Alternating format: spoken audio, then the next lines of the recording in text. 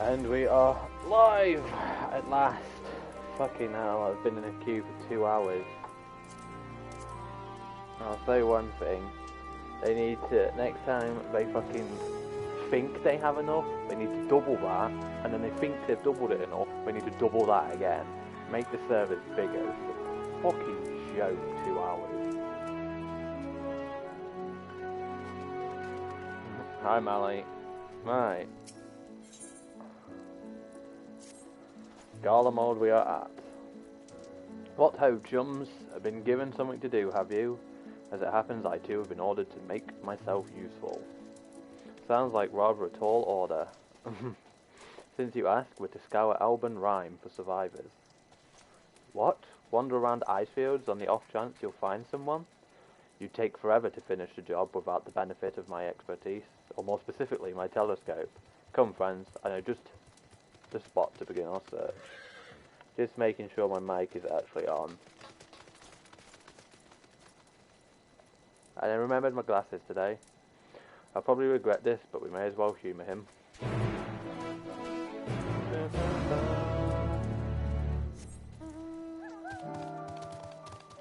Alright, before anyone messages me, busy, and then hide.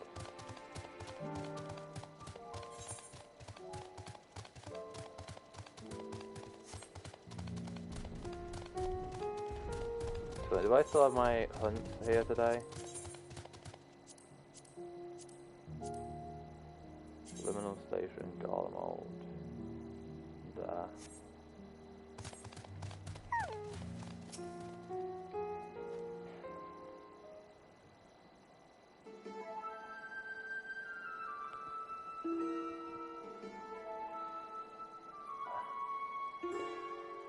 I spy with my little telescope a massive sheep thing, or maybe it's a cow. Not what we're after, either way. Is that an aether current? Ah, no, just a wind sprite. Other than that, it's all snow, snow, snow. But lo, what do I see over yon hillock? There's no mistaking it, that's a girl. A survivor? Show me. Over there, behind that tree, it looks like she's run away from something, though surely not us. She wouldn't even know we're here unless she had a telescope like mine. All I can tell is that she's wearing a pale green dress, a rather fetching one at that. She'll be long gone by the time we get anywhere near, but we should be able to follow her footprints. I'll let Lucia know where you're heading. Oh, and take these warming tinctures with you. The poor girl must be chilled to the bone, if not on the verge of freezing to death. That's actually very thoughtful, thank you. But won't you need some for yourself? No. Let me check my mic settings.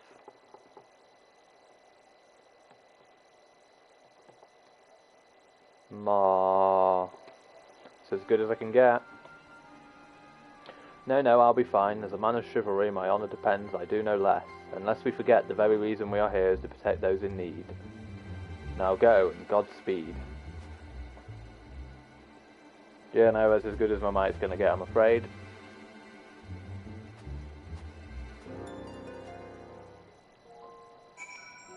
Actually, let me just...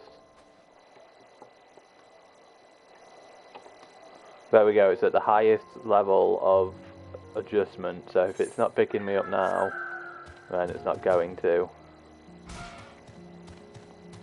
So I'm hoping that sorted it for you.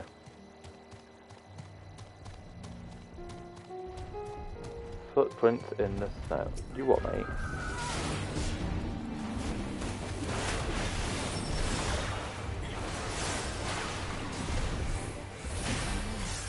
Well, I can try plug my mic in and out again and see if that helps, but beyond that, there's no else I can do on that.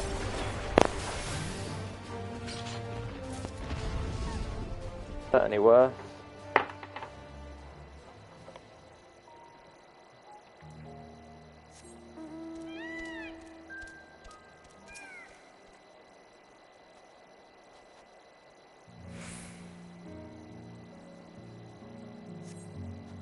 A trail of fresh footprints lead east.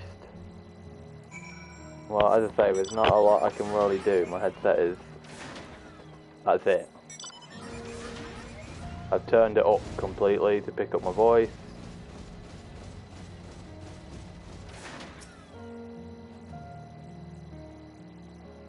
So I'm searching his footprints for Alize and Alphano over there. His footprints appear to be the same as those you saw previously, and they lead towards the building.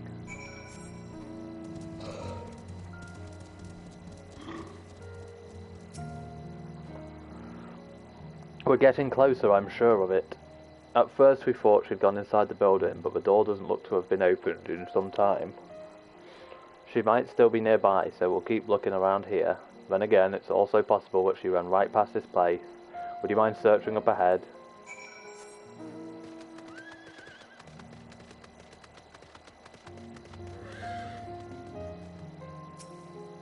There's a cool monster over there. Can't see that one properly.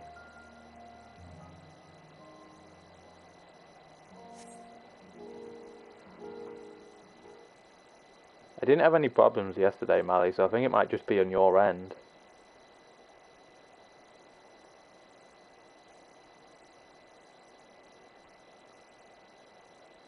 I'll give the stream an actual check in a second and see if I can hear any problems.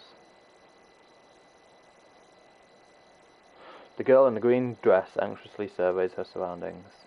Were you to call out to her from this distance, it might attract wild beasts to your location. It would be safer to get closer first, but you must do so without drawing her attention. It could just be because I've got a cold, like that's the only other thing I can think. Right, let me quickly check the stream. If you're saying anything, I'll miss it because I have to do this in a weird way. Right. Let me just...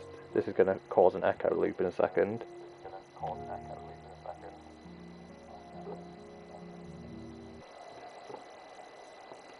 Ma.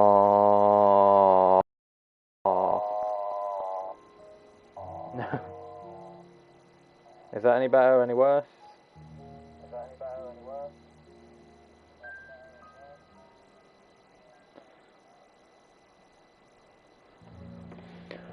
Right. All I can say for that, god damn it, I need to get out of that. All I can say for that is it's how it always sounds, so I don't know what you're complaining about. Follow the girl from a safe distance. The objective will end in failure if you're noticed. Make use of the cover, such as rocks, to approach her without being seen. Now my stream fucking manager isn't working. Give me a second. There we go. Similarly, the objective, if you've sent me a message, I didn't see it because it's happened whilst I had my stream manager fucking up. Similarly, the objective will also end in failure if you fall too far behind. Should you fail to complete the objective, you may try again by returning to designated location. Where is she?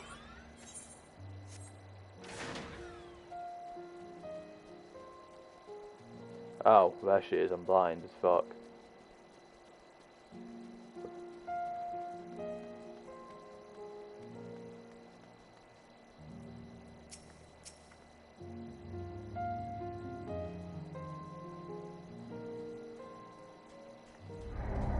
Oh, fuck off.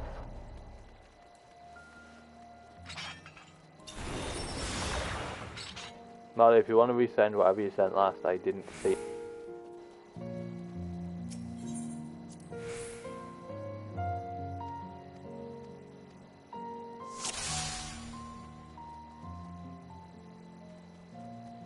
I like it. I like going to all the spots when you want to like find more information out and stuff.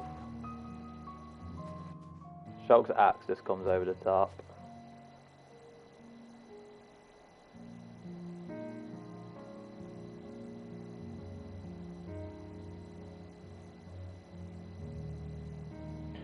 Still feel like this beginning is going a little slowly. Like there's been some good moments, don't get me wrong, but it's like at the same time. Ooh. My mouse is pulling to the right.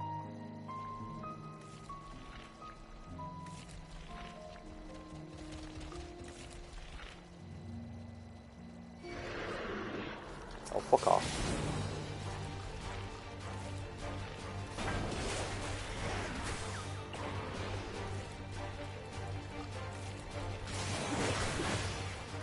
No, ignore this big monster getting attacked.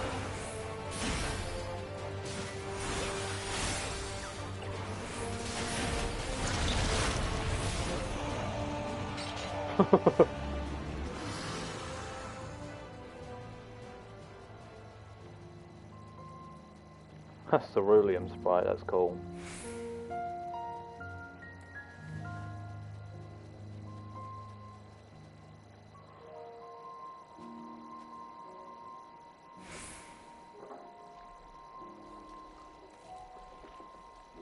So I was just checking if my heater was turned on.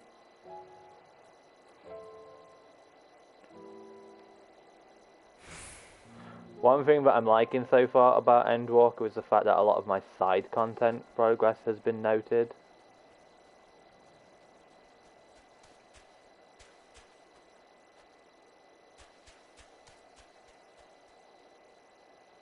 Like, I liked that Speak with Vitra allowed me to talk about the fact that I did Omega, and stuff allowed me to talk about Crystal Tower and the Hammer and other side contents and stuff. It's like there's conversations with Gaius about the fact that you've done Whirler, and I was like, yeah boy.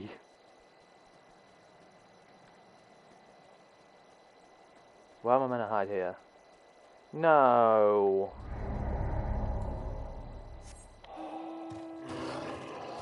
I'm not fond of this quest. Don't know why I did that. Now I've got to do all that again, it just takes forever.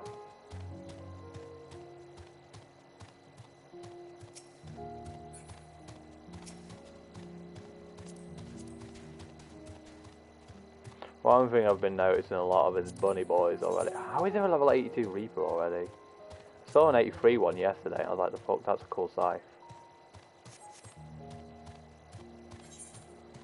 Oh, I wish there was checkpoints at least. This is garbage quest.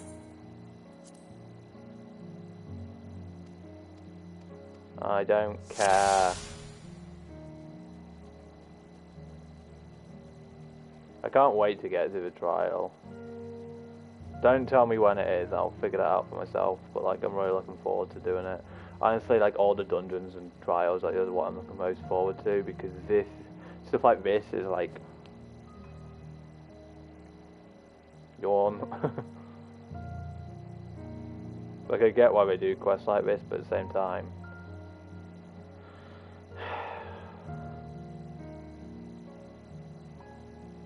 I don't like that I've had to start all over again just because of how long she takes.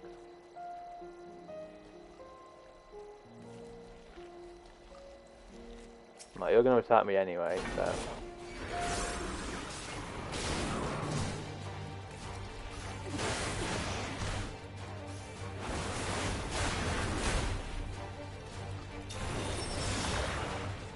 I'm loving the warrior changes thus far though. Obviously I haven't got the new abilities that much yet, but what they have done is fucking great.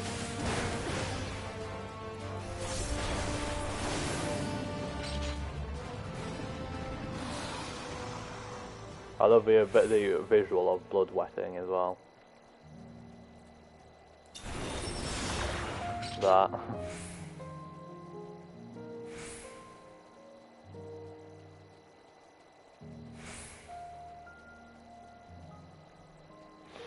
I'm assuming I have to hide behind this fucking tree next time. Am I radiator on yet? No. My hands are freezing.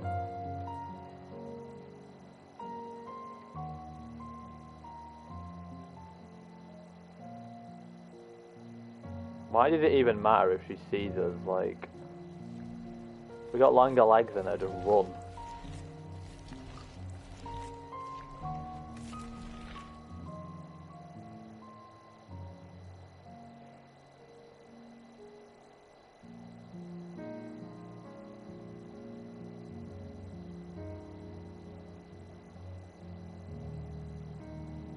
Assuming that's the next hide spot.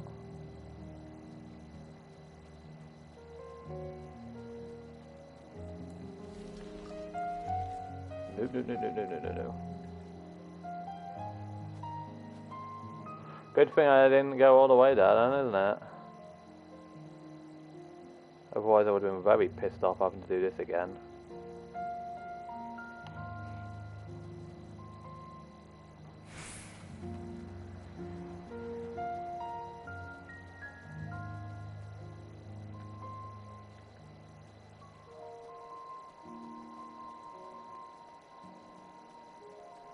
It's probably going to whinge at me that I'm too far behind now.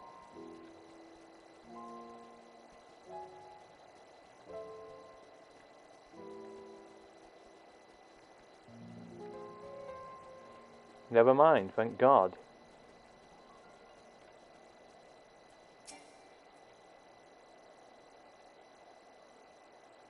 Phew, still in one piece.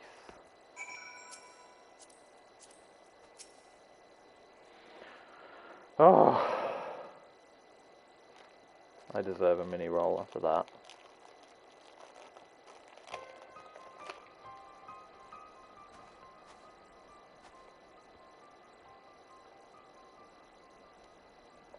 Who are you? Stay back. This house is packed with explosives. Take another step and I'll blow this place sky high. Please, we just want to talk. I'm Alphino. This is my sister Alize and our good friend Shelk. We have no intention of hurting or taking anything from you or anyone else, I give you my word. We and our comrades have come to provide aid to the people of Garlemald. Aid? You savages are the ones responsible for all this. You did this to us. We didn't, I promise you. One of the other reasons we came was to find out what happened here, in fact. The Telophoroi are the ones to blame. They're the ones who laid waste to Garlemald, and they won't stop until they've destroyed the entire world. They're the enemy. Our enemy. On our way, we encountered Imperial soldiers who have been made their thralls. Those poor souls are now in our care, and we are striving to cure them of their affliction. You're the first person we've met who wasn't already enslaved. How were you able to escape Telophoroi's influence? Are there others like you? I'm sorry, I don't mean to overwhelm you. Let's start with introductions. Can you tell me your name?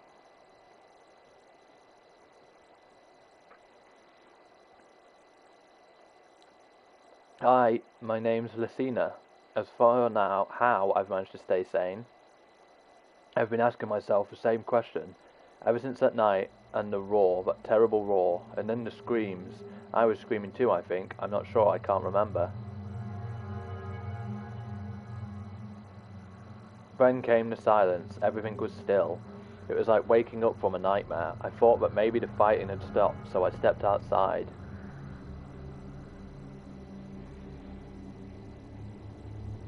If your hells are real, I saw one that day. As friends, people I'd known all my life, eyes vacant, dead, staring at the sky. Others were mad and violent. I saw them struggle with soldiers, but didn't stay to watch. I fled as far as my legs would take me.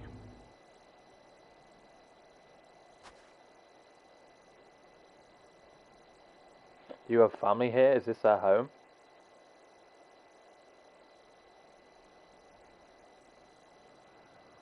No, this is Victor's Spoils, a mansion for retired soldiers, or it was, but now me and a few others are borrowing it. As for the explosives, I was making that up. I just wanted to keep everyone else safe, and I didn't know if you were. The truth is, our supplies are running low. You said you're here to help, can you? Of course, whatever assistance we can provide, we will. Thank you, I'd better tell the others first, so wait here.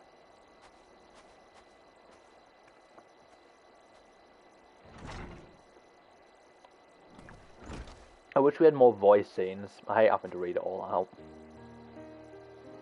This is everyone. The senior says you can be trusted, but these are desperate times. We'd be fools to let foreign troops into our home. Having said that, were you to provide us with a means of heating the place, as a sign of goodwill, perhaps we could take you at your word. If that is too much to ask, then leave us be. What's that? Speaking of warming up, I'm just warming my hands up.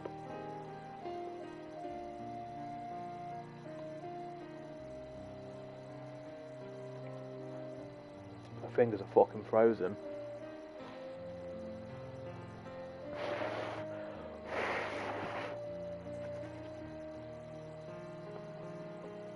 Time to put my firewood gathering skills to use. Could you provide the spark with a little magic, Alize?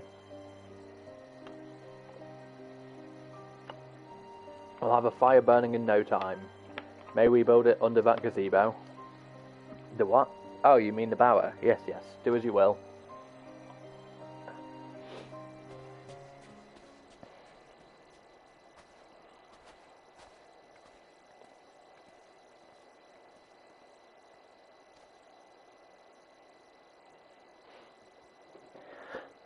Why has she been all mysterious and silent and staring wickedly?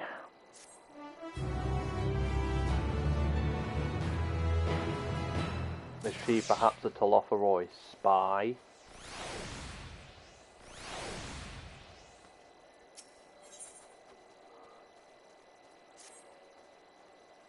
Sorry, I'm still finding it hard to come to terms with all that's happened.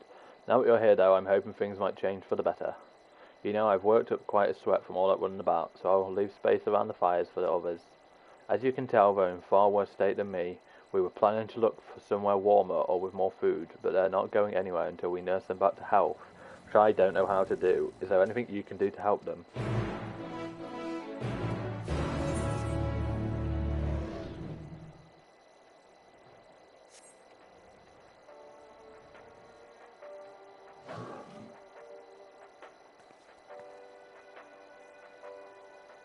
Is that a radio?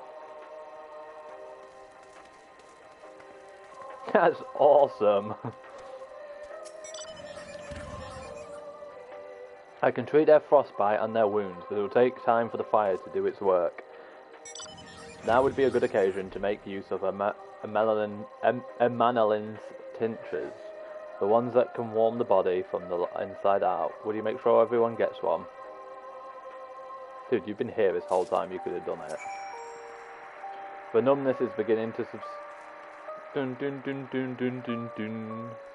The numbness is beginning to subside, though I suspect once the fire dies it will return with a vengeance. I like the Garlean theme in the radio. Warming tincture, I've never heard of such a thing, no harm in trying, but tell me, have you heard aught of the city?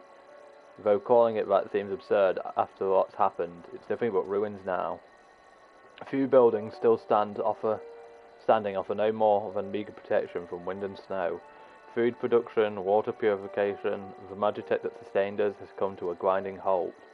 What machina that remains operational cannot be run for lack of ceruleum. Of course, cerulean engines is full of the stuff for all the good it does us. No one here knows the first thing about extraction or refinement.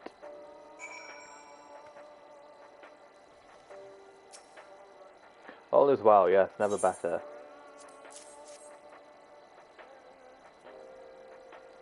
Oh, what sweet libation is this? Is it poison by any chance? Haha, 'twas a joke. A joke. Haha. I'm not doing the whole laugh. If I laughed, 'tis that I may not weep, so said the poet, and alas my tears would freeze on my cheek ere they fall. We are blessed damned to bear witness to the fall of a great empire, while our brethren lie dead, or live on as puppets of flesh.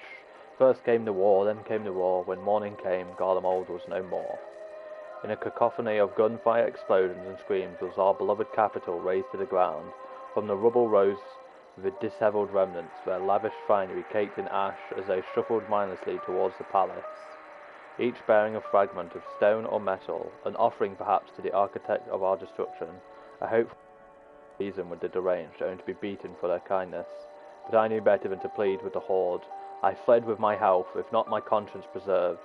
Now I wait with my fellow cowards to our final judgment. What do you want?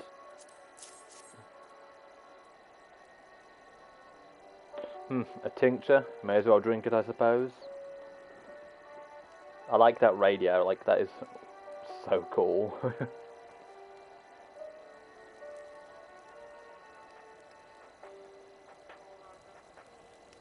Can we get a version of your Orchestrion that looks like this? This, it's a radio. You don't have them where you come from, I take it? We use them to listen to messages sent by others, even over great distances. There are different types, but this model is by far the most popular, made with quality components crafted with the finest ore, sourced from Locus Amanus, as it is. Not all that useful, since the capital fell to ruin. The people at the broadcasting station must have either fled or ended up like all others, because all we've been hearing is the same music being played over and over again. Home beyond the horizon, an ode to the brave men and women sent to reclaim our ancestral home of Locus Amanus. We may have found an empire in these frozen wastes, but we have always hoped to take back what was once ours. It is a solemn reminder that though we must suffer great hardships, better days will surely come. Despite everything, I believe that Emperor Varus yet lives, and that he speaks to us through our radios. It was a cunning strategy faking his murder. He must have foreseen his catastrophe and chosen to conceal himself, that he may one day make his triumphant return. Yes, I'm sure of it. Emperor Varus would not be defeated so easily. X to doubt.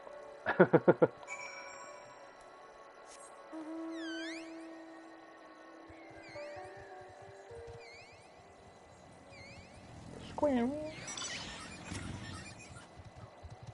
What's that?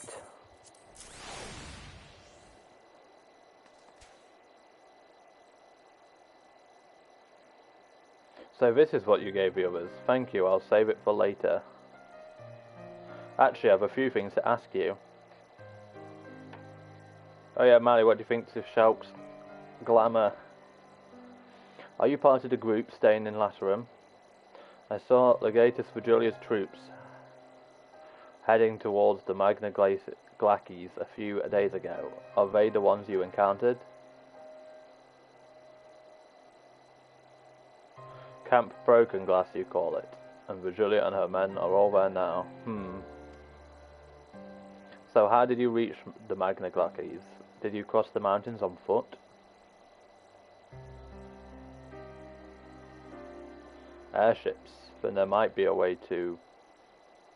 Athena, where is everyone? Is something the matter?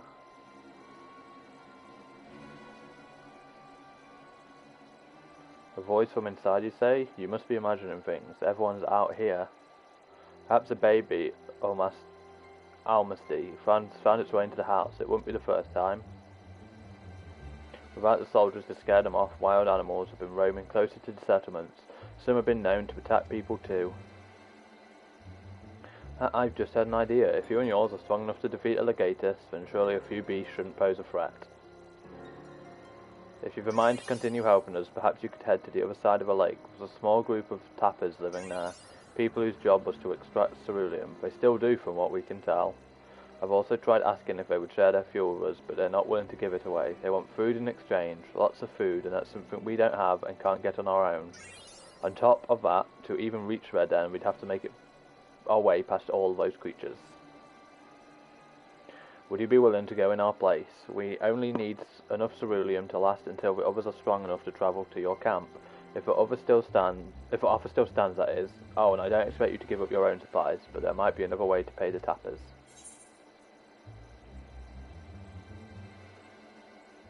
Best watch out for baby Almastites while we're away. Gonna be a little sarky bitch. Yes, of course. If I see any, I'll be sure to shoo them away. To reach Tapper's Den, you'll have to cross the lake. The ice is thick enough to support a person's weight, but if you'd rather not take the risk, you'll need to take the long way around. Finding the entrance can be a bit tricky too, so it's easy to just look for someone standing guard outside. However you decide to head there, please be careful.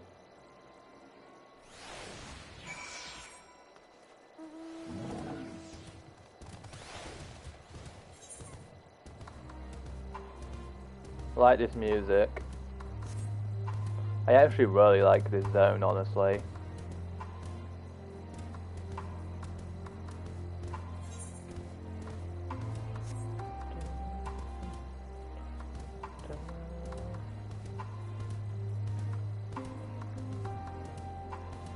When I hear that little bit there, I can't help but think of and I just expect to go on to the end.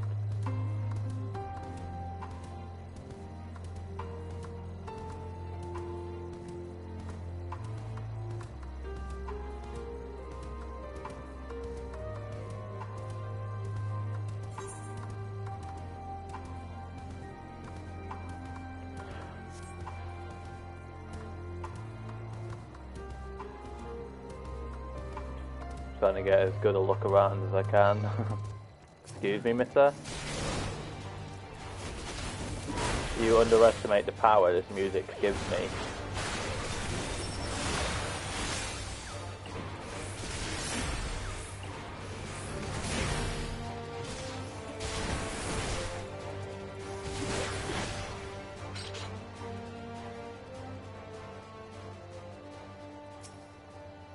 Who goes there? How did he find us? What do you mean I stand out like a sore thumb? If the purebloods over at Victor's Spoil hadn't given away our location, you'd have never found us. Those stuck-up arseholes. Thought they could come waltzing in here demanding cerulean with stuff to offer in return. Ha! Looks like the boot's on the other foot now, the capital's gone to shite. So they've resorted to sending you to negotiate. I know your game sells swords. If you think we'll give in to intimidation, they've got another thing coming.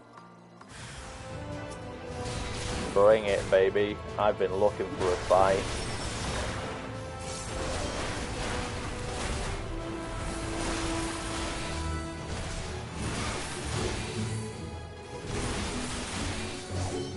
It's a bad day to be anyone in my path, because I am always looking for a fight right now.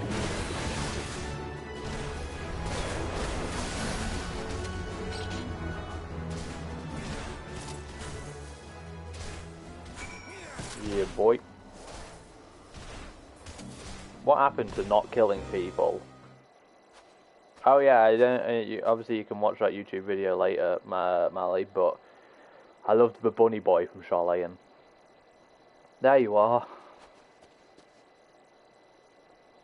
Just after you left, Lucina asked me to go and catch up with you in case you need a hand. Someone must have let slip that I have a little experience in transporting barrels of cerulean.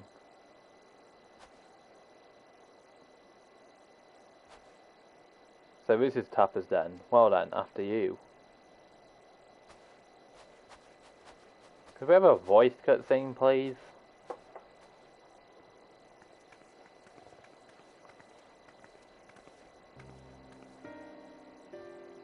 Who are you? What happened to the guards? The Orsians and rebels here to save the people of Garlemald? That doesn't make any goddamn sense. Why in the hells would you pass up this chance to put those imperial bastards to the sword? Let me guess, none of you are Garlean. You were brought here from the other lands. Whinge, whinge, whinge. Jirabanya, Yangshai, Bozja, Dalmasca, to name but a few. Some dragged here against our will, others fed bollocks about a better life, all put to work extracting cerulean.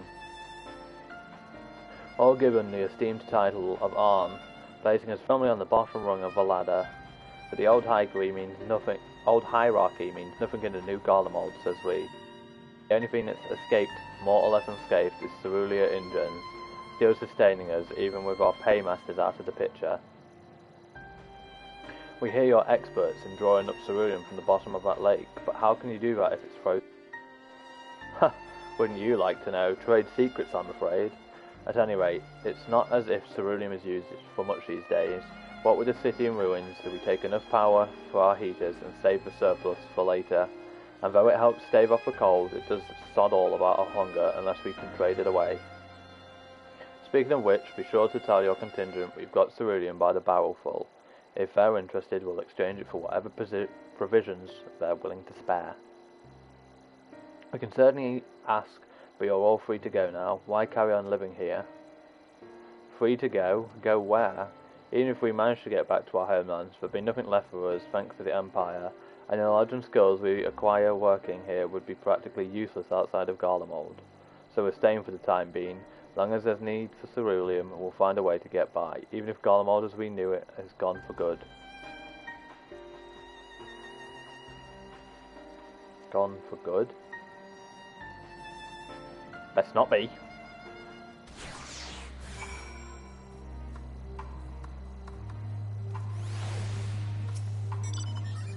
Regardless of what deals the Bard contingent does for the people of Garlemald, the Empire itself is already a thing of the past. For many, that would be a cause for celebration, while for others their whole way of life will be turned upside down. After all the atrocities committed in the Empire's name, perhaps it is for the best that it is consigned to history. But what of the ordinary people, their lives, their stories, should they be forgotten too? I suppose there'll be plenty of time to ponder that later. For now, let us see about getting some cerulean. So you've gone seeking cerulean, have you? What? Those purebloods up at Victor's Spoils sent you? To turn to their enemy for help, they must be more desperate than I thought. Then again, Lucina's got a little sister to think about. A sister, but we only saw Lucina and 3 men. It's possible she died from whatever was ailing her. If she needed treatment, I doubt there'd be any way to get it around here. I may have refused Lucina at first, thinking she'd come back with something to exchange, but I can spare them a bottle's worth of cerulean. Consider it a reward for introducing me to the rest of your contingent. Be sure to send them our way, you're here. I can't for the life of me think why Lucina would keep her sister a secret from us, but we can ask about that after we've delivered the cerulean. Come on, let's hurry back.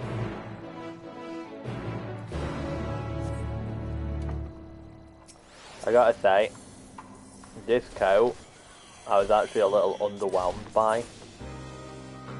I don't like that no matter what you dye it, the brown on it remains.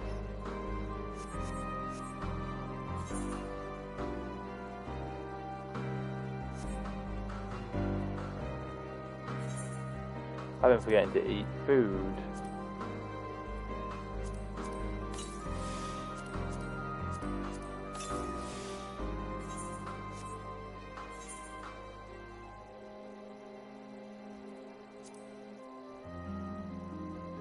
Oof.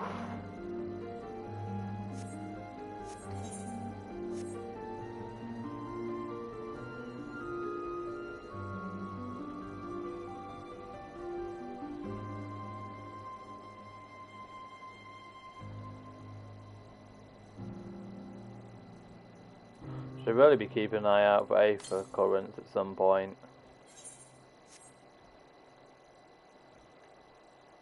But we'll get to that when I get the main quest one.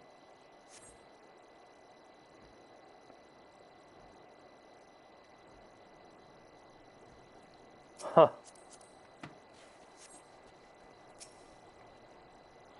This isn't right. It's too quiet. I would have thought Alphanet would still be treating them by the fire, but they're nowhere to be seen. I look inside the house while you search outside. They can't have gone far. Let's not stole my boy. Where am I meant to be looking again? I literally just said it. There we go.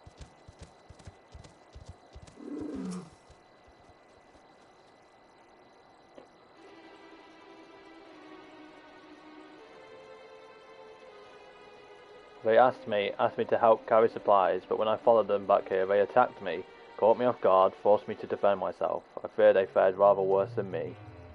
You can't fool us. We know what you're about. Vultures, that's what you are, waiting in the wings for us to show weakness, then in you swoop. Here to help, what rot, all a ploy to make us lower our guard. Let you in, put ourselves at your mercy, put us in chains, steal our lands, get your revenge. You're wrong, that's not what any of us want. Save the arguments for later, we've got bigger problems. I found empty medicine bottles in the bed that was still warm. It's true, Lucina was hiding her sick sister inside the house. But now there's no sign of either of them. Where are they? Where did they go? Away from you and yours, and if you think I'll tell you, you're a fool. I'd never give up my 8 people. We're trying to help them, you idiot. Her sister's ill, the empty bottles prove it, so the medicine ran out, or she put it in her pockets to make it easier to carry, all to avoid the sound of clinking glass. There are beasts everywhere, how could you let them go alone? To protect them from you. You invade our homeland, taint it with the same sorcery used to slay our countrymen. A Garlean should sooner die than suffer the insult. Better for them to flee, keep their purity intact and be corrupted by your vile magics. We were waiting for a chance to free them since the moment you arrived.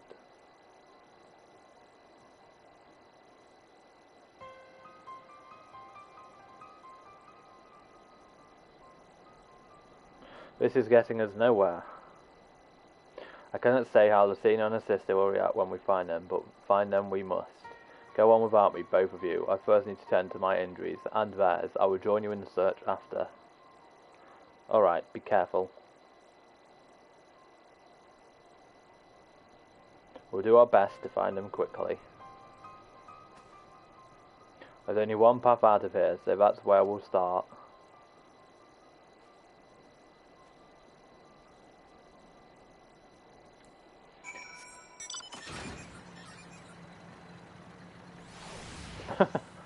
Just realised the irony of using the tank here.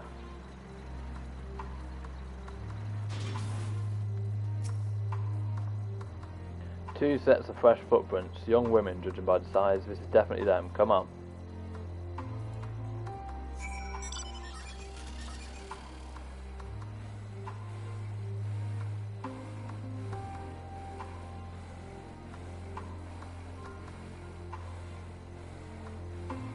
See, I'm enjoying the story, but it's not showing on stream because it's very much like light enjoyment right now, because nothing major is happening and it's nothing that can really make like the stream interesting. And I do apologise for the fact that I'm not that interested if I'm not like, I just get concentrating, and actually reading it out is actually harder for me than it is to just read normally.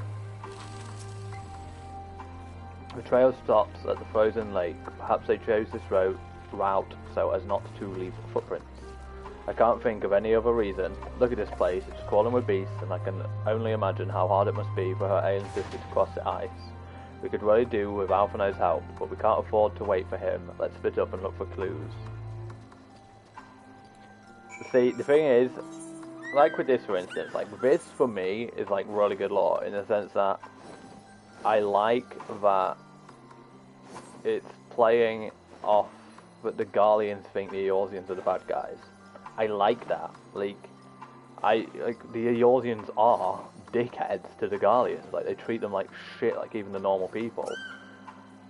The empty bottle smells faintly of alcohol. The thin coating of dirt indicates it has been here for some time and likely to have a connection to the scene or sister. But yeah, so like, I actually really like what's going on right now with them. Like, yeah, you know, fuck you Eorzeans. Like, how can we trust you? Like, all you ever are fucking horrible about us. Like, that's true. And then we're here like, oh yeah, we're your saviors. Like, fuck off Eorzea. I like that. But like, so I do like that. It's just, as I say, like, it's not something that's like major wow factor. And that's the big problem right now. I haven't, like, there's been some cool moments, but there's nothing that's made me like fall aback in shock. And that's what I'm needing right now.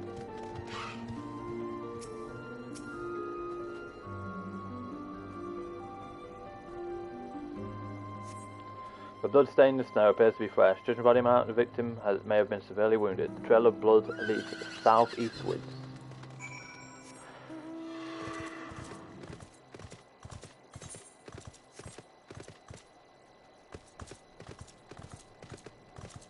Well, there's a hunt mark. But yeah, like, I am enjoying the story, no doubt. It's just, there's nothing major yet. And that's obviously going to come. I'm still fairly early in the story, I realise that. But it just needs to happen soon. There's been moments I've loved, like Alphinaud and Alize's mum was fantastic, etc, etc. The two bodies are already cold.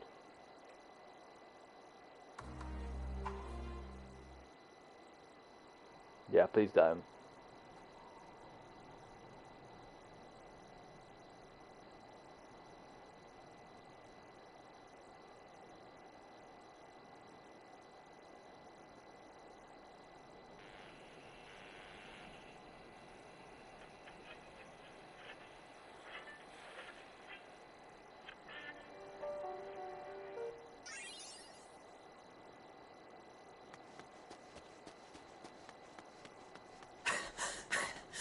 Hey, voice cutscene.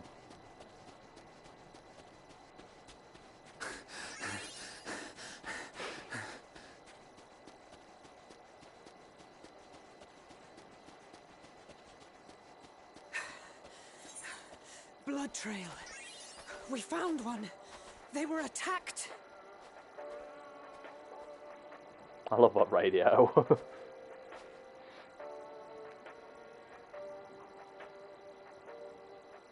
No.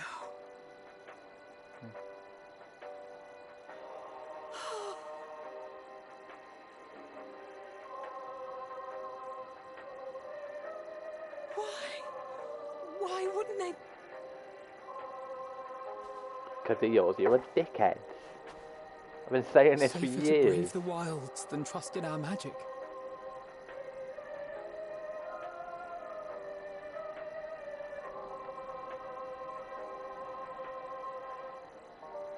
We should have...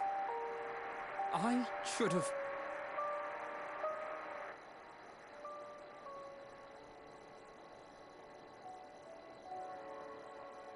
We can't leave them like this. We have to take them home.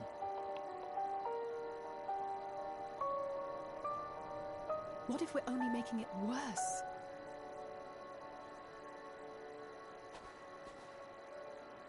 Maybe we don't belong here, but neither do they.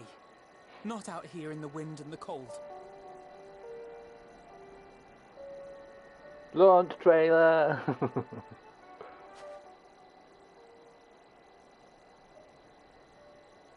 I like the little French shoes in that radio song.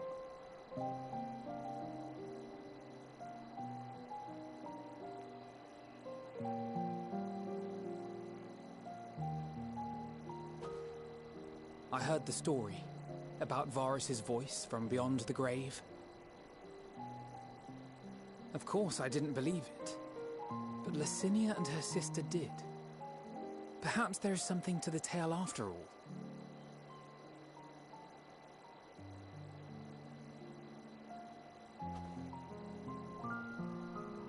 I want to understand. So I'm going to borrow this for a while, if that's all right. You had every reason not to trust us. We came as trespassers. Alphino's already a grave robber. He's stealing their radio.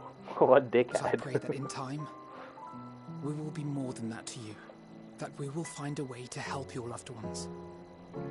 And see that no more children are left to freeze alone in the snow.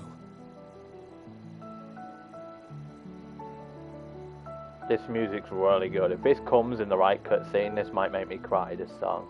It needs to be in the right cutscene, but it is good music.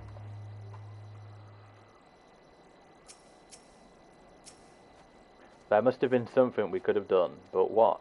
Should we have never come here? Would they still be alive if we hadn't?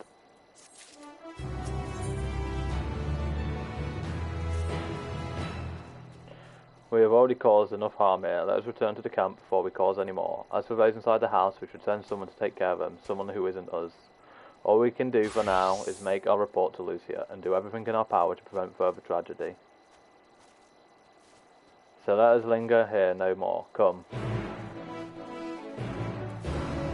This person needs their winter clothes on.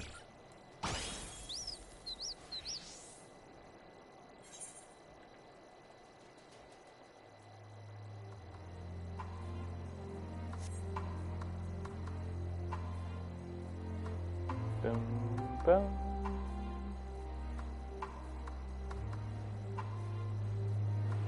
Dum, dum.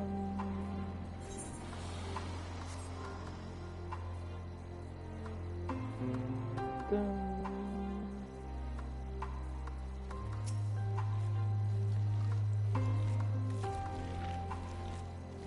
I really do like that mob design for these.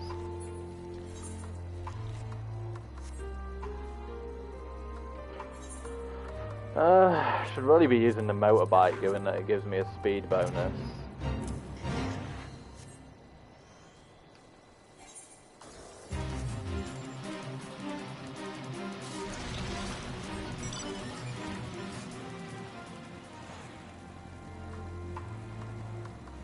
Don't worry, Fates, I'll be doing you at some point.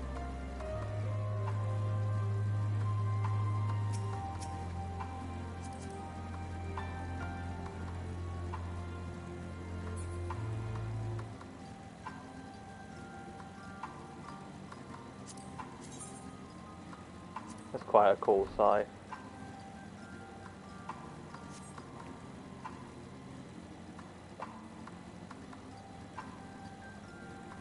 This is the ability I'm waiting on, my level 86 ability. I need to actually completely redo all my action bars, but I'm going to do it at a later point.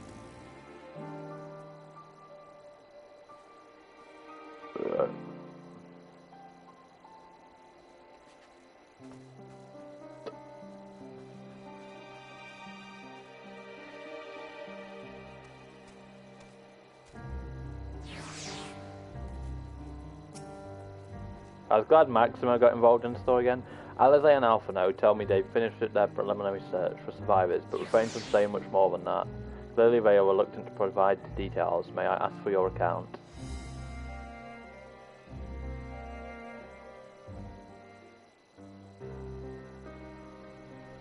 Is this a voice cutscene, or am I reading? Thank you for your report.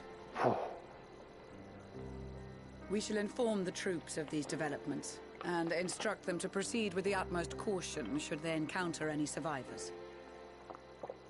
Allow me to go and speak with the ones at the victor's spoils. They may be more willing to listen to a fellow Garlean and accept our offer of assistance. I pray you are right. And though I am loath to burden you any further, should there be an appropriate occasion to speak of Licinia and her sister, please do so.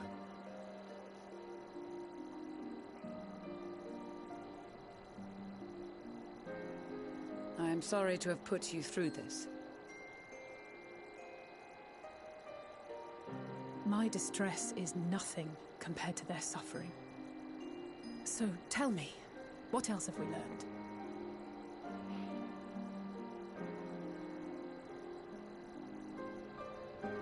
As you may have already heard, we have succeeded in curing the members of the Populares, Maxima identified. They have provided us with some intriguing insights into the current state of Garlemald.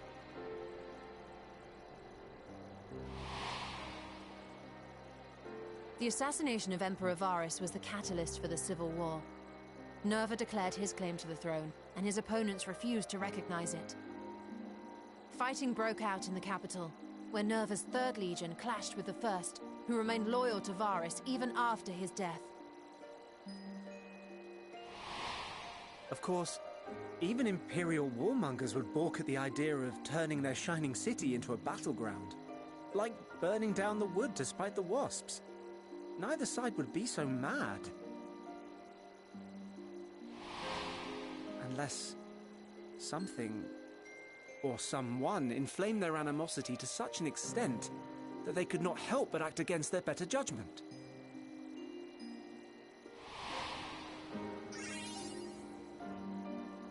It brings to mind events at the Gimlet Dark, does it not? The Emperor's sudden withdrawal from the front lines, specifically. I like what he Nerva noted I was a and white his father, maid. Titus, Varus's then political rival, took advantage of rumors that Crown Prince Xenos had been possessed by a demon. Elidibus, what better way to disparage your enemies than with the truth, or a close enough approximation? Indeed. But before their accusations could be substantiated, many of Titus's followers were silenced. While some were merely stripped of their status, others died under curious circumstances. One after another, suddenly and suspiciously. Again, Elidibus. Like as not, he had a hand in it. My boy. No evidence was found to implicate Varus, certainly. Nevertheless, Titus, Nerva, and the Third Legion would have judged it a brazen attempt by the Emperor to rid himself of his political enemies. And then, in the midst of this growing turmoil, Varus Sosgalvis is murdered.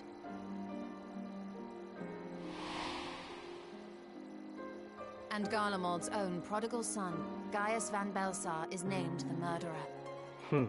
Shortly thereafter, Nerva claims the right of succession, and in response, the First Legion claims the assassination was part of a coup d'etat orchestrated by Titus and Nerva.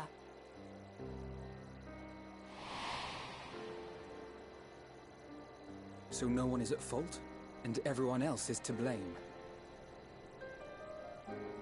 I should add that both parties received substantial financial backing, presumably to provide them with the means and encouragement to pursue a swift victory.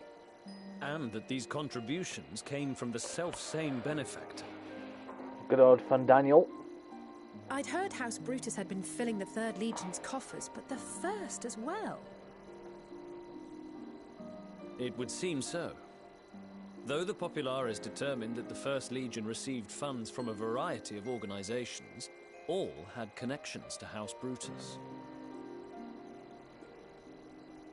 So Fandaniel, in the guise of Asahi, was playing both sides against each other the entire time. The information we gained from my friends does not end there. One night, shortly after fighting broke out, the capital was shaken by an immense tremor. From that point onward, they have no memories, no recollection of any events, including our clash on the Magna Glaciers. But when asked about the Imperial Palace and its bizarre transformation, they somehow recall Emperor Varys giving them orders in their dreams. May the Tower of Babel stand as testament to the glory of Garlemald. So happy that it's called the Tower of Babel. Yeah, boy. Final Fantasy IV references. I said it would be Babel and Garlemald. We have something to show you all. I'm happy with that. I'm very happy with that.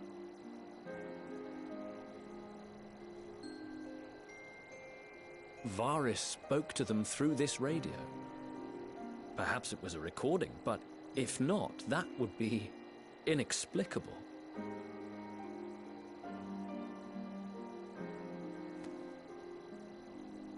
We are of one mind, then.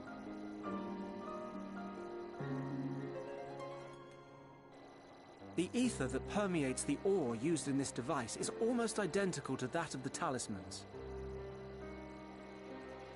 I see it.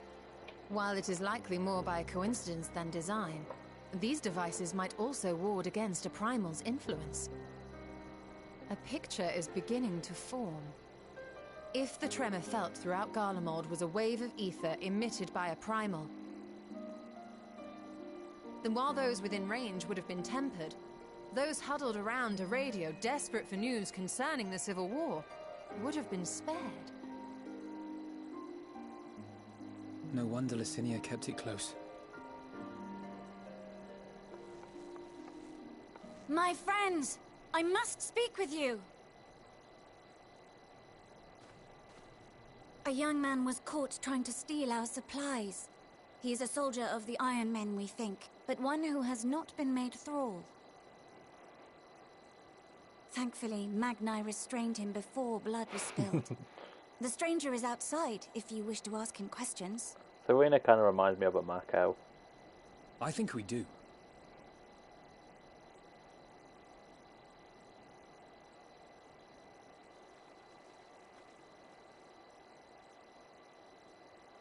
Who do we have here?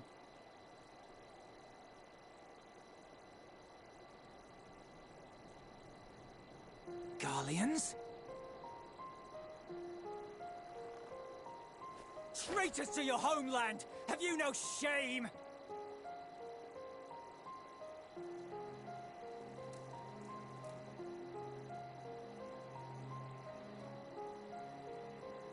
I am Lucia Junius, a temple knight of Ishgard. And you are? Julius Pier Norbanus. And that's all you invaders will get from me.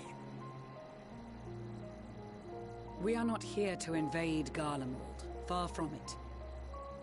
Like you, our allies in Eorzea and the Far East fight in defense of their lives and their loved ones even as we speak. But it is the people of Garlemald who have suffered most. This we know. And that is why we have come to offer you our aid, that we may unite against our common foe.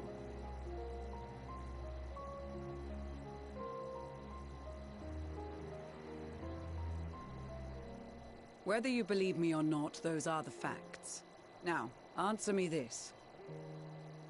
I like his coat. Why would a proud soldier of the Empire be reduced to stealing? The situation must be dire indeed for you to go to such lengths.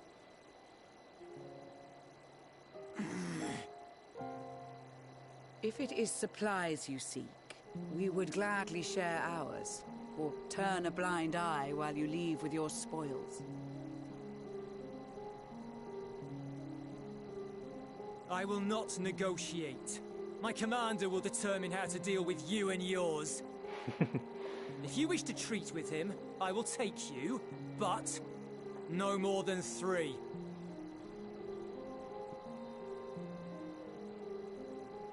I don't much like the sound of that. But if we do accept his proposal, I suggest the 2 of us and... I don't want you to come with me, Yoshida. Go away. Please allow me and Alize to act as envoys. May I ask why? We have seen with our own eyes the hardships the Garleans face. How their futures and lives hang in the balance. It's not the warmest invitation, but it's an opportunity to prove our intentions true. Maybe not a chance to make things right, but a chance to make them better.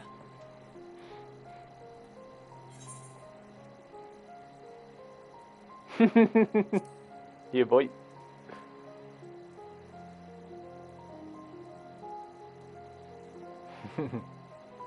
Gotta look out for Lady Livia. I can see that persuading you otherwise is a lost cause, but you will proceed with the utmost care.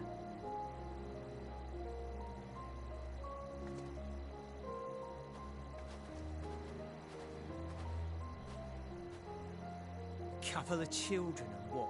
A sellsword? Is this an insult? Not in the least. You will find that they are more than qualified to speak on our behalf. There are many dangers on the road ahead. I will need that back. Is this an insult?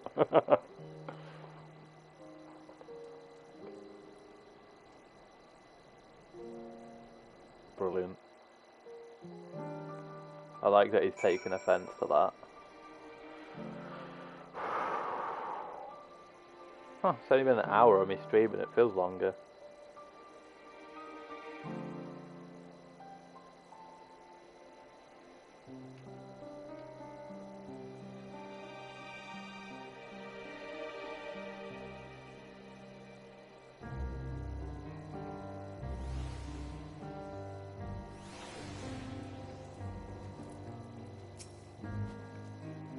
You will be received as invited guests, and so I urge you to observe proper social etiquette and conduct yourselves accordingly.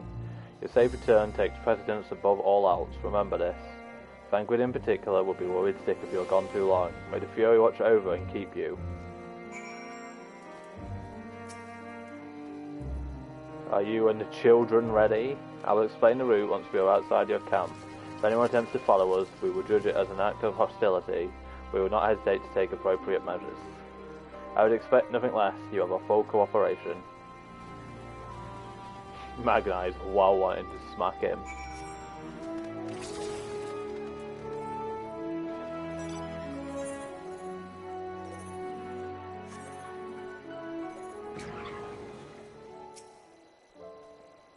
Alright, this is far enough. Listen carefully. We head over that hill, then fuck! I caught my fucking button. Jordan in the lead. I want you where I can see you. We do have names, you know. I'm Alize and he's Alphino, and last but not least, there's Shulk. Shulk, where have I heard that before? No matter, Alphino and Alize, we will watch the road ahead while we bring up the rear. I wasn't lying about there being many dangers, so you're to run, not saunter run. Run towards the station.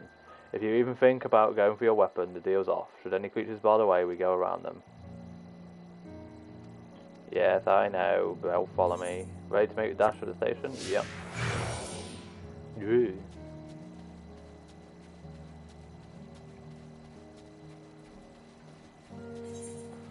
Good thing that they're leading, given that I accidentally caught the button with the directions.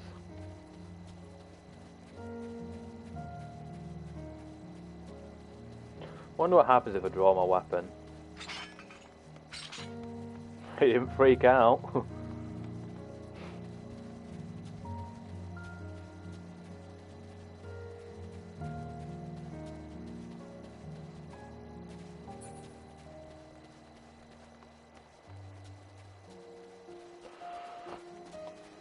When do I get to go to that? I want to go to the tower. How am I tired already? I've only just started. It's a 2-hour queue, that's what that is.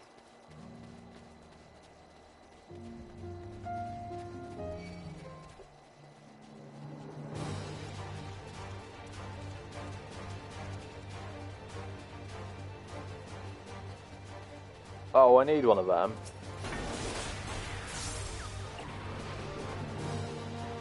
You're too slow, mate.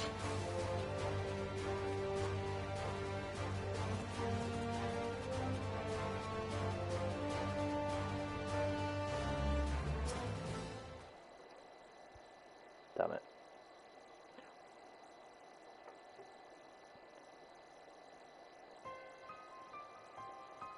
This is it, the first stop that is.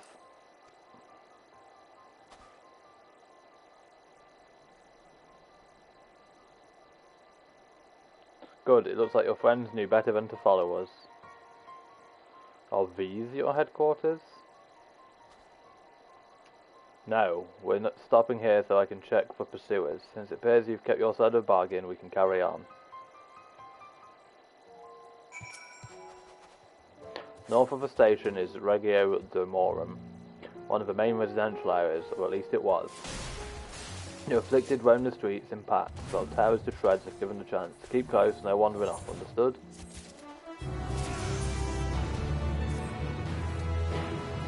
From here, we'll be heading northeast, keeping to the left on the railway. Hey, I'm 83. While the route itself is straightforward, getting past the hordes unseen is anything but. Keep your weapons at the ready. They would attack their own countrymen? Aye, they spare their own but slaughter, the rest without hesitation. Though we'll try to avoid detection, the chances of sneaking by completely unnoticed are slim at best. I will lead the way, but in the event we are seen, you're to fight them off. Those two will follow us, provided they can refrain from drawing their weapons. While I doubt they would be foolish enough to stab at their guide in the back, I will not take that chance. With that said, let us proceed.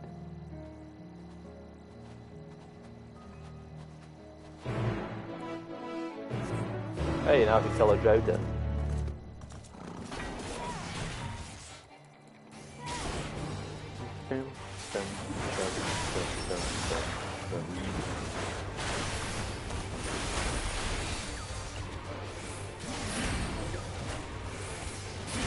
I am become death.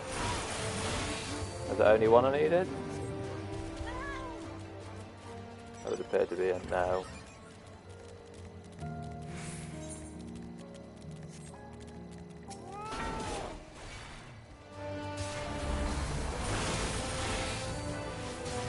So weird seeing these numbers.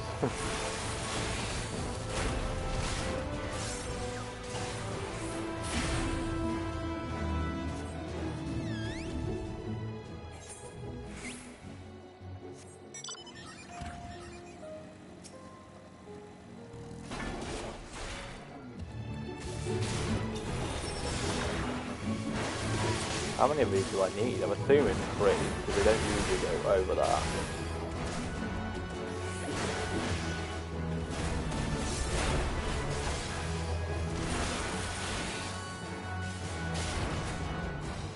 Oh, so hard. Oh no.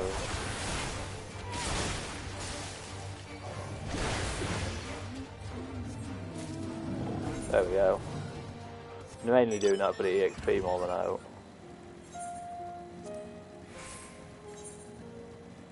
So where am I going? Here. I like this train track.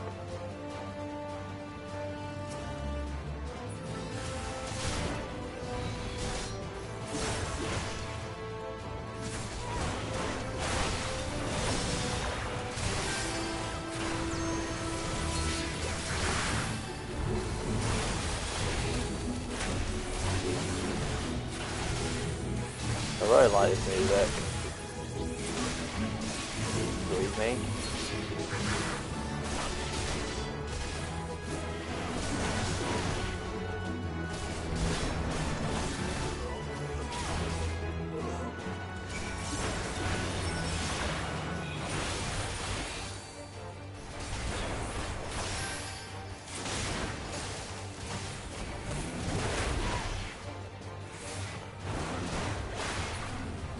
Boom. I see why your comrades chose you. Jullus, our contingent has a cure for the afflicted, or tempered as we call them. Your people would need to be taken into custody that we may administer the treatment, but they would eventually regain their sanity. That's so. For all I know, your treatment would simply force them to forsake one master for another. As far as I and my legion are concerned, they are no longer our people. They are beyond saving. Those who fought differently and tried to reason with them were butchered for their bleeding hearts. Come, we have to keep moving. Slowly getting closer to the tower. Whoops.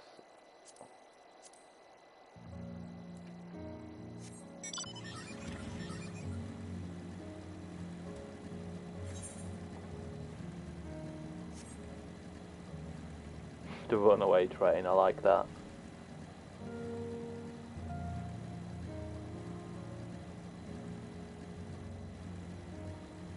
Just showing how far advanced Garlemald was over everywhere else. That's a really nice train as well. Oh shit. I'm going way... Whoopsie, too busy looking at shit. Oh, go away. One thing that I'm really happy with the change is that this puts on monster temper.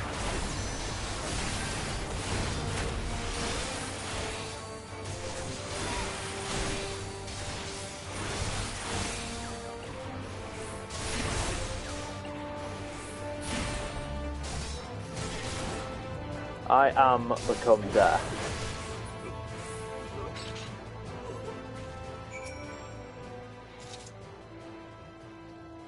Fuck me. I didn't even press out that time. I hope he didn't say out important.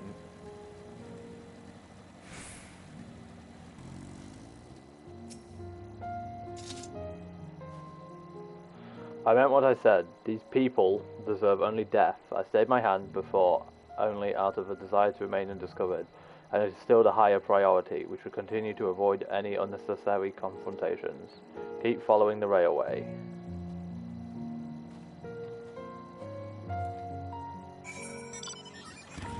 Now I'm going there.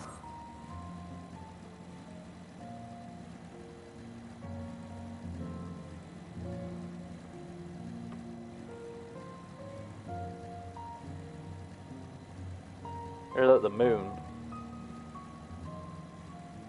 Is it Eosian nighttime? Yes it is. Cool. Wonder if there's going to be like a day and nighttime cycle when you're on the moon.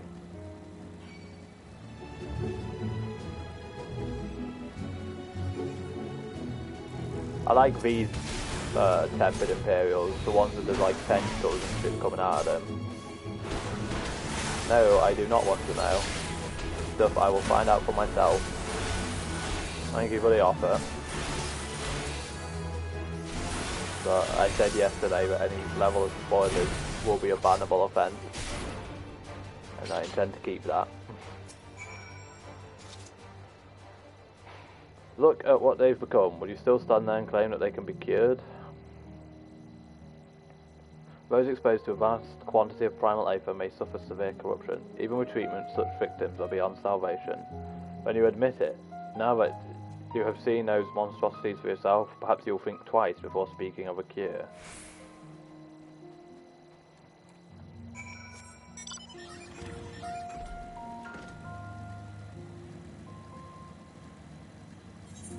Oh. Oh, it's a little underground part. Now I get it. I was like, where is this fucking crystal then?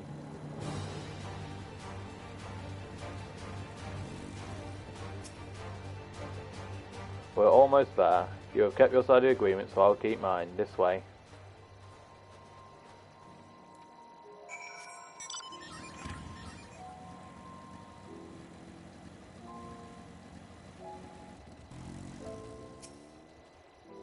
This is Titium, one of Garlemald's largest stations. It now serves as our headquarters.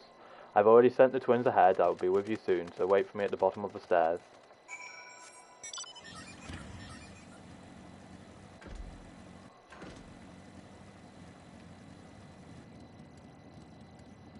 That music change is nice.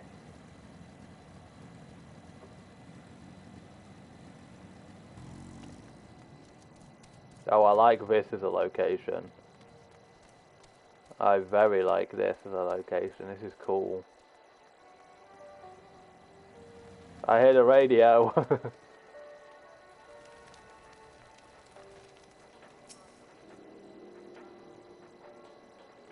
Oh, fuck me. There it is.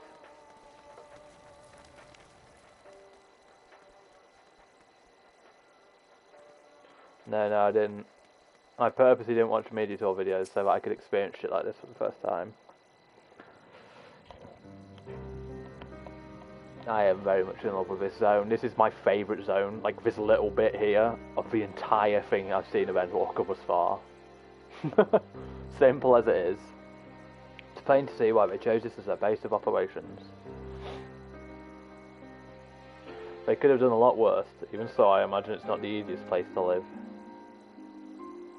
Indeed, and if Julius was willing to make the perilous journey to Camp Broken Glass in search of food, their own supplies must be all but exhausted. They may be shielded from the wind and snow, but it's still bitterly cold. Much like Victor's spoils, it must be a constant struggle to keep their people warm. Lower your voices. While you may be here as my guest, the others will not take kindly to your presence. My commander is in the locomotive over there. Man, I love this. Can we get more areas like this, please?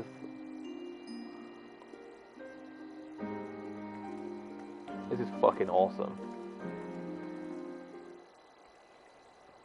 I was a big fan of, like, the train graveyard in Final Fantasy XIV, so I love this.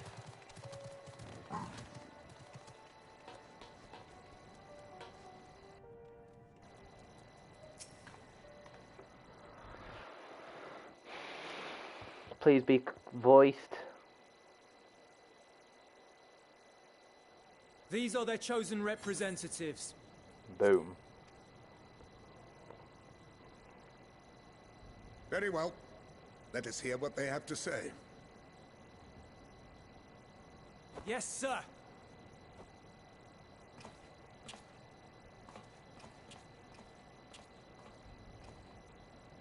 I present to you our commander, Lord Quintus Vankina, Legatus of the First Legion. The First? I had no idea you had survived.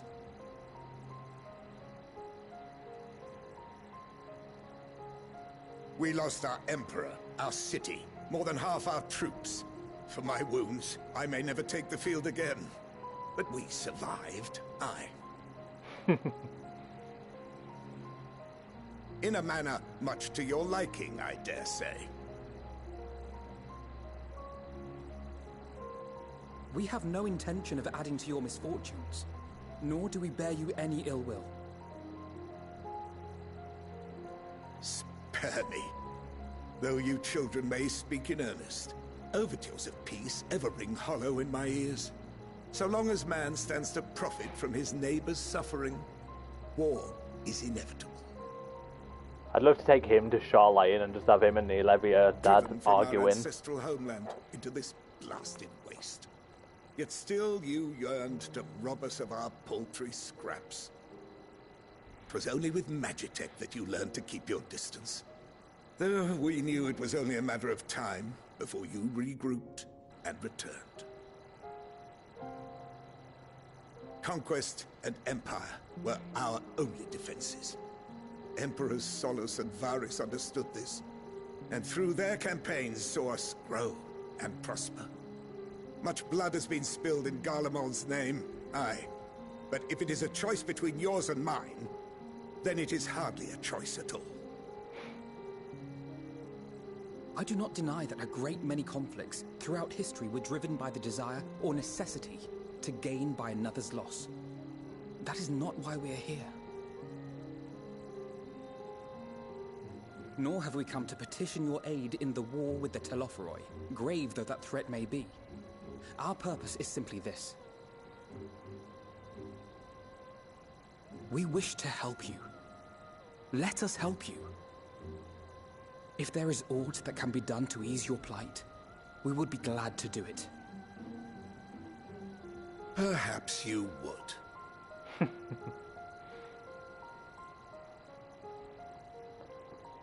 But regardless of the ideals you espouse, your leaders would not send an army into Garlemald if they did not stand to benefit. If we accept their aid, they will expect their efforts to be rewarded once the Telophoroi are no longer a threat. I mean, he's not wrong. After compensation and concessions, the great empire would be brought to heel. Her enemies rejoice at her downfall. Our third eye, a mark of shame. We won't stand idly by and let your people be humiliated. And we're not alone in that. We only want to make a difference, to make this world of ours better. Surely you can understand that. What I'm trying to say is, there are so many people who just don't care about making you suffer. And maybe that's almost insulting after all the suffering you feel the world has subjected your people to, but believe it or not, that's the truth. And now we're here, and all we're asking is for you to tell us what you want, what you hope for. So much blood has been shed, so much lost. All because of this endless war.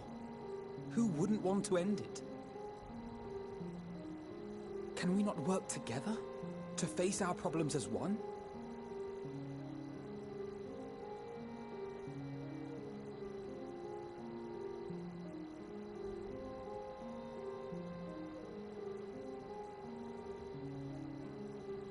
Answer me this, young peacemakers. If a world without conflict is your desire, why reject the unity and prosperity of Garlemald? Got him. Is it because we do not share your faith? You That got we them do there. not share your heritage? That our ideals and virtues differ? That we cherish and hold in the highest that which you do not? Disparity is the root of discord, and peace built on compromise is flawed and fleeting. Happiness for one and all is a dream, and the reality is that to the victor go the spoils. That is why we Garleans will never submit nor surrender. For freedom and for pride, we will remain true to ourselves until the bitter end. That is my hope.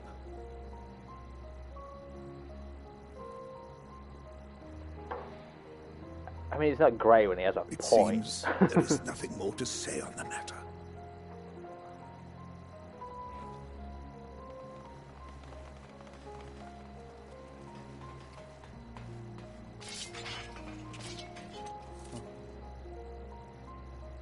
You will remain here while I decide what is to be done with you.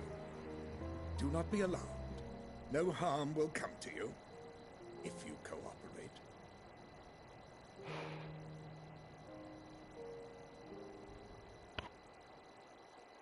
I mean, I don't know We why, will not like, I'm... resist. However, as your guests, I ask that we be allowed to speak with the other members of your group. As you wish. I had no intention of locking you up, as by dawn you would be frozen stiff and you're no good to me dead. You are free to move about the encampment, but there is one condition. Collar them.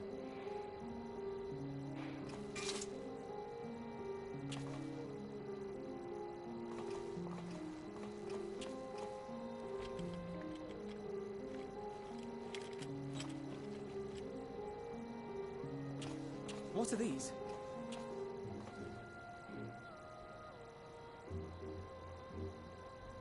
Incentive.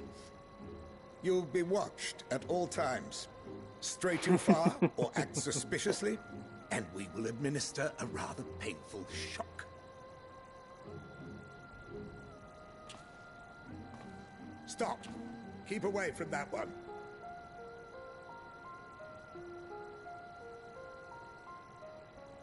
The champion of Eorzea is not so easily cowed.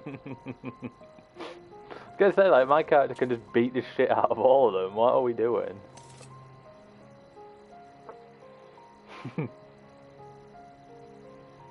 Even if she allowed herself to be collared, the shock would be no more than an itch. No. If she refuses to obey, we will activate the twins' restraints instead. Oh, I love it. He knows. Oh, fantastic. You needn't worry about us. We'll forget we're even wearing them soon enough. Even now, you still... Why go to such lengths? What is it all for? See, if you stole was here, I'd just have my character keep walking out and like shocking her.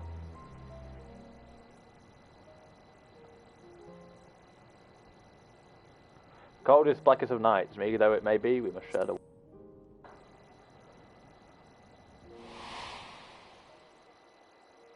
Oof.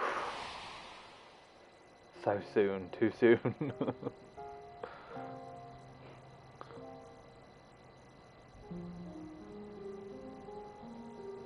You are a curious one. A far cry from the merciless barbarian others paint you to be. You will be their warden. Take them away.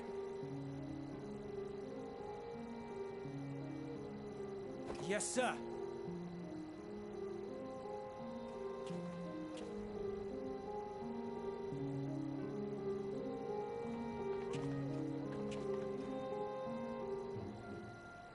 Can I touch the Ava right now?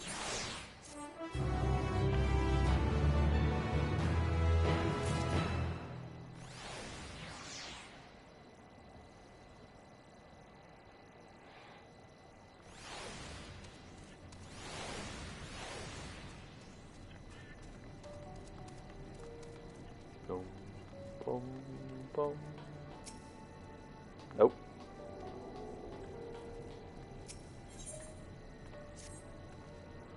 As per Lord Quintus's instructions, I am to supervise you during your time here in Tertium.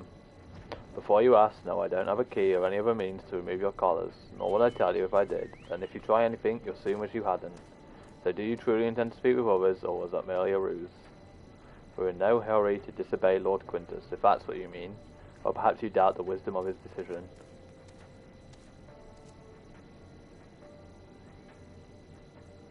Do as you will, but remember, I'll be watching. If I catch wind of you doing anything untoward, trying to trick our people into turning their coats and the like, those shock collars will be the least of your worries, understood?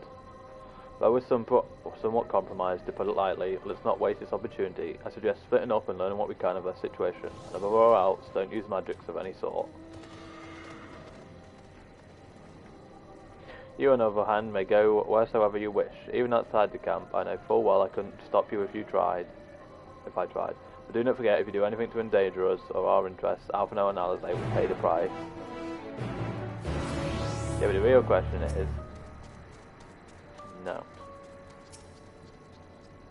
You came with Jullus, didn't you? Well, whatever business brought you here, you'd best keep your hands off that Aetheryte. It's deactivated, but I'd rather you didn't mess about with it. There are others throughout the city, built by Guardians for Guardians, could teleport all over in the blink of an eye, provided there was a terminal nearby. These days, however, we use the Aetheryte's power to keep this place lit, but that comes at a cost to its normal function. Ah, that's why I can't use the Aetheryte.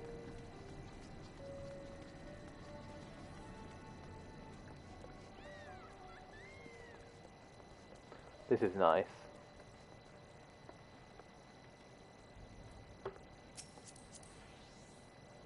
Huh. Poppy!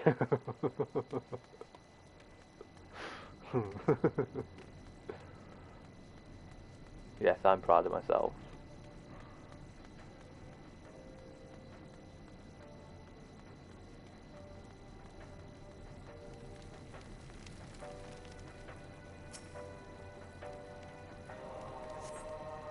This radio is the same model as the one used at Victor's Spores. Perhaps this is what saved the soldiers here from being tempered. Fine, I have horrible crap to fucking sell.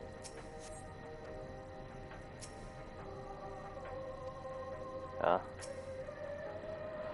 I know who you are, the so-called champion of Eorzea. Come to gloat, have you? I'll wipe that smirk off your face. By the blood of our fallen compatriots, I swear oh. Damn to all the sutures.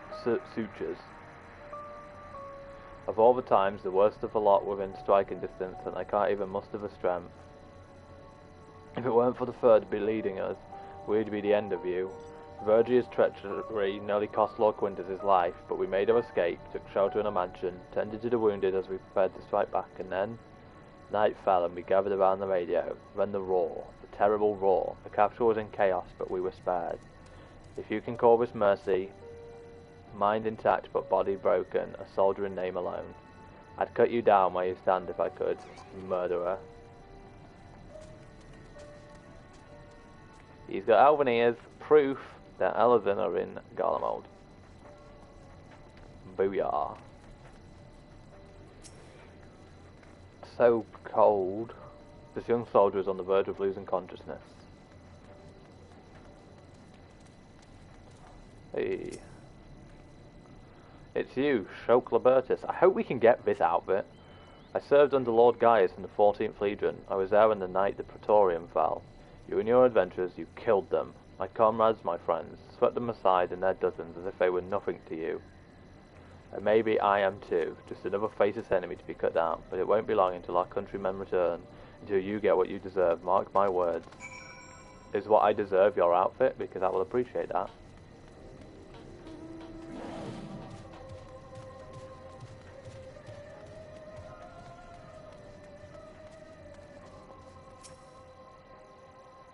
Did you learn anything of note?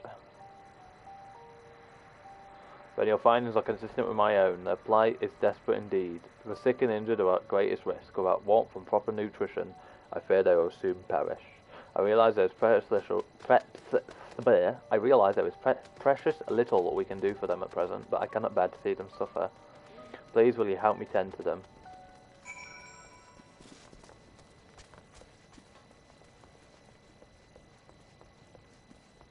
Poppy!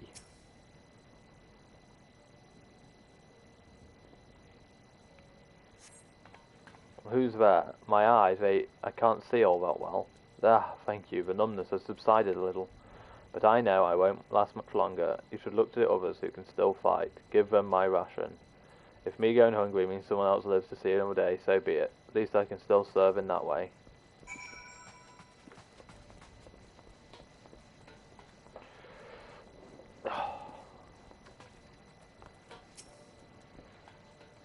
So, those who you met fare no better. I was afraid you would say that. I knew we were warned against meddling in our affairs, but we can't leave them like this. Perhaps we might gain permission to have the contingent deliver supplies. Quintus may have made his feelings on the matter quite clear, but even he must recognise they are in no position to refuse help. Maybe Jullus could persuade him, though we'd need to persuade Jullus first.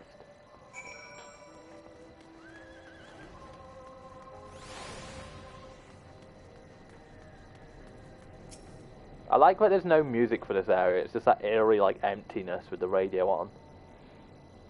Well, seen enough.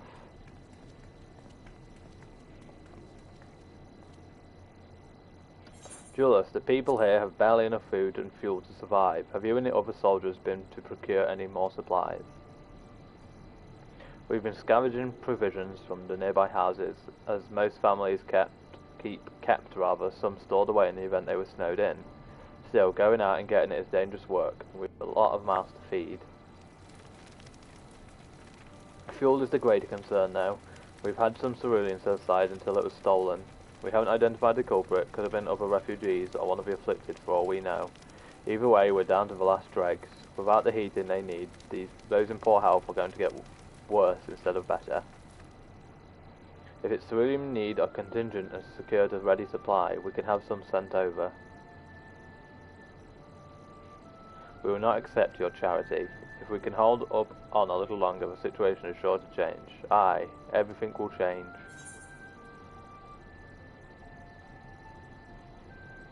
Those mysterious countrymen of yours, I assume.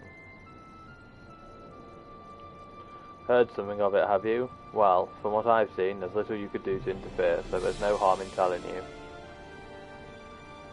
One of our scouts spotted a hooded man issuing instructions to the afflicted, or in the bastard's words, loyal servants of the Telophoroi. Then he made his way inside the Imperial Palace, or what stands in its place. We'd identified the seat of the enemy's power. We realised Lord Quintus dispatched a messenger to the 10th Legion saying as much, and instructing them to join forces with the provincial legions to prepare for a combined assault on the Telophoroi. Once our allies arrive, your contingent will be sent running for the hills. Then we shall reclaim the capital by our own hand. And how do you intend to survive in the meantime? At this rate, many of your countrymen will perish long before reinforcements reach Garlemald. They need help now. Say the word and we will bring you cerulean.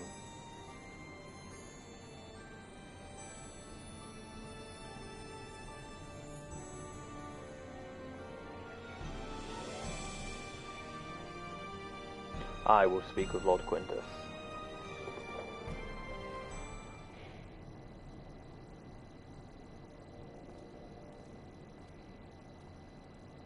So, did he agree to it?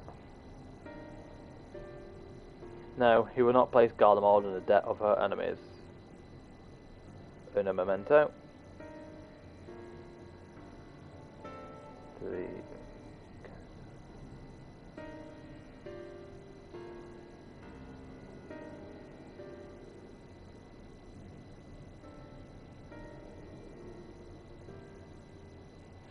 No, he will not place Garlemald in debt of her enemies. I have, however, been ordered to search for cerulean outside. As you are under my watch, you will come with me. Very well, after all, many hands make light work. You lot are more trouble than you're worth. Once we are outside, you will follow my instruction to the letter. We depart shortly.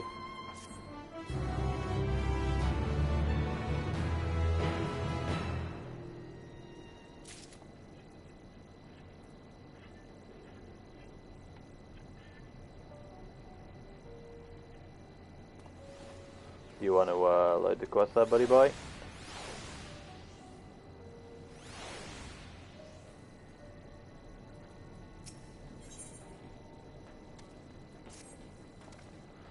We will begin our search for cerulean in Reggio Urbanissima.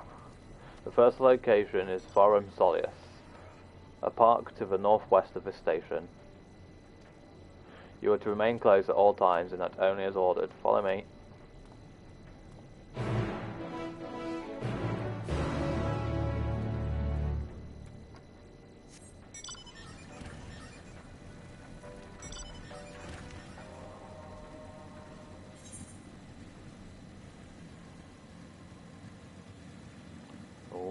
Slow to get more of the map uncovered.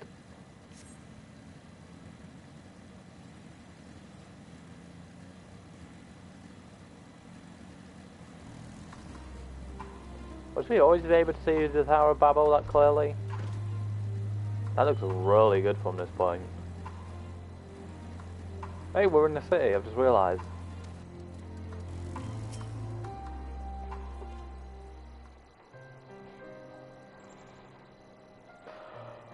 Whew. So this is the park. I'm surprised they found space for one amongst all these buildings. Actually, the recreational areas came first. The houses were later built around them. Healthy society requires communal spaces for children to play and adults to socialise. This park was named after the founding father of the empire, the great Solus Zosgalvus.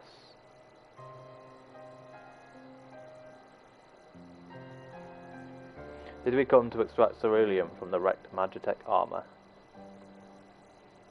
No, we've already drained it dry. Same goes with the rest of the machina in the vicinity. But as our ceruleum has been stolen, we must scour the city for every last drop.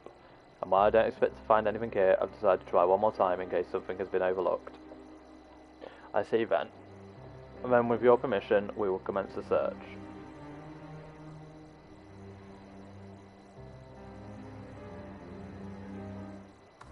Seeing it in ruins does make me wonder what it would have looked like. Sorry for the yawn. What it would have looked like before it was wrecked.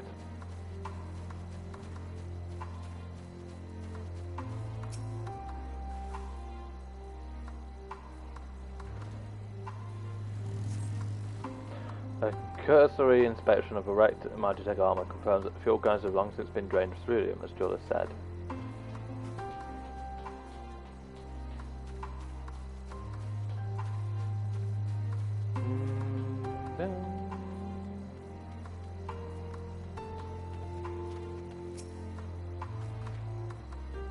Hey Slandy. The contraption is built in the style of Imperial war machina, armed with a battery of weapons and capable of transforming into different configurations, but on closer inspection it appears to be no more than a children's slide. Can I go down the slide? Is that a thing? No, that's a shame.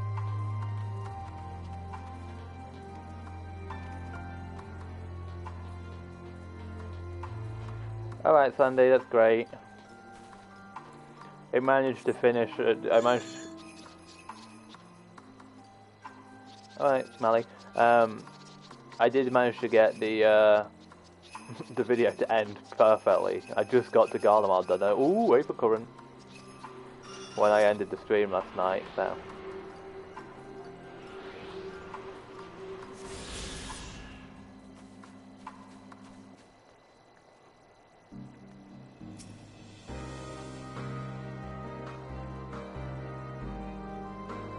Yeah.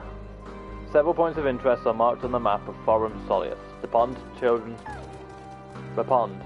play areas, to your knowledge. However, none of would require the use of ceruleum.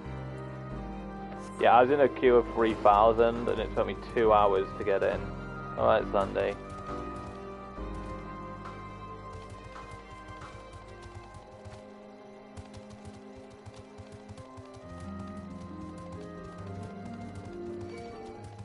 I forgot to go on my bike again.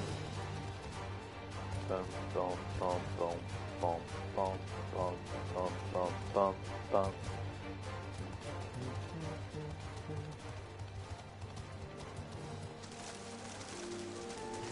And I am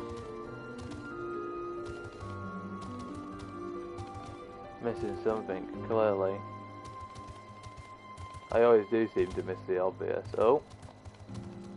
Found it.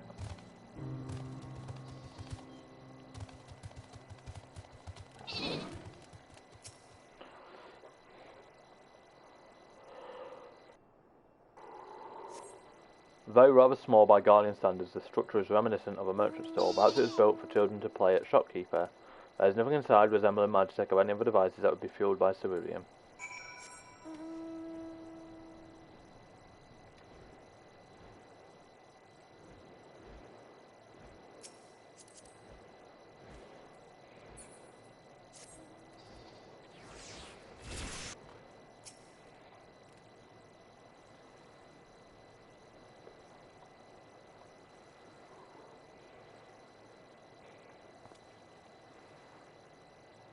Oh, it's you. Any luck?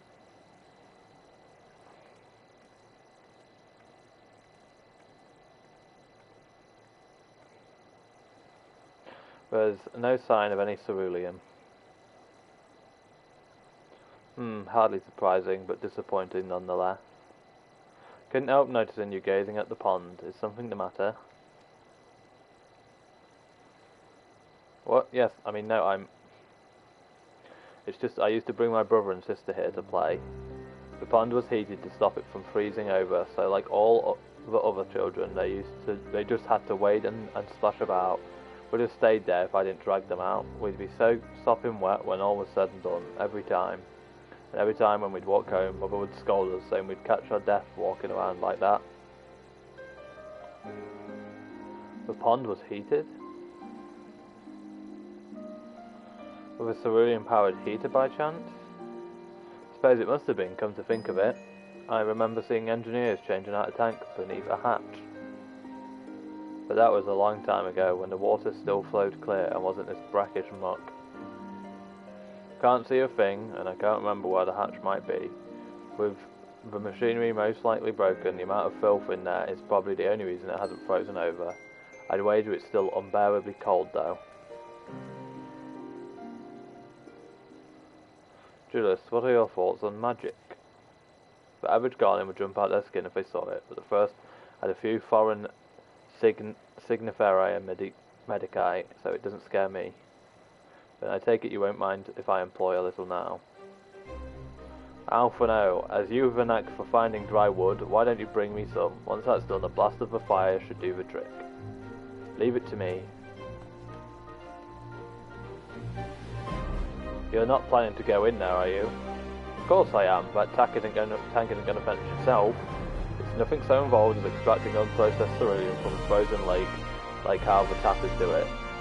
We're talking about a shallow pond in a park, and we have a way of warming ourselves up after. But that's insane. So, fancy a dip?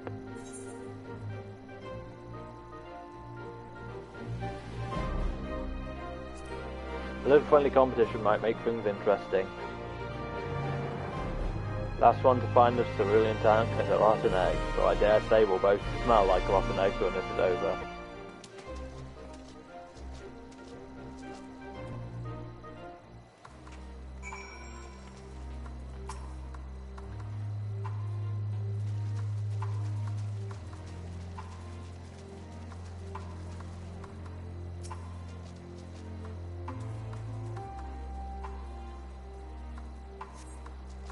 Beneath the water, your fingers catch on what you might think might be a handle.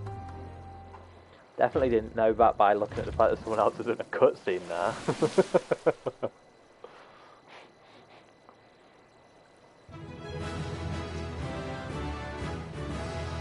You open the hatch and retrieve a cerulean tank.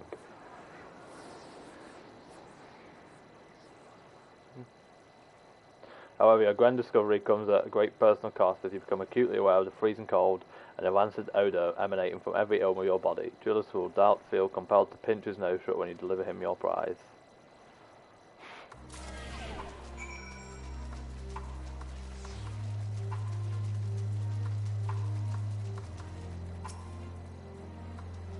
Did you find anything? I hope you did. Oh, fuck me, my chair won't move.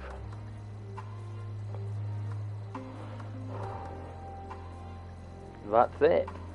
And there's still some cerulean left. Ah, the fire's still not ready. Hold on, I'll give Alphano a hand.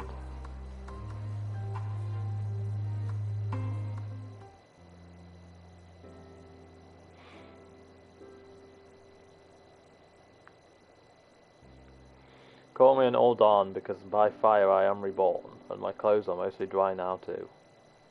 I appreciate you recovering the cerulean, but I wish you'd taken the time to discuss the plan with me beforehand. Despite the way you've been treated in Lord Quintus's eyes, you're still envoys deserving of protection. If you were to die on my watch, he would be most displeased. Your concern is duly noted, but all's well that ends well. Julius, you mentioned coming up here with your younger siblings. Did you grow up in Garlemald? I did, not far from here. My father was an accomplished researcher in his youth, and for his contributions to the Empire awarded an estate. We lived well, better than many. What was Garlemald like in those days? Everything. It was everything you could imagine, and so much more. Even during the coldest winters, we always found warmth and comfort at home. Coming in from the snow, taking off your coat and sitting down for a hot meal with family. Visiting friends and relatives, receiving that same welcome, knowing they had everything they needed. Walking down the street, seeing the lights in all the houses, hearing the faint sounds of laughter and song, of happiness. And although the summers came and went all too quickly, in that brief respite, the ice would melt and the forgotten grass would make its triumphant return. Grey clouds gave way to blue skies. Some mornings we'd climb to the top of the tallest building we could find to watch the sunrise. Never again. Those rooftops are rubble, those friends dead, and those memories. But if I could reclaim even a fraction of what I once had, soon our chance will come. We just need to hold on a little longer.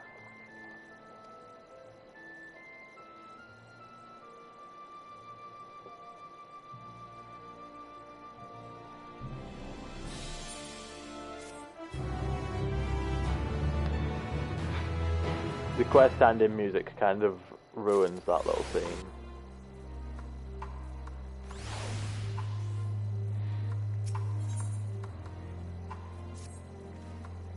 Alright, now that you've recovered from your escapades in the pond, there's another location I'd like to search, just outside the pond park.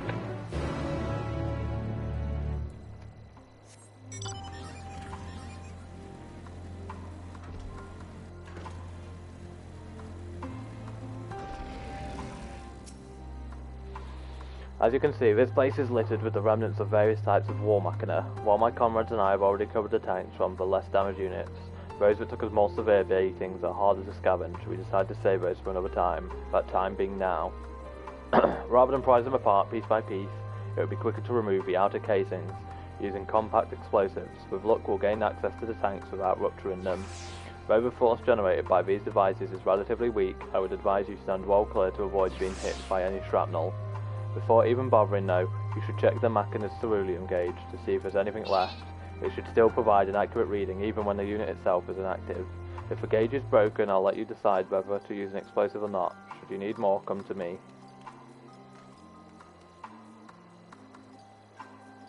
Understood, let's get to work.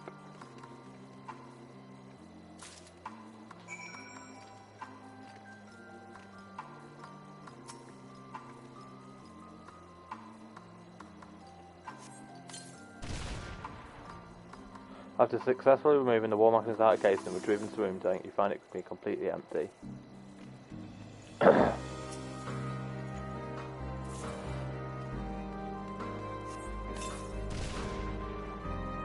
After successfully removing the war machina's outer casings and retrieving the ceruleum tank, you find it to be completely empty.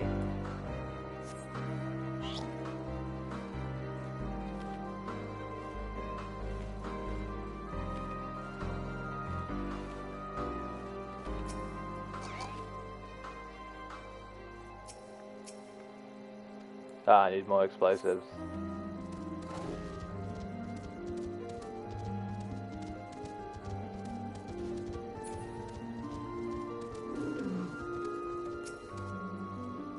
Need some more? Here. I have a fair amount of explosives to spare today, but tomorrow's another story. Can't afford to waste them on units with nothing to offer, so be sure to check the gauge first.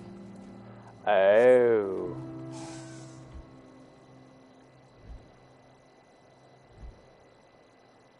I should right-click on them first. Got it. Going to engage this unit's tank is empty. So engagement's unit is appeared to be broken. Even the way to determine worth a shot.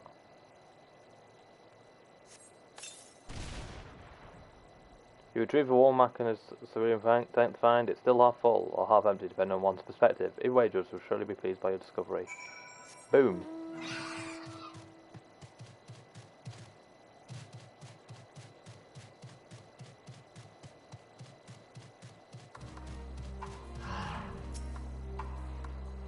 More explosive. Wait, is that what I think it is?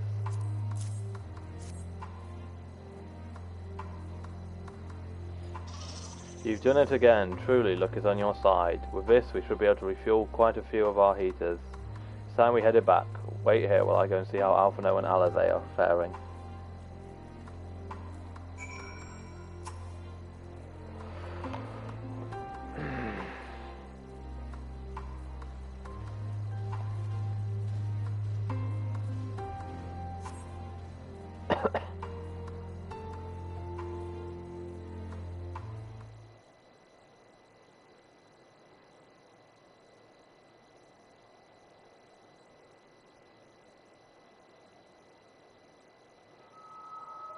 Finally escaped the watchful gaze of your keepers, have we?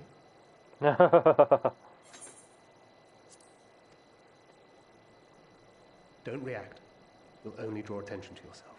Just carry Good on as old you fine want, cred. brothers. After you left with the Garlean lad, Lucia bade a few of us scouts follow you at a discreet distance. We observed you being led into the station, but decided against venturing inside. When you emerged sometime later, and we saw that the twins were sporting Magitech collars, it was clear what had taken place. Now, as quietly as you can, tell me everything.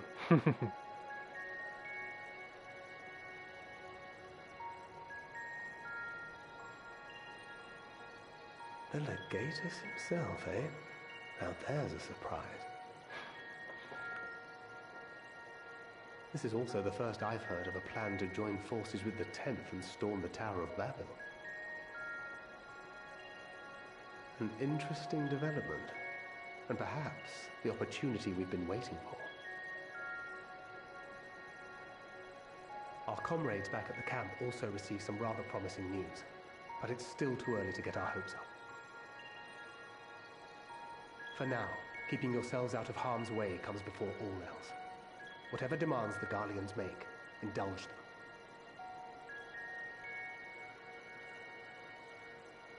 With luck, this will all be over soon. Until then.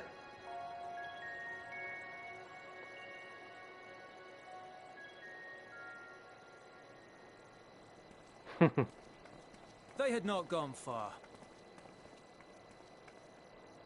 We searched high and low, but no luck, I'm afraid. I might have guessed you'd be the only one to find anything. I wasn't expecting much to begin with. Eventually, there will be nothing left out here for us to safely salvage. For now, this will have to suffice. We should return to the station.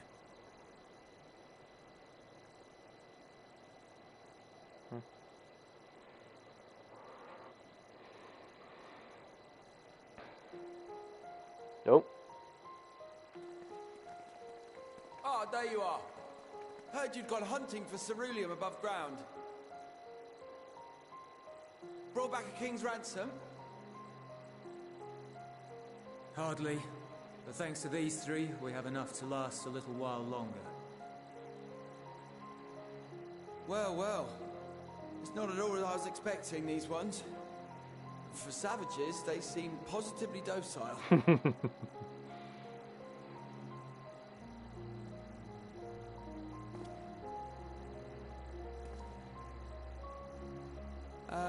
It's a poor attempt at humor. In all honesty, I'm grateful for your efforts. But even with another night of warmth, there are those among us who may not live to see the morrow.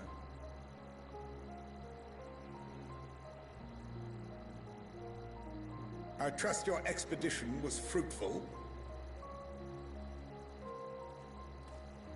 Lord Quintus!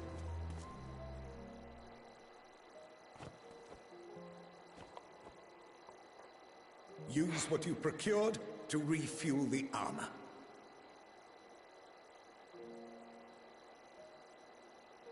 But, sir, what about the heaters for the camp?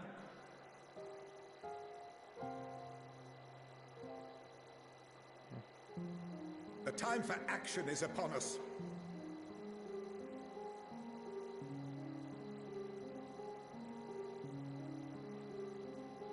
My men and I have matters to discuss. In the meantime, you are to wait here. Do not forget, you are being watched.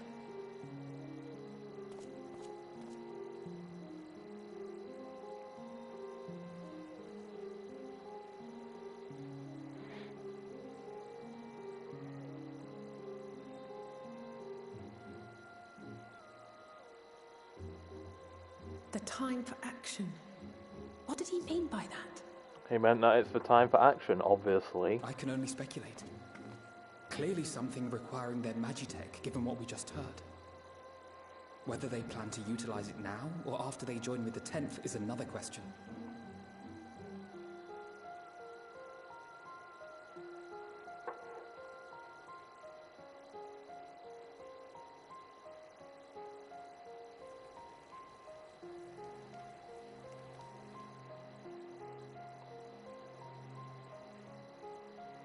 Will they ever escape this cold?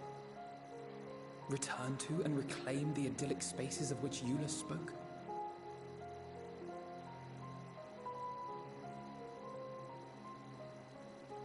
Yeah, it's a bit ridiculous at the moment, Slandy. Finished your war, Council?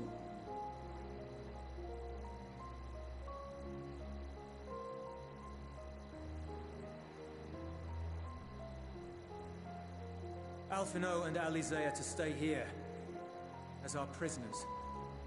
They will be released once your comrades have relinquished their supplies and withdrawn from Garlean soil. Until our terms are met, they will be detained at a separate location.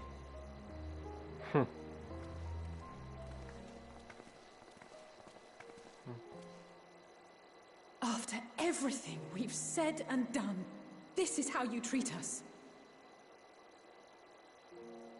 Our allies have but limited supplies. They may stave off cold and starvation for a short while, but what then?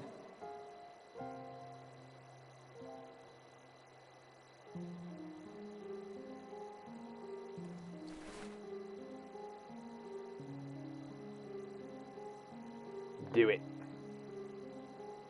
I dare you.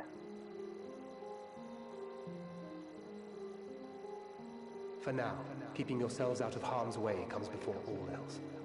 Whatever demands the Garleans make, indulge them.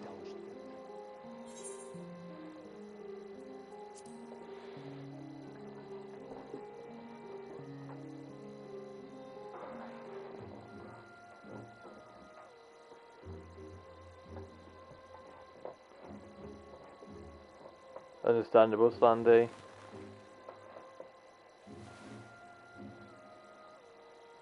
Get them out of here.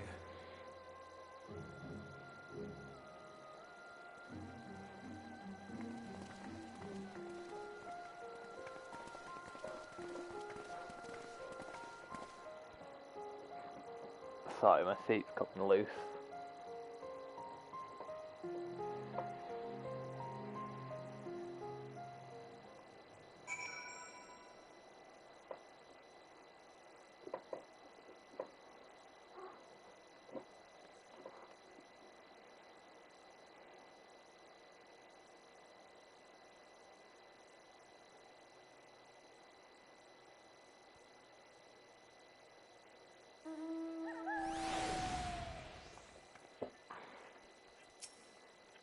Alphino and Alize will be fine, providing they do not resist.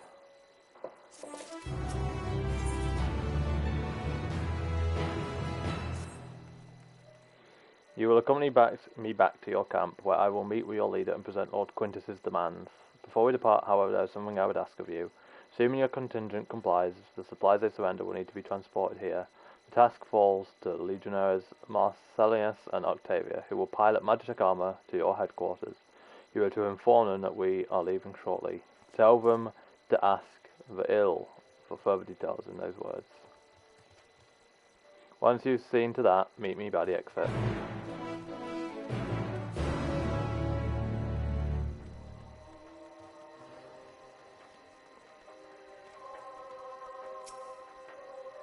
You again. Ask the ill, he said. So, that's to be the way of it after all this.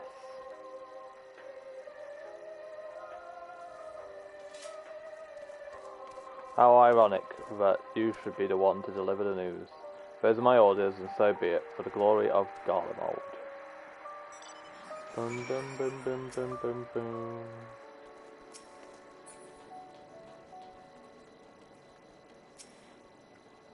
What do you want with me? That's the ill. So Lord Quintus has reached a decision. I knew he would understand, that he would recognize the savage as a ruthless, merciless creature, and to defeat him we too must be uncompromising. I am ready. In the name of Emperor Varys, for the glory of Garlemald, I will fulfill my duty.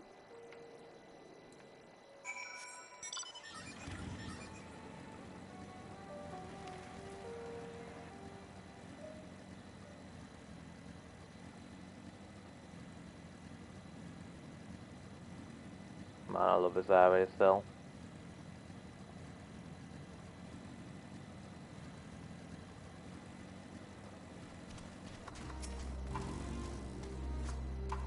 Have you done as instructed? The duties involve more than the transportation of supplies, don't they? Duty is really a simple thing. We have been given additional orders, so whether we will be required to follow them depends entirely on your contingent. You and I are in this together now. Like it or not, we have to cooperate. There's one other matter, a place I'd like to visit on the way to your camp. It's a short walk from here, follow me.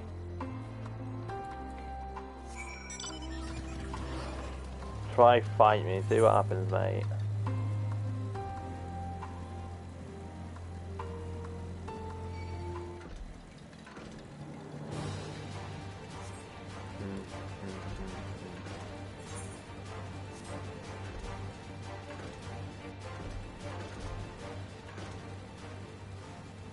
You still around, Slandy? Hey look, cars.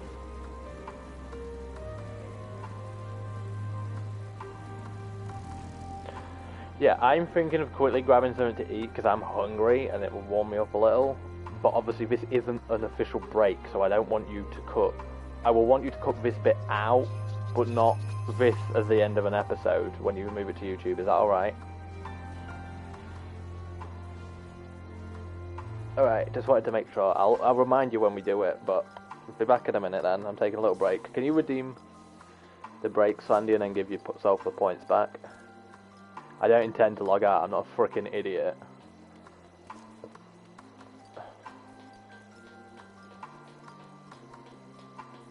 Alright, I'll be like 2 minutes.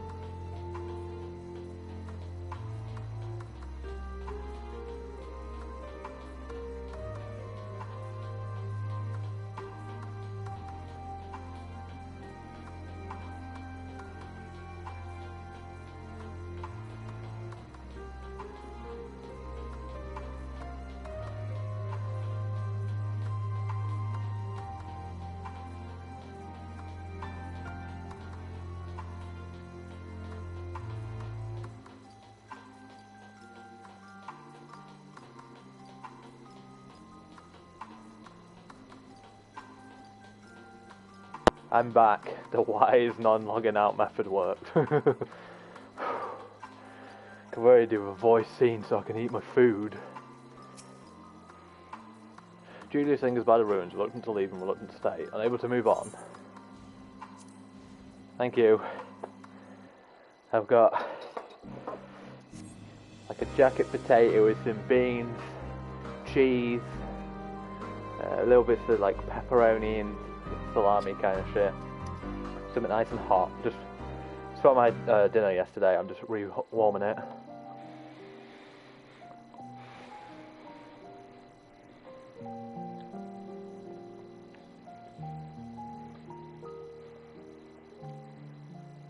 Be voiced. This is please. my home. Our home. He sounds a lot like Thancred, actually. At least it was, until that night. I was with Lord Quintus when the capital fell, and thus spared. My family, who did not own a radio, were less fortunate. When dawn came, I'm gonna mute my mic so I don't made my way make here. eating sounds. My parents, my little brother and sister, they were still inside.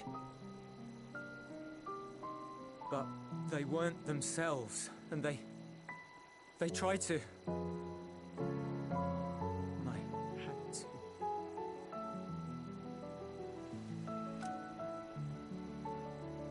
I'd promised to take them away from the capital that very morning, to somewhere safe, to hide until the fighting stopped.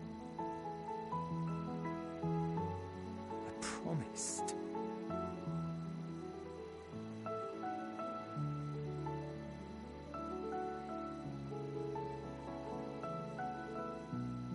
The Garlean flag bears a chain, the bonds between our countrymen. A red link at its center, the blood of the fallen. Our loved ones who lived and died for Garlemald.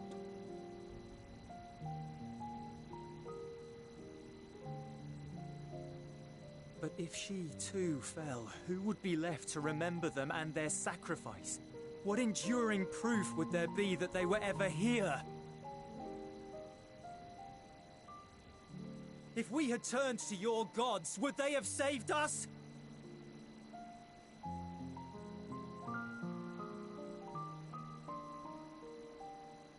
I'm sorry, forget I spoke. We should go.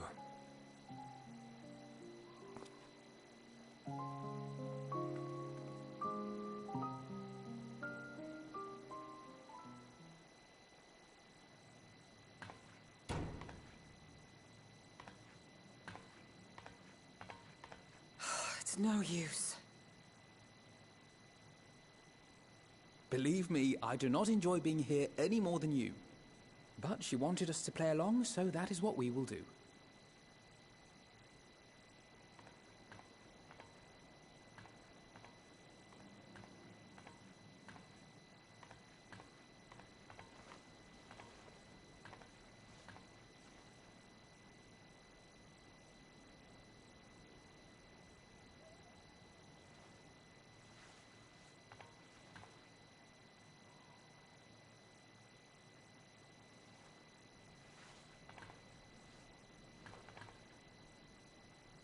I love Alize trying to be all coy, but she loves her brother. No. It's so cold.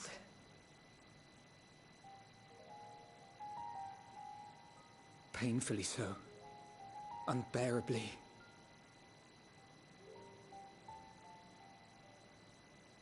I've been thinking about what Quintus said. About why no one would accept Garlean rule. Irreconcilable differences. When coexistence isn't an option, only conquest remains. Varys at Gimlet said much the same. Only by uniting the world beneath a single standard would we rid ourselves of the Ascians. United as one people, one race cleansed of imperfections. A cold and unforgiving vision. And when we fail to live up to their standards, what place is there for us in their world?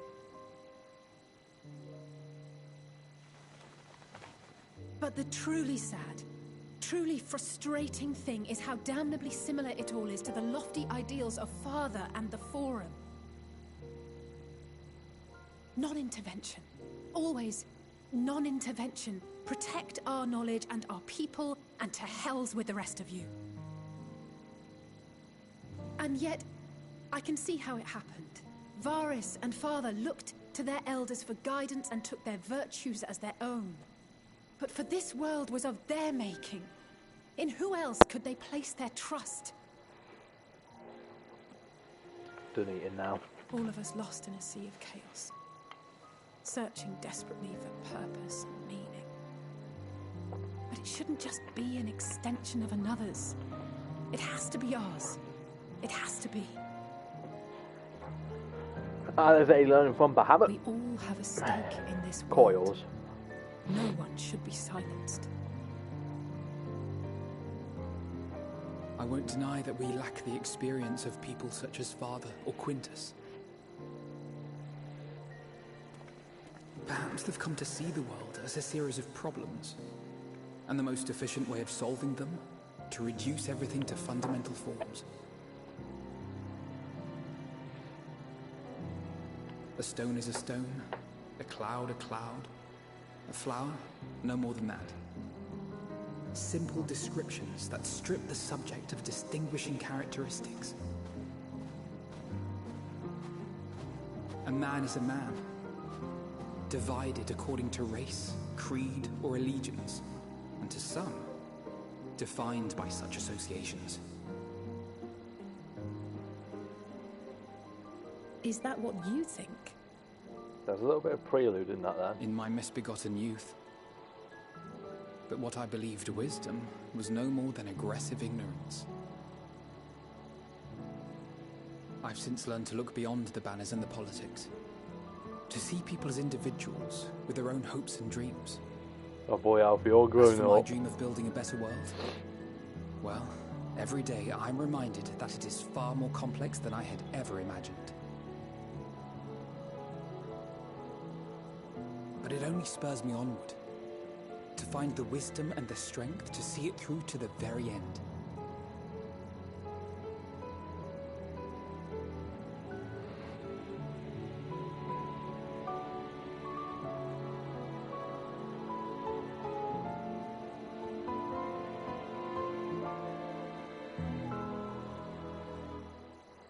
All of our supplies and an immediate withdrawal. These are your conditions? Demands. And you forgot about the airship. Once again, you will leave one behind. It will be used to return the prisoners. Their collars will be removed prior to the exchange.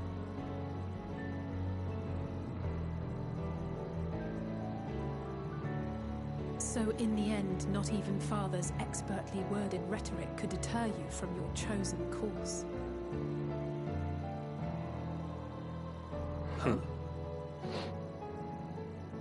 Not that I thought for a moment that it would. I've no love for violence, of course, but ours is a cause worth fighting for. I just wish he'd realize it too. Sometimes the only way to protect the ones you love is to take a stand, to refuse to suffer in silence. I want you to know I share your conviction. Whether it be on the battlefield or in the debating chamber, I won't back down. I guess what I'm saying is...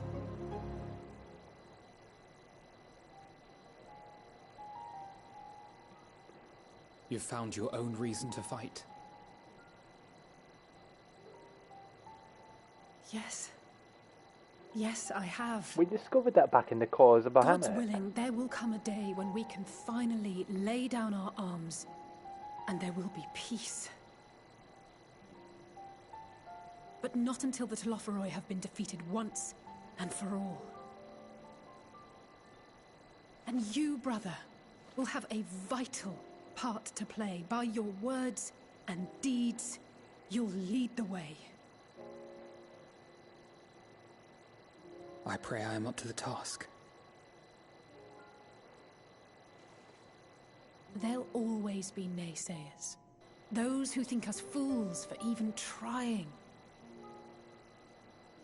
It's easy for learned elites to criticize earnest efforts and assert their moral superiority, all without offering alternatives.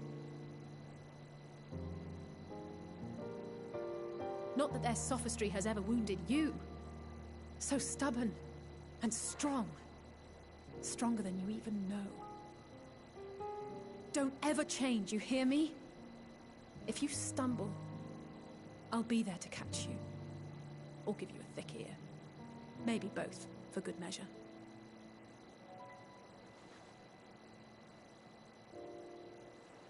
Thank you, Alice.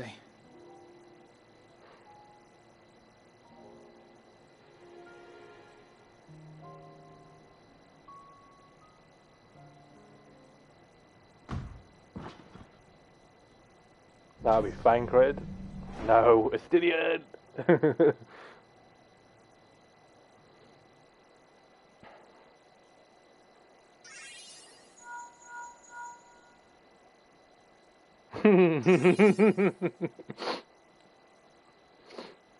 The scouts have secured Alize and Alfino.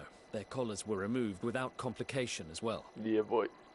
They report no casualties, not for their party nor the guards, who will wake from their premature slumber in due course.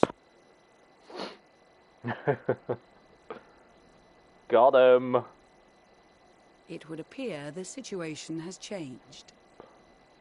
I like propose new Garlemald, terms. but We have information that will be my of great twins are interest to important. Lord Quintus, and I wish to speak with him in person.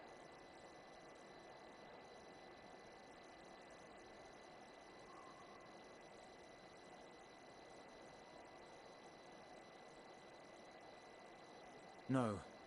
In the event you rejected our first proposal, we came prepared with a second. Boss fight?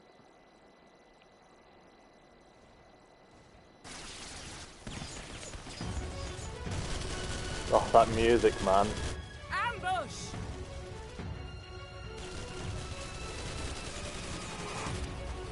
More are coming! Make ready! We Alright, Sunday. the loyal soldiers of the First Legion, proud servants of Garlemald, of the fallen Emperor Varys, shall safeguard these lands from the barbarian hordes until our countrymen return!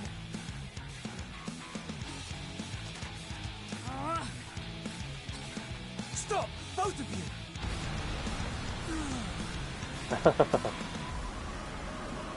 you! You go, boy! Fucking hell! This child may be Nice. the worst emissary I've ever seen.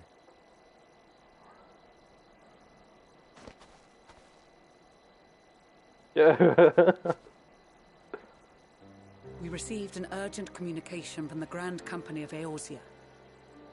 Envoys from the Imperial Army, led by members of the 10th Legion, came to Alamigo and requested an audience.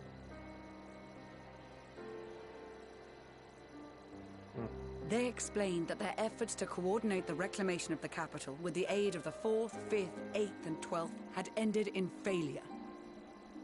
Communication between most legions has broken down entirely. Most of the 10th's conscripts have deserted, leaving their forces severely depleted. That is why, unable to continue the fight on their own, they and their allies turned to the Grand Company of Eorzea for aid. Lies. Every word. It is the truth, and I have not finished. The 10th has requested that we deliver a message to Lord Quintus. Have the ill stand down.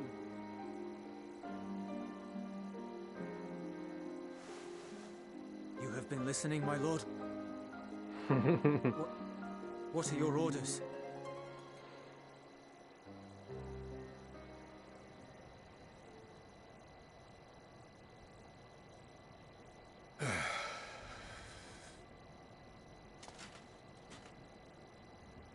Inform her that we will honor the 10th's decision.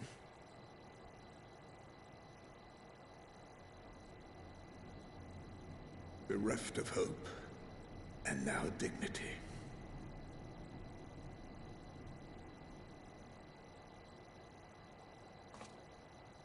I release you from your duty. All of you.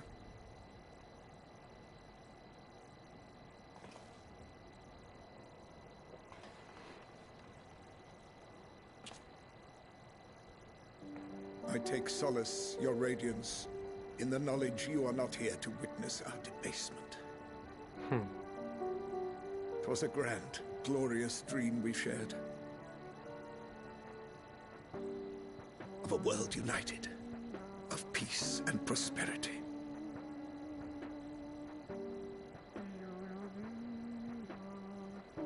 We are ghosts, you and I, memories of days gone by.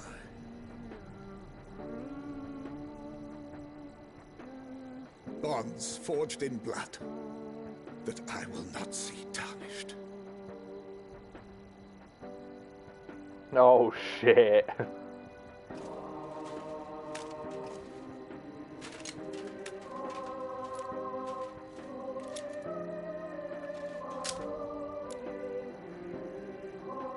Is this about to take a dark turn?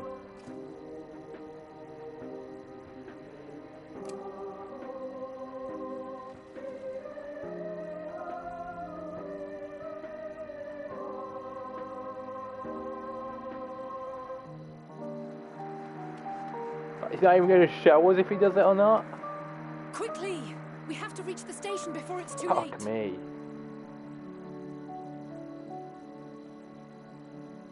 If there is still a chance that Quintus will agree to a truce, we must take it.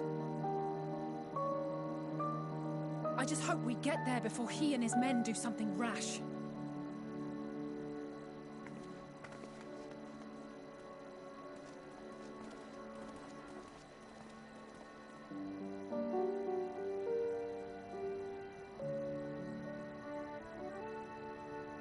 Well, we didn't show it, but heavily, we know what happened. Damn. Didn't think Final Fantasy would go to that.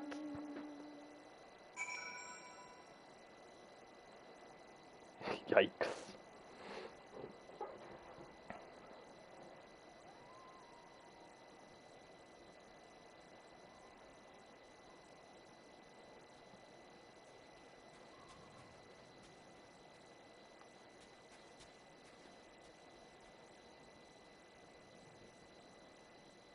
Yeah, I will admit even I wasn't expecting that.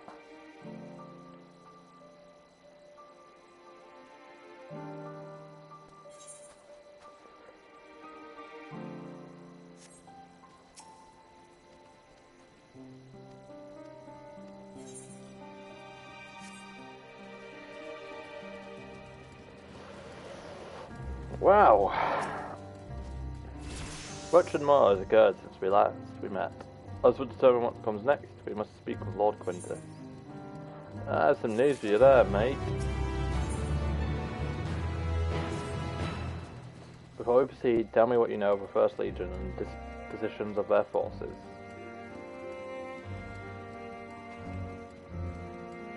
They were preparing for war while the refugees in their care were left to go hungry, a reckless, short-sighted plan that risks the welfare of the people they have sworn to protect. Nevertheless, we cannot compel them to accept our aid. If we were to arrive in force with intent to do so, we would only incite panic, but perhaps they could be persuaded to follow one of our own.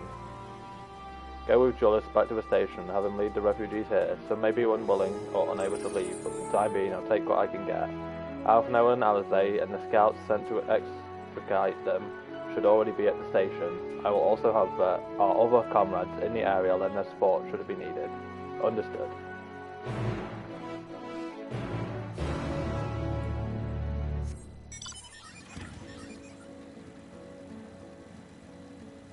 Where is that train track? Well, there's the runaway train, so...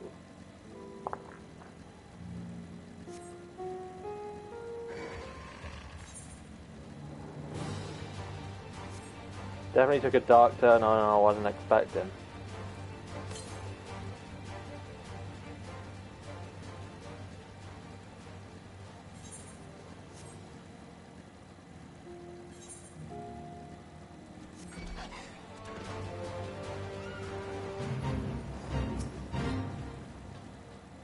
I like that model. I hope that becomes a mount someday.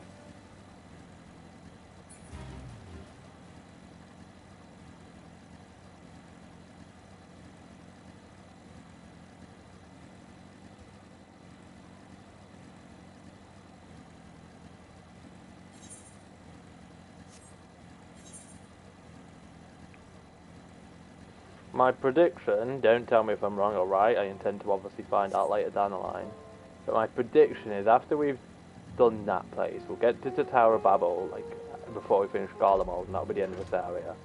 And then my prediction is after that, whatever we do still causes, like, the fucking noise or whatever to go off, and then everyone just gets fucked. That's my prediction, but don't tell me if I'm right or wrong. Let's see how that, ages.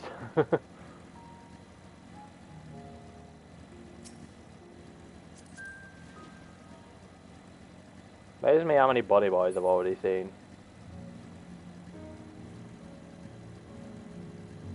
I just realised he's a frickin' sage.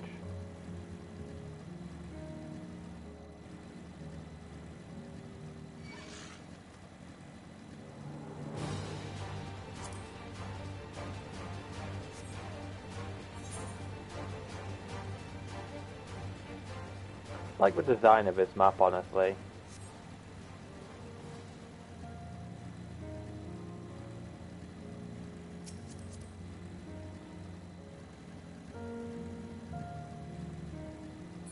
Hey, someone with the genius to actually use Matt's blade resolve. Thank God.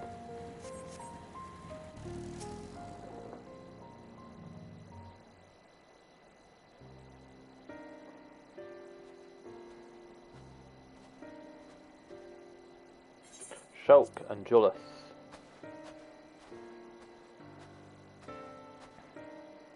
We arrived just before you did, and too late. Too late for what? What's happened? It's Lord Quintus. He took his own life. After the news of the 10th, he relieved us of our duties. Then when he was alone, he... No, he wouldn't.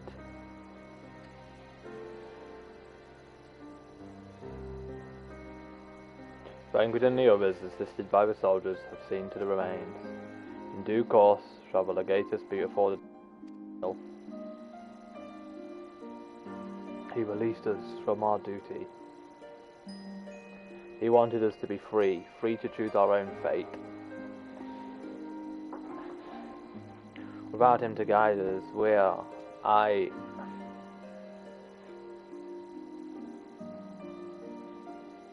I have just this moment spoken with Lucia. We are ready to commence the transfer of the refugees here to Camp Broken Glass, should they be willing to accept our aid. Some would rather die, but most of us just want... Songs and standards be damned, we just want to live. Really, they should just move from Camp Broken Glass to here. We need to speak with the refugees. They'll have to decide for themselves if they wish to come with us. If anyone would prefer to stay, we can have supplies brought over for them. It will be a hard journey for the others, but we'll see they reach our camp safely.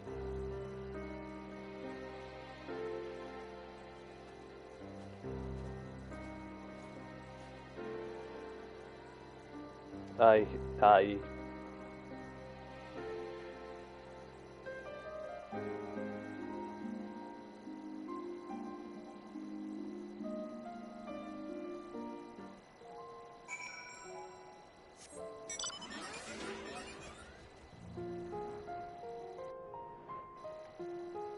Oh, now this music has...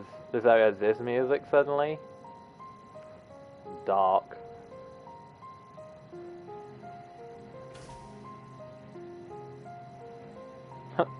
Dark.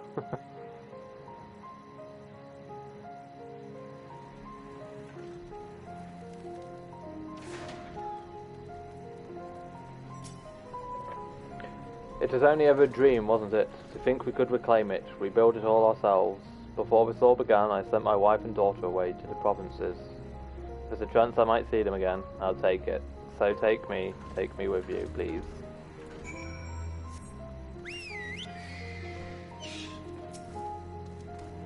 Well, got the Aetherite sorted in the end. All it took was a few adjustments and now it works as well as it ever did. From what I can tell, the one in the Lantern is also functioning as normal. That's where you lot are staying, isn't it?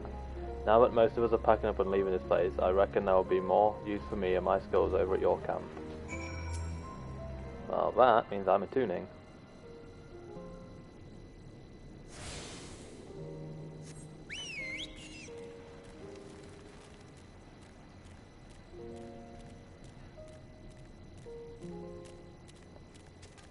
Poppy! Ah, it's you, the one who treated me with such kindness. I heard from the others that you're not from around here. I thought that you were one of us, not that it makes much difference now. Purebloods, migrants, savages. After a while, the words start to lose meaning, until all you're left with is anger and fear and hate. Now, I'm too tired. If you and yours have come to offer aid, I'd be glad to accept. I think the radiator's turned on.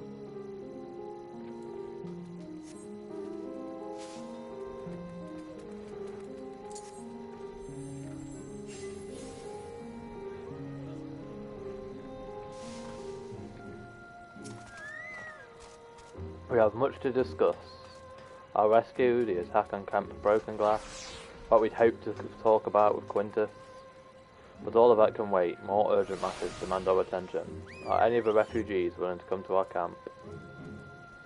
Thank the 12. Thank the 12. You and I should go first and secure the route back to Camp Broken Glass. With all the creatures in Tempering skulking about, I expect we'll have our hands full. This should come in handy. Conqueror's chains, courtesy of all the and friends. I'd save it for the Tempters, though. I'll mark a few points that need surveying on your map. Once you've taken care of the riffraff, we'll meet back at our camp. Surprised they allowed the blood to be on there, honestly. Oh yeah. There's a reason I'm using the Fenrir.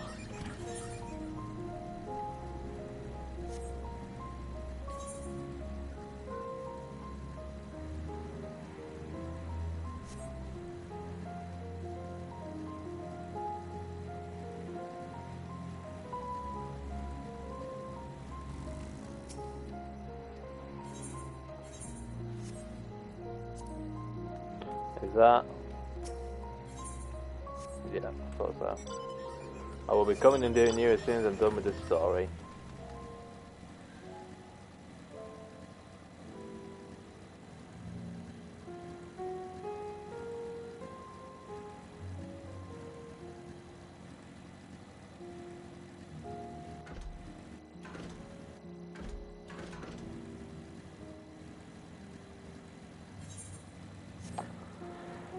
I mean, I've got the 4D experience right now. It's freezing in my room, and it's meant to be freezing here. For some reason, my heater's turned off before it's even come on.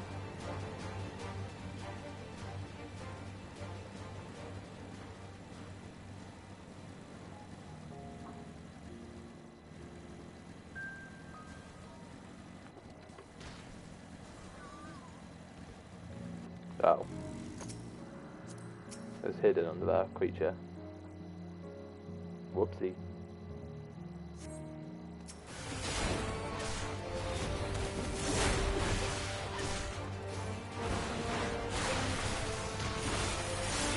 Oh yeah, we're on the level 83 quest now. Which means I suspect we'll be getting a dungeon sooner or later.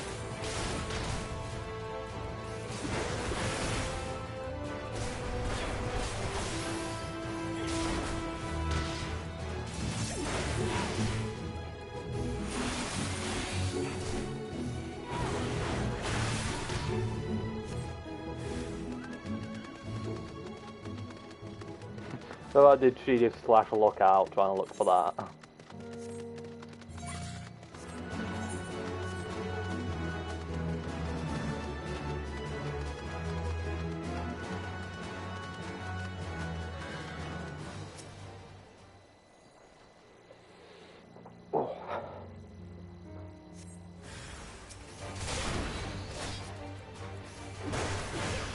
If I said do, does it want me to get him on low health or kill him?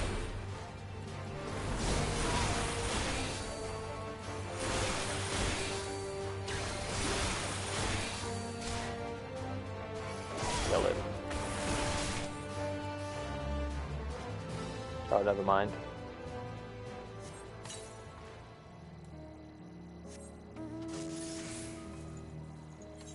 Oh yeah, I need to start remembering why I'm using the fucking motorbike in the first place.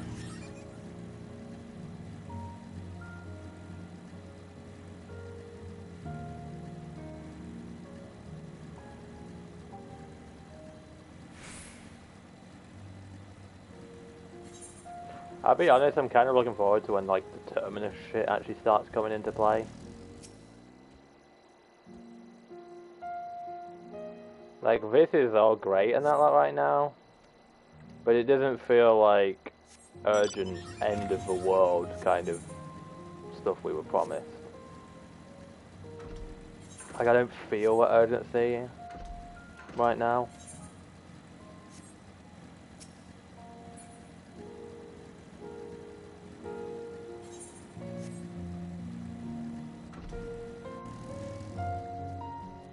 Don't know why I jumped off that early.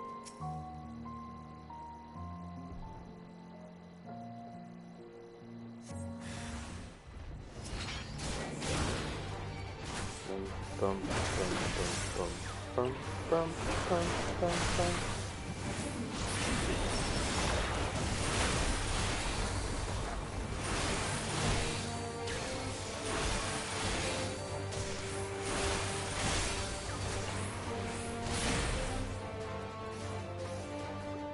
All right, yeah.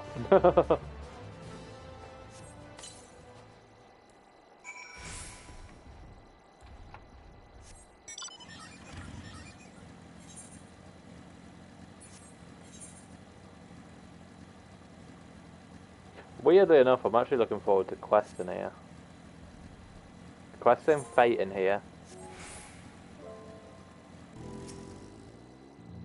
Ah, there you are. As expected, I ran into a few beasts who went down without much of a fight. The tempered proved somewhat troublesome, but those chained should keep them under control until our allies take them into custody.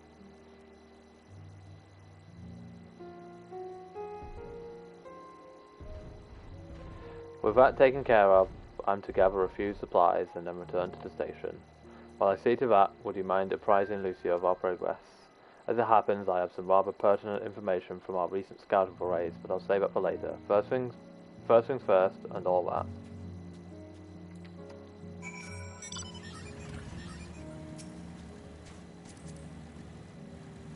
That white and red goes well together. This is what I do when I'm playing this. Even when I'm not streaming and that, I'm always checking like people out and like the stuff out. Does Lucia want to appear?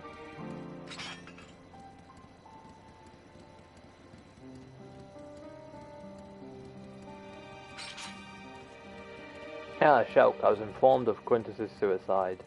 It must have come as a great shock to his men.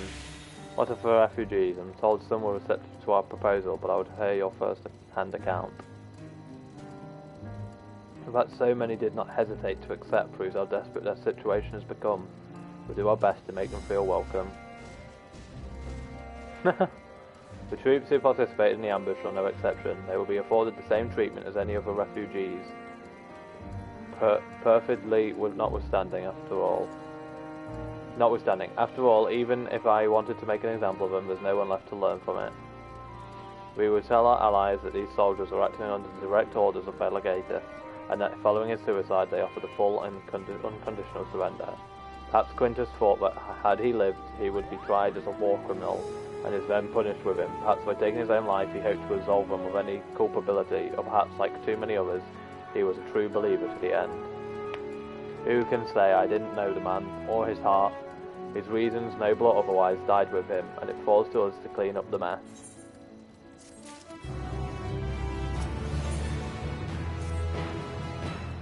I assume you're curious about how matters have progressed here in your absence, quite well as it happens. Now that we've procured cerulean from Tapper's Den, the recently repaired heaters can provide much needed warmth. Furthermore, we've prepared sufficient food for everyone. Those from Tertium shall find a hot meal waiting upon their arrival. There's one for you, so go ahead and get some well-earned rest. I believe that we're capable of wielding a ladle or two without your assistance. On your way, Mante asks you to seek out Yoshida. She was but recently attended to the wounded, but she's meant to be taking the rest for herself. See that she is. Well, that's 4 Aether Current quests already, so I feel like I'm coming to the end of the area. But do I really have to spend time with Yoshida? Yes, I've been taking proper imbibing sufficient water, but what of a warrior of light? You and the twins have an established history of reckless disregard for your own well-being. We're all fortunate that none of you landed yourselves in my care. I've already quite enough to deal with, between the tempered and the first wounded. Alas, though I commend their bodies, the toll their experiences have taken on their hearts and minds is another matter altogether.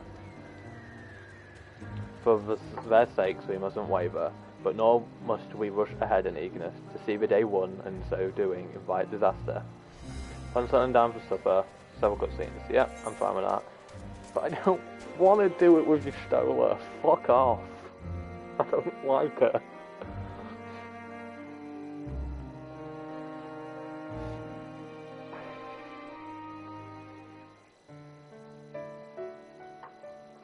This game is focusing so much on the moon this expansion. I wonder why. I'm assuming this will be voice, so that's going to be at least a good thing for me. I can warm up a little.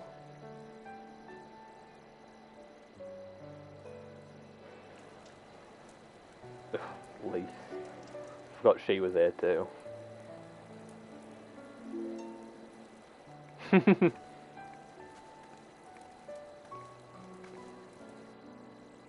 That was a new hairstyle.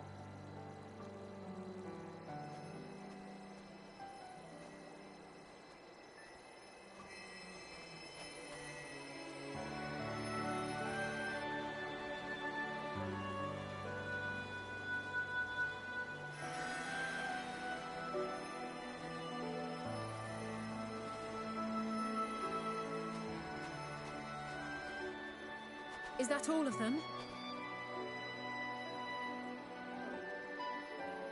Oh yeah, I haven't put my auto thingy on. The last of those who agreed to join us, yes. We left heaters and provisions for those who wish to stay behind. They won't last forever, but hopefully they'll last long enough. For now, I think everyone's earned a rest. We'll see to those in need of medical attention, so take the others with you and get yourselves some hot soup.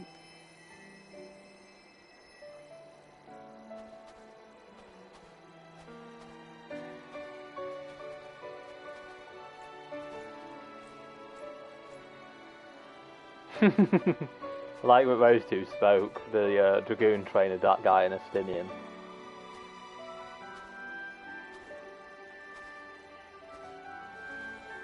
I was waiting for them two to speak.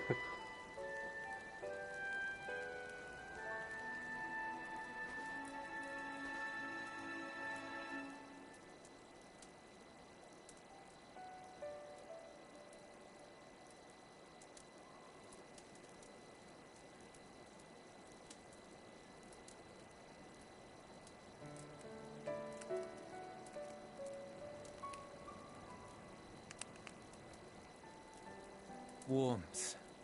At last. Marvelous, isn't it? All thanks to the resourceful machinists of Ishgard, I might add. On their behalf, I bid you warm yourself to your heart's content. Hold on. Your people might have scribbled a few things on a piece of parchment, but it was our Leminson Smiths that put the bloody things together. Well, be that as it may, we single-handedly got the interior heating up and running again, didn't we? The hells you did! We were there every step of the way. Brilliant. We? You barely raised a finger to help, you ale-sodden reprobate. I did a damn sight more than you lily-livered bilge rat. Oh, they should kiss. Take that back. Make I will not stoop to your level. Here.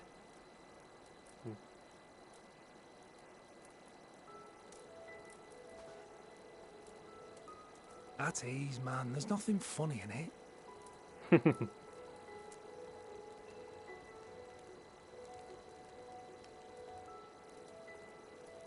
I'm from Alamigo, but was a conscript until recently. Used to eat this with the officers. Apparently, it's adapted from a steppe recipe. This is my first time trying it, and I have to say, it's not half bad. Mmm. It's a bit too flavorful for my liking. Perhaps compared to what you're used to.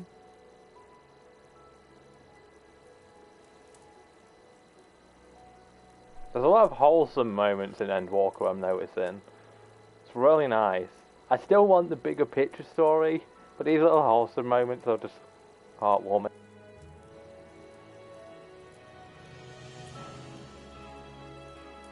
It's the little things that make life worth living, don't you think?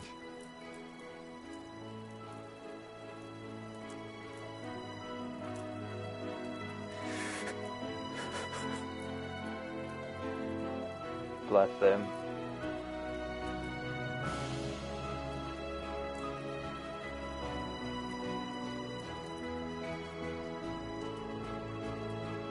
Almost crying. The phantom tears are back. That was a nice moment. Wait. No, I thought I had a tear then. I know this is not a dream, and yet... It's getting me close. Yeah, it got me close. The game's challenging me. Yeah, no, it's I dry. felt the same way at the Dragon Song War's end. Every morning I would step outside and need to be reminded that it wasn't my imagination. That my world had been forever changed.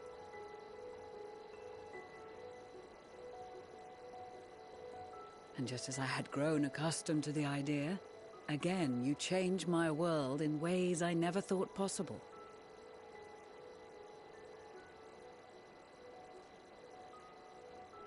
Where's my little flower thingy?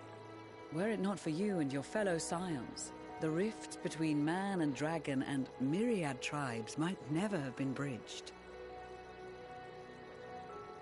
The Grand Company of Eorzea. The Ilsabard contingent. We owe it all to you. Don't you fucking know it?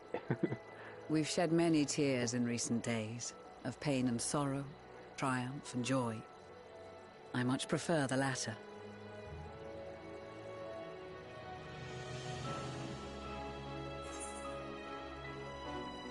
As do I.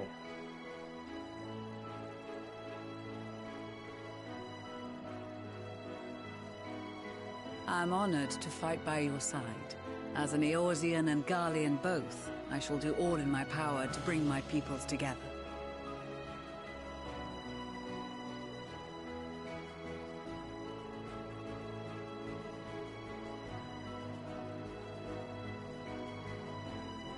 It is a remarkable achievement. Everything that I and the Populares had hoped for, and more. Would that it had come sooner.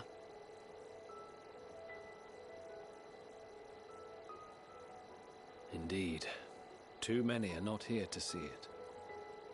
And yet, there is a warmth in my breast, as if they still share in this moment.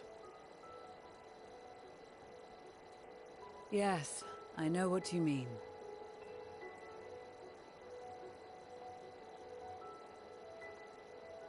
On a night like tonight, the wind and cold seem to pass me by.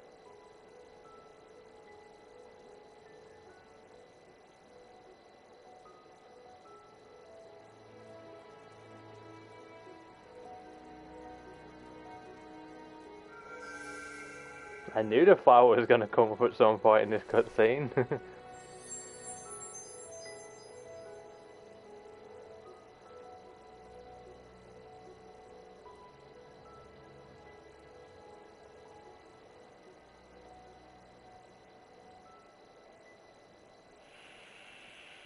Oh dear.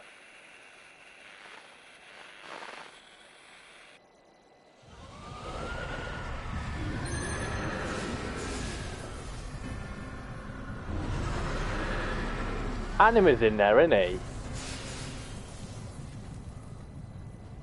I'm betting on that.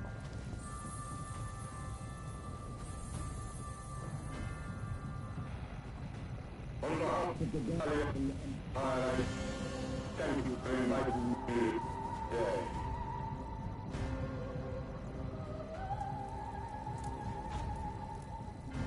What? Emperor Varus?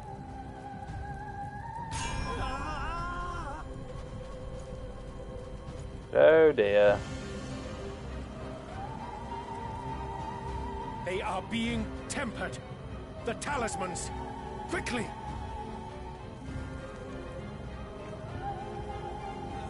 We're gonna have to kill Jula.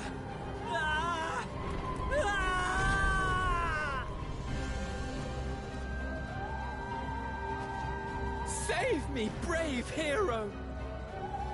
Is Anima My Varys? lord has requested your presence, and I would hate to disappoint him. Good old fun, Daniel.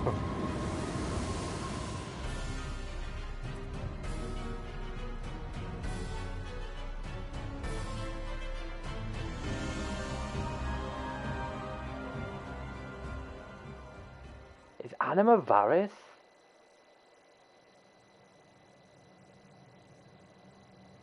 The experiment was a success, but I fear our time is short.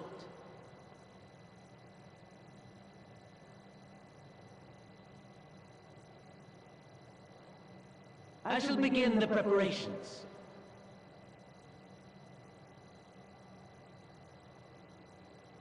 Now, it is time for you to awaken.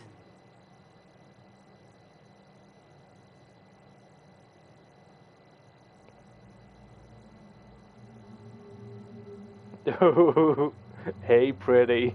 Mwah, kisses. Good morrow to you. Here, have a taste before it Don't know why, gets but cold. having Fun Daniel in a butler suit is something that actually satisfies me. Take a moment, too, to familiarize yourself with that borrowed flesh.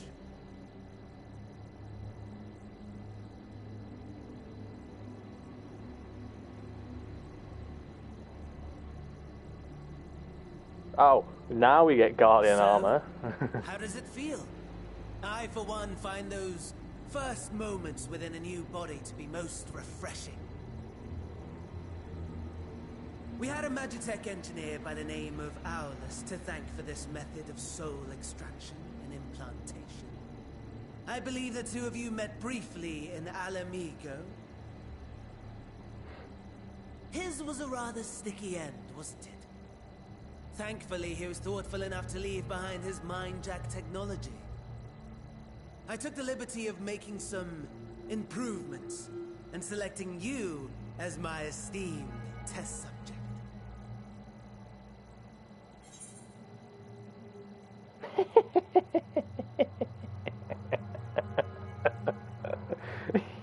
This is such a pain in the ass.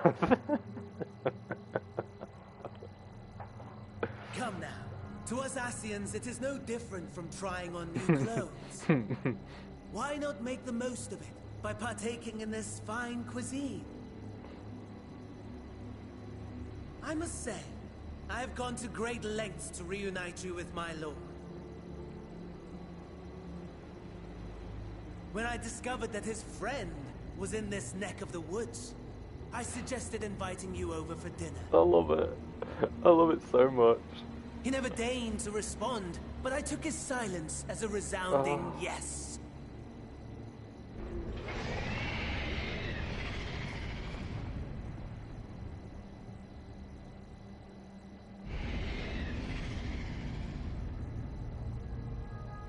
Oh my! Daddy is pleased his grumpy little boy has finally found his playmate. Was I right? Is Varys Anima?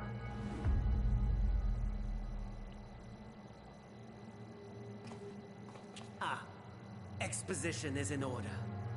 Expose me, please. The Garlean Empire has long outlawed all forms of religion. No gods to worship, no risk of summoning.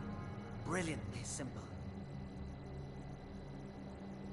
But people being people must turn to something or someone in their hour of need. Who then? Why, His Radiance the Emperor, of course.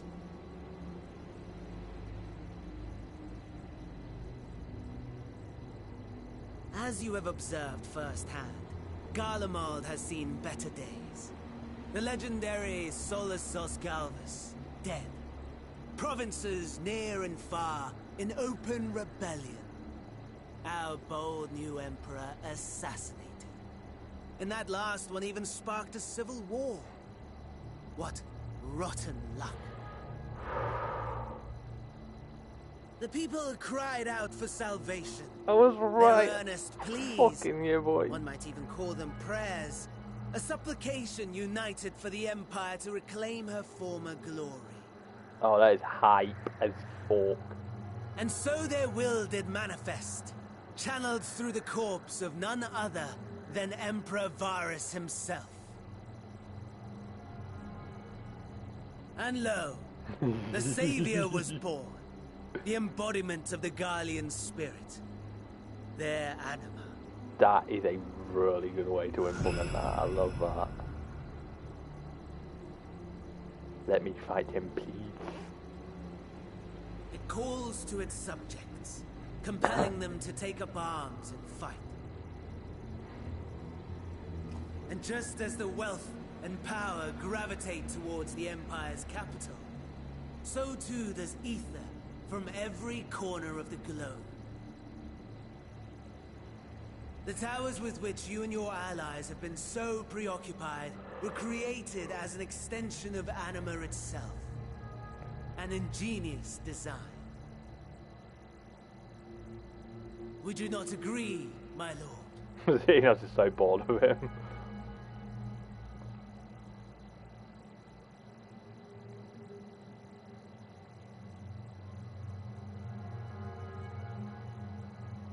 Does the pursuit of prey you have bested before excite you? Of course not. Absent the challenge, the thrill, your prize is a hollow victory. Butchery. Oh, I love Xenos.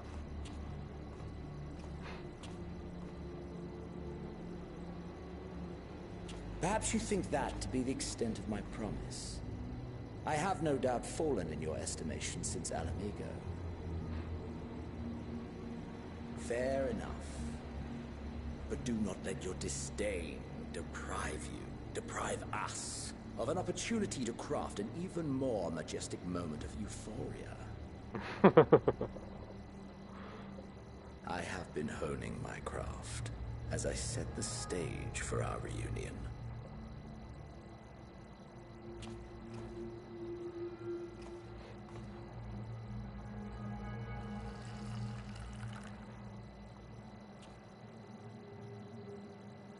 Wheresoever there is suffering and despair, you appear to fulfill your duty as defender of this star.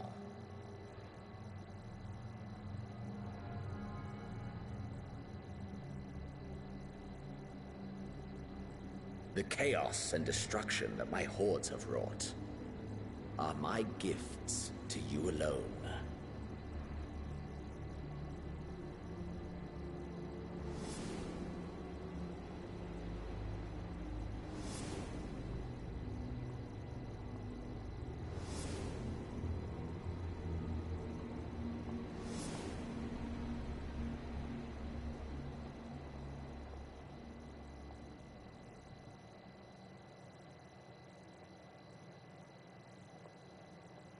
At a loss for words? No matter. As you will learn, I have only just begun. Oh, will you not finish your meal? There is only one thing that can sate my hunger. And it would seem my friend has lost her appetite.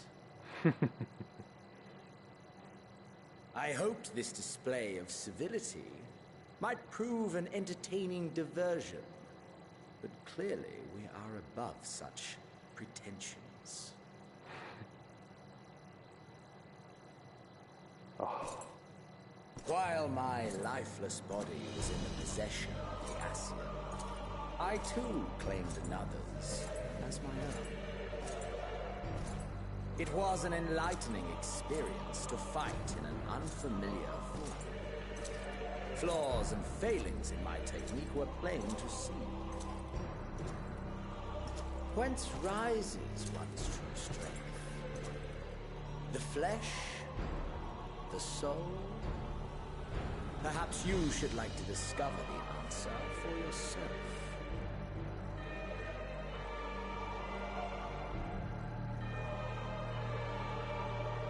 I like this music.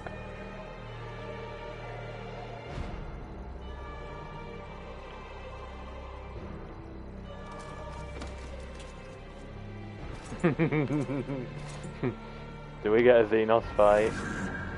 Or together.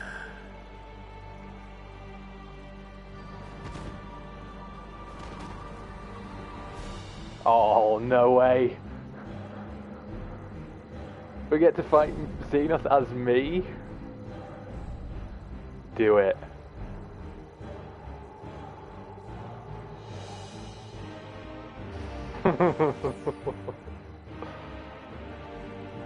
Oh dear! Whatever would happen if my lord were to greet your friends as you? I shudder to imagine what carnage he would wreak.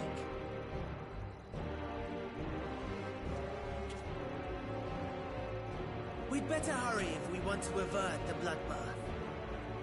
You can thank me later for my generosity. Do it. This is fucking great. This is what I wanted so much.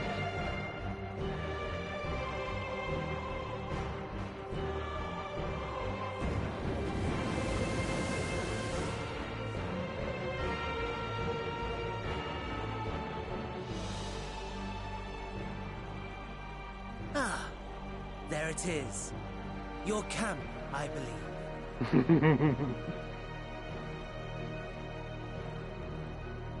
If I were to hazard a guess, I would say that you, the other you, is making her way there as we speak.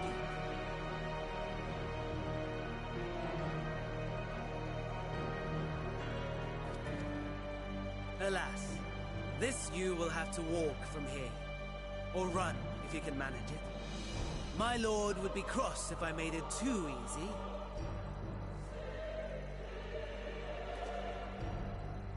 Such ingratitude. I'll not squander this fighting chance.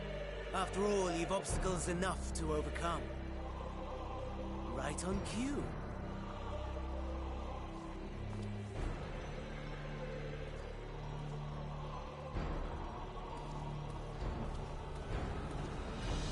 That's Buddy Boy, isn't it? I'm sure.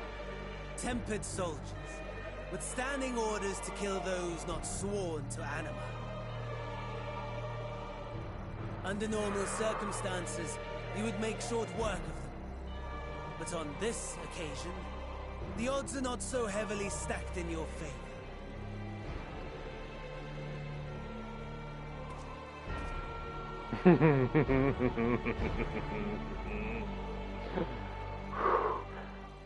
I am living for this. Yes.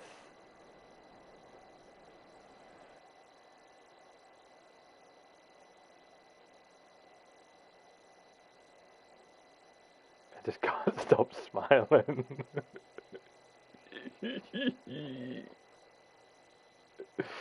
Oh, this is so good.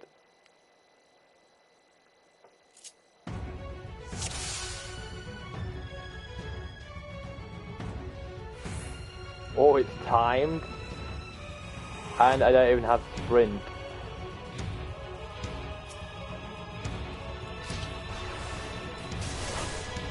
Okay, this is cool.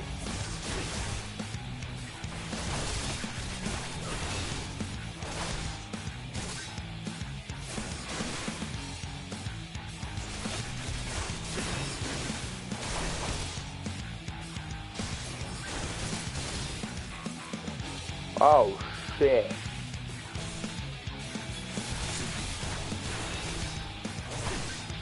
Unknown Imperial. Not bad at all, given your diminished capacity. Nevertheless, it would perhaps be prudent to keep to the shadows, scurrying about like a rodent. Studying about my domain like insect.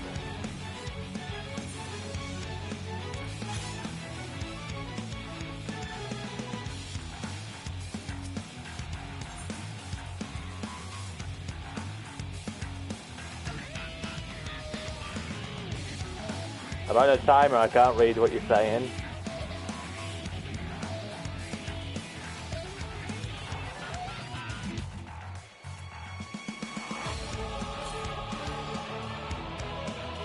This is so good.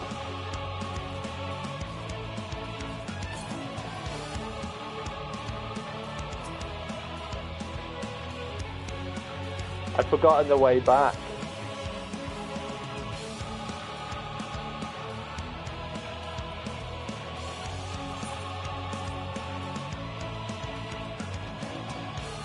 Oh, fuck.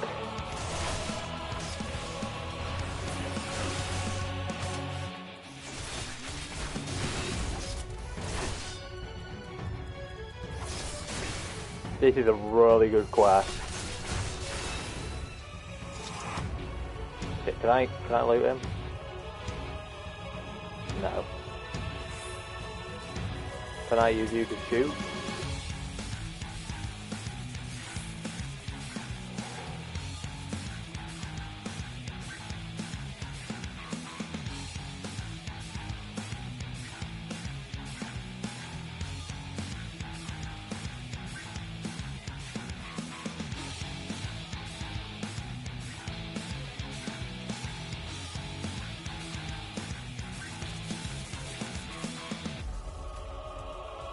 This is so good!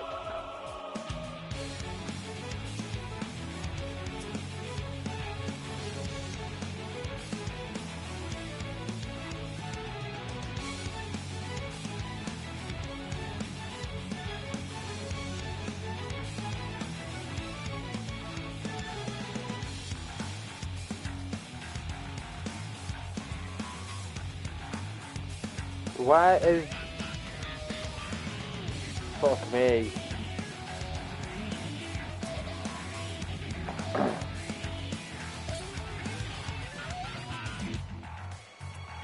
It annoys me that I'm wearing Garlean armor though. It just means that they can give me it. No, I don't need that.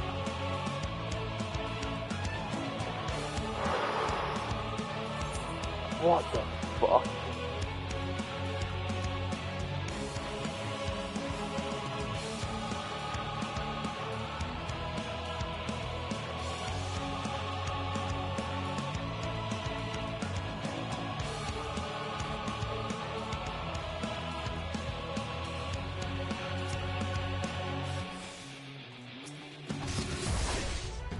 Oh, fuck.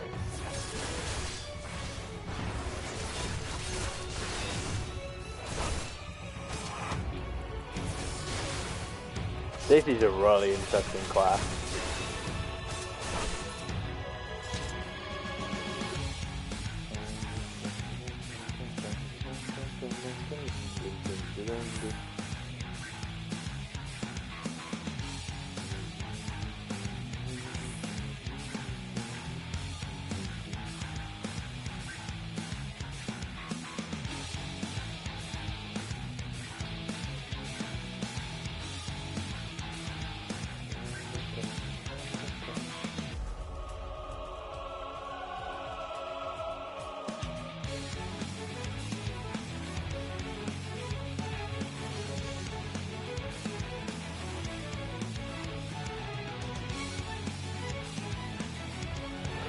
Fuck me. I know he's gonna get to me at some point, but if I can get as far as I can.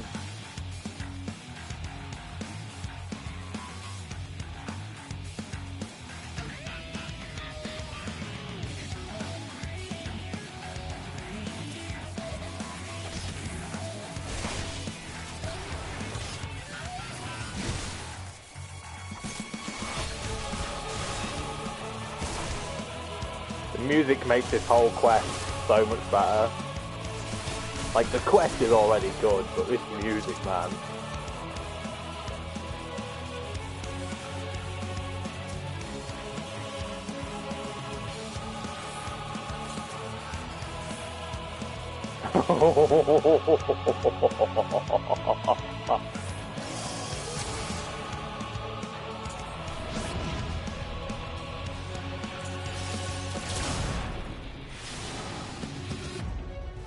Whoa.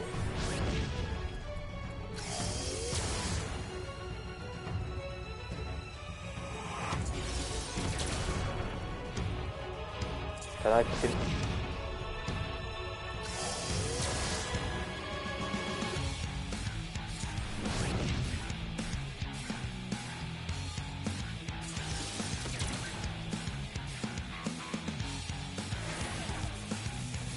Oh.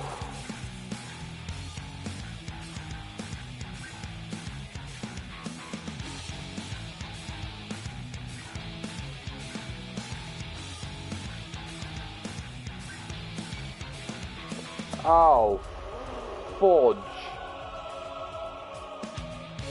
That is not good. That is very not good. That is super not good. I don't have any healing.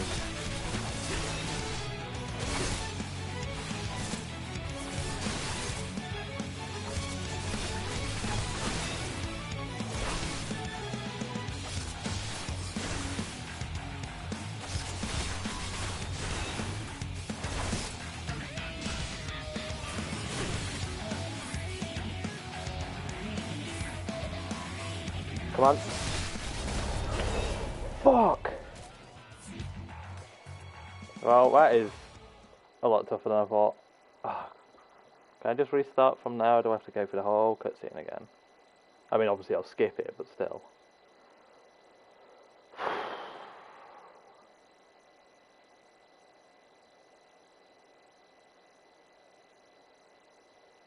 How did I pull both of them? Oh, well, now I gotta wait for the fucking quest giver to reappear. And of course it's Stoller. Yeah, no, I feel like I could have done that if I just had a bit, like, if I had pulled up one more medkit, I would have been fine. Yeah, I've already seen all this. But I was a moron and, like, didn't go searching enough. The timers made me panic. Yeah, I know, I need to get repeating items. I figured that out for myself.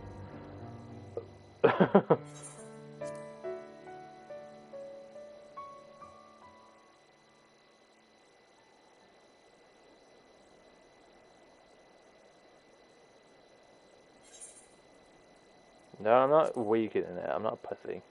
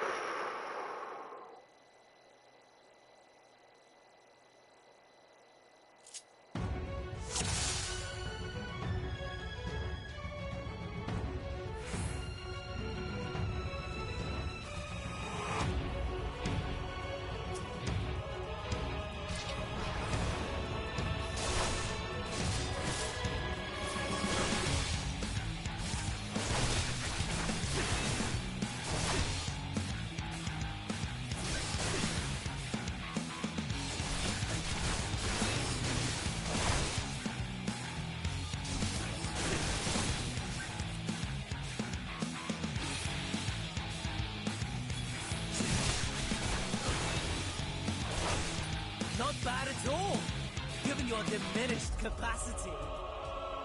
Nevertheless, 'twould perhaps be prudent to keep to the shadows, scurrying about like a rodent.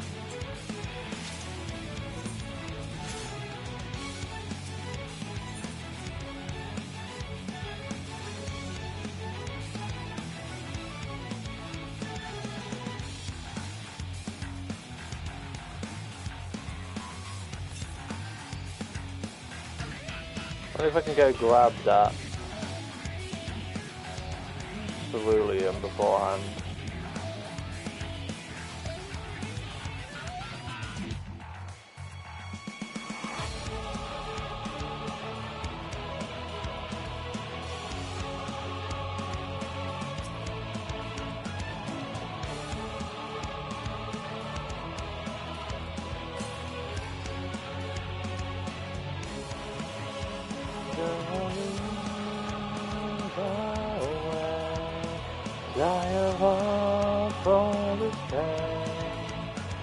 Don't be afraid to fall down. Ooh.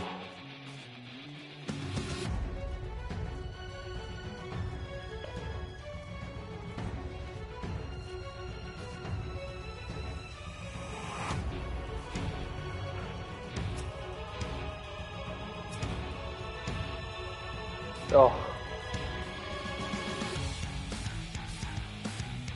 I really had hoped I could gather that like earlier.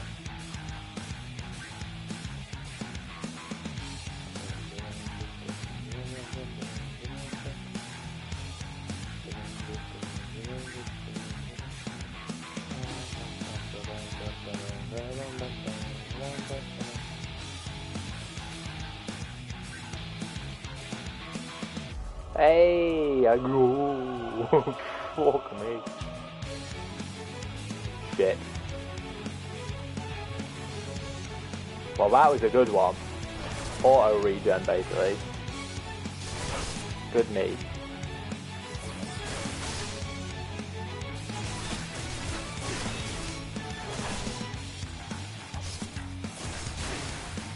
May not be much, but that's some natural regen now outside of combat.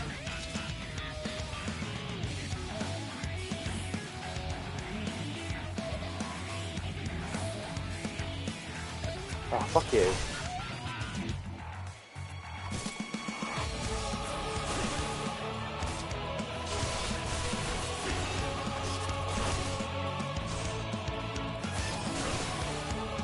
It annoys me that we don't even have like a storm.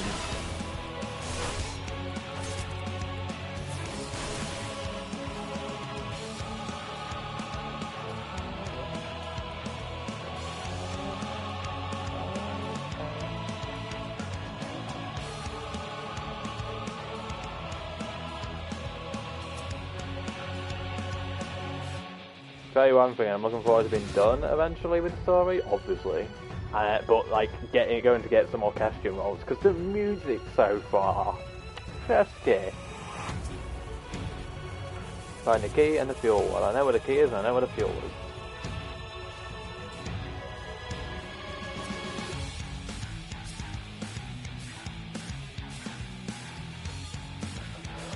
Oh, there's the key, mate.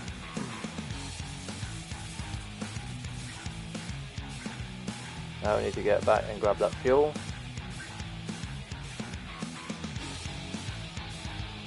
Thankfully, provided that I don't be a moron, should have an easy path back.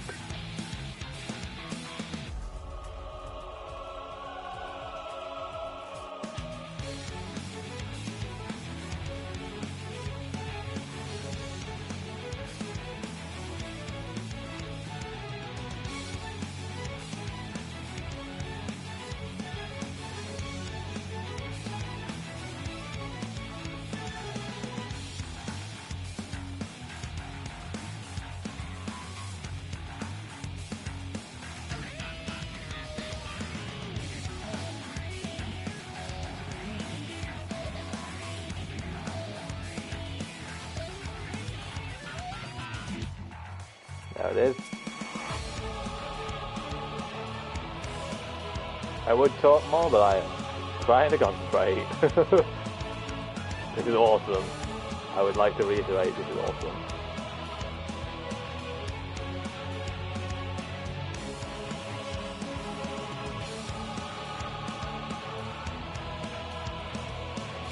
And this isn't even like the end cutscene, like, oh, how do you...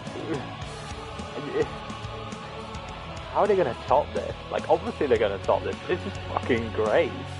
I know it's such a simple thing and people are probably like, what the fuck is he on about? Like, he's just playing an Imperial Soldier, but like, this is such a cool, like, narrative beat that we, you know, are having to deal with the fact that we're piss poor weak. How did I get past here? Why is there a clang to this wall?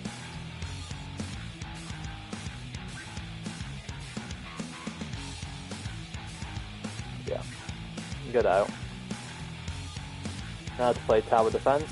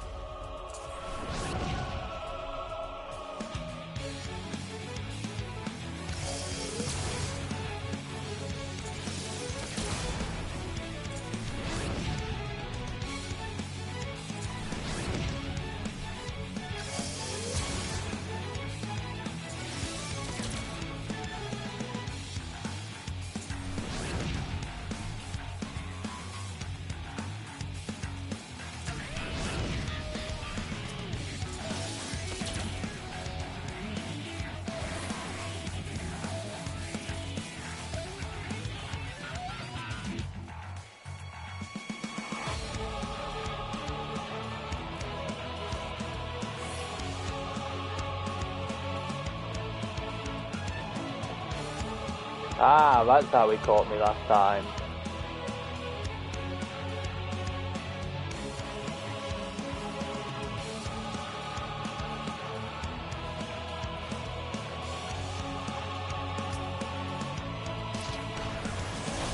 I like the little faces that they've added in as well.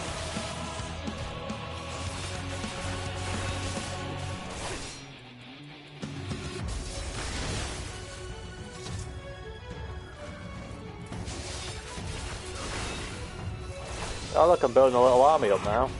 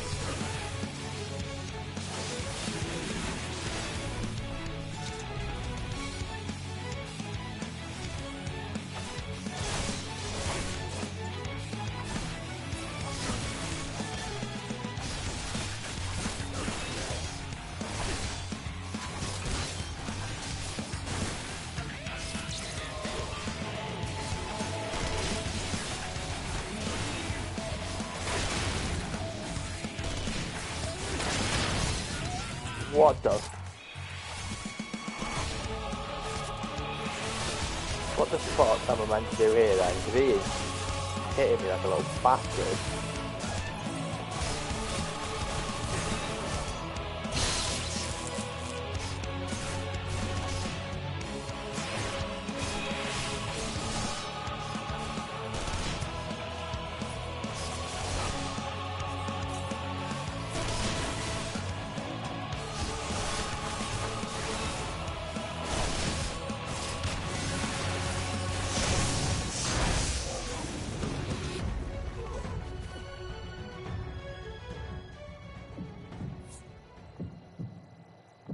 I failed then.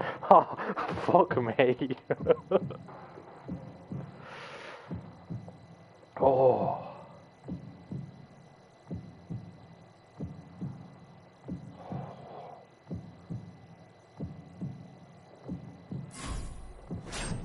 Oh.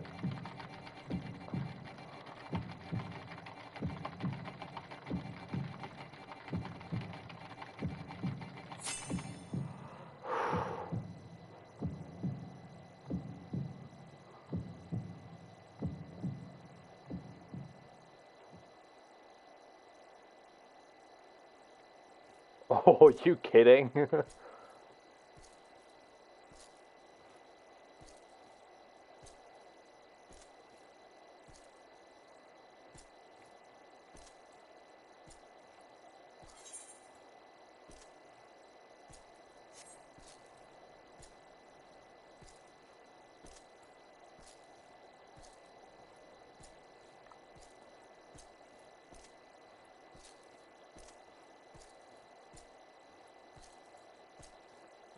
Get on it, unknown Imperial. You got this.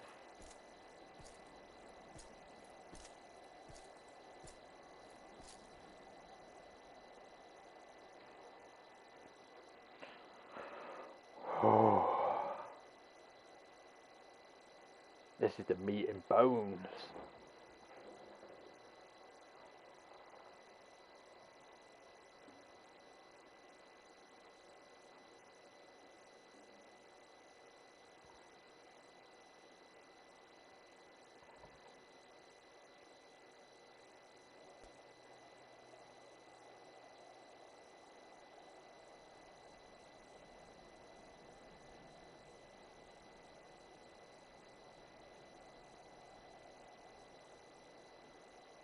It is a miracle we were able to restrain the Tempered without suffering casualties. A welcome one. Arun, Senna and the others have their hands full as it is. Thankfully there are enough scales for everyone. And what of Euless? His symptoms were particularly severe. They were, but others fared still worse, including some brought back from the Magna Glacius. As those in most desperate need take priority, it may be a while before he receives treatment. But rest assured that he will. In the meantime, we must find our missing friend. May the Fury guide you. And to find him, he'll find you, my friend.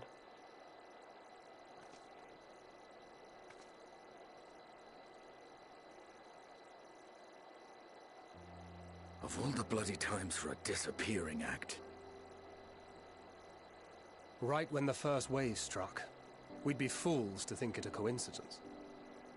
But where even to begin the search? No one saw her leave in the chaos, and we've no trail to follow. While I know full well she can handle herself, I worry all the same.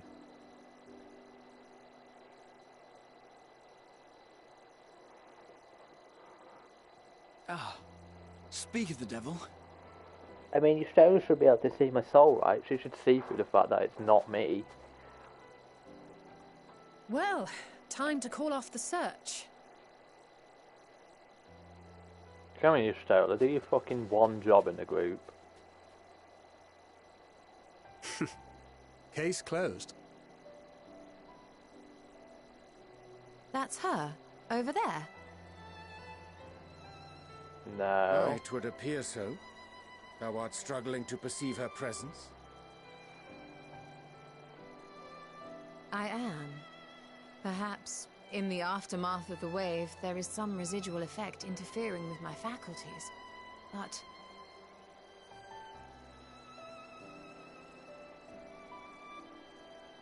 Where have you been?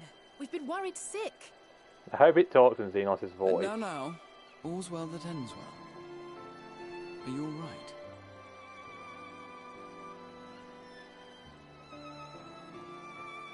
Are you all right?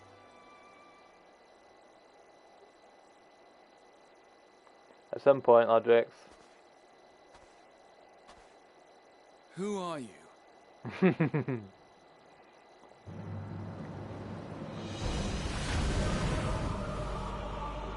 Oh, that's cool.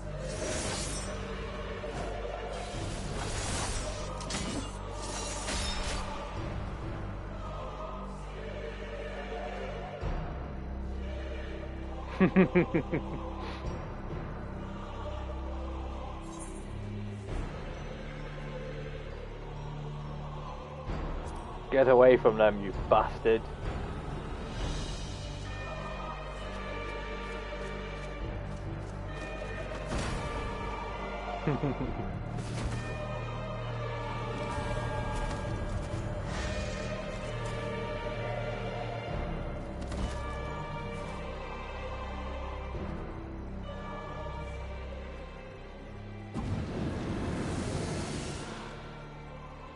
Sadly, that is all we have time for today.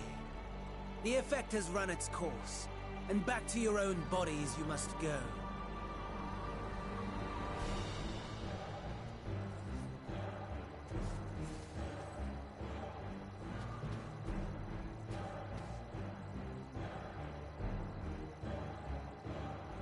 But where are my manners? You have all traveled so very far, and I've yet to pay my respects. Though in my defense, I was ill-prepared to receive so many uninvited guests. As such, preliminary entertainments were in order. A handful of tempered soldiers to hamper your progress. Refugees to command your attention while I siphon the ceruleum from the shadows. Particularly effective.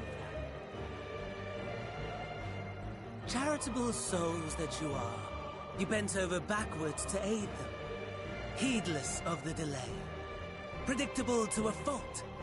And so my plan approaches completion unhindered. Anima will soon have absorbed the requisite amount of ether, and then shall come the spectacle to end all spectacles. The eldest and most powerful of primals will awaken, and all shall bear witness to the final days.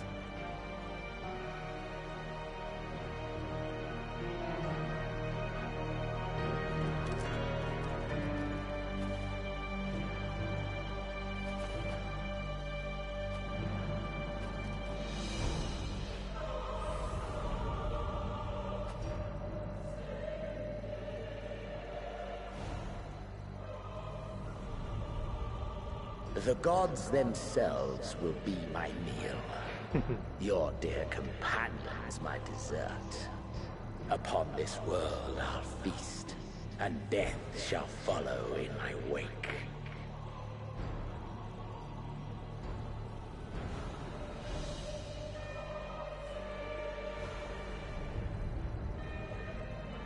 All your hate, all your rage, you will render unto me.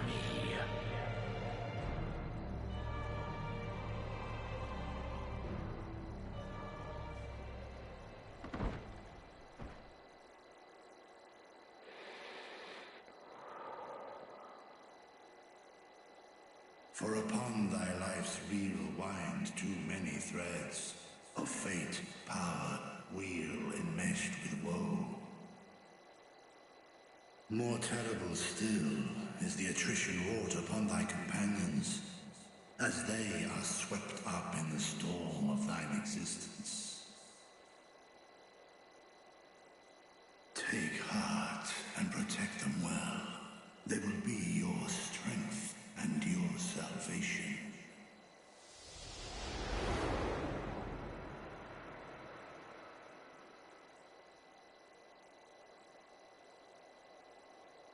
Thank goodness. She's awake.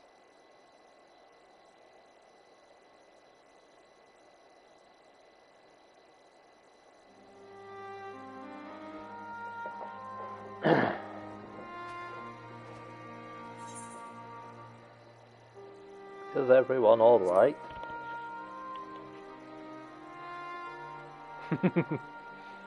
Perfectly fine, yes. I hope the same can be said of you.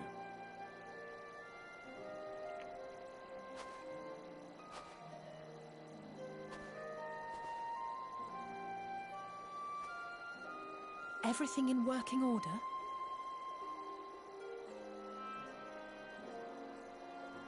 That's a relief. Oh, and before I forget, thanks for coming to our rescue.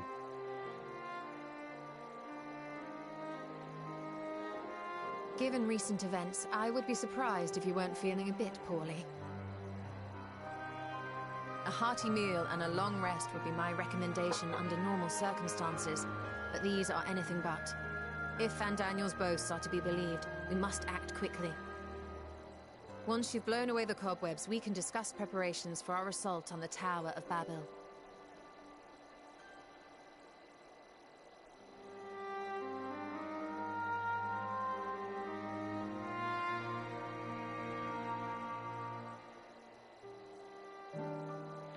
So that whole sequence was very good. I'm just going to quickly grab a pillow. I'm not actually going, don't worry.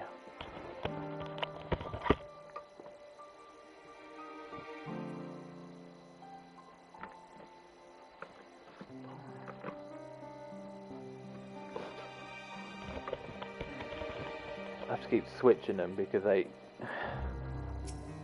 get shit. You're certain you're well. Nothing out of place, no missing bits. Good. Though I won't promise the same for Fandana and Xenos after I'm through with them. How much must these people suffer before they're satisfied?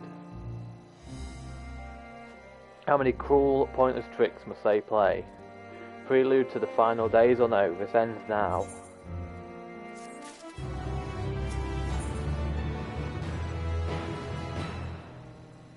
Let's fucking go, mate. Are you well enough to make your reports?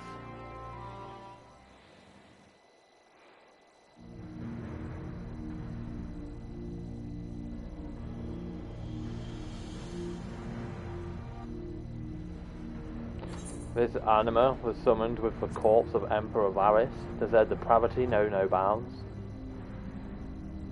It seems not. More to the point, we can surmise that wave of aether issued not from the Tower of Babel, but from the primal lurking within it. A primal whose cry rang rather more loudly in your ears than ours. If you were taken to the tower itself, and this proves beyond a shadow of doubt that it's the beating heart of the Telophoroid's machinations,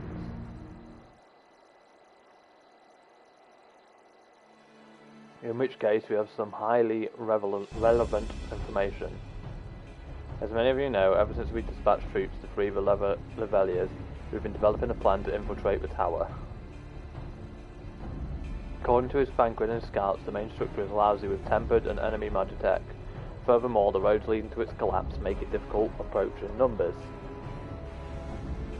First, we propose dividing our forces into two parties, one to distract and one to infiltrate. It's drink. The diversionary force will be comprised of the Ifgardian, Gridanian and Laminson delegations.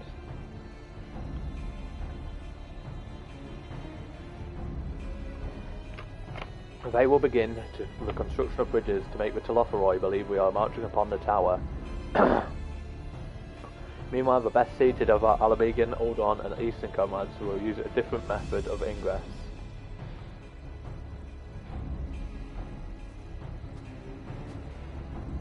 Look here. The facility marked in red is the Enceladium, a vast Magitech manufactory in ruins now, of course. The freight terminal connecting it to the erstwhile Imperial Palace remains intact. But the Telophoroid's attention is elsewhere, our infiltration force can use it to enter the tower undetected. Be aware, however, that the underground rail network remains very much operational. The Tempered are using it to bring supplies to the tower even now. If it can carry their material, it can carry us too, providing we sneak aboard unseen.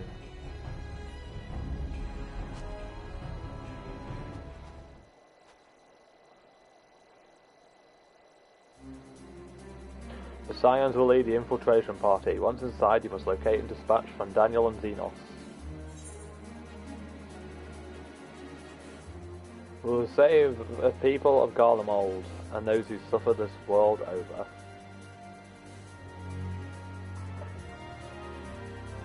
Aye, Julius and so many others have lost much to the Telophoroi. We shall ensure they lose no more.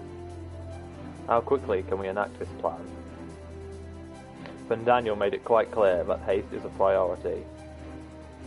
Of paramount concern even, assuming he didn't name the tower Babylon a whim.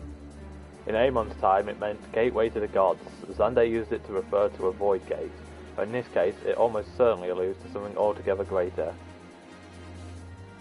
The eldest and most powerful of primals. All the more reason to enact now. The rest of the contingent is aware of the plan and are ready to move at a moment's notice. You are to proceed north to Forum Patterns. Lisa's group will meet you there. As ever, we are grateful for your foresight. This is the moment we've been waiting for. Spare no effort in your preparations.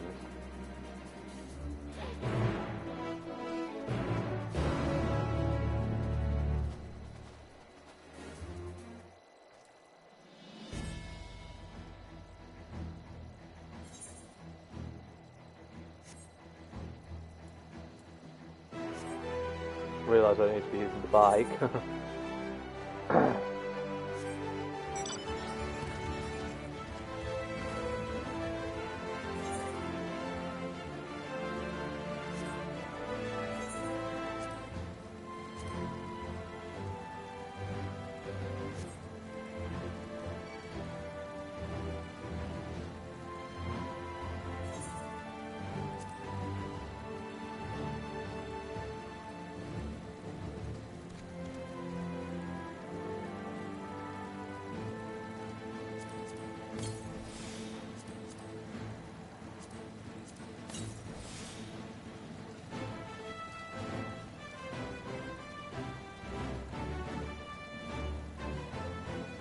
I got the music in the area has changed it just due to the fact that we're making a move.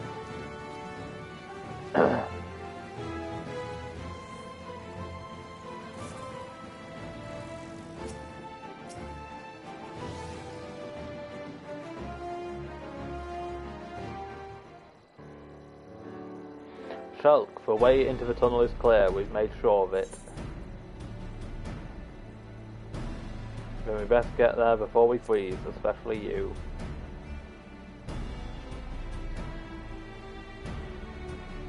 Oh, the shoe will be on the other foot once we're in. Believe you me, a good fight should warm us right up. Barely enough cloth to swaddle a newborn. There you have spent too long around this feral dog of a Defile. Watch your tongue, fool, lest I feed it to the crows. We will see you as the fool when you freeze to death. Expect me not to warm your ill-prepared hide. These furs are for myself and my Nana alone, should I be blessed to meet her this day. As if any woman of worth would wish to be warmed by you, little son. Should we find such a warrior within, she will bask in my glorious flame.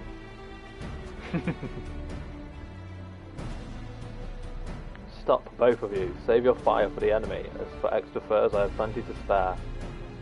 As do we.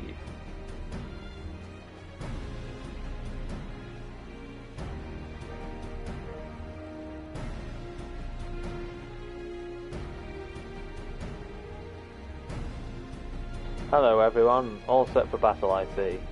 Yes, free of unnecessary encumbrances. If rather more susceptible to the cold, let us review our strategy quickly if you don't mind. Pippin's group has gone ahead to the Encaladum. We are to meet them there. We wait until the Tempest's attention is drawn to our diversionary force, then we sneak onto the train. Next stop, the Tower of Babel. If any, Tempest included, are injured, we Zayla will tend to them. You Signs must press on no matter what.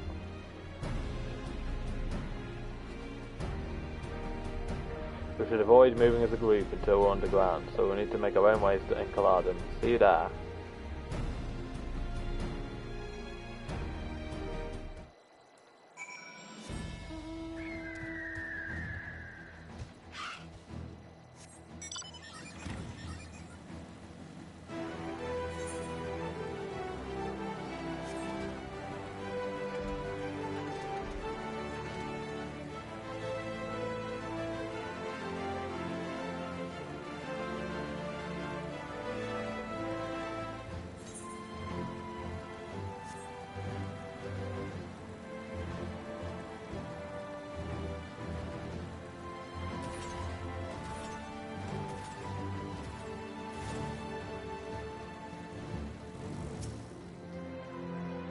Hail, it's good to see you, Shulk. We heard that you collapsed, but were given only the most cursory explanation. I'm glad you recovered and quickly enough to take part in the operation at that. As you will have heard, we've secured the way in. Some few are to remain behind to keep your escape route clear. Our comrades from Lentis Tears will lead the way into the station. I'll join you soon.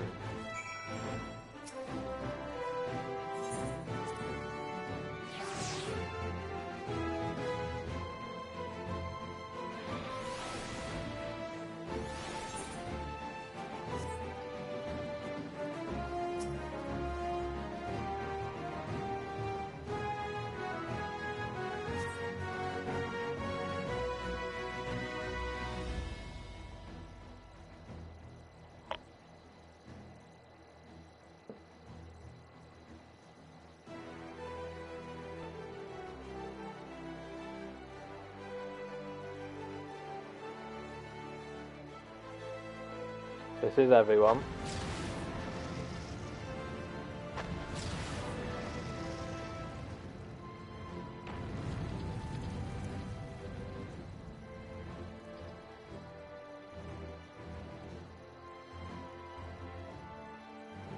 Consider the enemy well and truly distracted. Time to go. Our primary objective, of course, the Telephorod's leaders. But should we be presented with an opportunity to vanquish Anima, we must seize it. If it is indeed the force behind the towers, destroying it will deliver our enemies from the Telephorid reign.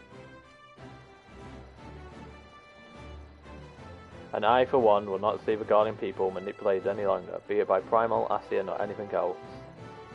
Yeah, there's been enough of that. We came to help the people of Garlemald, and that's what we're going to do, together. Till the very end. Train should be along any moment now. Prepare to board, everyone.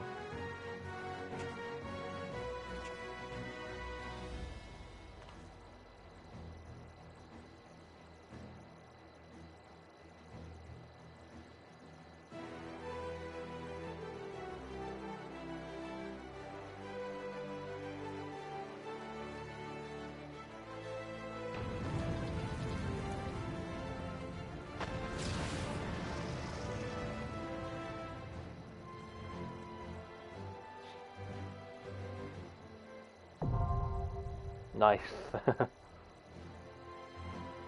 Just time.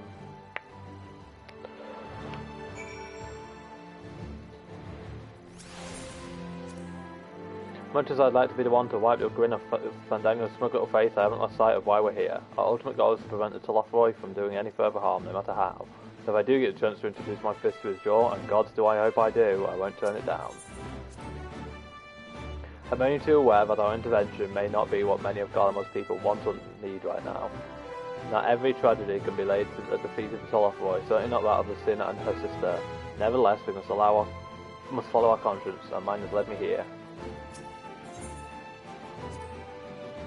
When Xenos murdered Varys, Gaius was upon him in an instant. Seldom have I seen such fury. I won't pretend to know the bond they shared, but pain, fear, rage, I know them well. I know what can drive a man to drown in them. Though his homeland maybe have wished for his blade, my lance will roar in its stead.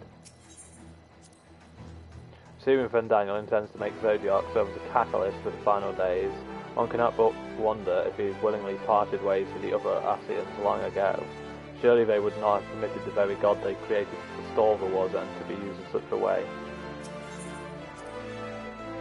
If Fandaniel truly is a mon, to create a gate through which a primal may pass will not be beyond him. From what I gather, he was utterly brilliant and utterly mad. It is no meagre delight to watch Oliver and Alphino grow more resolute in mind and heart. And remarkable though their accomplishments may be, I doubt not that they are destined for still greater things. Grant them thy protection, Master Louis Soir, I implore thee. We were only able to sustain that the tunnels connect to the tower. I fear I have little to offer as the details of the interior or present situation therein. If Fandaniel is to be believed, we don't have the luxury of time to scout ahead, so we'll have to trust in your instincts. They served us well enough thus far.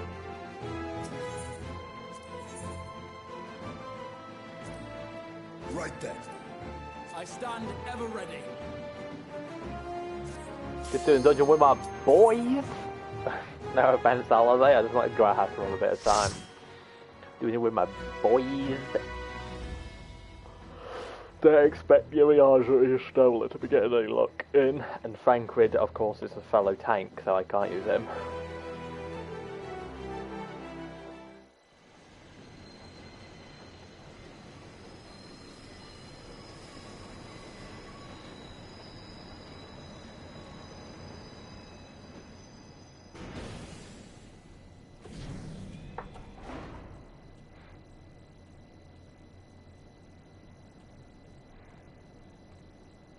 Now or never.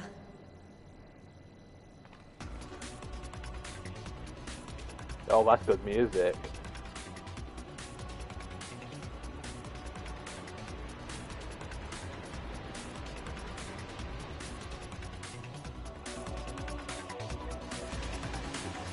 Oh yeah, I can get into that.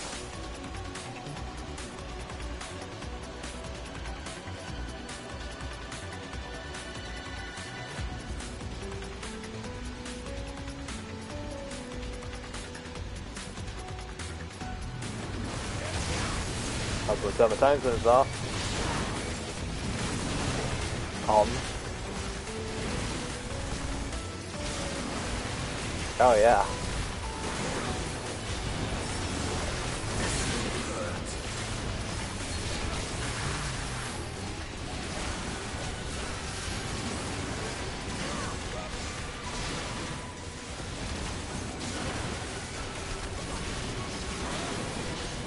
Go time, baby.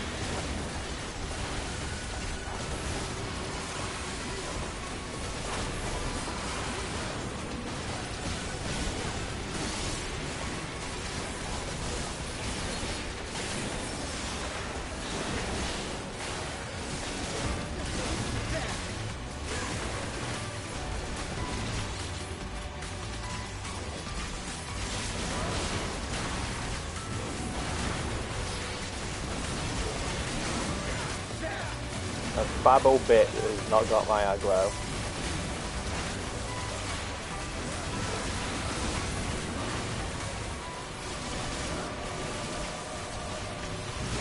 I like that the as in step spot are helping us here.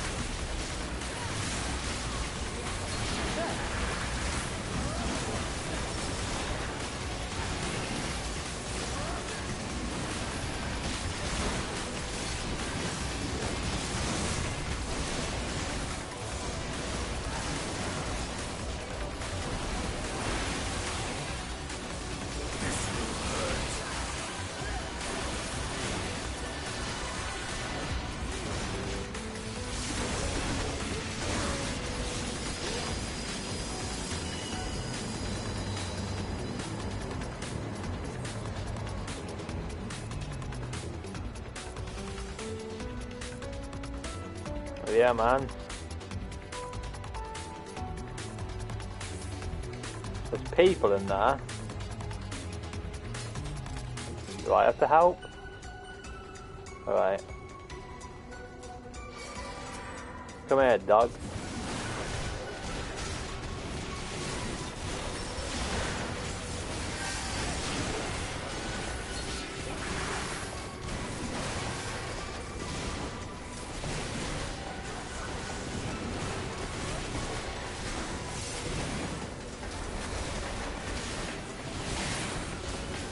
Oh, I really need it all over me.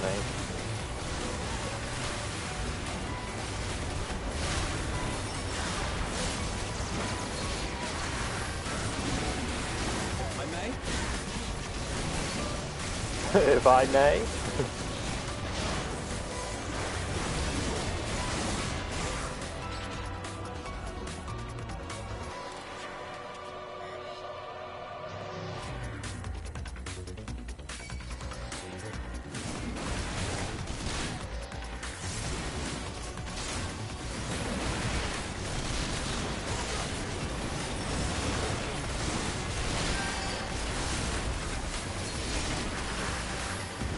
Not much to be said right now. Mob fights are mob fights.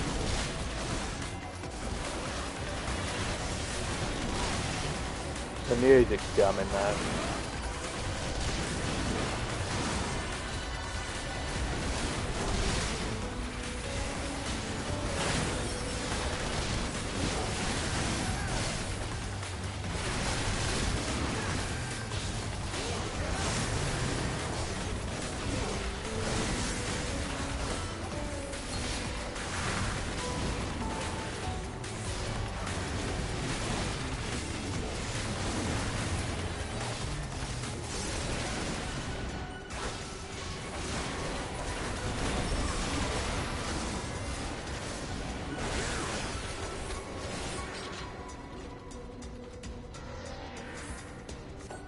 What the fuck?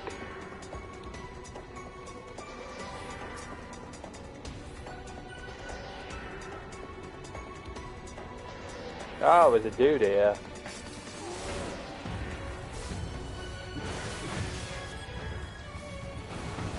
What am I doing here? Brilliant.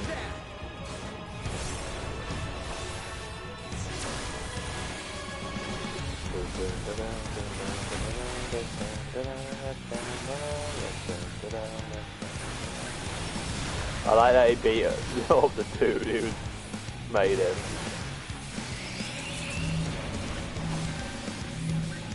Right, so if I'm plus, I want to be in, right? Oh.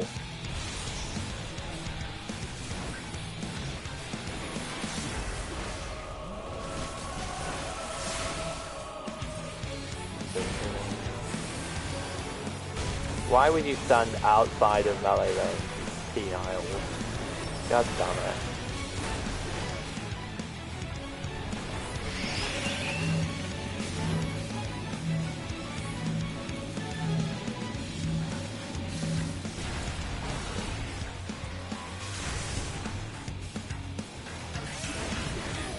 Hold still.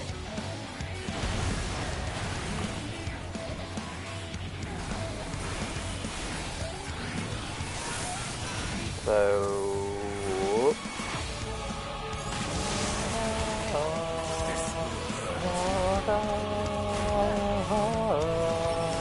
I really won't be afraid for the hand.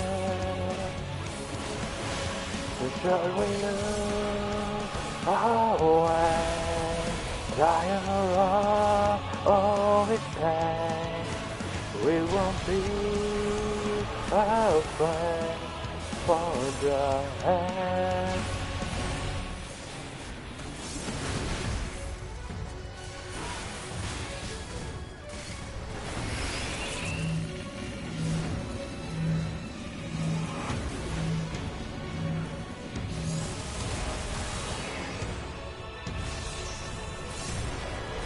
Oh. Hi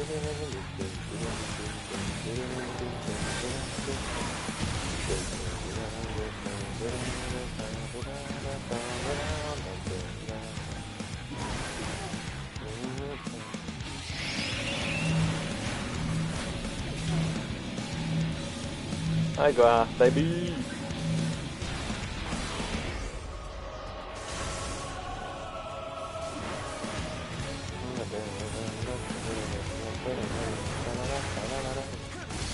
Sorry.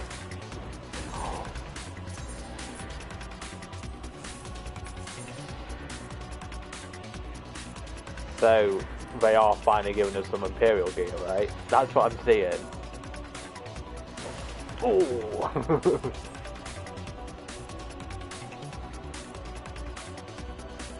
Yeah, boy.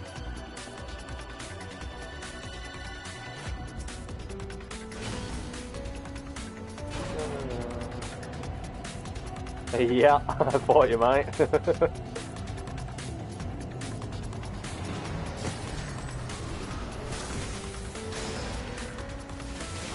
Ah.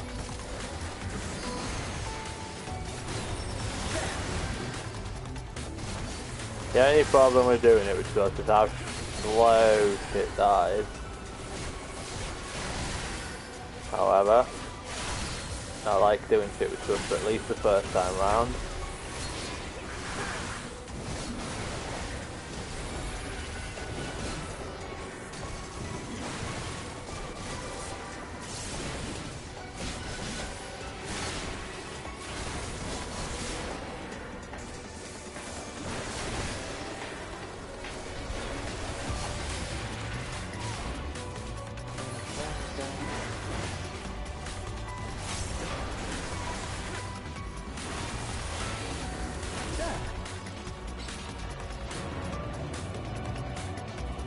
Who's on that today?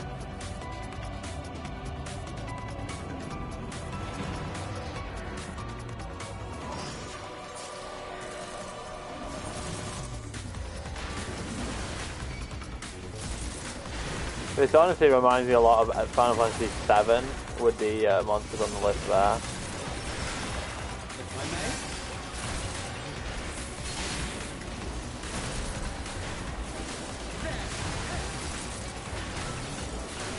This guy had to use an AoE attack. He knows that the AI don't usually do that, right? You underestimate me!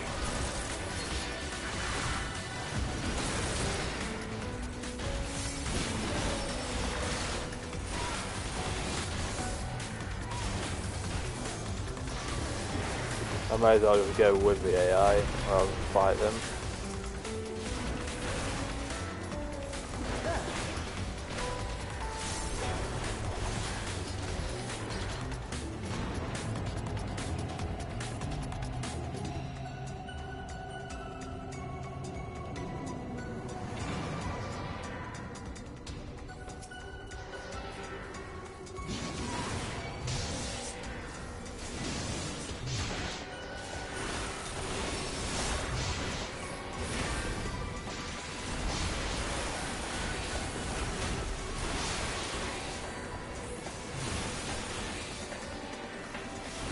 So happy that Onslaught no longer requires and Upheaval, to be fair, no longer requires you bar. Because it's like there's no real point to use Upheaval if you can use Spell Cleave. I mean, it's still party rotation, don't get me wrong, I knew how to do my rotation proper, but like, it just felt like a waste.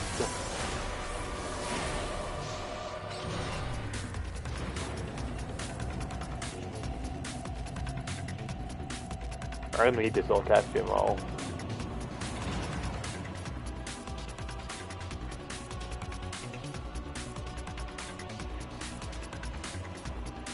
This game needs to give me this orchestral roll. Like now. Oops, chest. But what item level is this gear? 530. Still not better for me. It's a bit annoying. No point in pulling more than one group because these guys don't duo.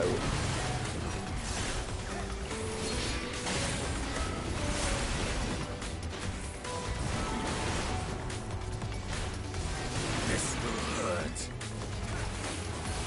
You cannot stop us.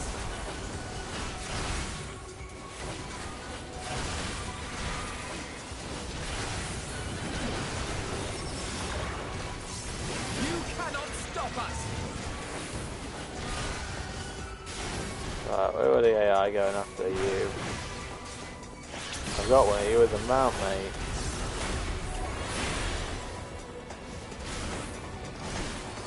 You underestimate me.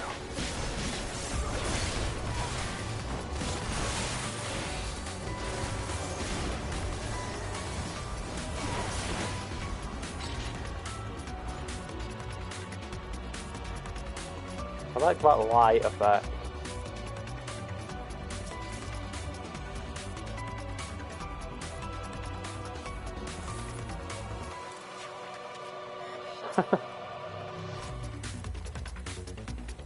Here comes boss fight. Allow me. Oh, let's just do some earlier, I swear. Right, what are you doing? I don't trust.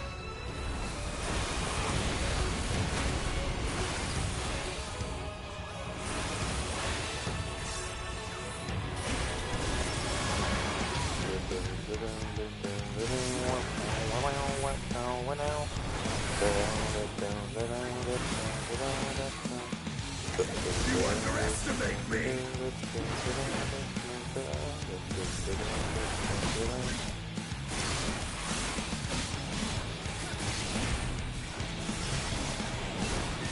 Oh.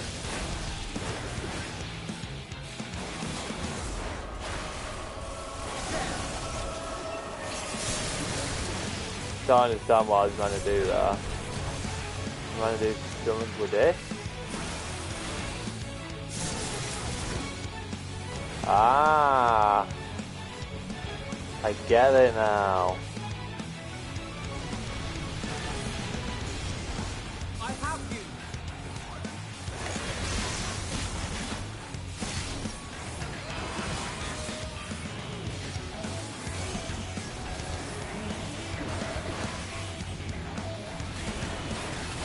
Let's just ignore that ever happened.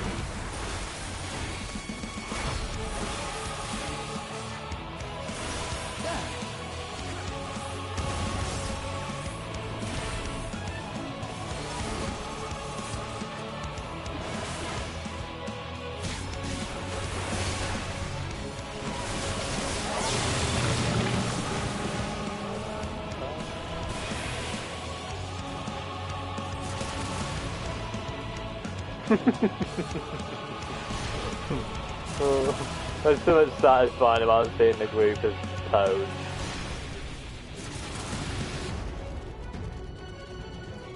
Don't know what it is, but it's fucking great.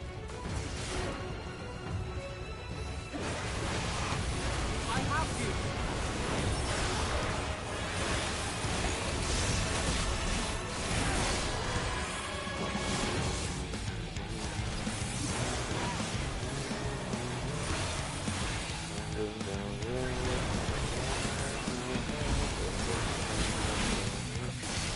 Oh. Oh, my mouse is getting a bit too far.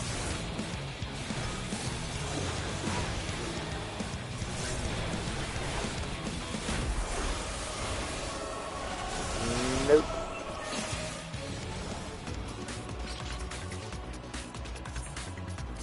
How do those gloves look? Ah, they're dyeable as well. How do they dye? That's a good question. I actually like that.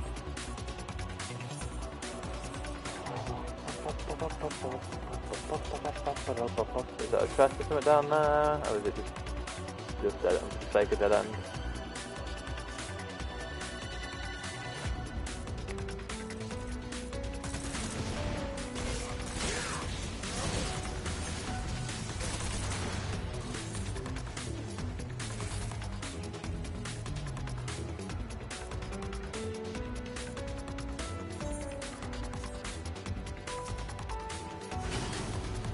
Oh look, it's the phone room.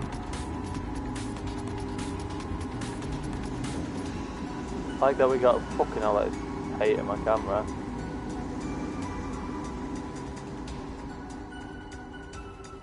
I like that we got a little witness of the phone room.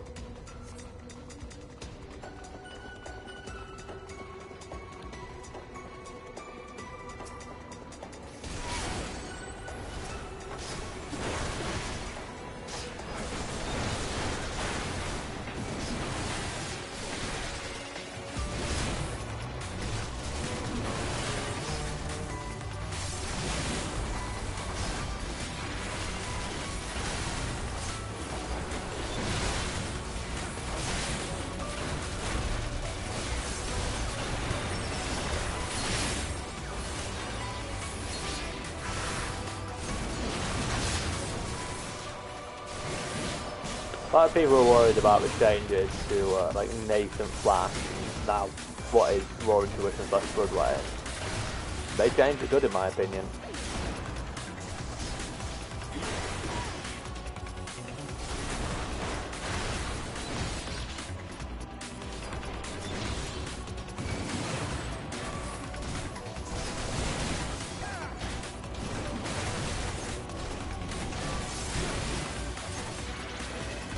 Don't like Anima at the end now. I hope he isn't the final boss of the dungeon. I was really hoping for him to be a trial.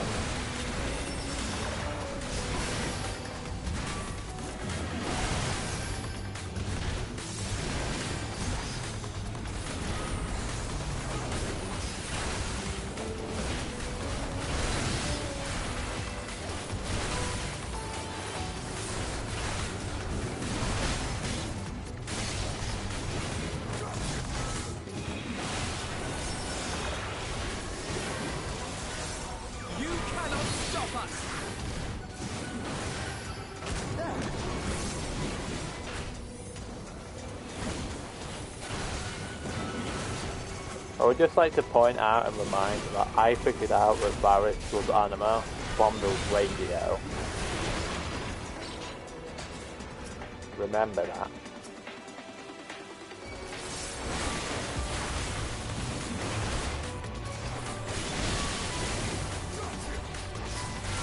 I hope I get the tank chest.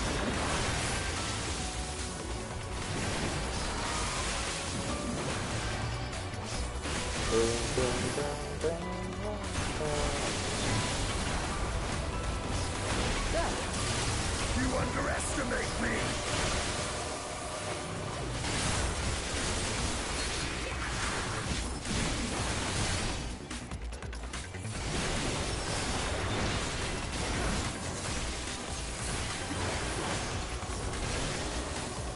This occurred to me, imagine being the first person in the world to get to the end of the story, and there's a trial at the end of the story, and then you need 7 other people to actually finish the story.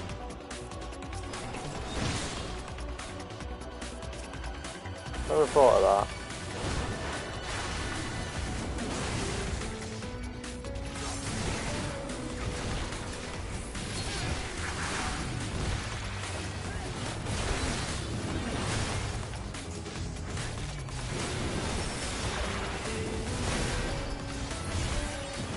A little bit of food for thought, that is.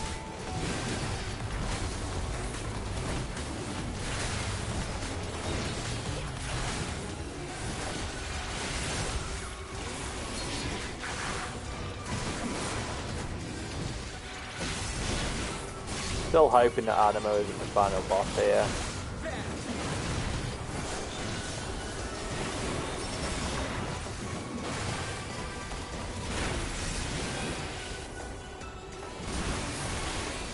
I see that the AI are focusing on this, so I will quickly focus on this, so they can focus on the other enemies. There we go.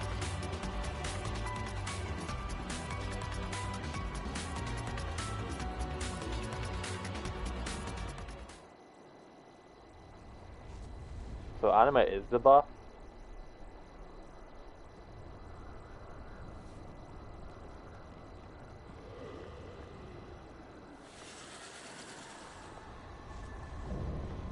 I mean, I'm happy he's in the game, but I expect him to be a trial.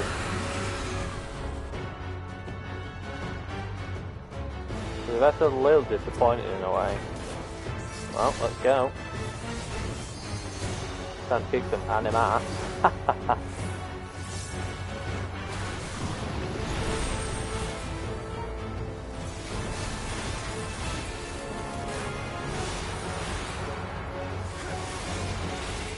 Surely, yeah, I was gonna say. Well, I have to like, no. Why are we moving? Where are we going? Right.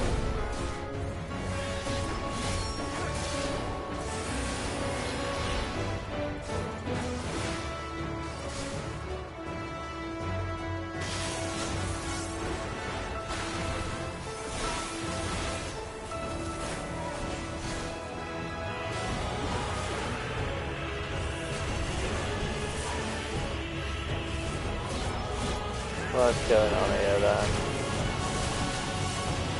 Oh, I need to move out of that. That's what's going on. Ooh. I need to keep moving by the looks of it. Ooh.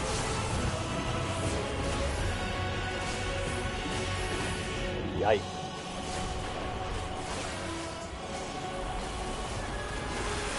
I mean, I'm glad that I was able to figure out that anima was valid. There's my victory.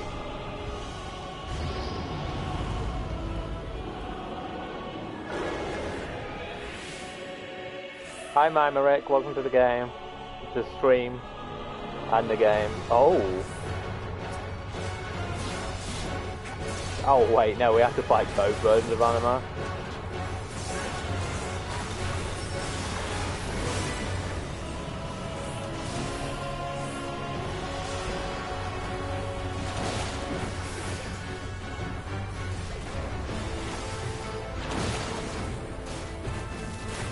These are going off first, right? And then I just have to move that.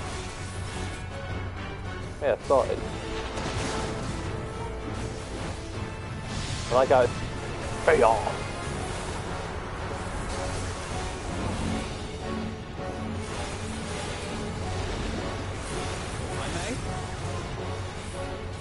If I may.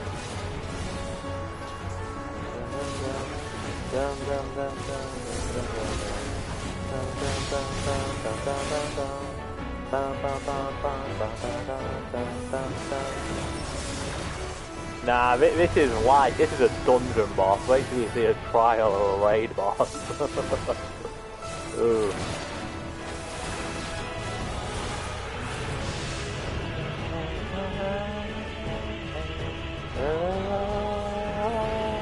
There we go. Punch, punch, punch. Punch, punch, punch, punch, punch, punch, punch. Great attack.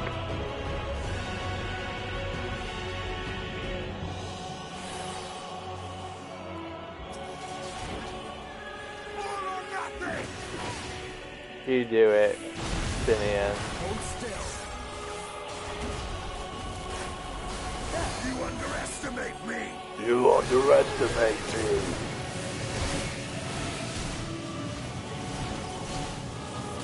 Sinian needs to use limit break. Or grab I can, okay.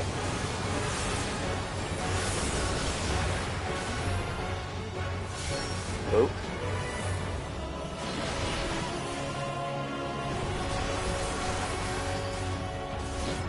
I'm so confused that this isn't a trial.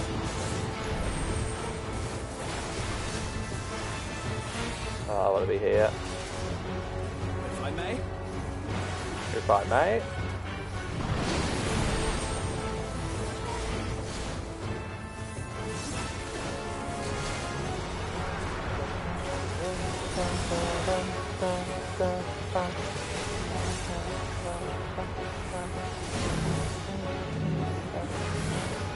This will hurt.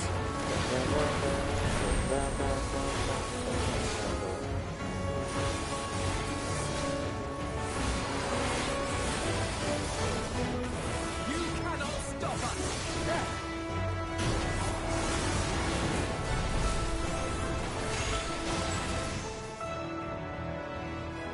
Hey, level up as well.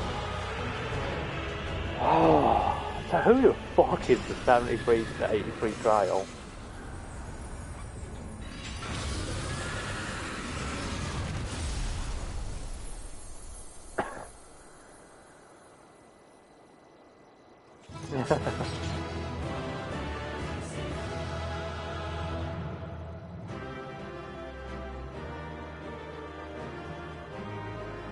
Oh yeah, coming in to claim the victory after I've already won. But they'll be like, we did that together, friendship. Ooh, I finally get this view. Oh, I love that. What piece of gear did I get? Spending. They're pretty good actually, I like them. Well, I'll be going to that dungeon at some point. Cutscene time.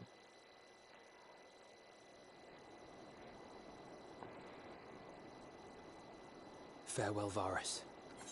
May the gods have mercy on your soul.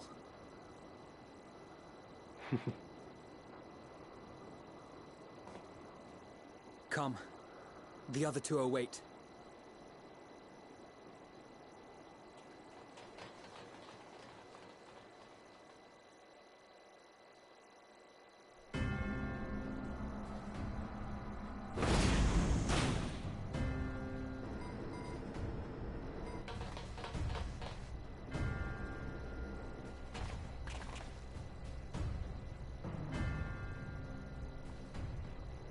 This madness ends here.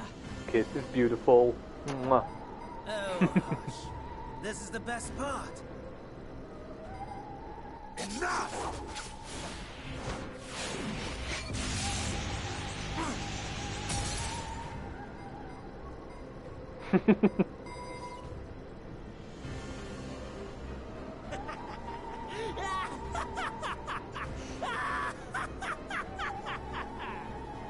What the fuck is that laugh?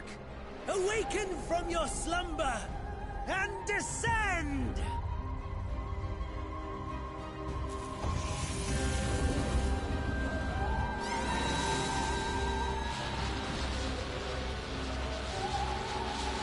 Some manner of magical defense?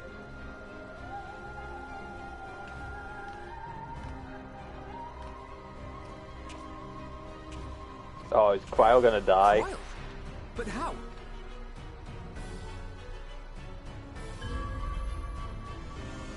The shackles that bind my adversary will not be so easily broken.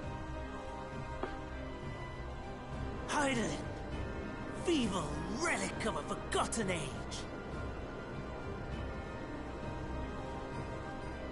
Hark, victory is mine.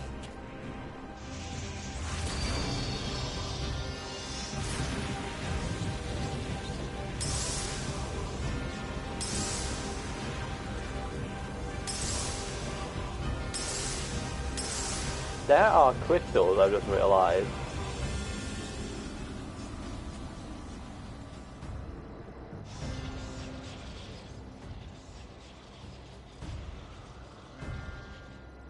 No more ether. And I was so I feel like Fandaniel's going to give himself up to act as Aether for it. My lord, a slight change of plans. We shall travel to the moon and break this wretched barrier ourselves. Whatever it takes.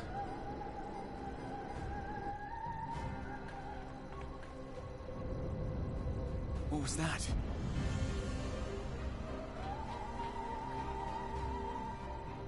The final order issued by Anima to the Tempered Thralls. Should the Empire fall, the world must share her fate. Of course. Father lacked the conviction to give such a command. The abomination born of his flesh was but a puppet, and I the puppeteer. You madman, you monster! There's a funny joy in watching your flailing attempts to fight the inevitable. You're all going to die, and they're powerless to prevent it.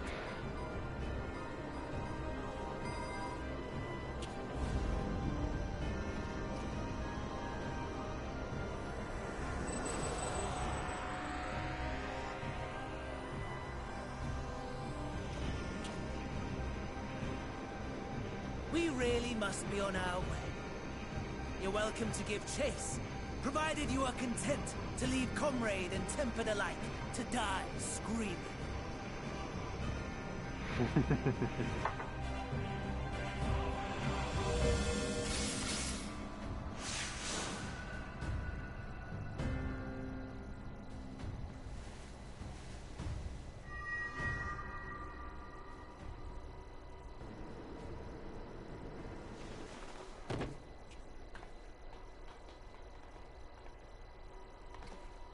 I have asked too much of this child.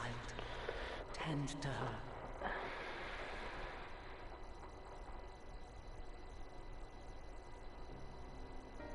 The last brand at Mare Lamentorum is yet unbroken. Zodiac remains bound.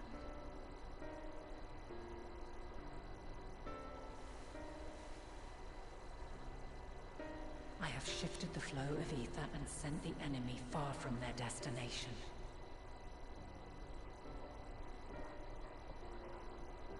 Now, I shall divert it once more. An ally awaits, and I will deliver you unto him. Seek his aid. Restore the seal. Zodiac must not be set free.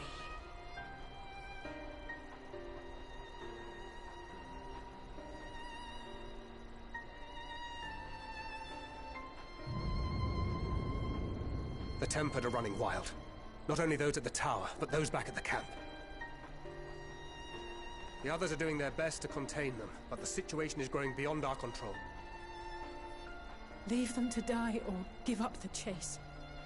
Just like Van Daniel said.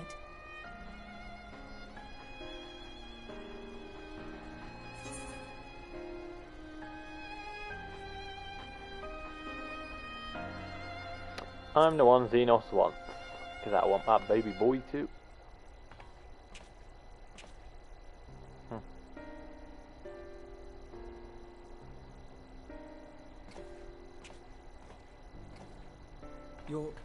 You're going alone?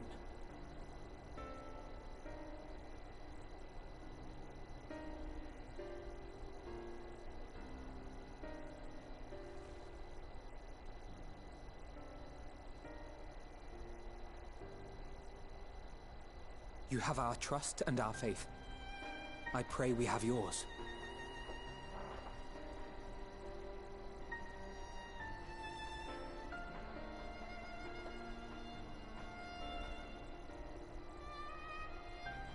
Our friends in the Tempered need our help. We will save as many as we can, I swear. Once we have matters well in hand, we'll join you on the moon. Until then, be careful. There's no telling what you'll find.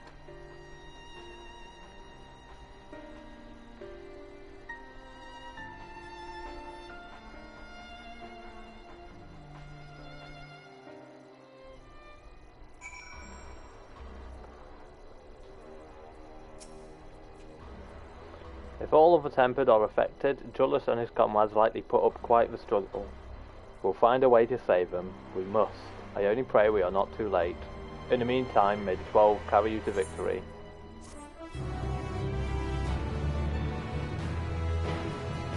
We may now enter the Tower of Babel.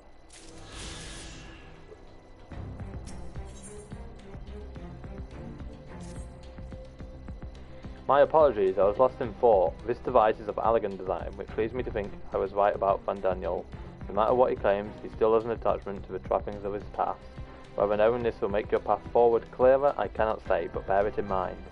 But let us turn the task at hand, as Hyden said, to the flow of Aether will transport you to Mare Lamentorum. We must hope this ally of hers can provide you with the necessary assistance to restore the seal before Xenos and Van Daniel arrive to stop you. Seems we are ever one step behind, but I have faith that you will make up the difference. Know that whatever awaits, our prayers are with you. Now go beyond the sky. I mean, I kind of wanted to get flying in Garlemald sorted first. But I'll go grab the...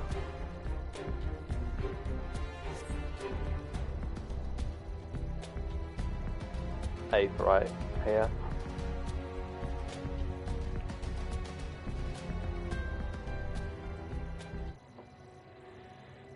Long, long before Dalamud was forged to imprison an Elder Primal, the eldest of them all, savior of the star, was sealed within a moon of his own.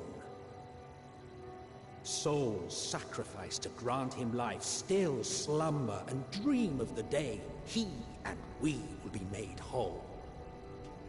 Here he waits, in this cold, barren place, his cradle and his grave. Silent lamentations and prayers of hope echo soundlessly to a sundered star, adrift and alone. That is a cool sight.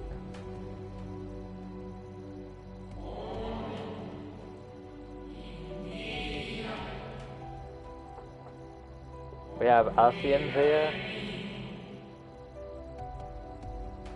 Well, ancient, should I say.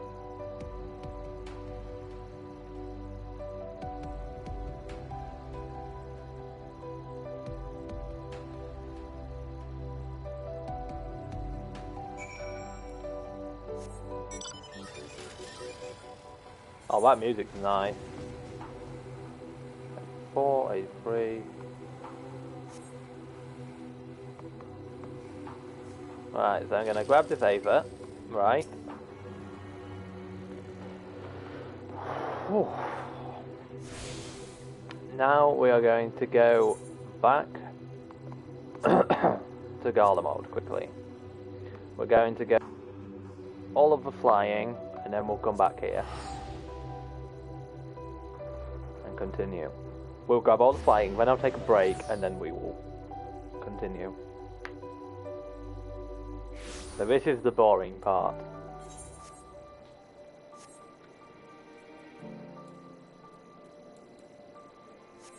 The east, right. We'll pick up all these side quests at once, and then there's one over there as well to go grab after.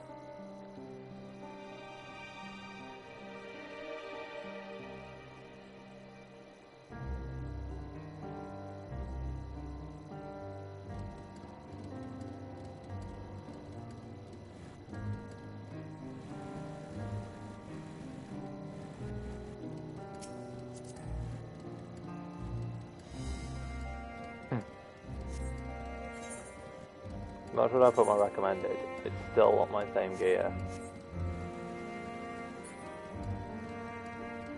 Forky now, that took a while to load in. Well, now there's a sight that warms the heart. I never thought I'd have the honour to meet a hero of your pedigree, let alone beg your aid. You see, I've got a shipment of supplies to send down to Tapper's Den, and having someone who knows the lay of the land by my side would go a long way to ensure its safe delivery. I'd defend it myself, but I have to carry the bloody thing. Be so kind as to escort me, I assure you I'll make it worth your while. Well then, I'll be waiting outside the gates of the camp. Come meet me when you're ready, but don't take too long, monsters abound in these parts. We'll pick all of them up that are here.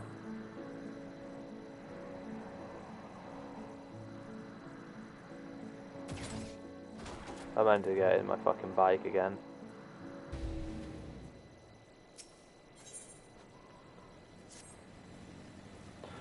Just who I was looking for. Allow me to introduce myself. I am Remenal of Ishgard. I've been put in charge of our arrangement with Tapper's Den, you see. However, the very first Tappers to come bearing Ceridium have asked quite a lot of us, if I do say so. They wish for our help in getting Juturna Platform G up and running. The very same platform that's at the head of the Imperial's primary energy pipeline. What's more, he's a Guardian. I was convinced the only engineers left in Tapper's Den were from conquered territories. In any case, I'm not qualified to judge the motives of a man. I'd feel much more at ease if I had someone of your experiences help and make the call. Thank you for your willingness to assist. Let's go and speak with the Tapper in question then. He's a man by the name of Appius. And there's another one to grab here. I've just realised I didn't get on my bike again.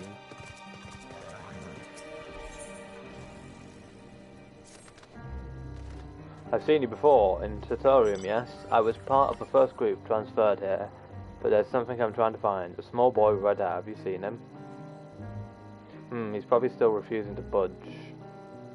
Oh, my apologies. Allow me to introduce myself. I'm Gala, 1st Legion. I've been doing what I can for the refugees, so I suppose I'm one myself.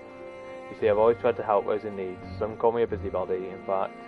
Before joining the military, I was a member of the Vigilers Urbani, and it was our duty to keep the citizenry safe. Old habits die hard, though, which is why I'm determined to look after that lad. He's been separated from his parents in the chaos, but he won't leave the station without them. Thing is, that's no place for a child his age to be fending for himself. You've seen the conditions there. He needs food and warmth, which you and yours have been kind enough to offer. I should go back to the station and to try persuading him to join your camp. Could I trouble you to accompany me? It will do him good to see you're not the monster he probably thinks you are. Thank you. Well, no time like the present.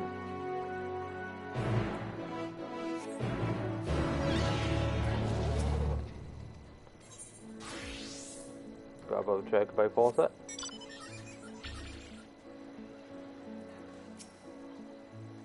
I suppose you must be friend Riminol wanted to fetch. Oof.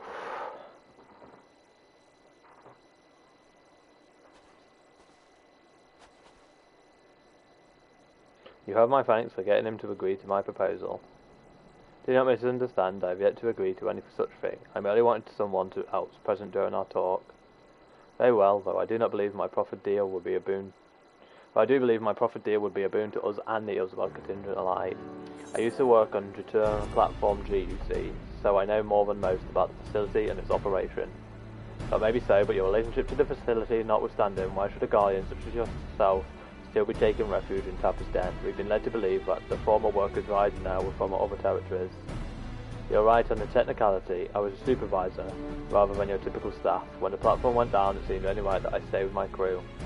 I always thought we were close, but living alongside them in Tapper's Den has made me realise that I took them and their skills for granted, and that's to say nothing of the blind eye I turned to their struggles.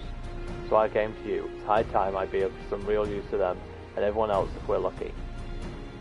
If we manage to get the platform back in working order, it will dramatically increase our capacity to pump and refine cerulean for everyone in the region.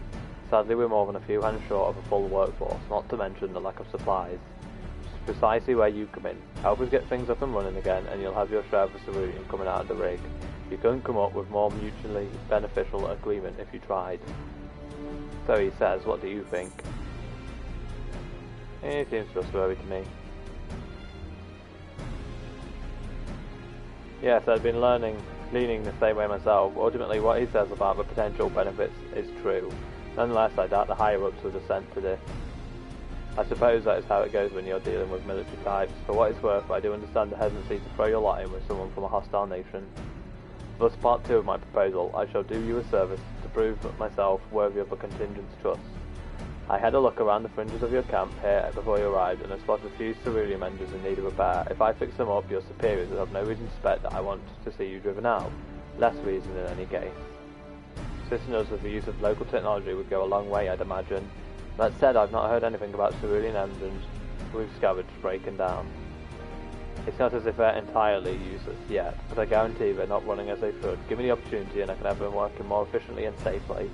You're welcome to accompany me while I do so. That way you can ensure that I don't do anything suspect, and then vouch for me with your superiors. I've no objections, I trust you will sense anything amiss. Let us begin with a proper inspection then. We can get to work as soon as you're ready, Shulk.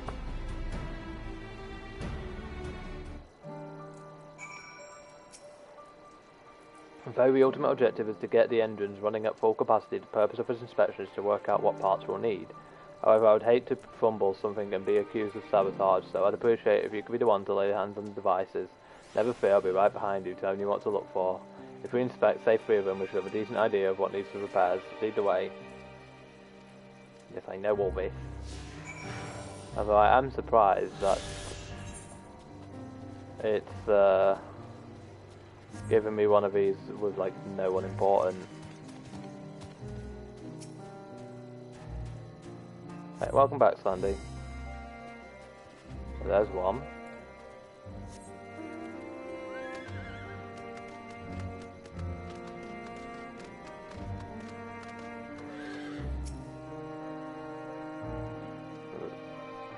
Oh, bugger.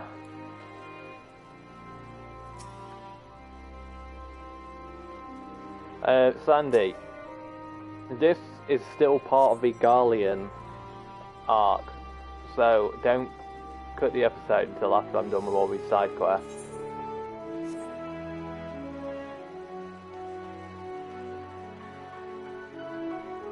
Because this is me getting flying in Gala mode, because obviously you know how I play, I get them in each area. I just didn't want you cutting this.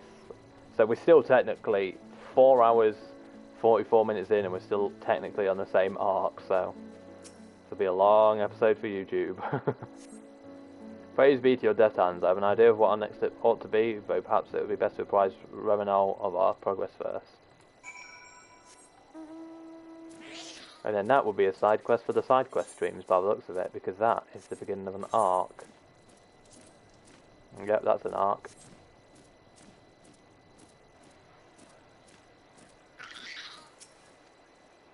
Happiest is yet to arrive. Oh my god.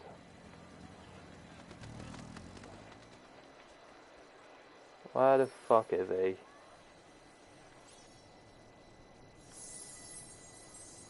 Why did I even leave him?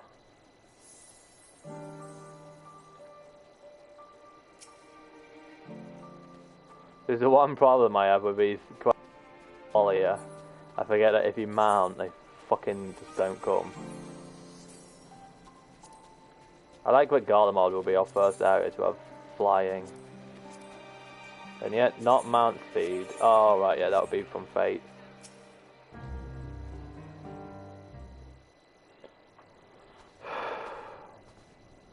How are our engines? Alas, I fear that each of those we examined are guaranteed to break down sooner or later should you continue using them in their current state. Surely you jest. I swear on my integrity as an engineer, you are in dire need of instruction in the proper operation of ceruleum engines. You saw the little lamp light up when you touch the switch, correct, but only illuminates when there is an issue with the engine. They were switched off for want of fuel when a settlement was abandoned, no doubt, which prevented them burning out, only to let them freeze solid instead ere you'll not return them on. From the state they're in, I can only assume it didn't occur to you to warm them up first. I notice you have heating technology of your own, but it will do you no good should the engines depower and break. Now will it? Now will it? You have nothing to lose and everything to gain from my assistance. I'm a machinist from frozen climes myself, and what you say sounds plausible enough. Very well, on behalf of the camp, I formally ask you to repair the ceruleum engines. I suppose that means I will be taking responsibility if anything goes wrong, so you may as well use your own two hands this time. That's the spirit, I knew you'd come round.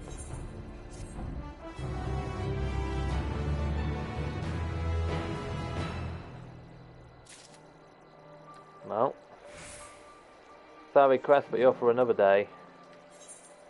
For now, northeast.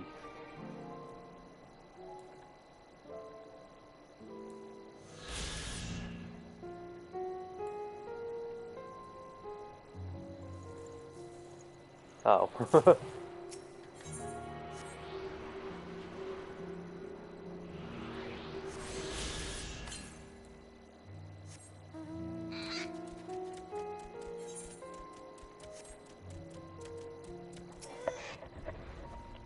There you are, I knew you'd have the hearts to help us all in need. Commissioning officer is unaccompanied. Oh, fuck me.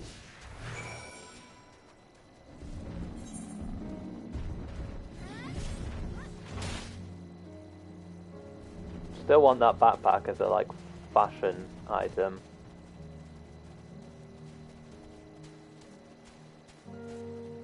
She's walking on my anteater.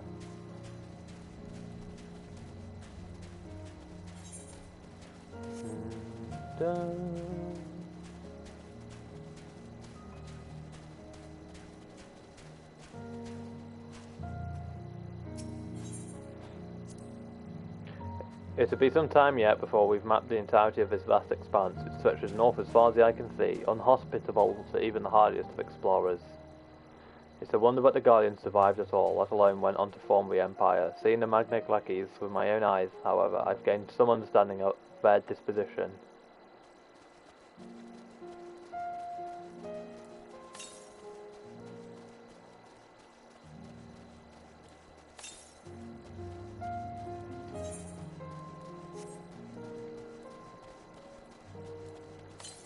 Oh, it's southwest I'm going, that's my fault. Oh, free sprints too. So they can sprint, but they won't like mount up. Can't they have mounts as well? That would make this all easier. This is only hearsay, but I've been told those masses are formed when cerulean bursts forth from the earth and comes into contact with surrounding water, freezing instantly and capturing that moment of violence forevermore. The water mixed in prevents the cerulean from being set aflame, so we can't use it as fuel without refinement. The amount of cerulean you get after all that work is barely worth the trouble. Pure cerulean is wrested straight from the earth. That's what those rigs you see off in the distance are doing, or so I've heard.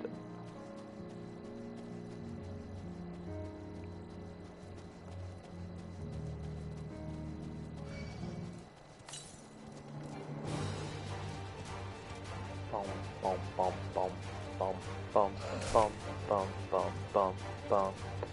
Are you still following me, mate? Here we are, safe and sound. I couldn't have done it without you, friend. Now all that's left is to deliver goods. Let's enter those caves and get some shelter from these freezing winds, eh?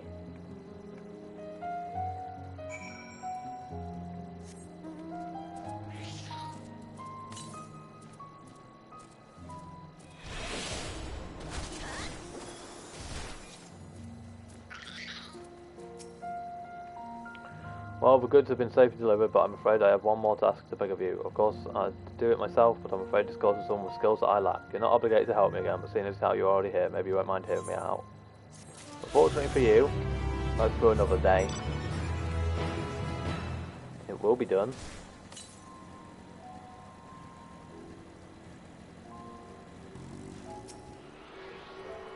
How is...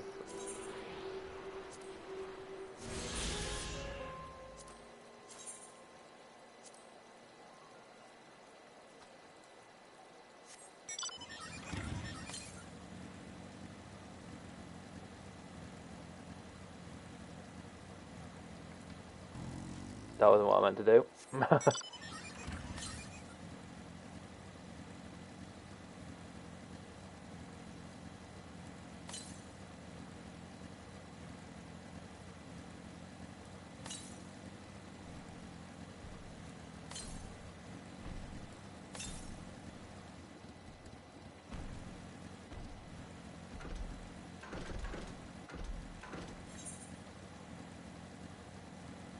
I'm assuming I've got to go all this way to go back that way.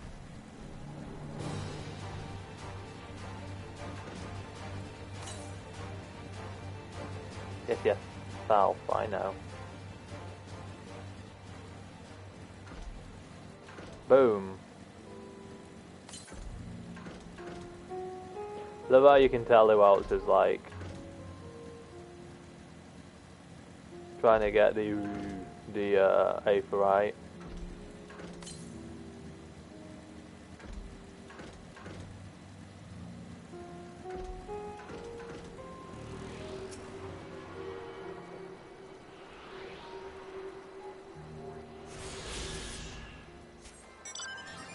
Alright, that's 4 out of 10, northwest.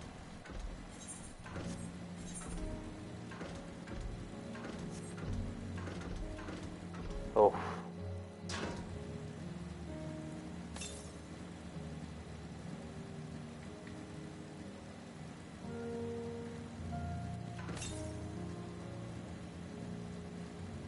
Just enjoy the chill music. Slandy, art thou still here? West. I'm going to assume it's somewhere on here.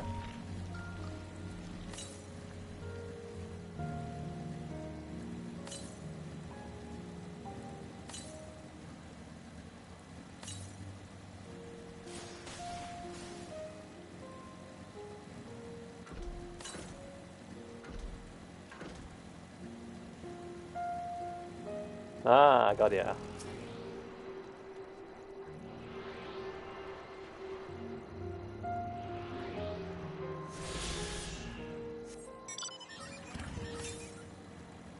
North. How many is that now? 1, 2, 3, 4, 5. Northeast is that way. Oh, I see it.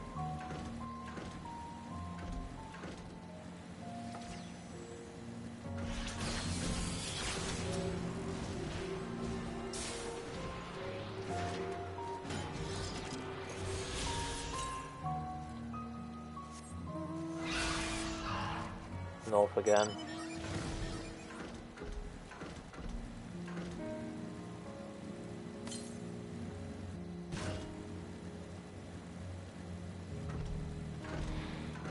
I actually really like this city.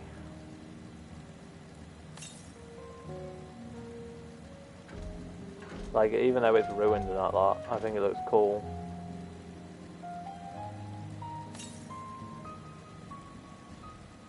I don't think it's going to be up there.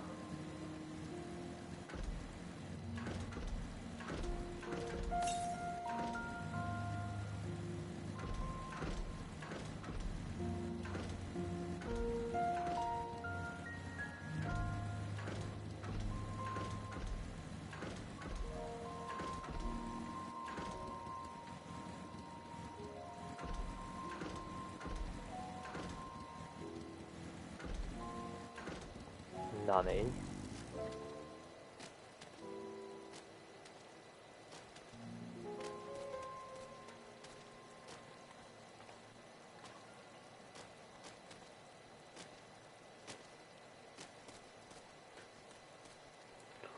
Oh, are you kidding?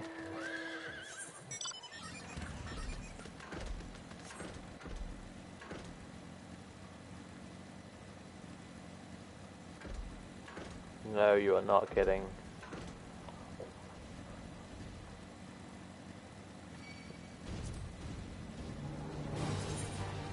Boom, boom, boom, boom, boom, boom, boom.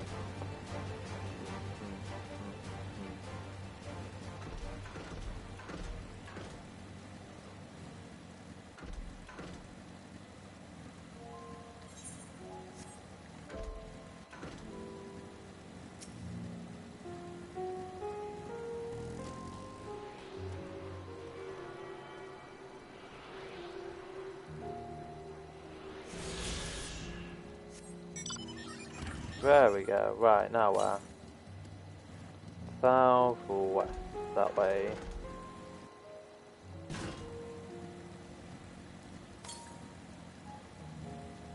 To the west.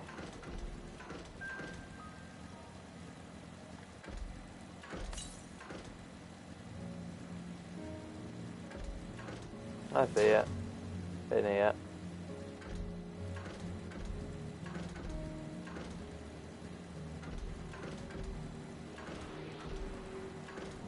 Come on.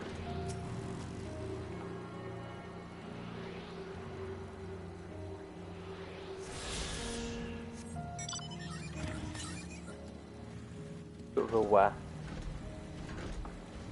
Is that the last one, or is there one more after that? One more after that, and then we can go just teleport to here and do both those quests. I have a feeling it's up these mountains somewhere.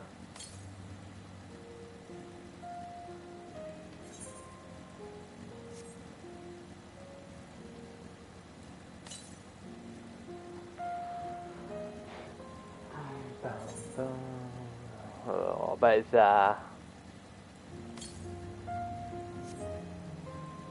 Oh no, no it is.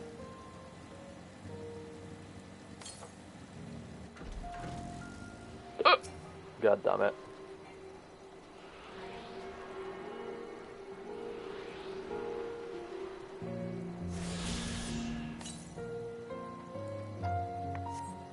Spawn into the arms to the south. What do you reckon, here or here?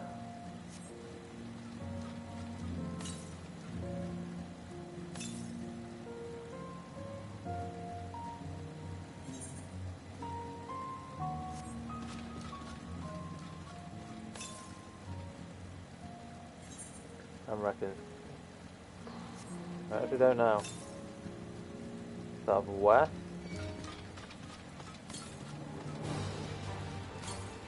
Up here then. No, I still think it could be there. Nope, I was wrong. I was right the first time, and then I went wrong.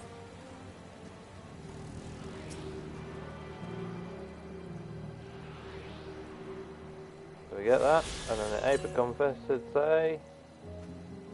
Compass does not detect. Right, now we can teleport here.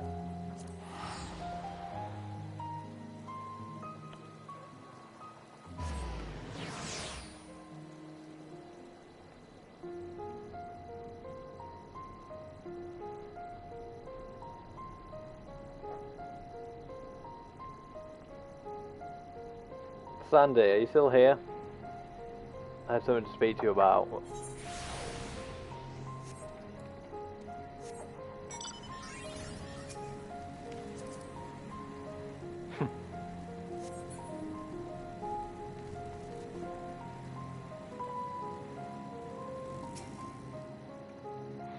My prediction is correct, he should still be around here. His name is Velocus, but most know him better for his scarlet locks. Considering how reluctant he is, I doubt he'd answer if we tried calling out for him. Would you mind helping me look? Easy peasy.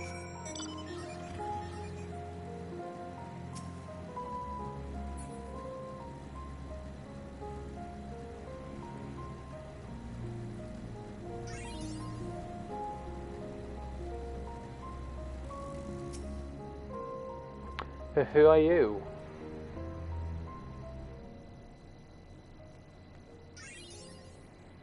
Velocus, we've been looking everywhere for you. Still refusing to join everyone at the other camp, I see. I'm not going anywhere, not without Mum and Dad. Don't you see, it's for your own good.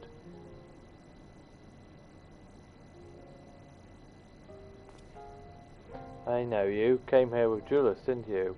Please, you've got to listen to me. Mum and Dad are alive. I know they are. No one's saying they aren't. Sorry to burden you, but I have a feeling he'll be more cooperative once he's got this off his chest. Hear him out, would you? Probably not, because I got what I needed, and that's for another day.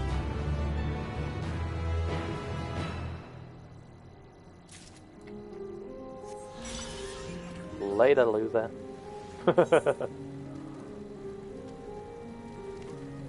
This one is the last one. And then we have flying.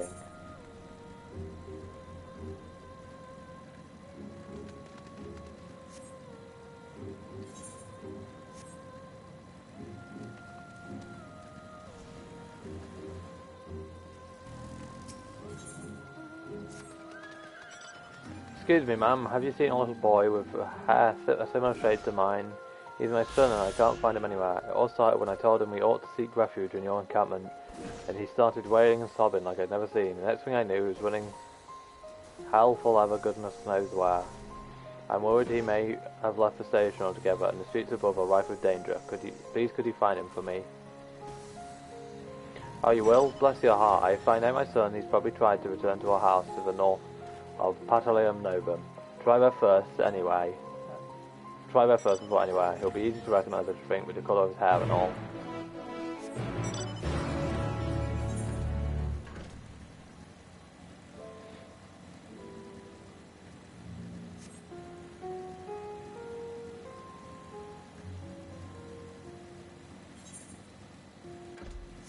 Something satisfying about having actual roads to drive your bike on.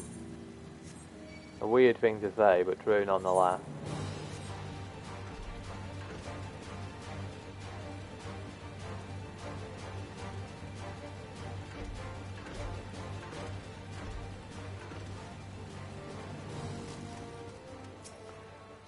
Another blocked street.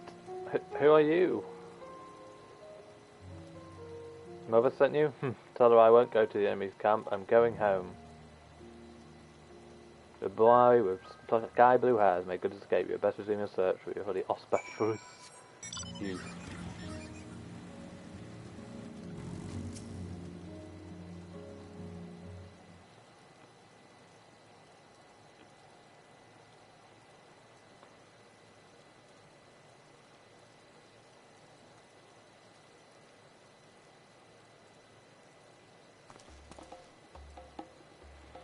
Stop following me.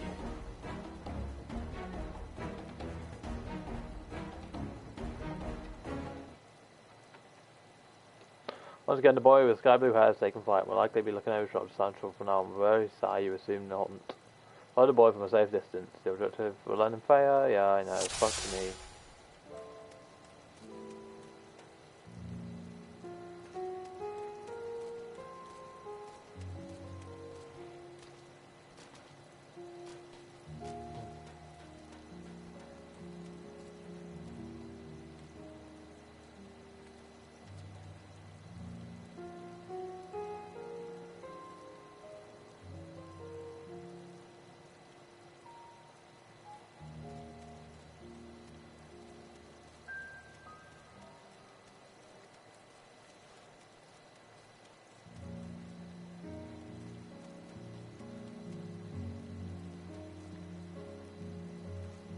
You'll just have to give me a minute now, because I'll tell you after I've done this quest.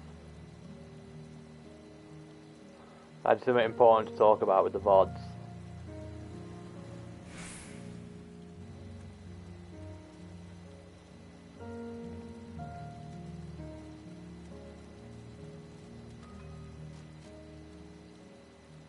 Oh, fuck off. Right, so with the VODs, I was thinking when you have, when we split them into episodes, I was thinking we could go through them and grab like the most important highlights, because I can remember most of the moments that I would like really like in like a highlights video, and then anyone who wants to skip all like the boring stuff, because let's be honest, there is boring stuff here and there, like this for instance. I'm sure some people just don't care.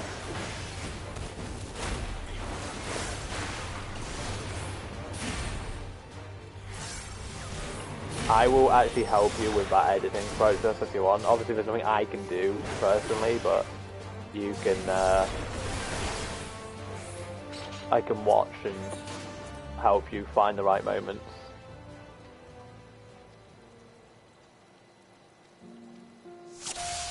Goody good.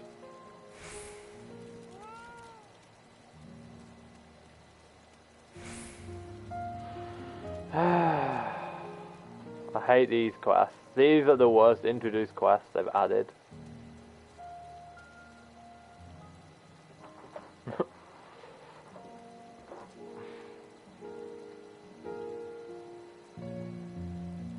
This is still technically the episode 1 of day 2, by the way, Slandy. There is still nowhere to cut yet.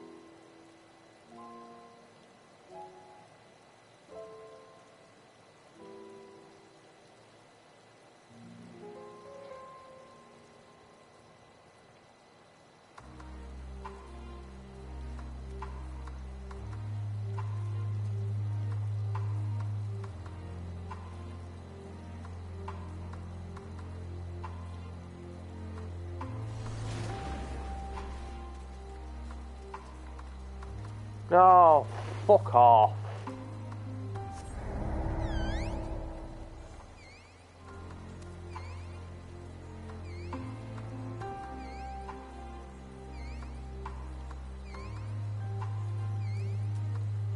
I hope he gets fucking eat. I wish we'd left Anima alive just long enough for this one kid to die.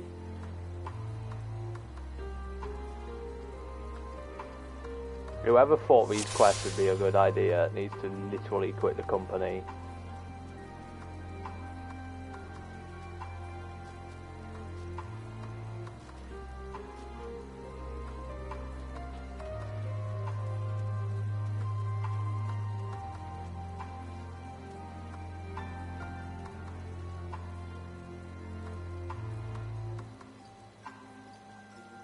I wouldn't mind if it didn't take so long between these little breaks. It's like, oh.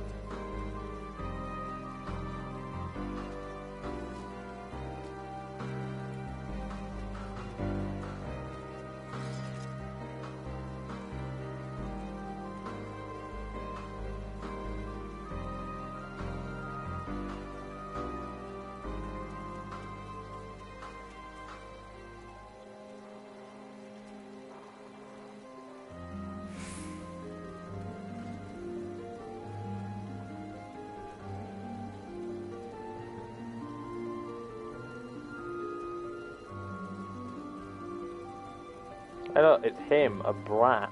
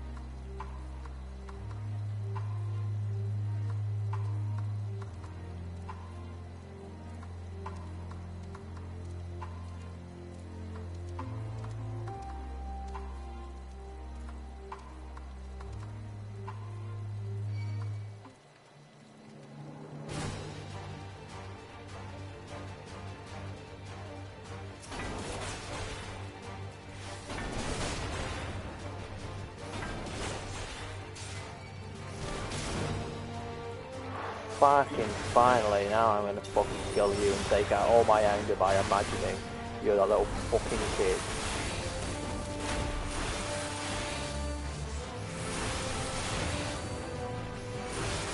Fuck it. If I could attack you, you'd be dead.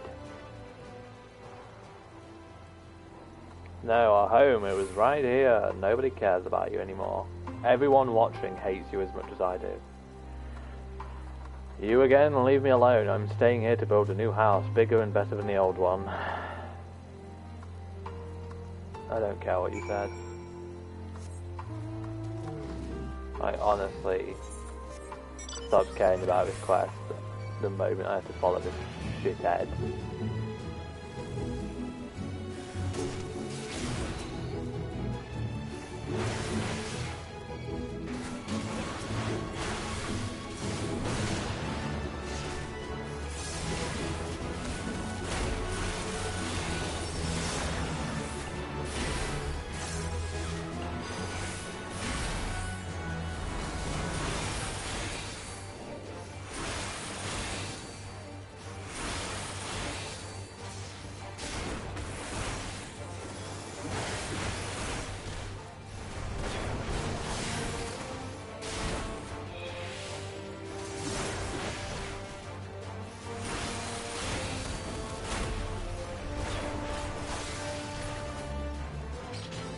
Yeah, I get dodged, little prick.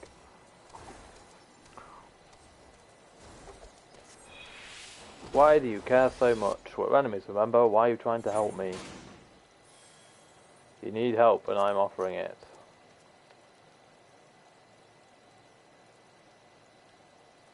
Cry me a river, bitch. Sniffles, I don't care, we don't need your help. But I'm always worried I should go back to the station.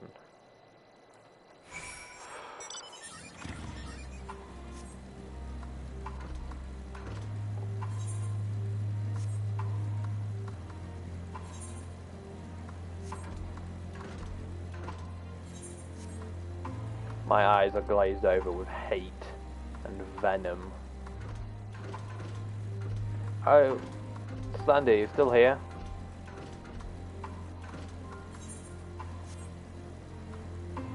Right. Sometime during the next episode, I'm probably gonna be grabbing my dinner. So if it looks like this to day 2 is going to need a particular amount of effort going through it and making sure we cut it off at the right moments, because there's so many times where I've gone for a break and I haven't actually gone for a break. I was wondering when I would see you again. I'm happy to report my son has returned. Poor creature, you should have seen him. Tears pouring down his little cheeks, crying his apologies to me. I know that you were the one who found him, though he didn't mention a word of it to me. I almost couldn't believe my ears when he said he wouldn't mind moving to your camp. He was dead against it only hours ago. What could have happened, I wonder? What? He was attacked by that horrid Magitech, you say? Goodness, that must have been quite a shock for my little man. Thank you for coming to his rescue. There is a salutary lesson to be gained from all this. Though I hope that he retains. Do not scorn a proffered hand when one is in need, whether that hand be friend or foe. At any rate, I thank you for finding him. It's not much, please, but please, I insist.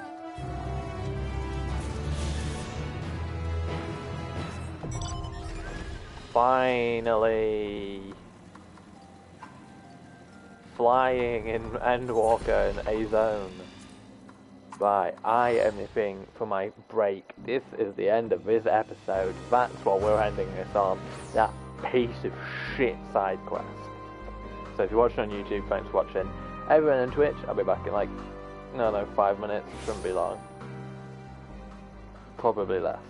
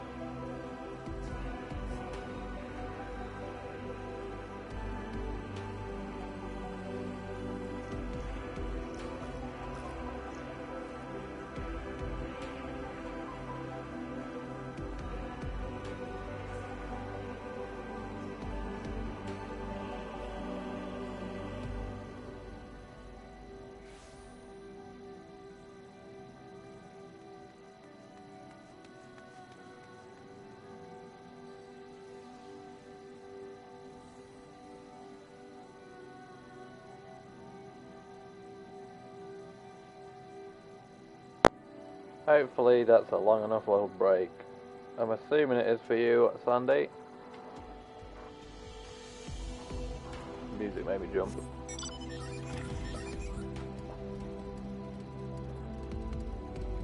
Man, that's a view.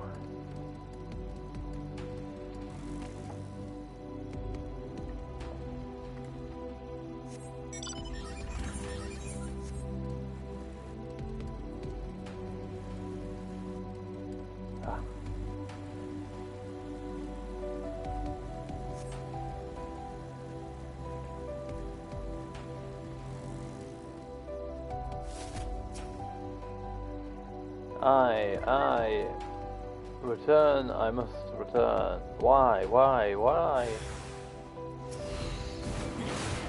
For some reason I read that as lingering draft. That's why.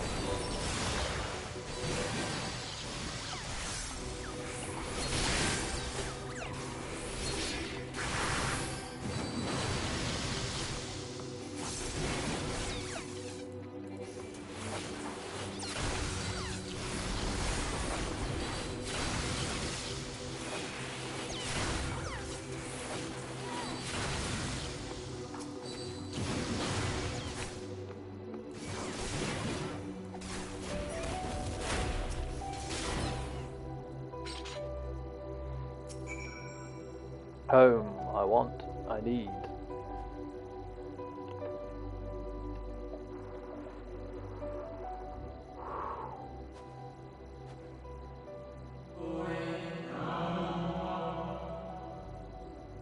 I have this weird sense that we're going to fight Zodiac way earlier than we think we are, and then the rest of the game after that is going to be the Terminus.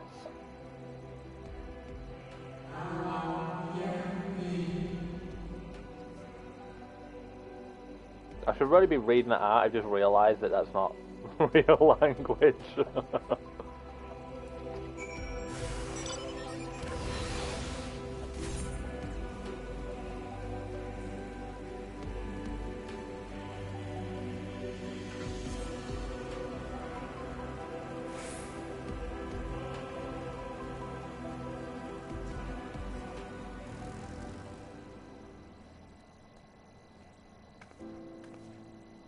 Oh, I like this. The music's really nice as well. It's very neat. It is neat to hot waters. No steps echo through this looming spire, save your own, but you nevertheless sense a presence above. Oh, fuck.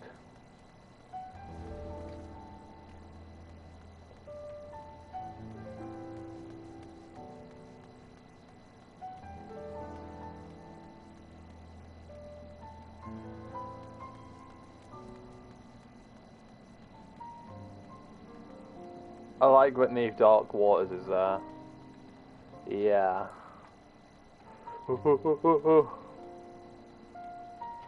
Ignore me.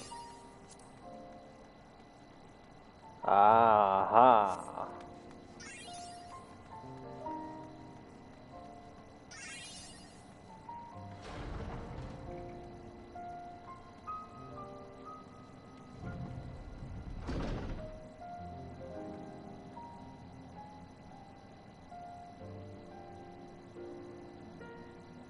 Is that Zodiac?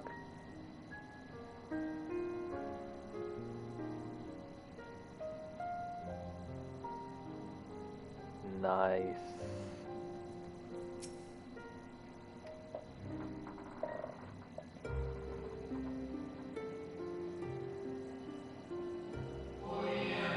Apologies, I must have been preoccupied for quite some time, and I'm out of practice at conversation.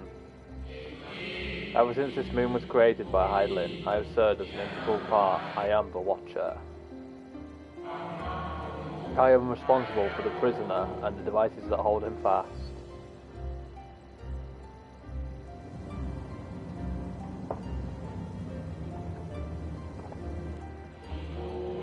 Zodiac himself, a projection of the moon's core.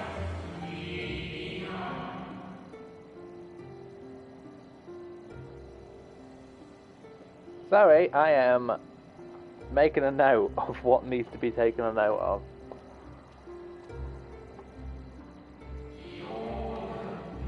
Though rent asunder by Heidelin, he grows more powerful with every rejoining. 7 have been 7 too many. And yet, for all his servant's machinations, he remains incomplete. The fallen are beyond salvation. No attempt will be made to free Zodiac, not until he is whole once more. But someone has taken action. The shackles that hold him nearly shattered. 6 locks to his goal. Great and grand. Gargantuan swords driven deep, brands the bind of Zodiac forevermore. 5 were destroyed by his would-be liberator. 1 of these I have restored. I strive to mend the remaining 4, but my efforts are being impeded.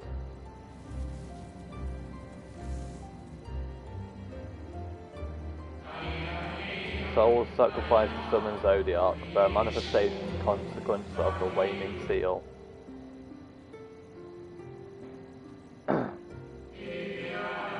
They labour in opposition to my work. They must be expelled for the preservation of all.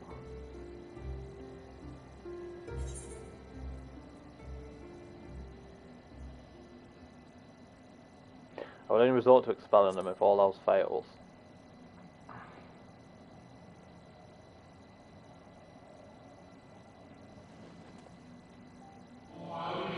Of that I have no doubt. You are her chosen.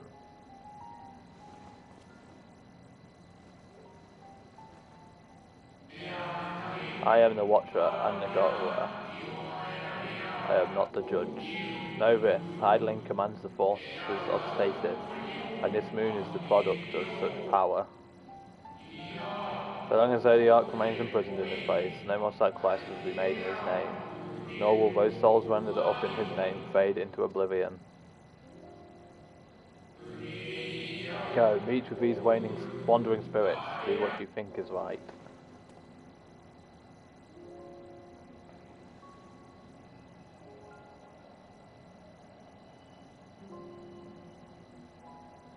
I wonder if we'll see Emmett down there, like whether that counts. I guess he's not really a sacrifice, so maybe Elizabeth? Oh.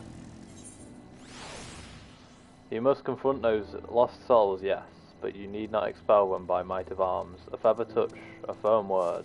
Simple methods may send them away, faint echoes as they are. Whatever strength of sentiment that drives them, however, emotions that do not fade even with the passage of centuries. And make haste, though yet distant, unwelcome guests draw closer.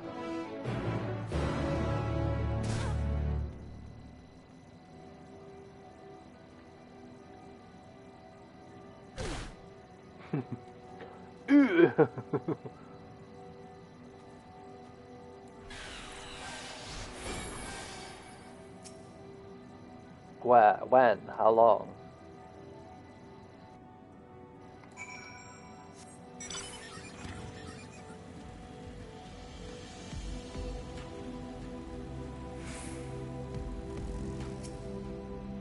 Was it truly so long ago?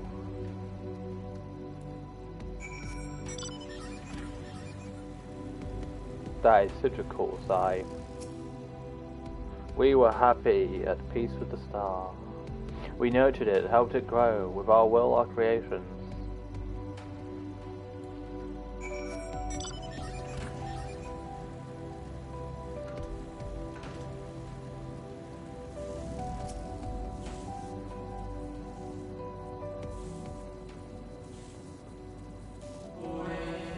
We were a star's beating heart, its life. Every soul a drop of blood flowing through its veins. To live, to learn, to create, to make better. The star flourished as did we. Do you remember?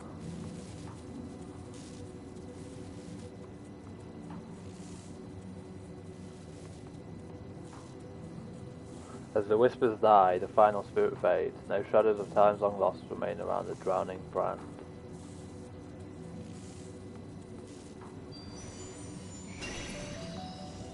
What the fuck?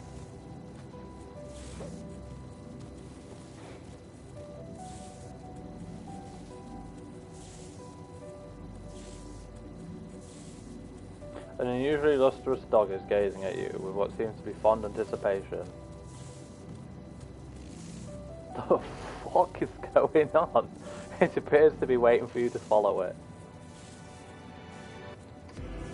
Oop. Follow the lustrous dog and try not to fall behind.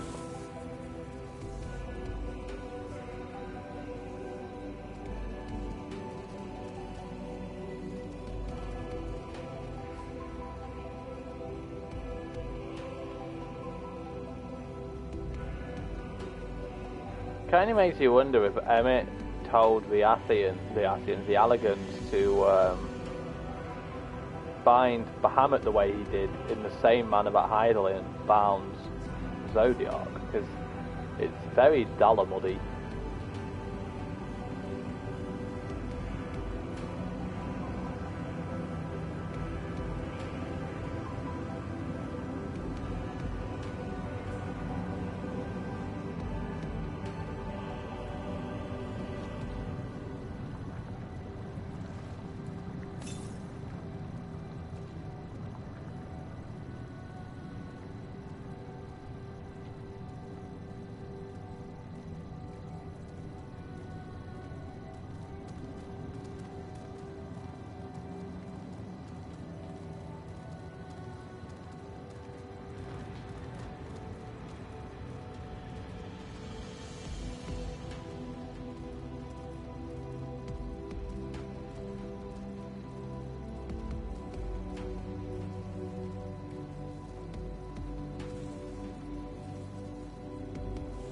Dog silently regards the spirit that lurks near the brand.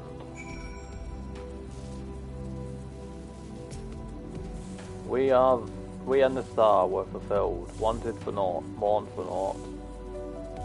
So why did it have to end?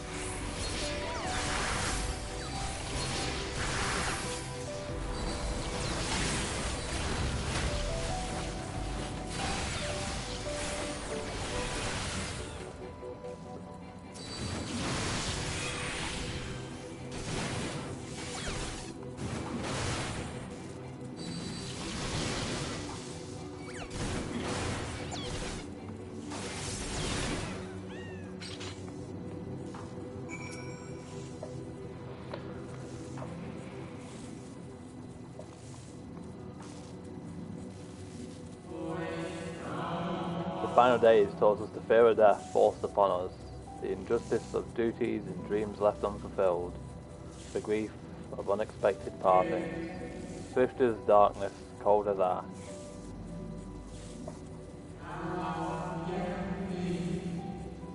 Such tragedy, yet no catharsis, such truth, yet no consolation.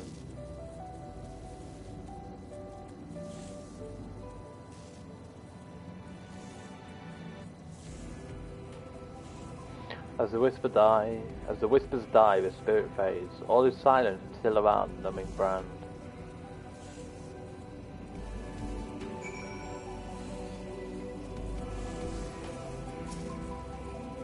Such this dog is once again staring at you expectantly, and he wants you to deny it, follow it and try not to fall behind.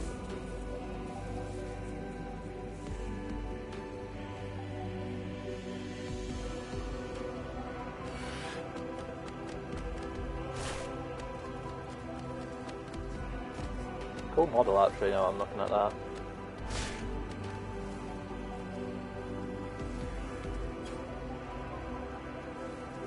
Definitely tell at some point flying is going to be essential to this place. Well, that's cool looking.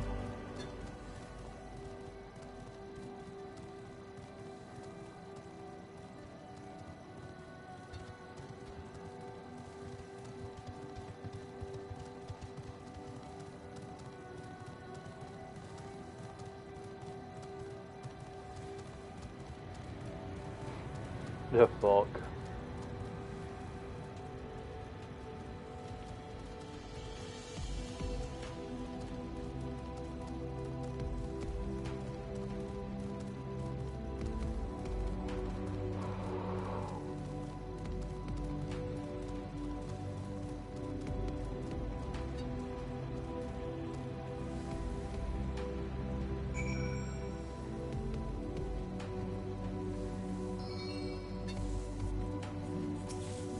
Alright, Sandy, sleep well.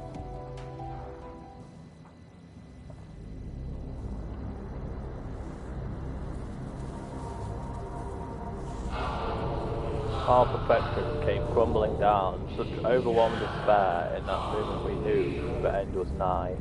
The faintest glimmer of hope remained. We gave our lives that others may live. We gave ourselves to Zodiac.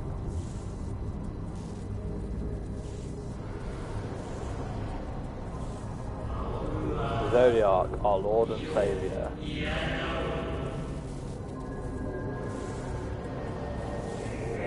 We forge our world anew.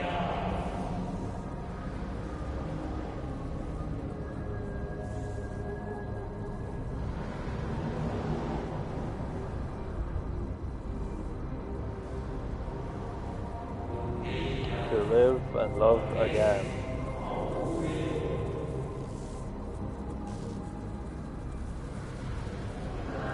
Become one with the star. Fill earth and heaven with light. Birth paradise where fear is distant memory.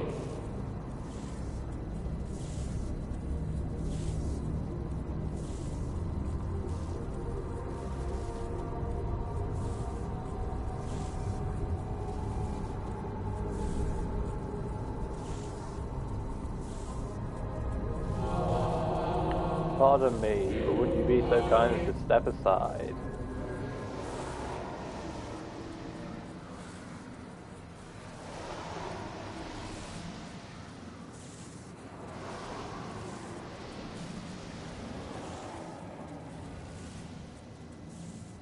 Flodius, maybe? The unmistakable colour, the soul of Azam. But not the friend I knew, I think. Nevertheless, you are you. So M itself meant for you to have it. You seem surprised. Why might that be? We meet again, Flodius! Boom!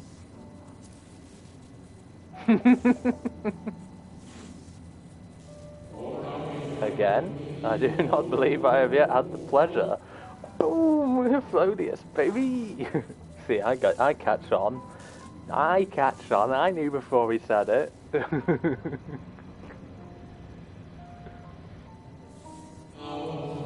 M itself created a shade in my likeness, and not only me, but all of Amarot. How very like him. A slave to sentiment, even after an eternity. As you may have guessed, I am different from the shade you met before. No mere approximation, but the original. The soul sacrificed to Zodiac. We remember in vivid detail the events leading to our purgatory. The plans and plots for our resurrection, Heidelein's intervention in Zodiac's and the star's final fate. And then we drifted in a waking dream, our minds steeped in fog until you came. I know not what you and your friends intend for Zodiac or the future of the star. Nevertheless, in you I place my trust and faith. In you I choose to believe, as M itself did. Believe in yourself, and all will be well.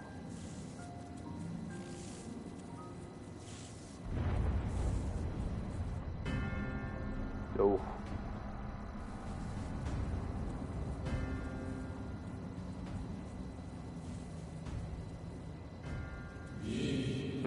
More new arrivals, though. Ah, Daniel, that colour I know. And another I do not, an unfamiliar but fearsome being. Even the ancients fear Xenos. Fucking hell. I have kept you from your duty. By way of apology, I will ensure that the shades hinder you no more. Protect the final brand.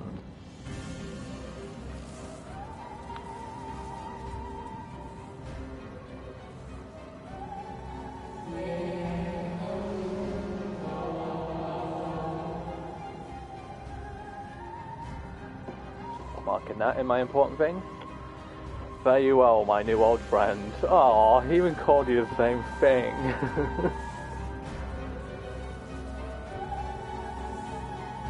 Sweet.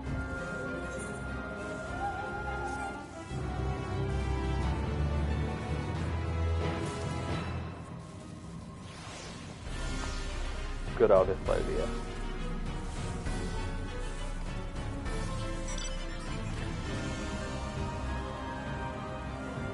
Where is the planet? Yeah, I don't see out about it. The fact that it's half dark.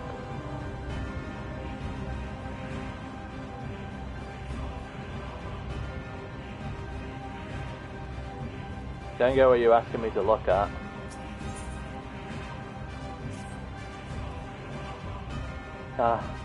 The dog growls, agitated. We must protect the brands. Come on, boy. Cry havoc and let slip the dog of war. That's you, by the way.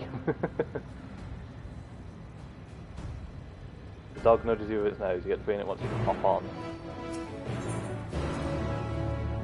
on. Can this please be a mount?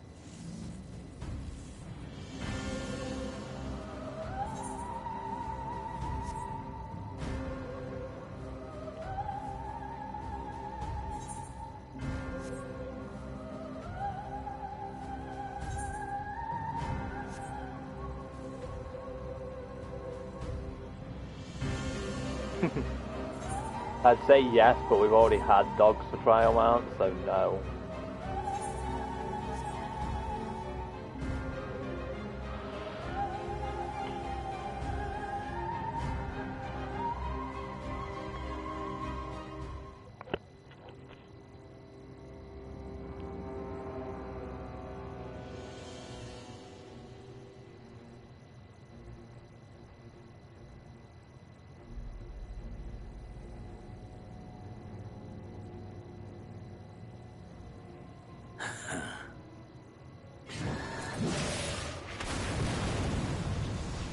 Well, that's them all broke.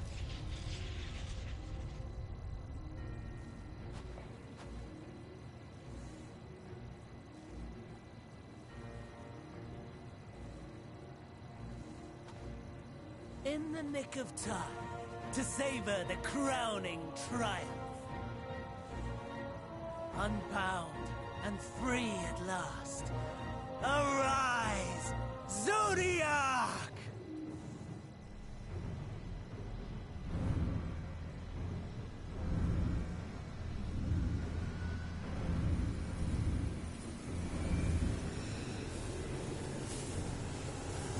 I like the angel-esque wings.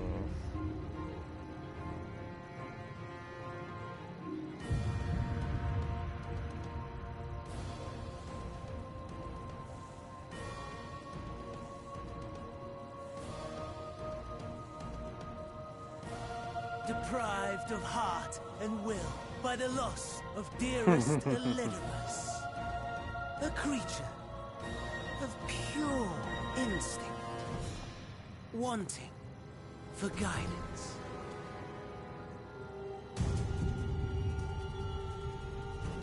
Powerful. Oh, so powerful. More so with every passing moment. I realise I don't turn my auto speak on. Such potential. Even in this incomplete state. Still the savior who delivered a world from certain doom. So, here we stand. You know my intent. Consume the god, then the world. Stoke your fury to a raging inferno, and dance among the ashes. Or Yes, he's perhaps beautiful. you would face me here and now. A lesser but welcome amusement.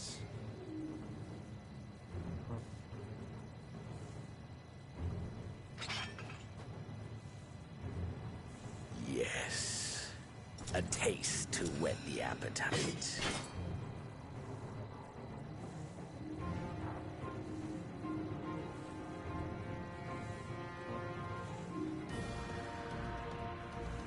sorry to spoil the moment, but might I ask that you postpone the slaughter until I've said my piece? Van Daniel about to double cross I Xenos. promise I will be brief.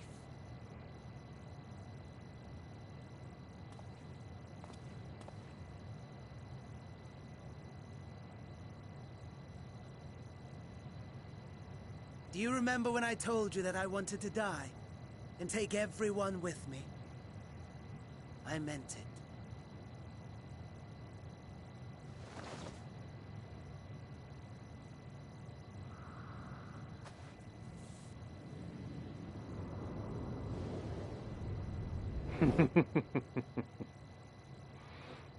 Motherfucker.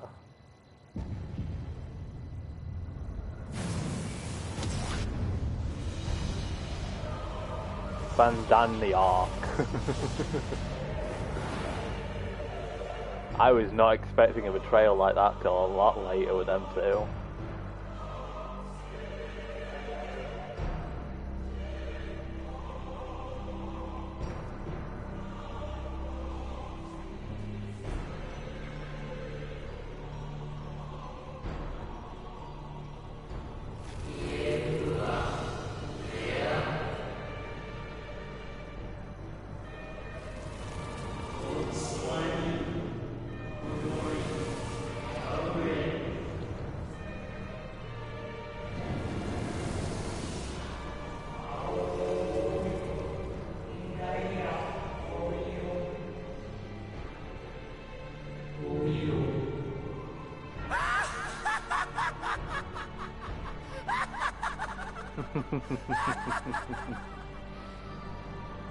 Such lofty aspirations, and what sweet irony that the world's saviors will become the agents of its destruction.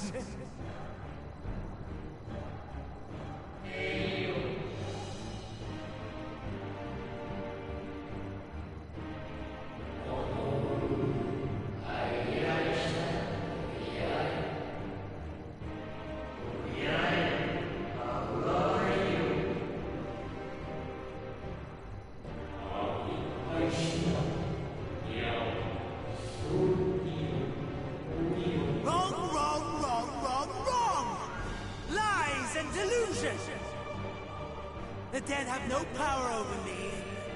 You will be silent. Silent as the grave!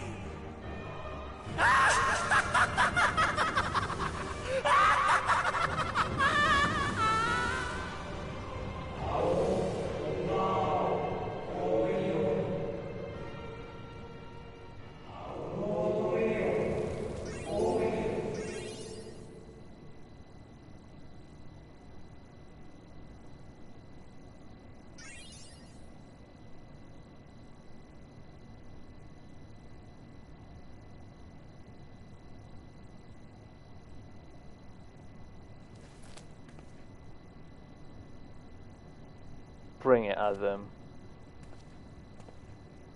Believe and walk in faith. Let the light of your soul shine for all to see. Don't be Emmett. No, thank God. Not quite the outcome you'd imagined, but a fitting one nonetheless. Vanar? Or Azim himself? Don't you think so, Hades? Is this... Was that Hyphlodius? Was that Hyphlodius? Like, proper? Was that Azim? I think that's just Hyphlodius. The fact that he called Emmett Hades. Yeah. Yeah, Hyphlodius, definitely.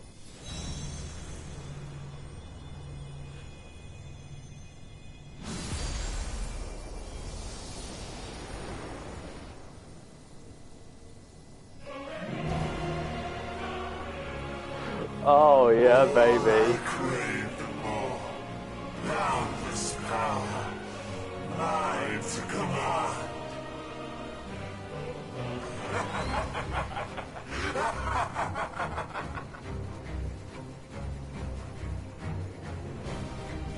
They fucking made us think it was Zodiac, certainly. But a more tempting option presents itself. The greatest obstacle to my ambition. You will trouble me no longer. This is so betrayal. This is so betrayal. Oh yeah, bring it on, baby.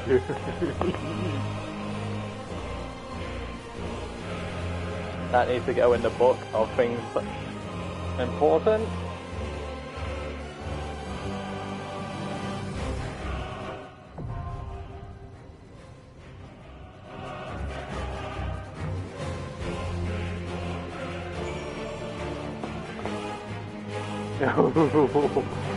Let's fucking go, baby. Let us fucking go.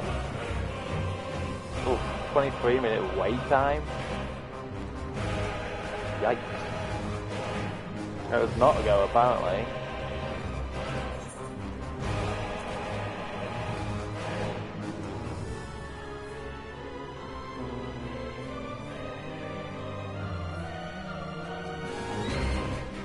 Oof, look at how many of my friends are like so far ahead of me.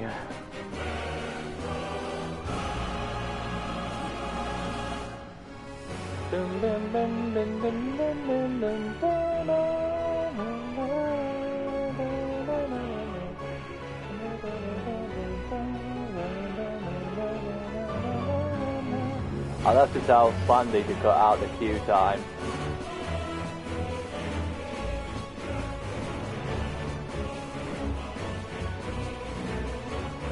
What a pain in my ass.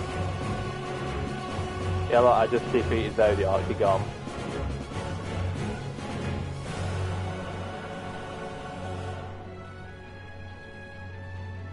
Makes you wonder what weapons you'll get from him actually when the extreme version. Oh, he's still on level 83.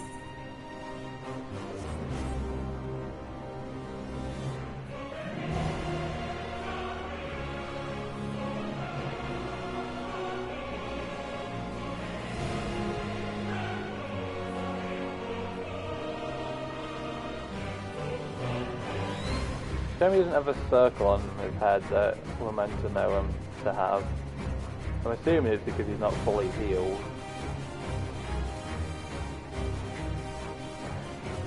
Well, now we have to wait.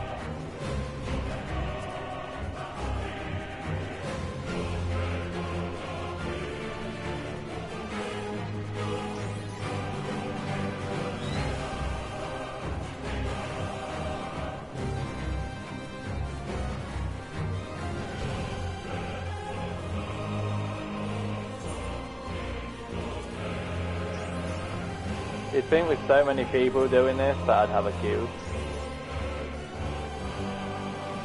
This is the same bomber trial and Endwalker.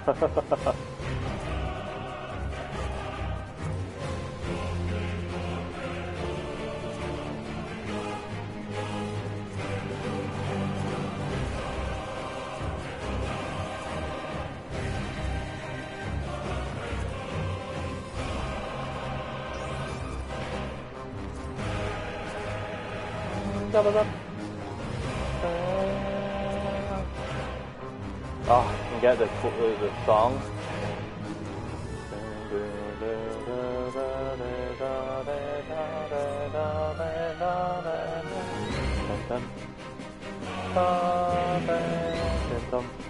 May as well go looking for Aether Currents or the way.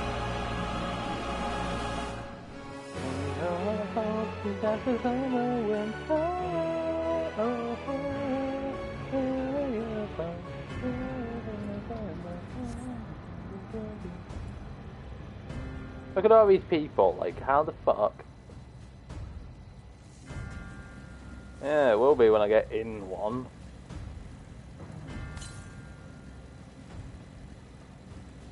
You'd think tanks would be having, like, a fucking day of it with how many people are probably playing Reaper and Sage.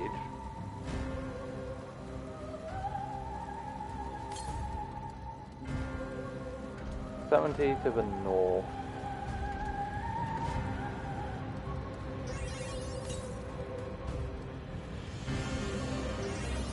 Ah.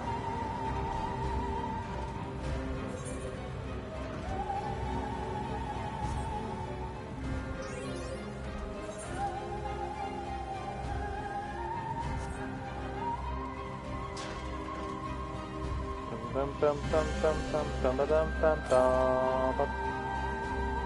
I'm looking forward. I've just noticed the music in here is this.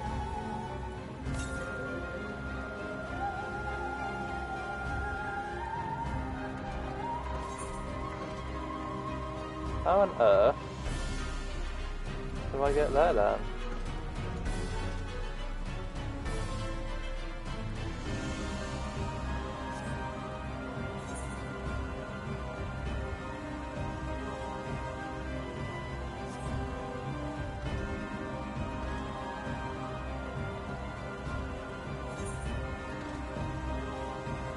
Well, fuck me apparently.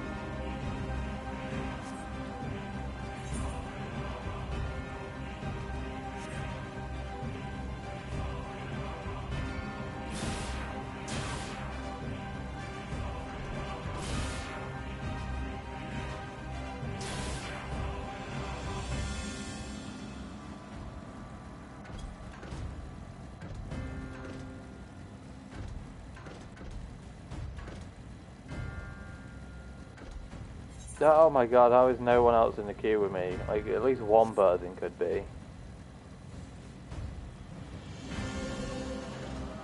There's a point, why do we leave Xenos? He's just fucked off.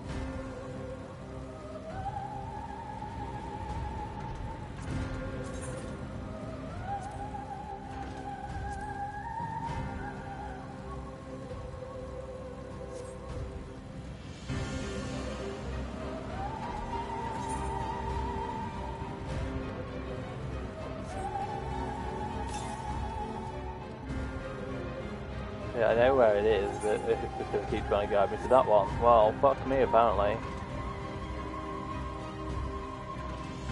Yeah, I'm just going to have to ask Slandy to cut out the queue time. Oh my god.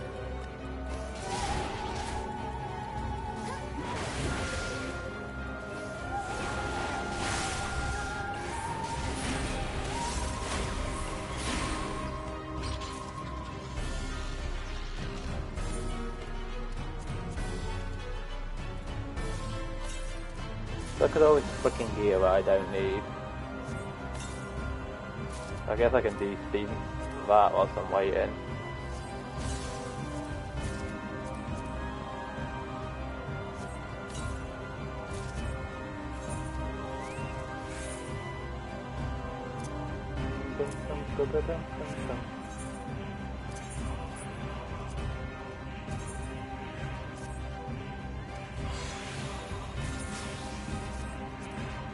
Didn't I realise I got an Imperial weapon? Bit lame, honestly.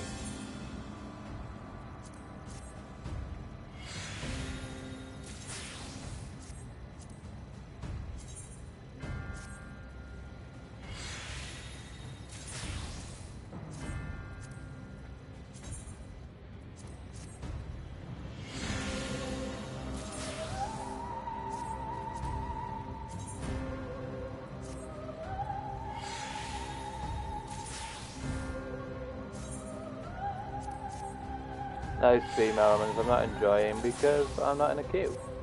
I'm in a queue to say.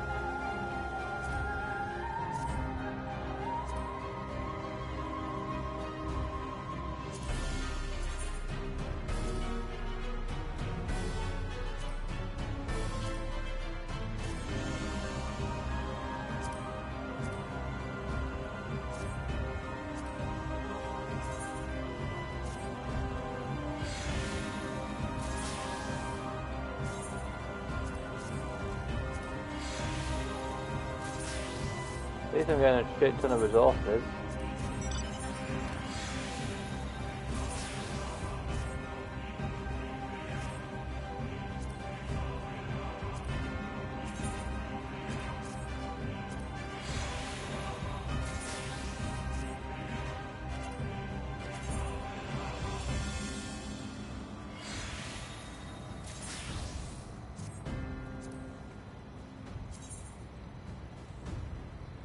Hey, thanks for the host, Cripple Lip. You caught me at a really bad time. I'm in a queue for something and nothing's happening. I was trying to look for an Aether current, but it's over there and it won't let me up there at the moment because it's here, and I tried going around here and it's not there. Hey, thank you for the follow. Thank you also for the follow. Welcome everyone. Again, I apologise for the almost just terrible timing of when you've joined with the queue just waiting on people. I was just de-stimping a little bit of stuff, just trying to get on with the story, but welcome. Thank you again for the raid. I shall try to do you a shout out. The Cripple Lip. I think I've done this right. I have to apologise. Usually this is stuff my hey, Sea of Thieves, good choice again. Yeah, hydration is pretty cheap. And thanks for the hydrate.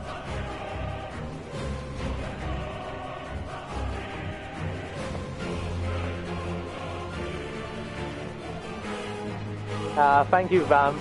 Thank you, Queenie.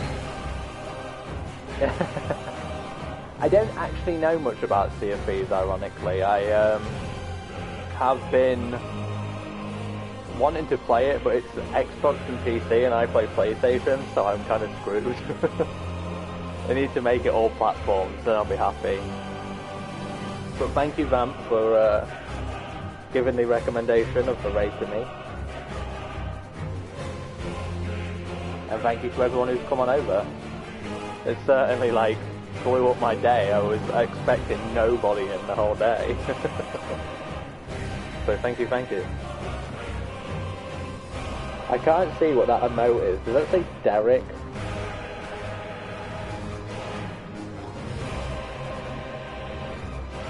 How's UK?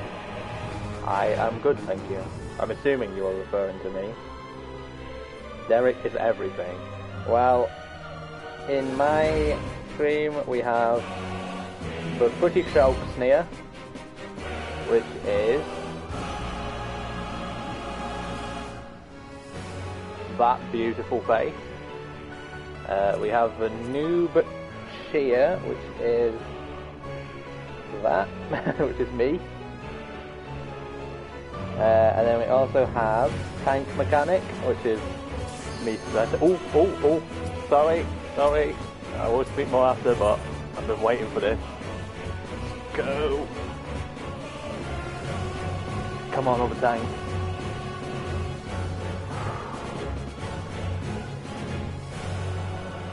Hype indeed. Let us freaking go. Come on! Who enters the queue and doesn't accept?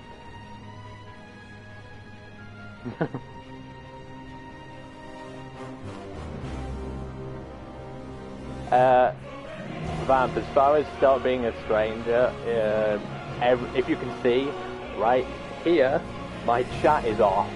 I'm not even speaking to my own FC members right now. I don't trust people to not spoil this for me. In fact, spoilers are a bannable offense right now on my Twitch to even my friends, so, let's go.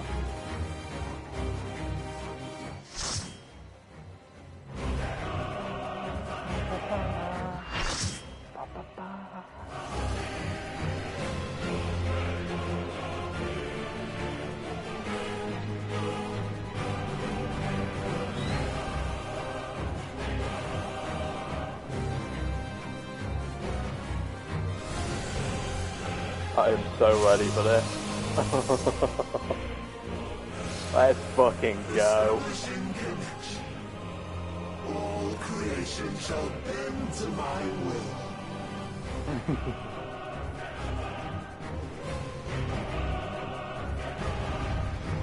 What's to understand? Crazy, awesome, mega, brilliant story. Let's go. The end has come, and it will be beautiful. I'm assuming there's going to be a tank buster, so I'm going to stand over here. Whoa, that was a hit. Right, is that a knockback or a beam of some sort? Not what I was expecting. That's a tank lister, so everyone needs to get out my way. That's the reason I was sitting in this corner in the first place.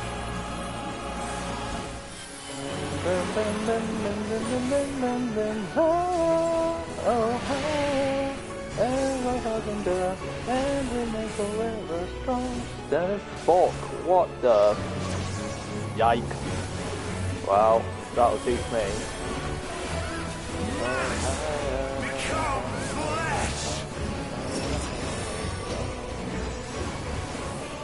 Have you actually played Endwalker yet, by the way, Bam? No, you're not playing this, are you? Sorry. Also, by the way, Bam, I sent you a message on Space, responded, so I figured you were just like not speaking to me at the moment. So my brain is taking a little kicking at the moment.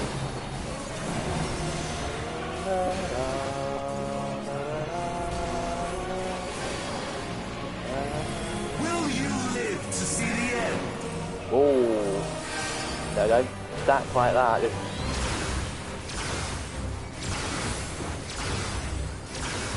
Well, that is a wipery now.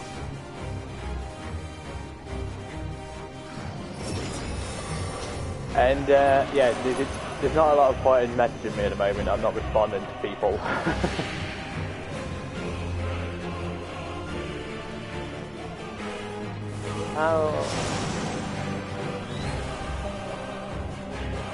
Soon my hold over Zodiac shall be complete. Right.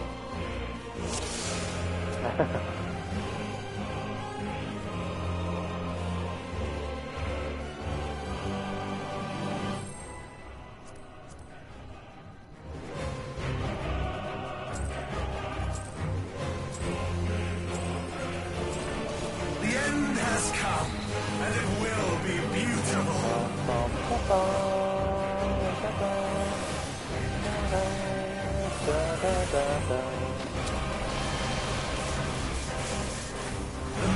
I can do this.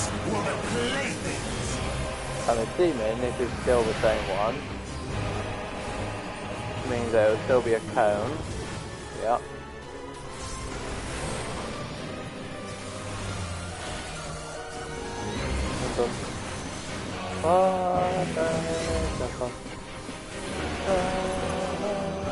Right, if that's the same thing, it should be at the left side of the arena.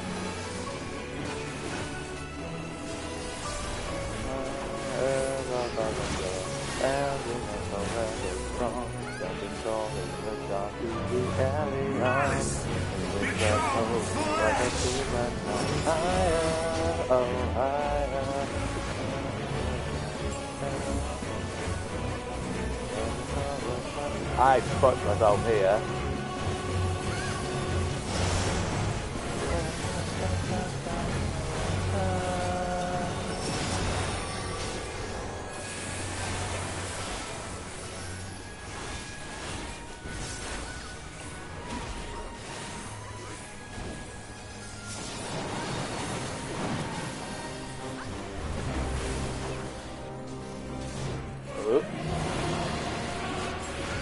Will you live to see the end?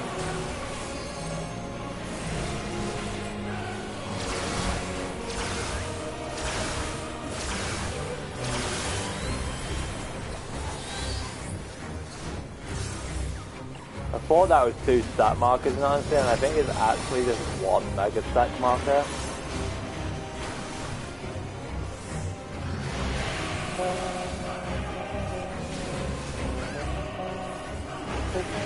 So that one will always be a cone, right, that's understood.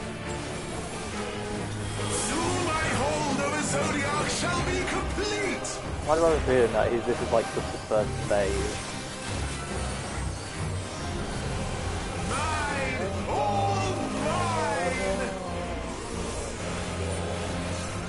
Oh.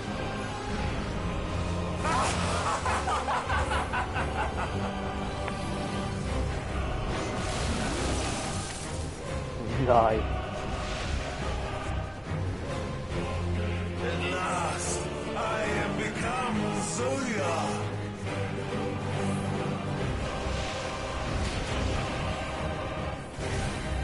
Oh.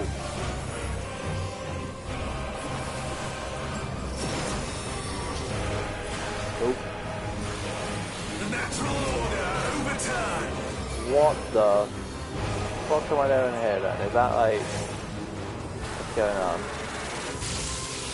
All in existence, bent to my will.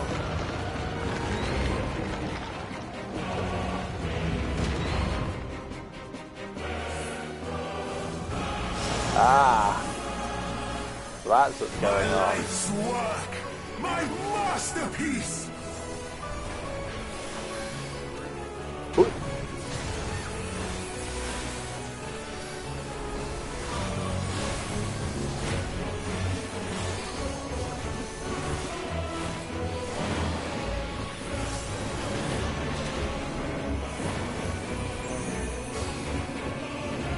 Wow. Oh. How I've waited for this day. Oh, fuck. Bit me. Alright, Flo, thanks for coming in with everyone else. Sorry I'm not more conversational to the chat, it's just concentrating.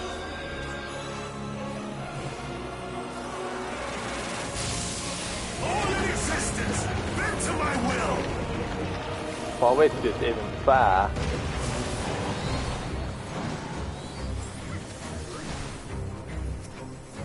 The great cataclysm, faithfully recreated. From broken skies fall tears of flame. All shall burn. What the fuck? Ah.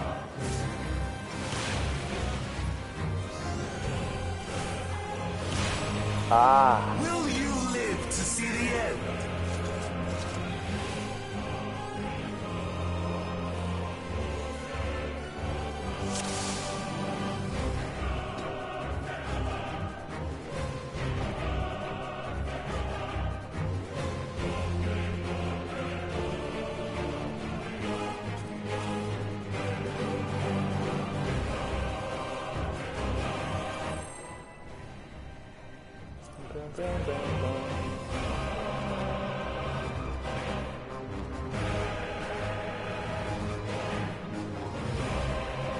I didn't ignore you. Well, I might if you message me right now. I'm only messaging people after 2 AM at the moment. The end has come. I'm busy focusing on this. Beautiful.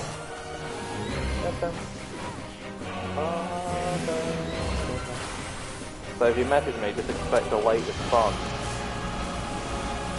The marvels of circus were but playthings.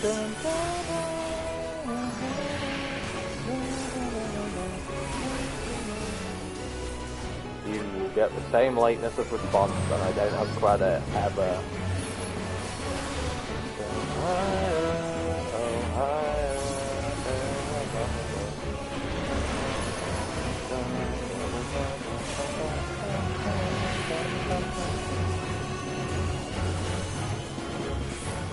Right, so that is always that.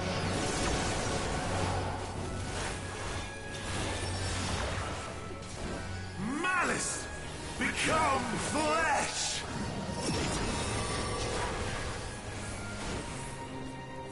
Aha, I got the right one this time.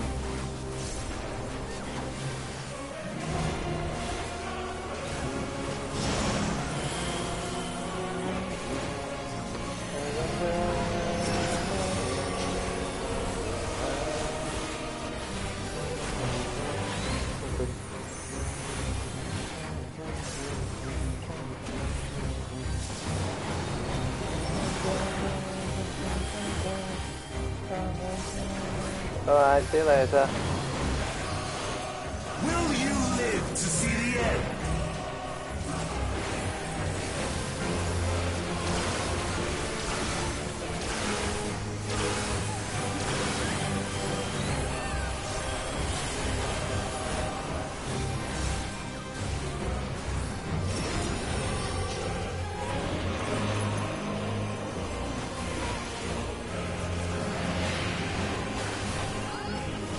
Oh, he switches with one that on his.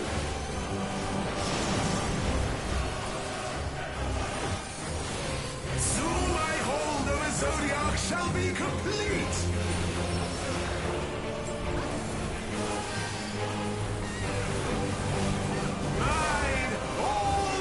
Come on, get up. Get up this last one, get up this last one. Oh, I think I got it off.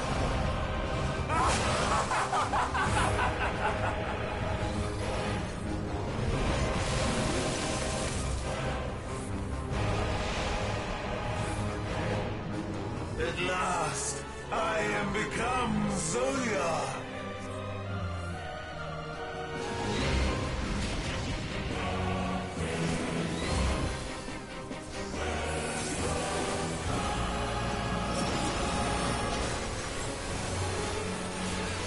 The natural order overturned!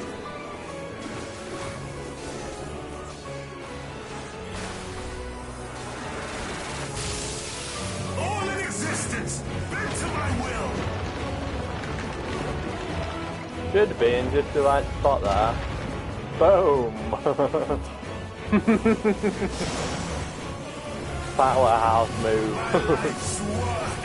My masterpiece! Uh-oh. Uh-oh.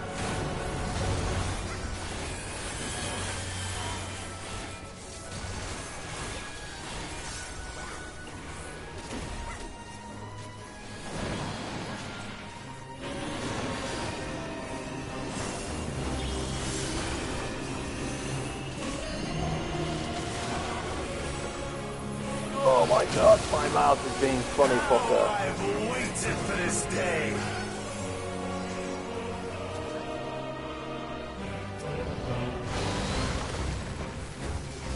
Not this time, bitch.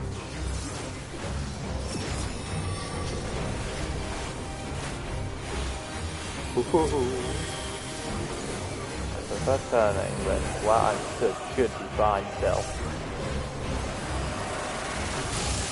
All in existence, bent to my will!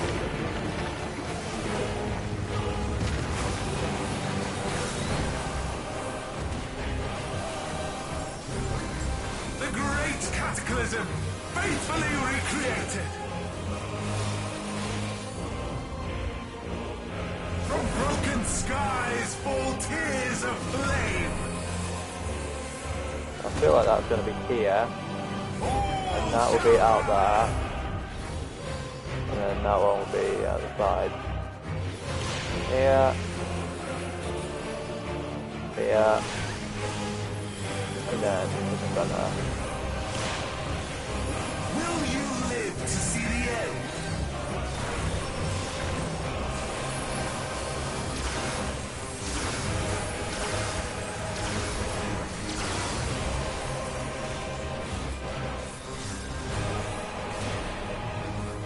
Nope.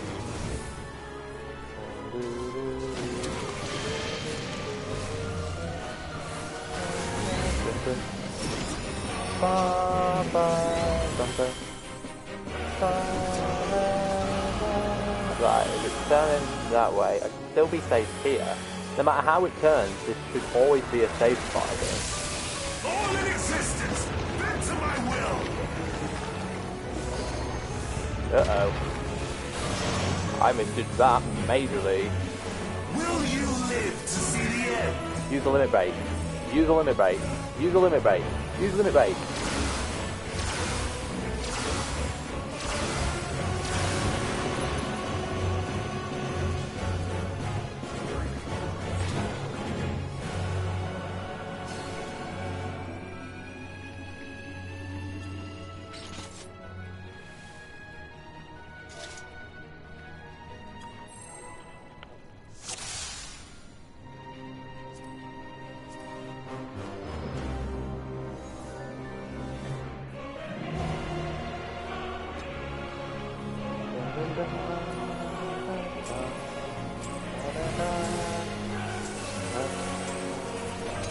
The end has come, and it will be beautiful. My only issue with this fight right now is with the people I'm with who take forever. The marvels of circus were the playthings.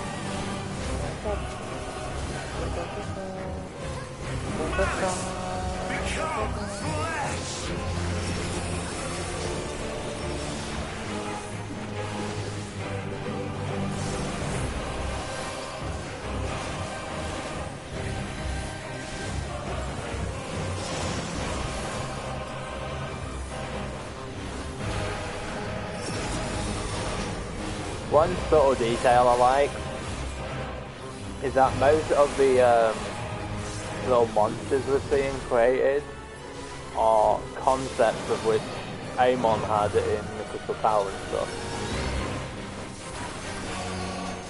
Small detail, but very much like it. Will you live to see the end?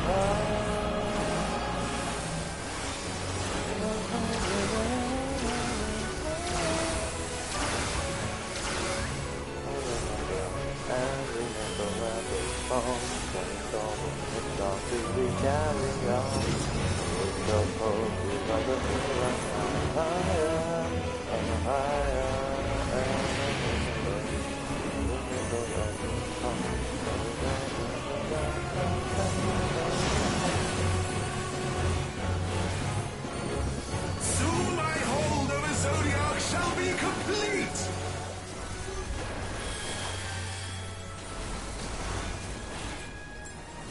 Mine! All mine! Come on. Boom, got off.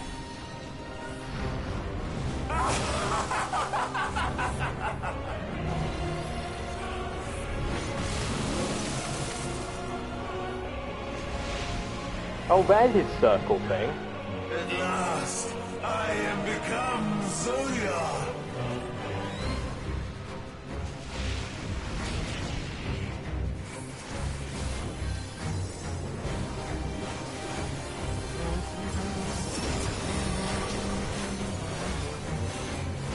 The natural order overturned!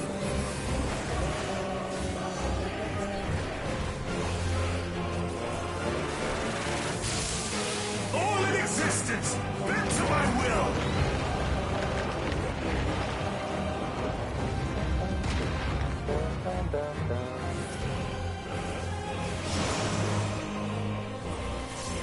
My life's work! My masterpiece! Oh, oh, oh, oh.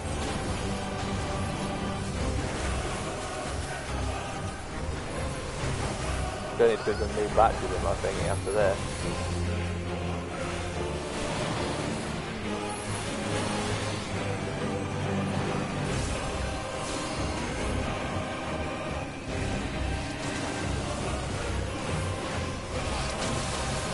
How I've waited for this day!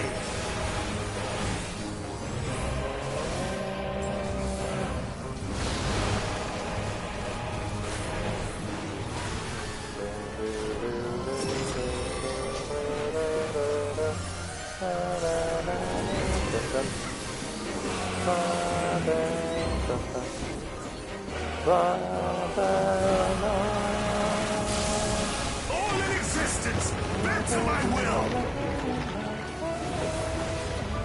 What?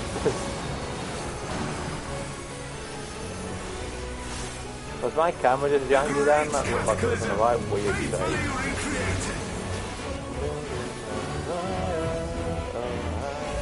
From broken skies fall tears of Right, so here. That's a good idea. all shall burn!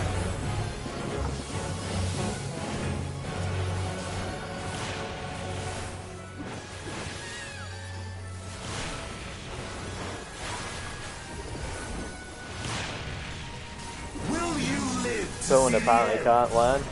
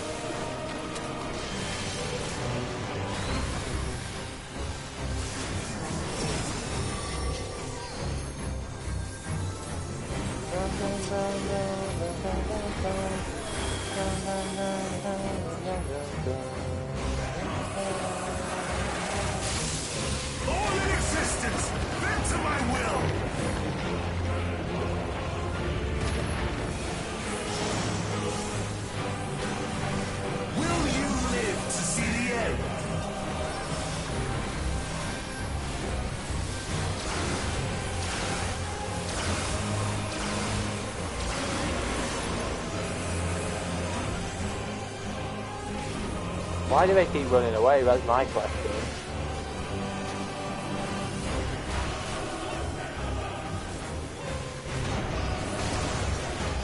A lot of these are like really obvious. What is going on? So that's a triangle. That is also a triangle. And then that is also a triangle.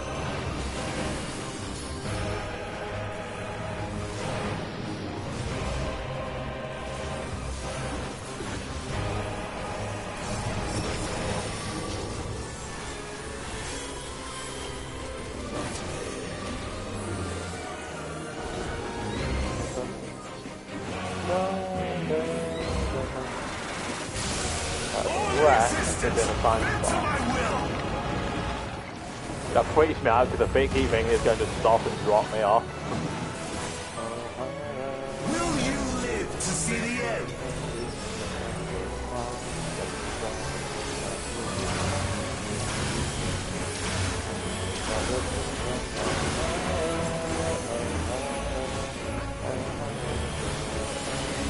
Triangle. Ah, that's what I do. Triangle was also doing there. Easy peasy. Thanks for that.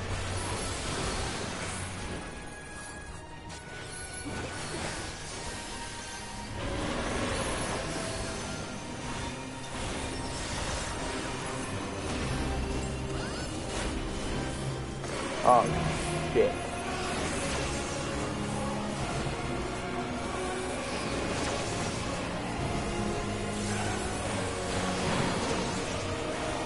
Will you live to see the end?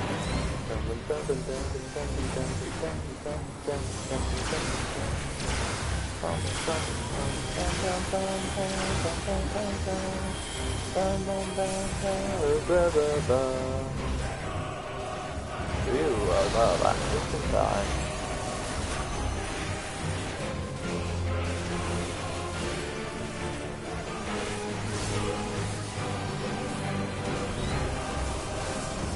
I'm assuming I'm just seeing like repeats of mechanics now. Right, if that is that, then this should be fine. All in existence, bent to my will.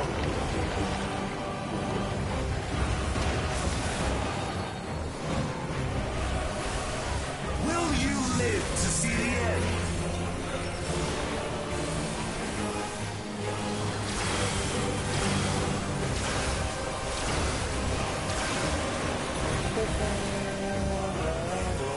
Is that square or is that triangle? Triangle. Oh, he's doing that again. Yeah, it's mostly just repeat mechanics now.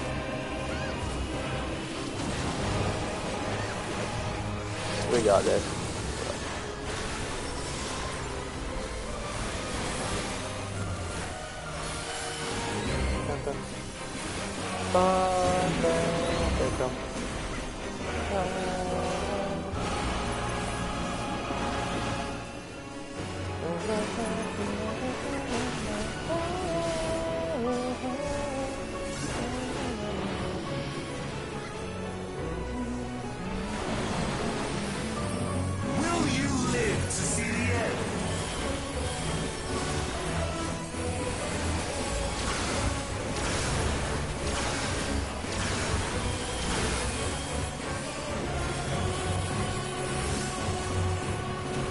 Oh, fuck me. Best thing to do now is to run towards him.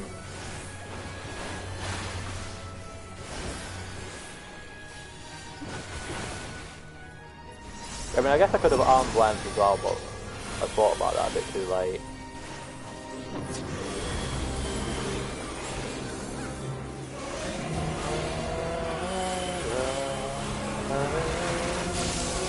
All in existence, bend to my will!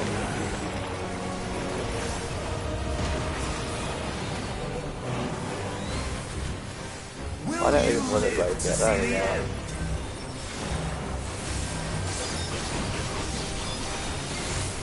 Boom! Oh. Is this the limit of your power? Is this how it ends?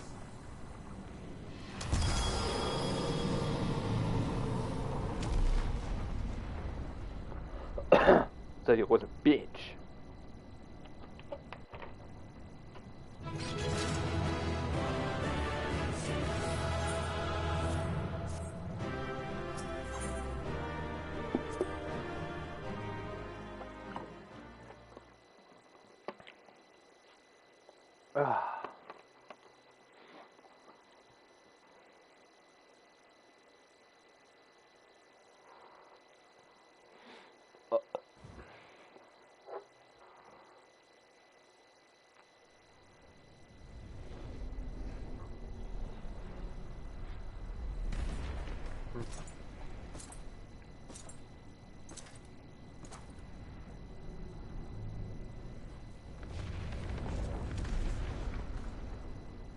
Xenos go nom nom nom.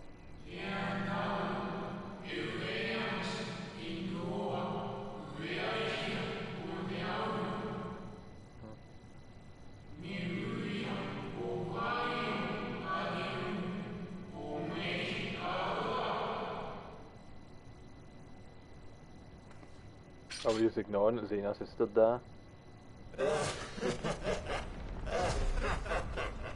Incomplete and insufficient. Of course he was no much. Once again, you have left my best laid plans in ruins. And played your role to perfection. Thus, sealing my victory.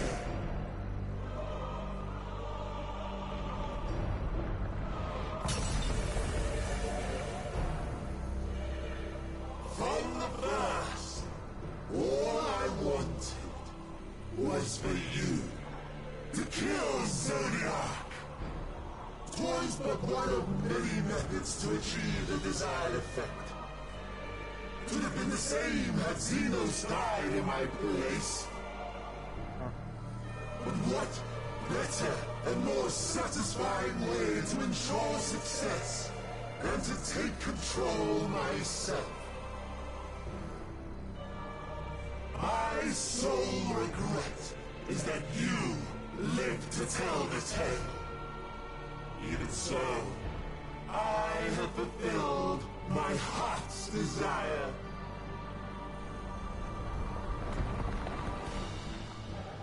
Let your murder mark the beginning of the end. The coming of the final day!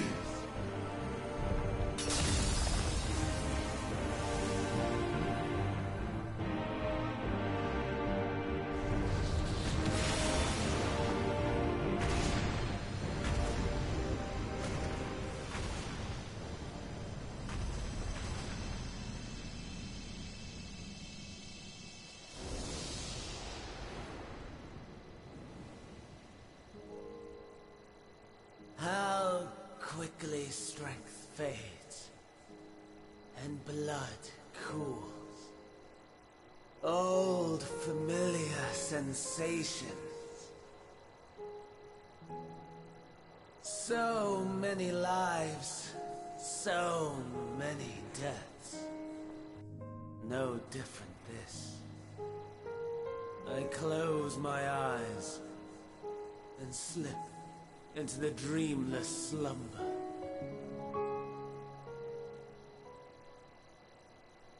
A tired song and dance. Routine. Always I wake. But not this time.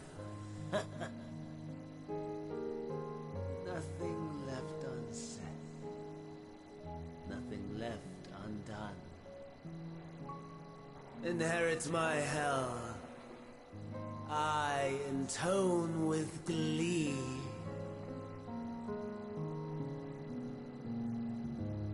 The man I was would weep for what I have become. The all-consuming contempt.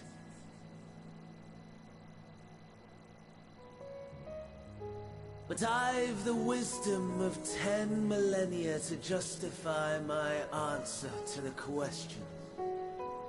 No value in their existence. Not a whit. For all that I looked. None that I did see. A final chance, then, for Heidelin and her faithful. In Cataclysm, prove me wrong. I sneer. All shall return to nothingness, as was your will, Emperor Sunday. I, the star, and every living being, consigned to your oblivion.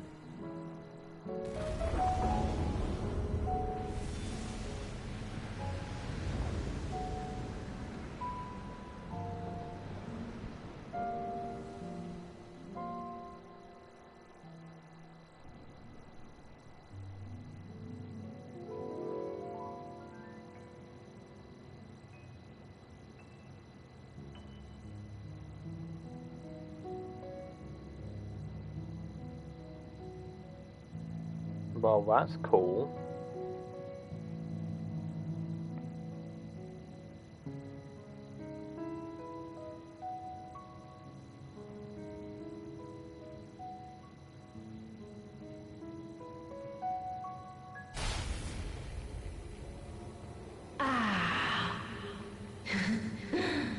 At last.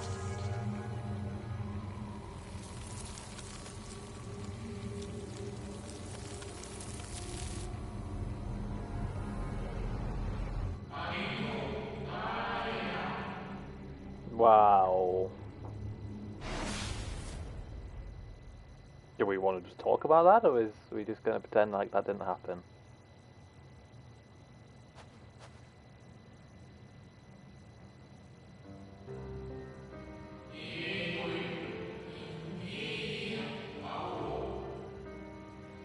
I should be reading these.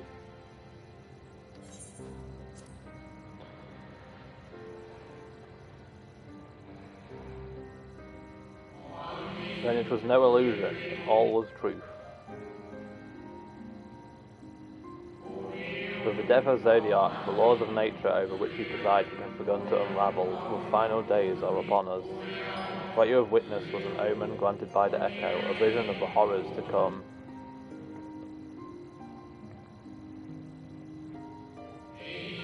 Time grows short.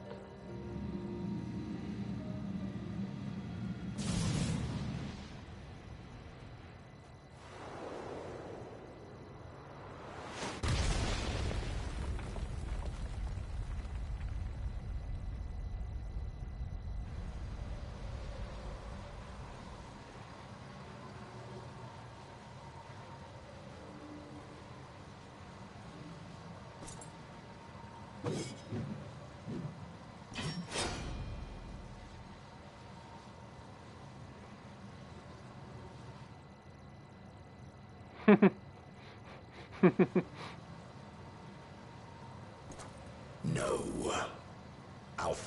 no fulfillment in a contest with you this day. Oh, it's about to talk again.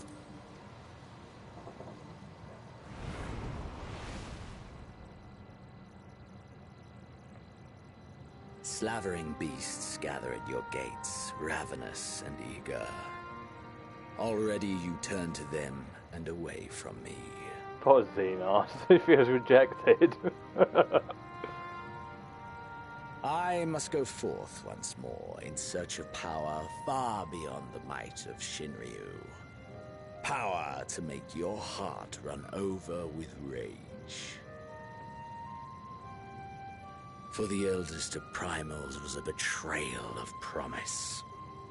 A pathetic creature incapable of inspiring true despair. That's what I crave. Like I'm playing this off like an emotional moment despair. with the music.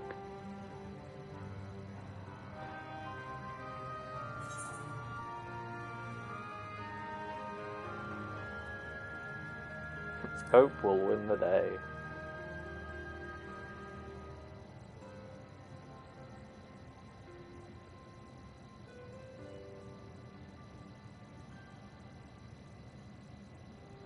We shall see.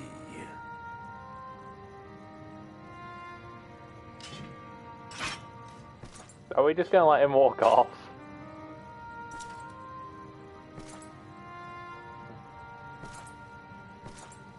Could I have his coat, please?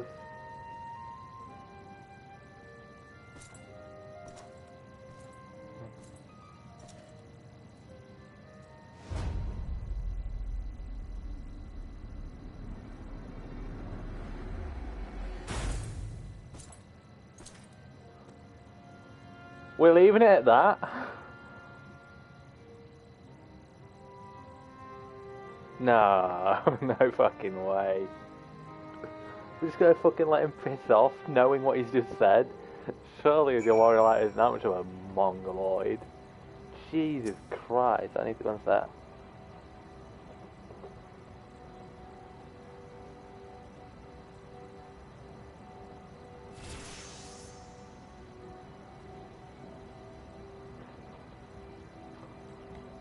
I sense his presence on the moon no longer.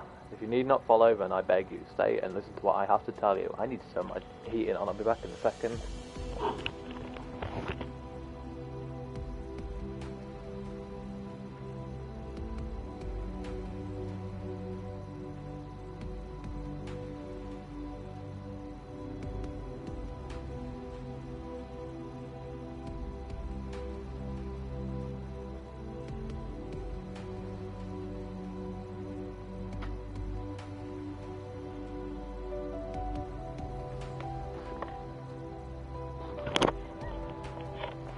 Of Zodiac and the end of all things.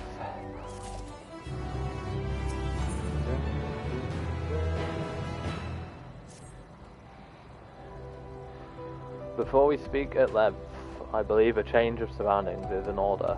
I have more than ill tidings to share. You see, I sensed others arriving not long ago. Though my communications with Heidelin have grown infrequent, I've learned enough from her to know these are your comrades. As luck would have it, they have just reached my abode. Come, let us join them.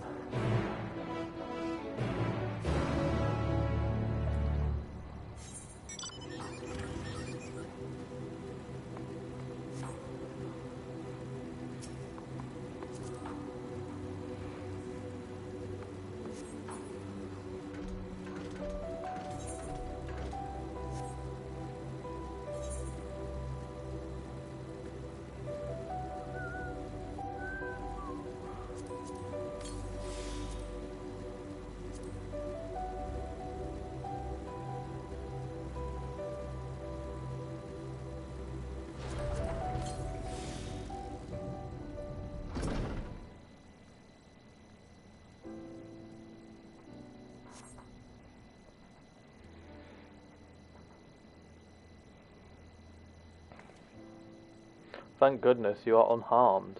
We did what we could to subdue the Tempered before making our way here. Not without casualties, unfortunately. Some few detonated explosives, killing themselves and others. The contingent's healers had their hands full tending to the injured and fraud when we took our leave.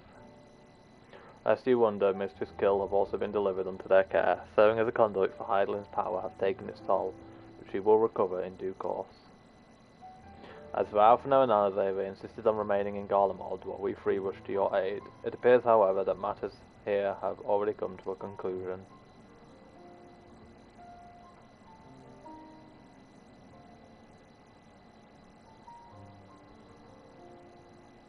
But what manner of conclusion, I might ask, and is this the ally of whom Hydaelyn bade you seek out? He is not unlike the shades of Amarot. Not unlike, perhaps, but not the same. I was created by Hydaelyn together with this place. It has ever been my duty to keep vigil over Zardiok, or rather, it was my duty. I feel like this is something that should be voiced, the conversation about Zodiac and shit.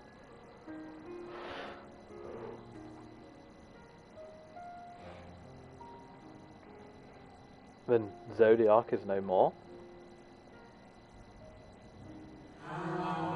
And not without consequence, I am afraid, for now the delicate weave of the star, preserved by his presence, will begin to unravel.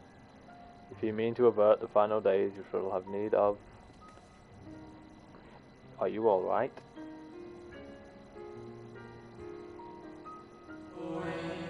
My attempts to forestall Zodiac's release have all but exhausted my strength.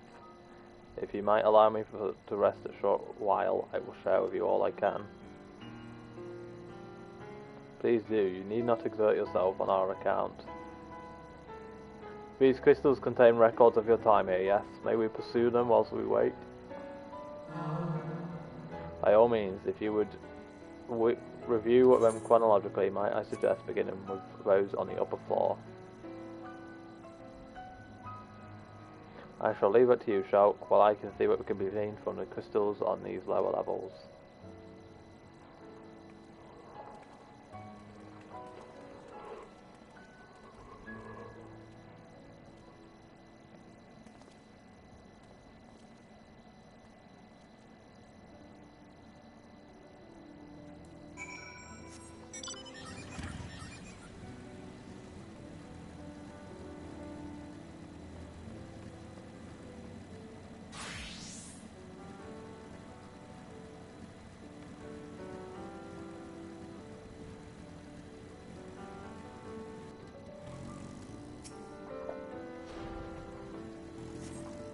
As you gaze into crystal, ancient knowledge of Zodiac flows through your mind.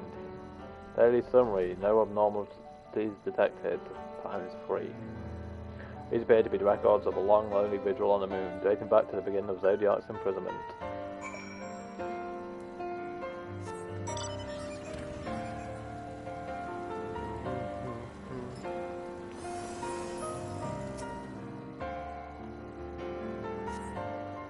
As you gaze into the crystal, those of the past calamities flow through your mind.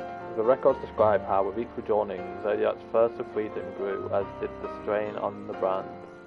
Maintaining Zodiac's imprisonment appears to tax Hydaelyn greatly.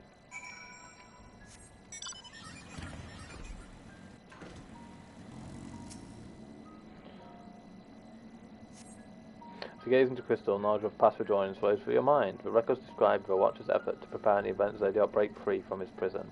The records go on to describe maintenance carried out regularly with the Loperites, though it is not clear who or what they are. Bunny people.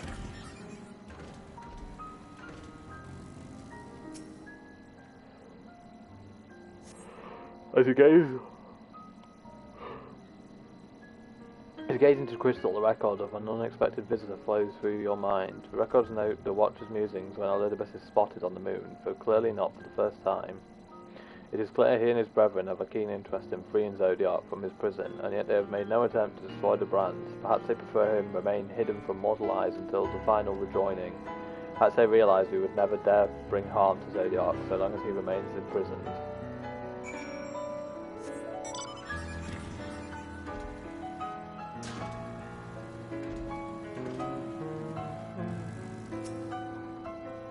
Did you learn anything of import?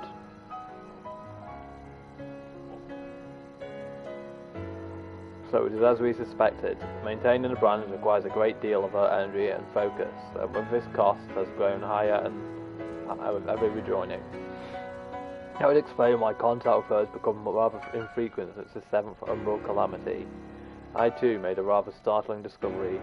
This heavenly body we know to be the moon was in fact created by Hydaelyn. When the Watcher said he was created together with this place, I thought he only meant this facility. Truly, Hydaelyn's powers are far beyond anything I could have imagined.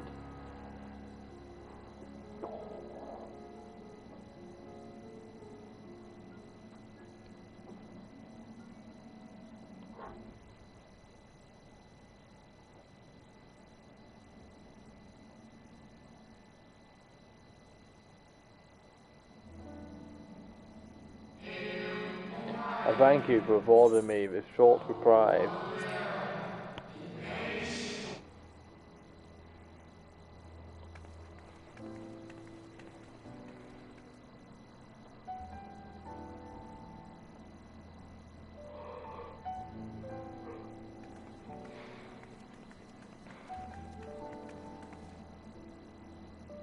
It is we who should thank you. The records stored here are nothing short of extraordinary. There is much we could learn of Zodiac and his imprisonment. But perhaps you could offer us more focused guidance. Pray, tell us of the calamity that came before, and comes now again.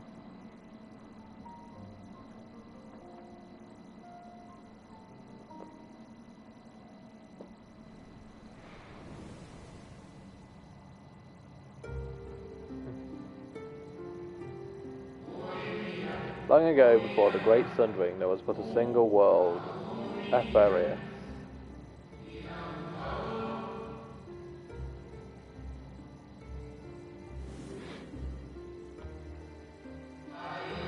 One day, from within the earth, a terrible cry issued forth, reflecting a profound change in all manner of life.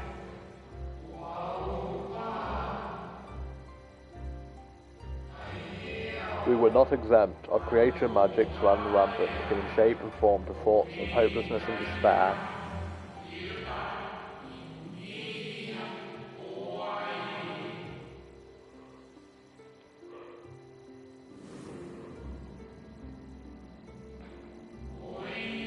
At first, the phenomenon was limited to a single region, but quickly, so very quickly, it spread and engulfed the whole of the star.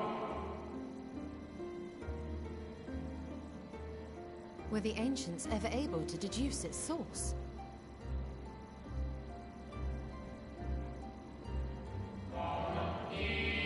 They were not. However, the convocations took upon a method to predict where next the corruption would manifest.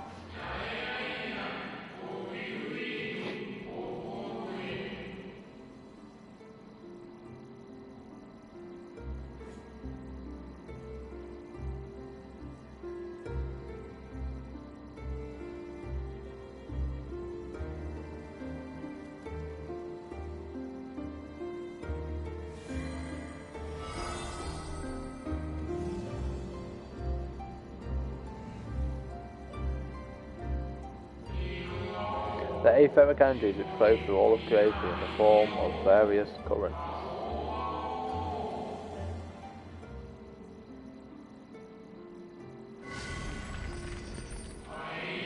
The currents which course through the land and seas.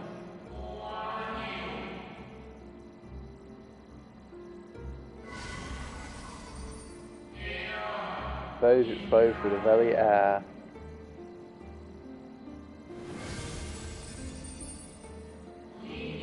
And those of a celestial nature which encompass both our star and this moon.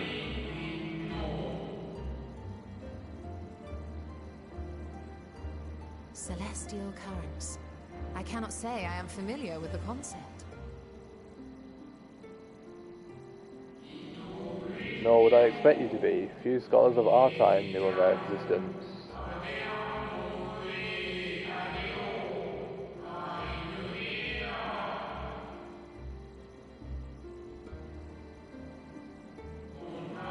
Their invaluable knowledge helps us to better understand the nature of the calamity.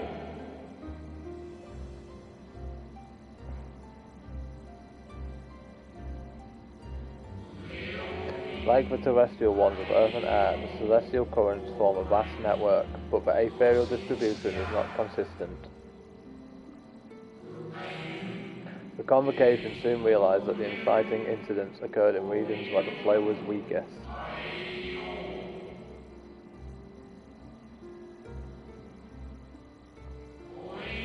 Correlation without clear cause, ultimately. Nevertheless, on closer study, a stagnancy of aether was observed in nearby currents.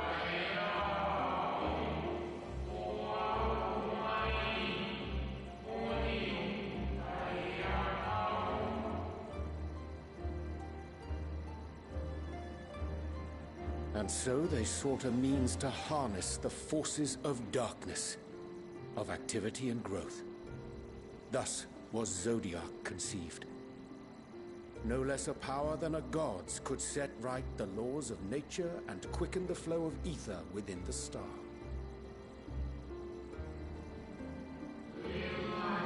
Precisely with the advent of Zodiac, our end was averted.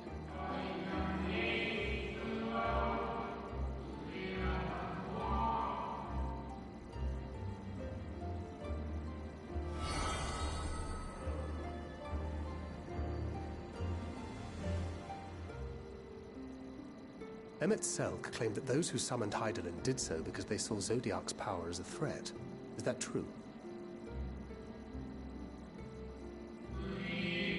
Indeed, there was a faction opposed to Zodiac's creation, but their aim was never to unmake him.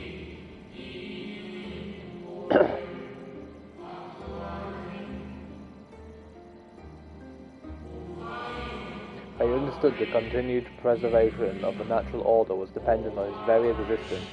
Till we could identify and address the underlying cause of the final days, his needs remain, for his departure would set in motion these apocalyptic forces once more.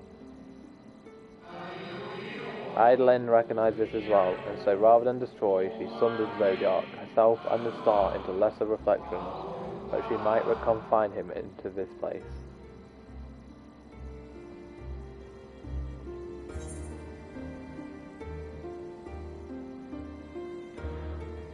Then what she told me in the Aetherial Sea was false?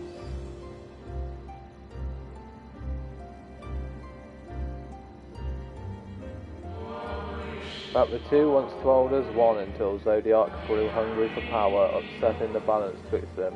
Not quite a lie, though rather a gross embellishment. But knowing what you know now, you must surely realise why she might obfuscate and mislead.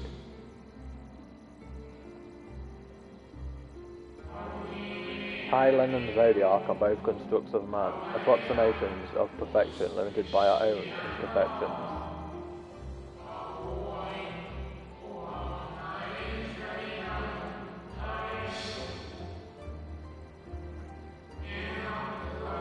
Zodiac was, without question, the more powerful of the two, having been born from the sacrifice of half Ephorys's population.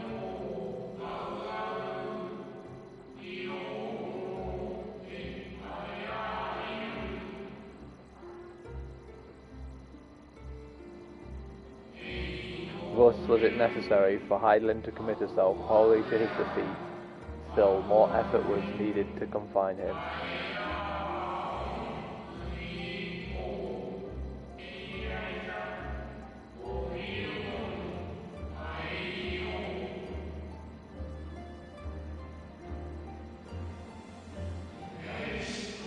Maintaining the brand stacked so greatly, with what power she dared spare, she cried out to any who might listen, and offered her blessing to those who heeded her call.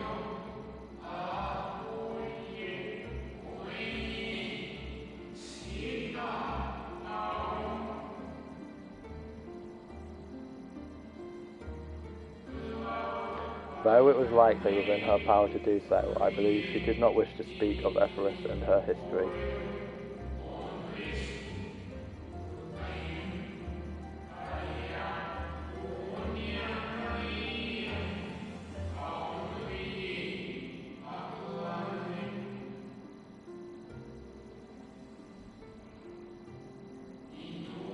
Like Zodiac, Hydaelyn's purpose is a reflection of her creators. They wish to look to the future and not linger in the prison of their past.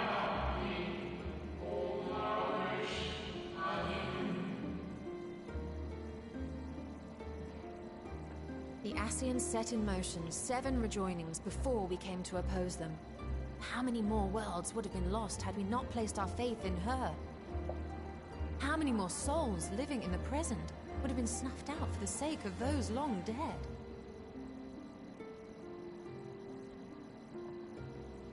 Well, in light of recent events, I see no reason to doubt your words. And even if Hydaelyn is not a god in truth, if Minfilia believed that we should trust in her plans, then I choose to do just that. Which brings me to a rather important question. Let's suppose we try but fail to stop this second coming of the final days. Should the source fall, what will become of the other worlds?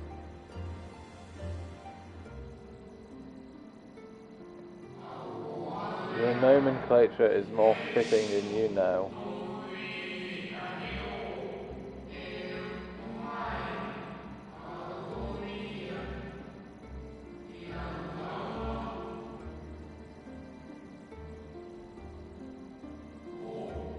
Bring ruin to the source, and its reflections will share in its fate.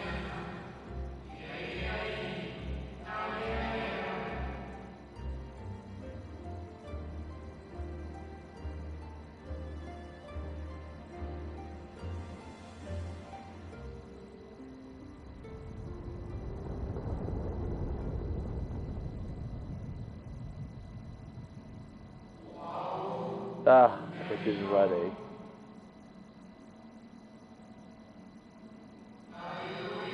This way, if you would be so kind.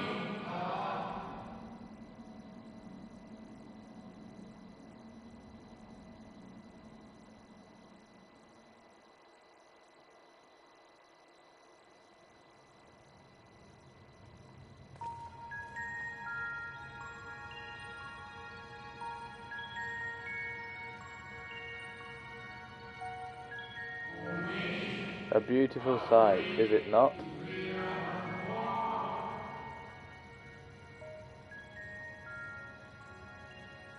Yes, but what is it?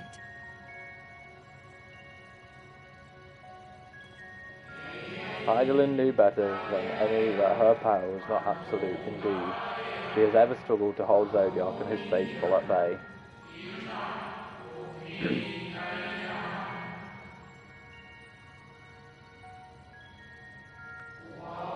She feared the worst, and so made preparations. In the event of his demise, there would be a contingency.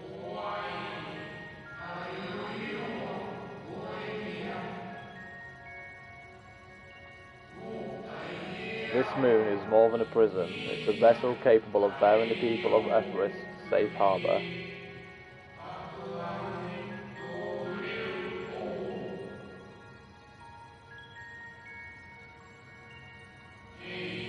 You need not go far to find its pirates. In fact, I should be happy to take you to them.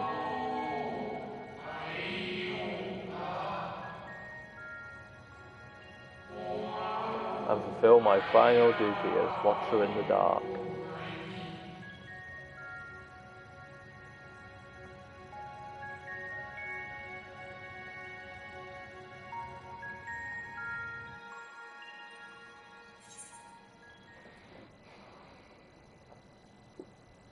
I am level 533, it's still weak at the time.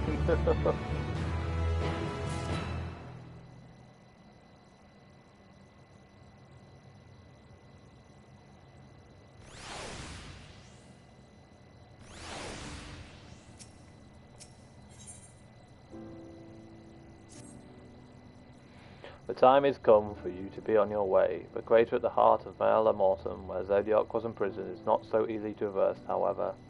Let us call upon Argos, the familiar whom you met earlier. He should have no trouble bearing you across.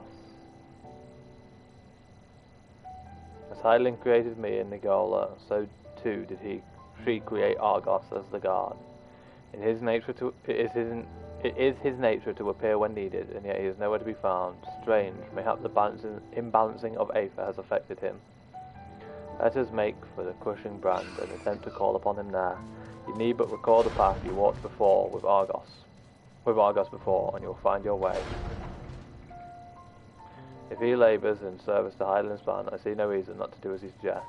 Shall we make for this crushing brand then? See if we can get some A for currents whilst I'm around. North, east, 667.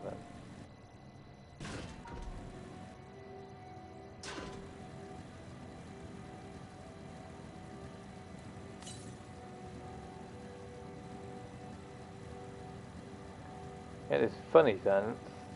Like, it's trying to get me to go to that one.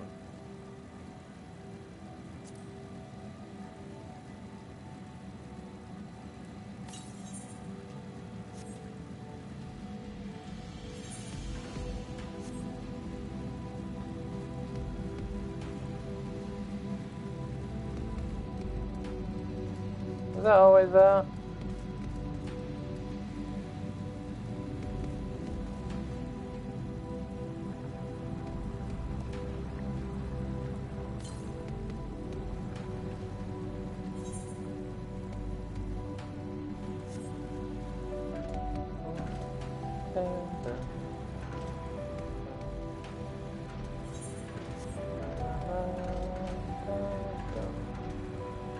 Is that where I got up?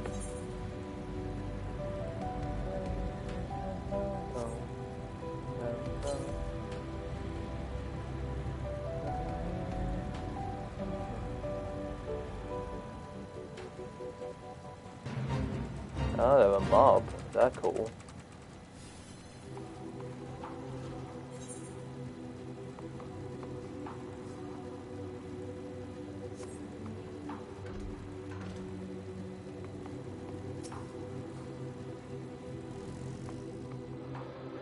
The place we seek is just ahead at Chlorophosclot.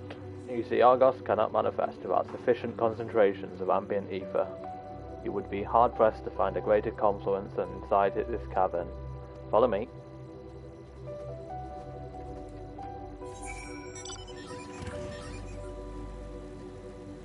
Is this the way up there that whole time?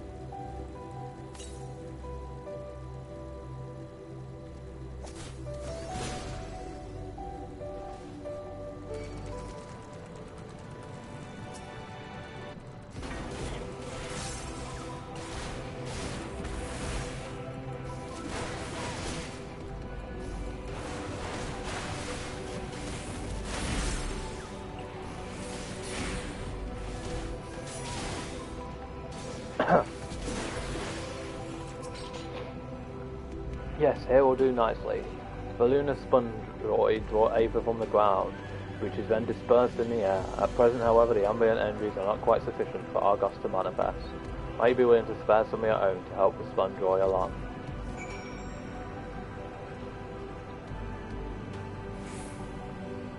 Lunar spongioid.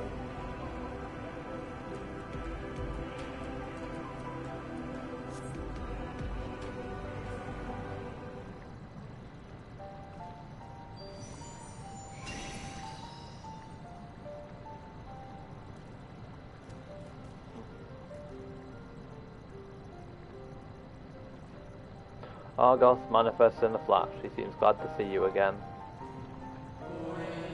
A most fascinating creation of Hydaelyn's, would you not agree? Should the need arise, he is even able to create reflections of himself on the wind, though I assure you it is no reflection which accompanied you earlier to the brand. No, Argos was quite eager to be at your side then, as he is now, it seems. I cannot recall when last you showed such an affinity for anyone. Indeed, I thought him more likely to shy away from you and your companions. Perhaps it was more than a sense of duty that compelled him to aid you before. As for your companions,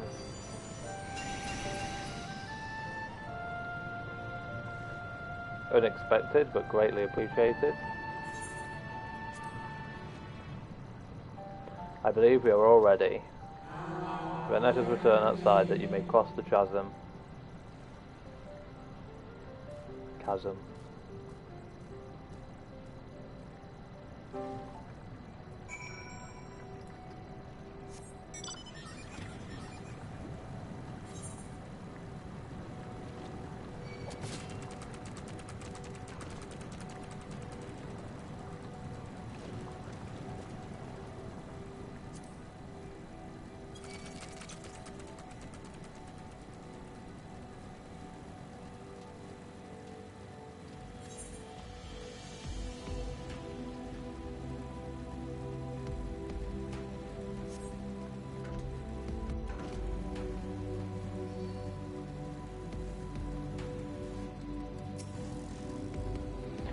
Your destination is the structure there across the Cradle of Darkness, but climb onto Argus's back and he will take care of the rest. Once you arrive, it should not take long to find the ship's crew. The facility is designed to rouse them from their slumber in the event of Zodiac's destruction. Heed their counsel, together you may guide the star and its people to a kind of fate. This is where we part ways, but know that I shall be ever be watching and praying for your success. Our allies' assurances notwithstanding, we cannot be certain what awaits us on the other side, so perhaps it would be best if we did not all go at once. I propose the two of us across first, while Thancred and Uriandra wait here. I don't want to be with you. A malefic aether yet permits from the Quatia, remnants of Zodiac, most like.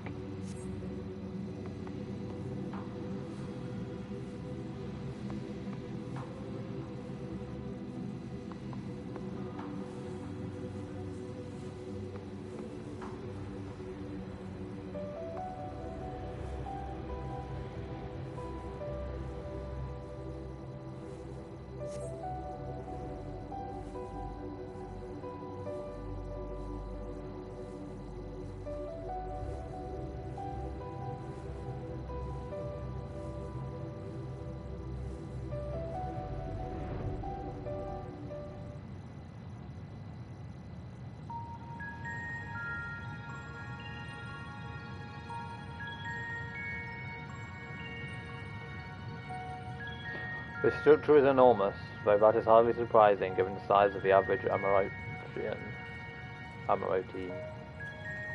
Apologies for the wait. Right then, let us head inside and... oh?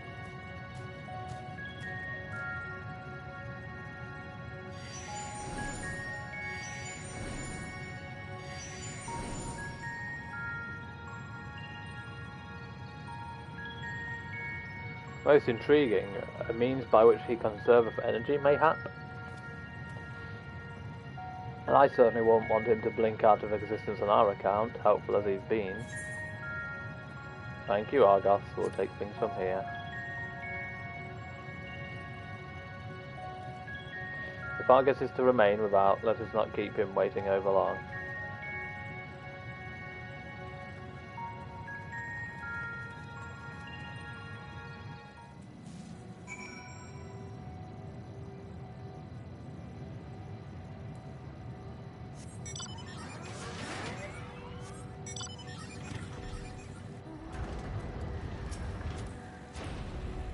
Now I need a fork.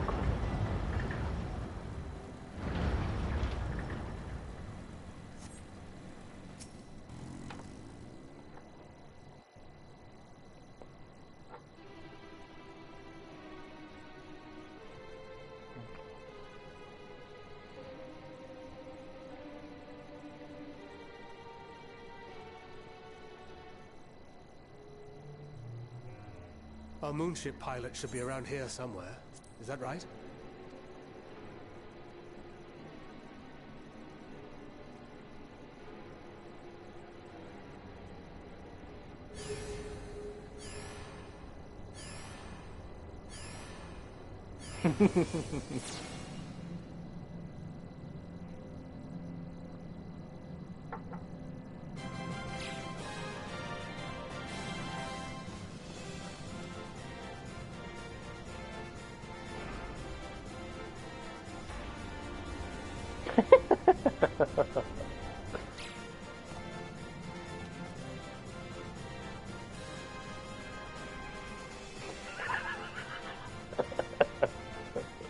Oh, Stinian would be killing himself right now.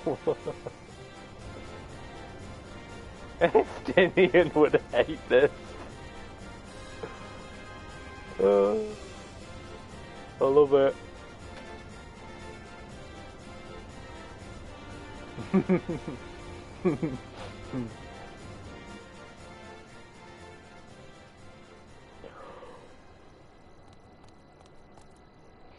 Look lively, everyone! Sounds like Tataru's voice actress. I know. This 1243rd inspection is a mite ahead of schedule, but it is of the utmost importance. For Zodiac, alas, is no more. The fact that they just don't care in their voice. Has a new purpose: to bear the people of Aetheris to safety. Aetheris.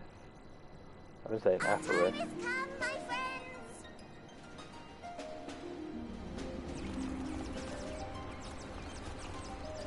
Why is Stormblood's version playing? We must be swifter than swift. There is much to do before our guests arrive. I expect your workstations to be immaculate, and don't forget to relay our signal to Aetheris. Questions? Yes? No? Maybe so? No? Then hop to it! I can tell these things are going to be monsters.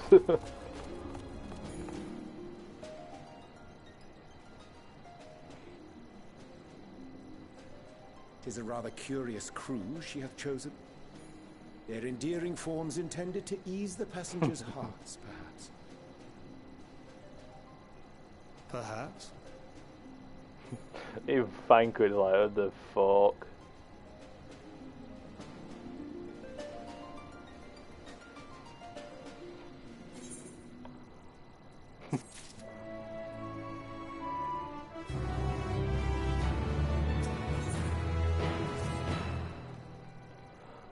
They must be the Loperites mentioned in the Watcher's records. Not at all what I expected, but the Watcher did bid us heed their counsel. I assume the one who gave that rousing speech was their leader, though we might have to ask him out in order to track them down. Come on then, let us be about it.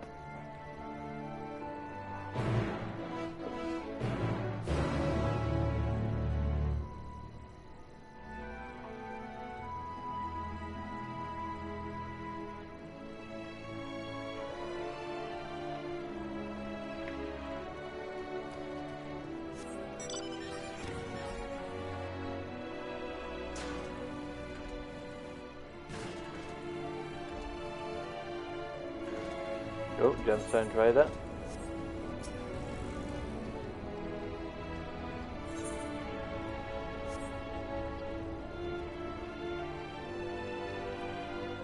It's very Dragon Quest music.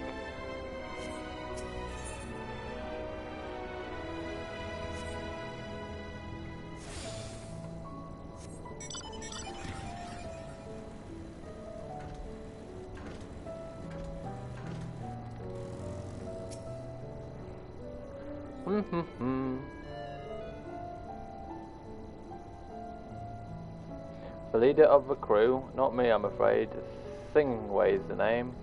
I'm in charge of the construction maintenance. I'm in charge of the construction and maintenance of the atmospheric circulation system, only the crispest, cleanest air for the people of Aetheris. And that's a promise. Aetheris. Aetheris.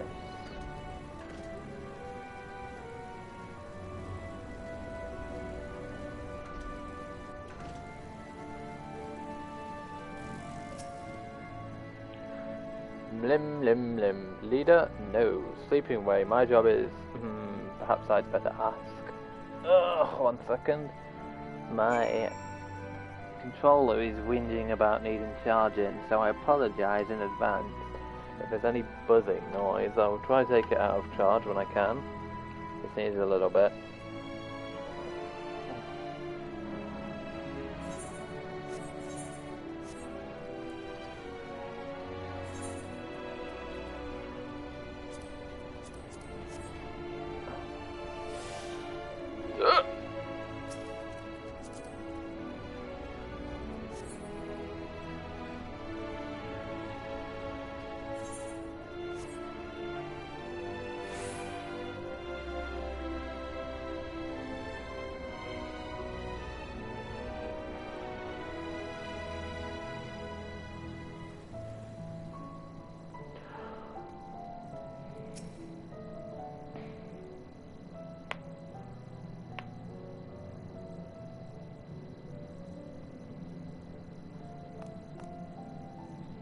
What? How and when did you get here? Who let you in? Why wasn't I told? Take me to your leader.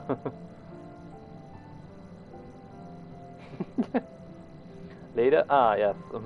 Look no further. I am the one that you seek. Well, well. Looks like you beat us here. Your friends, I take it. Is this all of them?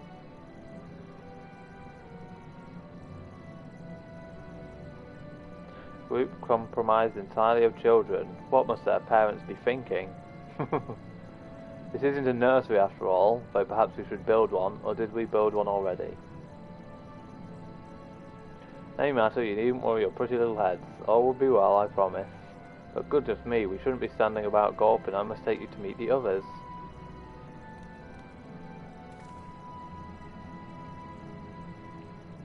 If you could run along back towards the entrance, you'll find a path that leads to the central platform on the upper floor. There's no wrong way to reach it, but it's the large glowing ball at the centre if you find yourself lost. I shall gather the others and meet you there. Well then, back to the upper floor it is. I love how they think with children, because obviously the MMO routines are fucking huge.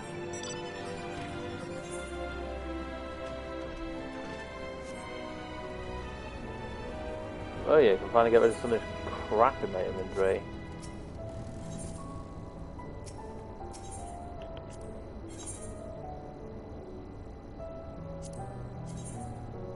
My god, that is... Oh, thank god it dies quite well-ish.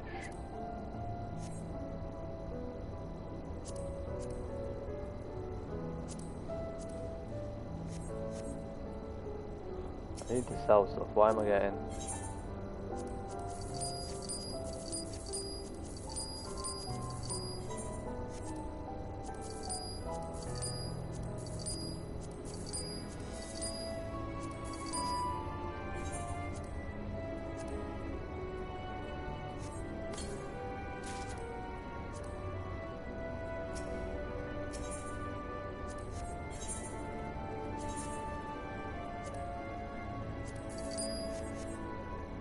There we go.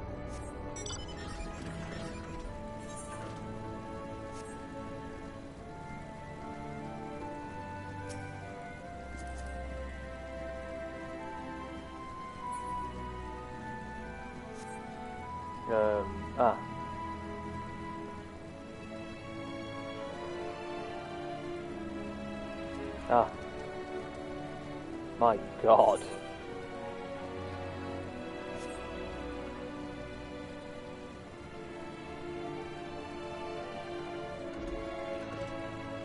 My mouth is really hurting.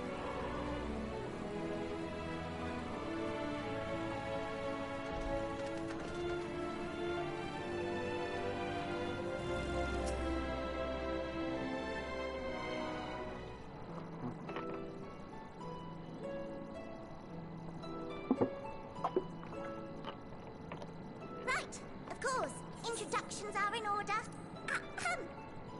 My name is Livingway, and we are the Loporits, created for the express purpose of commanding this ship and bearing the people of Atheris to a brave new world.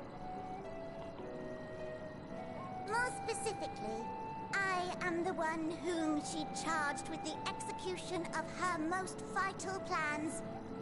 You might say I'm her right paw. Livingway's the name. Map reader and navigator of the heavens.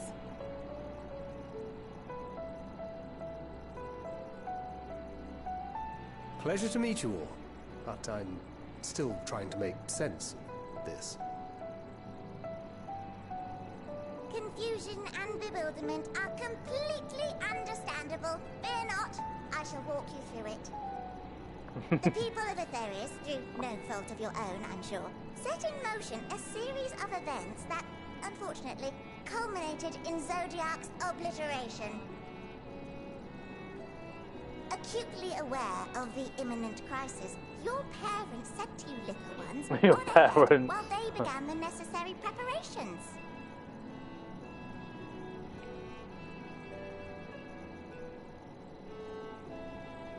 Still not following? No? Very well, I shall elaborate further.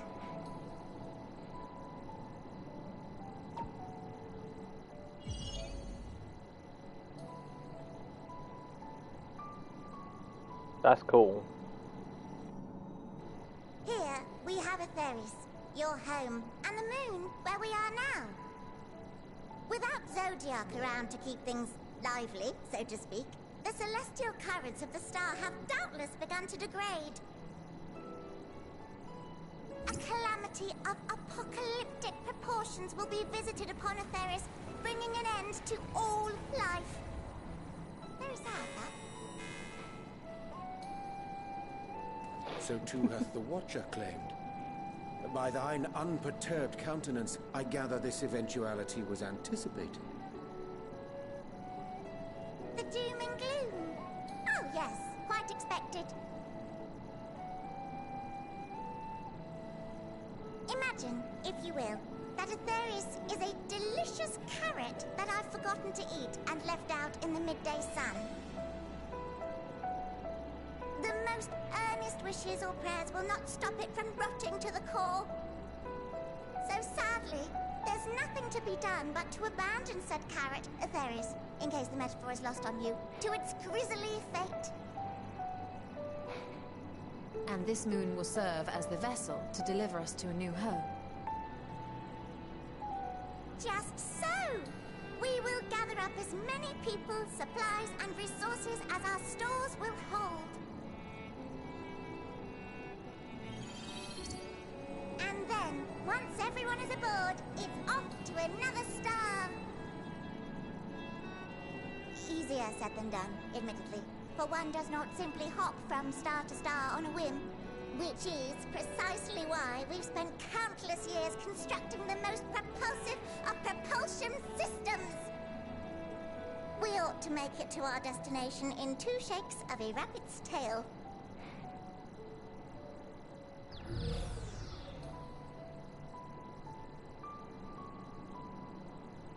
Impressive technology. I dare say it is beyond anything we have ever seen. No need to shower us with praise. All we've done is faithfully carry out the instructions left to us by Heidelin.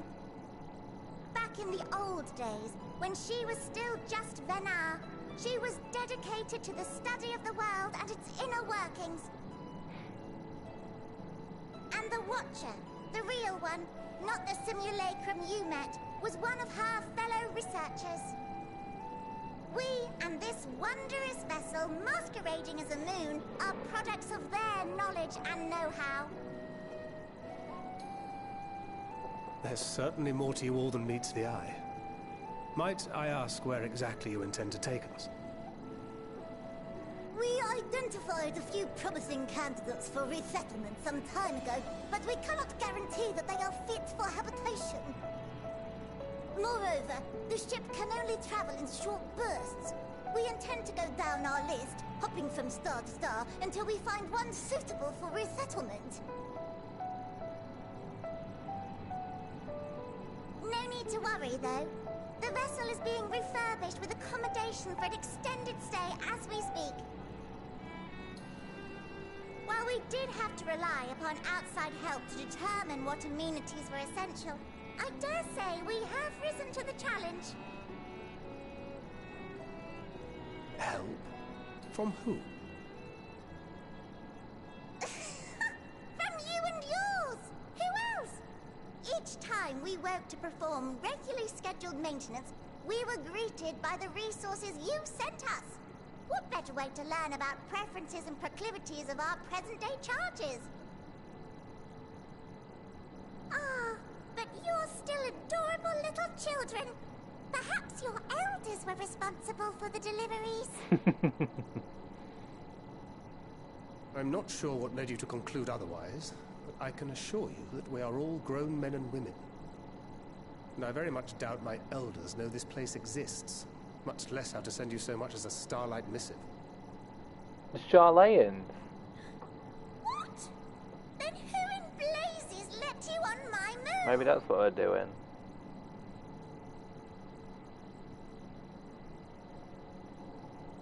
Heidelin herself led you here. It's gotta be what the Charlayans are looking at. Really? Not children? Then why are you so small and stunted? Like little baby carrot people? Well, Amarotines were a great deal taller. In the present day, persons of such prodigious size are exceedingly rare.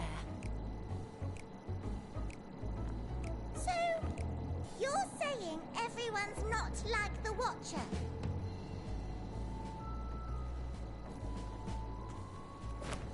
Oh, confound it all! Someone could have at least scribbled a note about your profound miniaturization. That tome in thy possession. Oh, this? One of the first books sent to us. A compendium of the people of Atheris, with a few blank pages at the back for minor corrections and updates as needed. The sum total of our knowledge of your kind is contained in these pages. I thought it was abridged and made small for our benefit, but this isn't a regular-sized book, is it?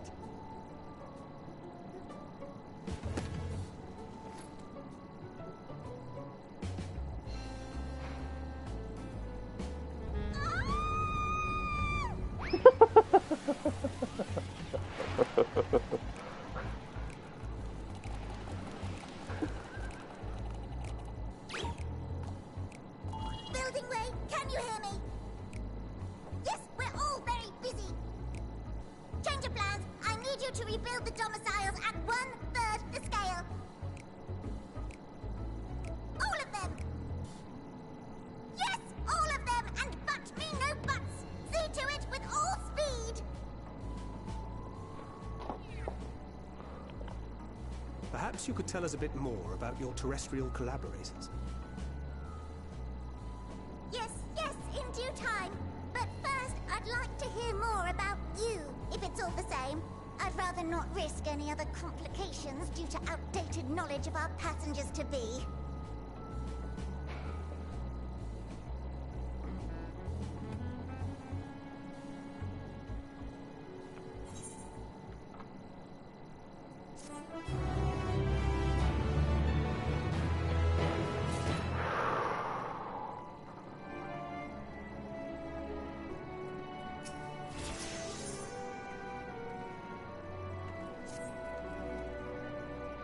Right then, now that you're here, we need you to teach us all you can about your people, and quickly. It won't be long before the final days are upon us in all their terrible grandeur. It is imperative that we be prepared to receive our passengers-to-be. If there's anything at all that may displease them, it must be addressed post-haste. And address it we shall. Here at Bestway's Borough, we have assembled everything required to offer our guests the best way forward. We have received myriad amenities that we understand to be essential for day-to-day living, and I wish to hear your opinions on it. I'm sure you've all worked up an appetite, so why don't we start with the foodstuffs? Meet me at the Caratorium, and we'll see about filling your bellies. She does not want for enthusiasm. The notion of Etheris wrong to its core being a matter of course is rather concerning now. Nevertheless, let us take this opportunity to learn more of the Lotharics on this vessel.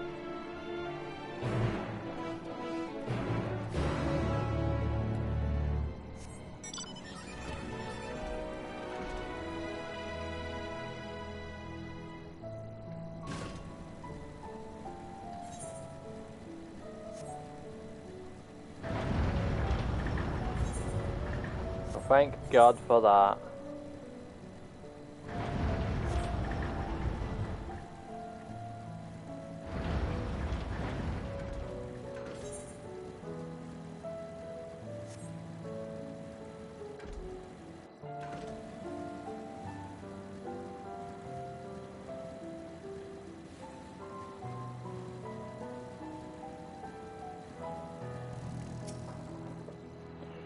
Welcome to the Cavatorium. Here we create prototypes of the various sundries required by our soon-to-be passengers. Now I'm introduced the head of foodstuff production, Cooking Way. Pleasure to meet you all. Our work has involved no small amount of trial and error, but after many cycles of painstaking labour, I dare say we have created the finest cuisine our guests could ask for. I've learned all about the essential nutrients for a healthy and balanced diet from the reference materials we've received, while I've practically worn the words from these invaluable pages. Naturally, we've also considered ease of growth and production. We will not want for ingredients. I must insist you try some. We have fresh stock recently prepared on account of, well, because we just woke up, and we're all quite famished. Hop along the platforms here and you'll find the storage unit full to the burst with delectable delights. Help yourself to anything you like.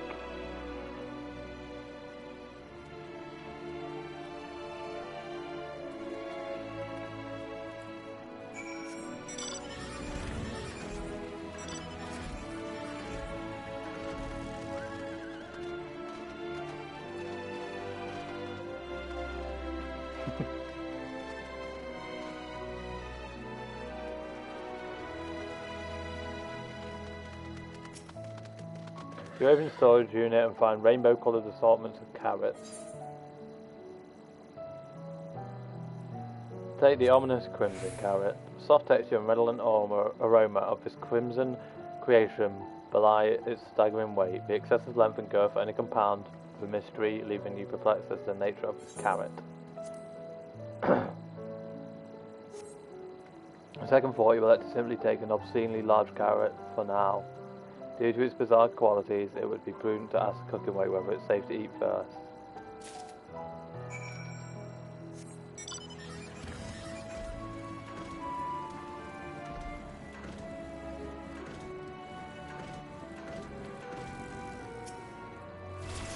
So did any of our selections set your mouth to watering?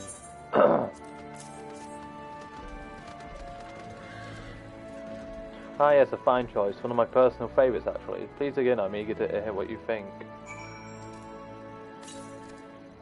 With great trepidation you take a bite out of a carrot. The carrot is oddly tender, but as you begin to chew, a rich aroma fills your nostrils. A newfound vigour begins welling within you. The rumbling of your stomach, however, suggests it may simply be indigestion.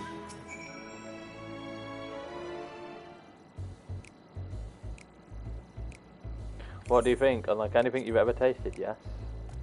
The iron carrot can be a bit difficult to digest, but the boost to endurance it promises makes it the perfect meal before a day of heavy lifting. We have plenty of other varieties too. Bleeding carrots to improve blood flow, dream carrots to help with sleep. You see, we have a carrot for every occasion. For what if I don't like carrots?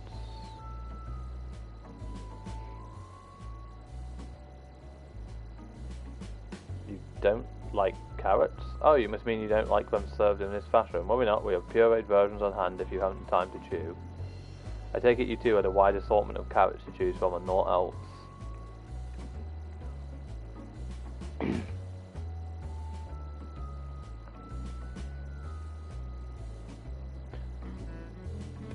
If I may ask, what exactly did these collaborators share with you about cuisine on FFXIV?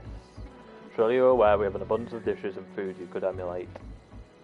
Of course we are, but well, it was only quite recently that we established contact. Even holding conversation was a struggle at first, so imagine our surprise when they sent a mountain of books and documents with no clear instructions. The sheer amount of information was overwhelming. If it wasn't for that encyclopedia I found, we would have been at a loss at where to begin. So we decided, rather than divide our resources to prepare a variety of middling and potentially unsatisfying meals, it would be more efficient to devote our efforts to the production of a single perfect food. It's all well and good, but man cannot live on raw carrots alone. Have you considered cooking them? You mean steaming, boiling, roasting and the like? I suppose we could prepare the carrots in other ways, but our primary concern was efficiency, and what's more efficient than sinking your teeth into a carrot fresh from production? A rather strange approach to take for one named Cooking Way, isn't it? Well, technically speaking, Cooking Way isn't. When first created, we were all named in the old tongue, you know, that otherwise impenetrable parlance that the Watcher speaks. After we received a great tome of words, a dictionary that is, from our collaborators, we learned your language, adverbs, gerunds, present continuous verb conjunctions, just the basics. Then we found the terms related to our given task and used them to form new names. Aren't they helpful? No, not really, but it does explain a great deal. Wherefore didst thy kind deem such a change necessary? When the rest of your people arrive, we want to be certain they understand immediately what each of us does. You'd never be able to pronounce our original names anyway. I see. I hope our critiques, such as they are, were helpful to you. But if you should decide to preserve flora and fauna from FFXIV as well, you would be able to offer the passengers a more balanced diet. Until such a day, one I pray comes sooner rather than later, it would appear there is naught but carrots on the menu.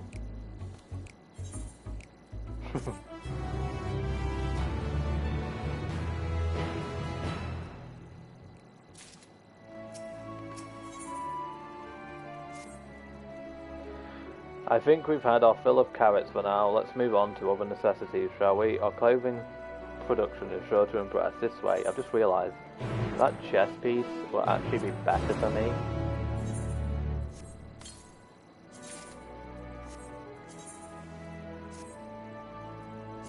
Yikes, I hate that colour though.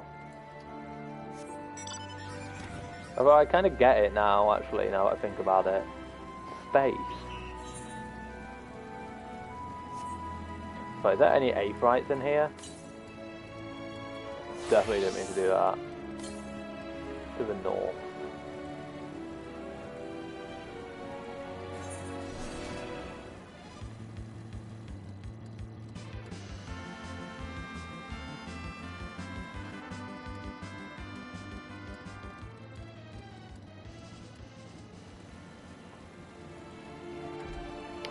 That made me happy.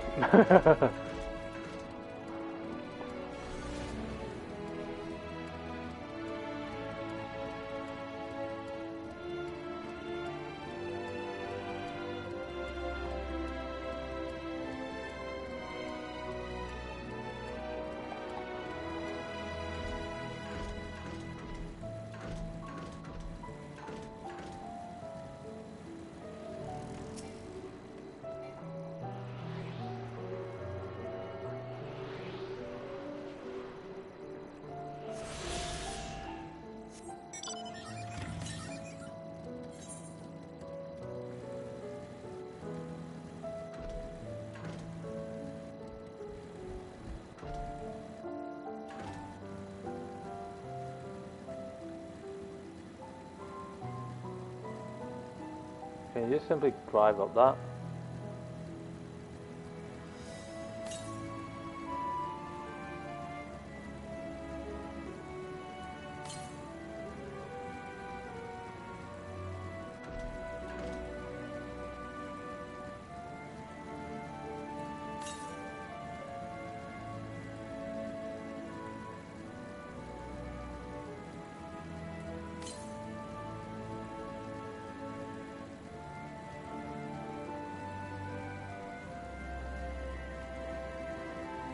Assuming up here.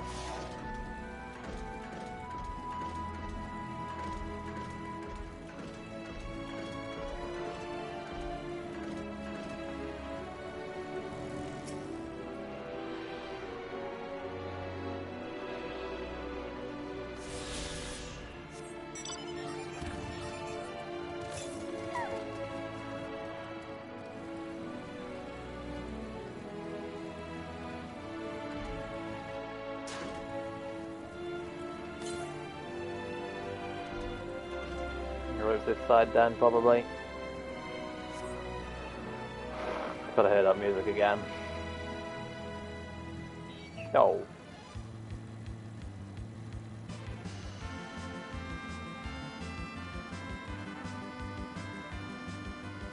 I hope that's gainable from Fates at some point. Just realised how funny it is as well.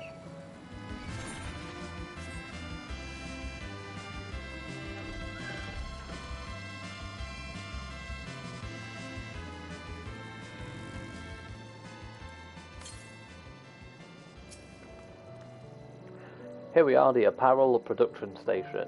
We've chosen to employ more traditional methods for this task, creation magic. Tidal in her infinite wisdom blessed us with a self-same affinity for magic her people possess. We have amazing talents, of course, and I know you're dying to hear about them, but I will regale with the details for another time. That said, we did run into a spot of trouble at first. Our magic alone was not sufficient to see our work done. In the end, we discovered crystallized aether was a wonderful catalyst that could provide us with the extra vis we need. My, how resourceful. Ah, the sweet sound of recognition. You'll be impressed to hear we've read all about your habit of changing attire to match your chosen profession. For the sake of efficiency, I presume. This has also been taken into account with our design. But why take my word for it when you can simply try on our clothes? Make yourself known to the workers and I will see the rest.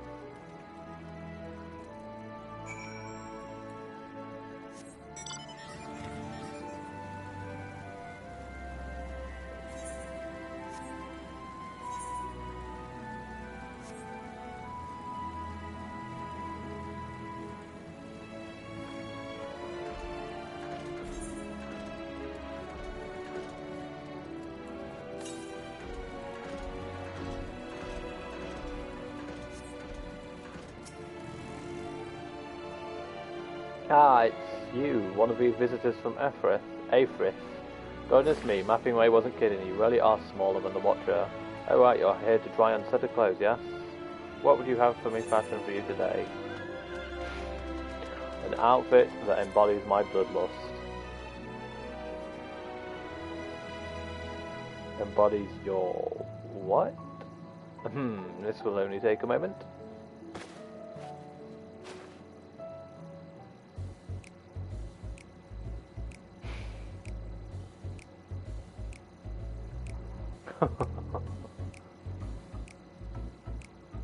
There we are, all finished. A perfect fit, if I do say so myself. I would be lying if I said I understand what bloodlust is, but I assume it's something you enjoy. I made certain clothes that are flexible yet sturdy enough to endure whatever it is you plan to do while wearing them. Would you look at that, speechless, and here and there I thought you may not like it. Right, I have to be back in a second.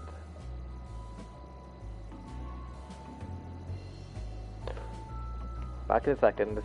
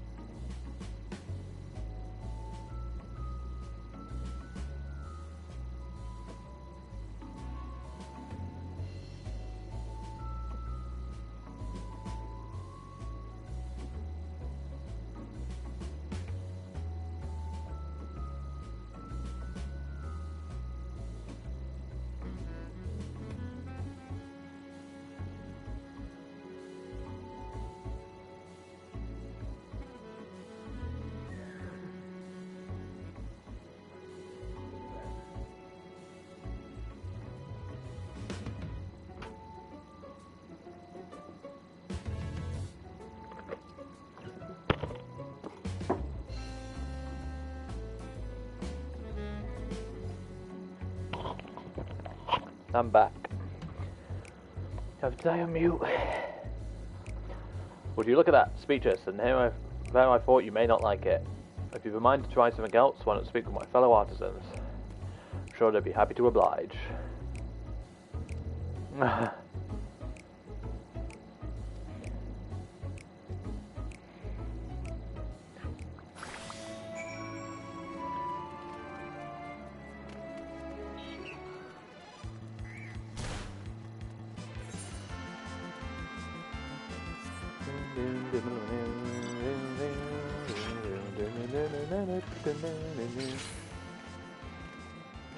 Maybe I should just wear this glam forever. Ah, no one said you'd be coming. How can I help you? You wish to try my clothes, really? Of course, it would be my honour. Do you have anything in mind? Got anything with a little more flair? I really want to eat my food. I think I can handle that. Let's see.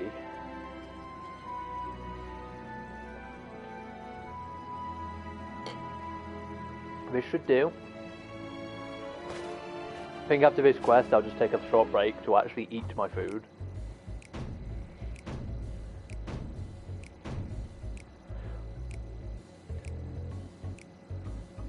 Some of my best work yet. Times and tastes truly have changed. It used to be so rare for anyone to request clothing with a focus on form over function.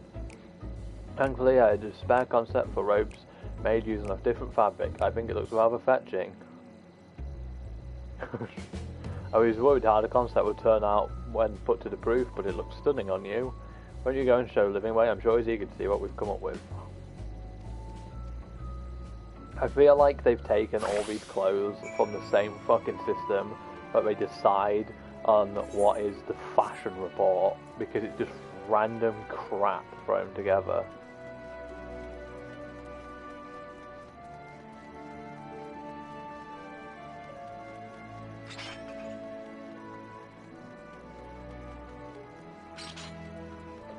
Gotta be honest, I am loving this area though. I love that there's like a proper little spacey space area.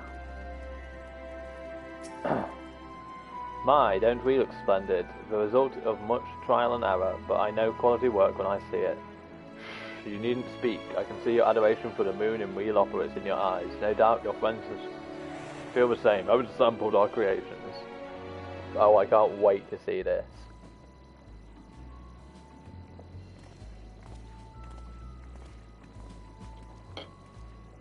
Try not to get gravy on my mic.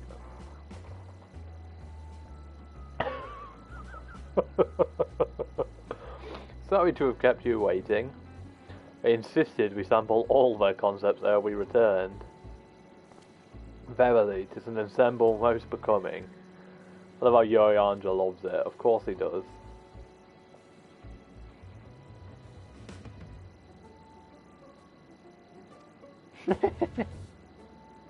I think it's past time we returned these clothes. Brilliant.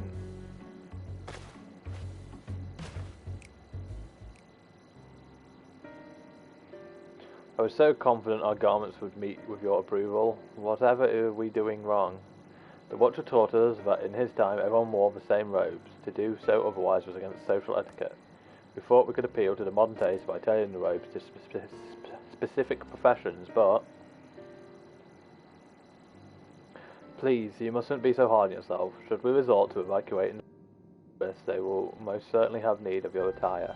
It is clear you spared no effort in addressing our needs, but you must understand that we are not quite so homogeneous. Speaking for myself, what I wear now better suits my taste, even if it is of inferior make. But there are others whose choices may be influenced by traditions or personal experience. Rather than make these assumptions for the whole, you must consider the individual and their potential preferences. I fear we've underestimated the complexity and diversity of your people. Even if we'd memorised every tone we received, I doubt we'd have fared much better. Maybe we're doing you a disservice trying to shower you with our baubles and frippery, thinking it was for your benefit when you'd be better off on your own. There are some who might agree, people who prefer to keep others at arm's length, even when they know they shouldn't. As one such former fool, I'd like to ask you a question. This plan to evacuate and escape the Foundaise, did it account for the reflections of the source as well? Not that I'm aware of. We were born of Hyland's love for Aethys, and the salvation of the people on that star, and that star alone, has ever been our aim. Surely it's better to devote ourselves from saving one world than to divide our efforts across 14 and risk failing them all. I suppose you're right. Living way, might we have leave to explore Bestway's Burrow unattended? You have given us much to think about. Why, certainly. Until later, then.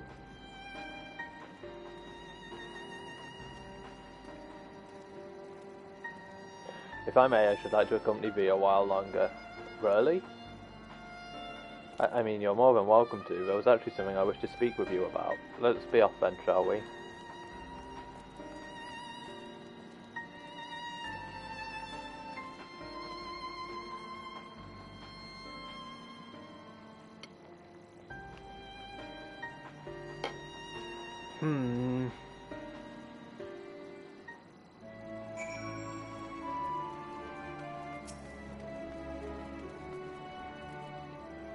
I apologise, I won't try to spy or anything. Everyone's been talking about the visitors come from Aethys, and I wanted to see what all the fuss was about. I was excited at first, but now I'm worried. What if the people of Aethys refuse to come? What if we can't save them? It's clear we've made a mess of things. Hey, but wait, you still haven't visited the domiciles. Once you see them, you'll understand how wonderful the moon truly is, I'm sure of it. I'll be waiting for you by the teleporter near the entrance. Oh, and the name's Growing Way, by the way. See you soon.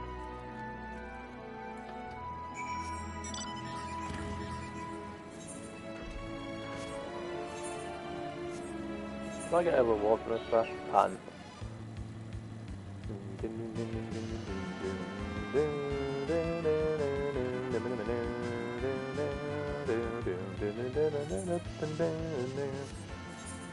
So happy that that's the music there.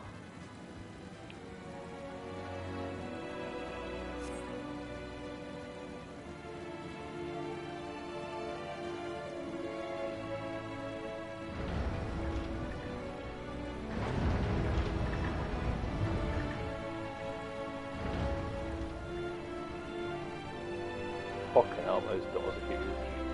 Like, I get they're meant for ammo rotations, but still.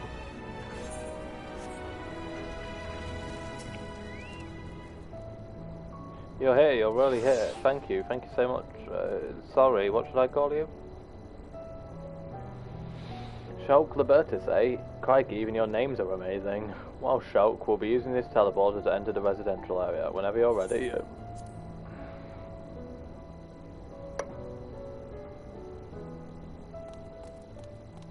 Ready in the teleporter.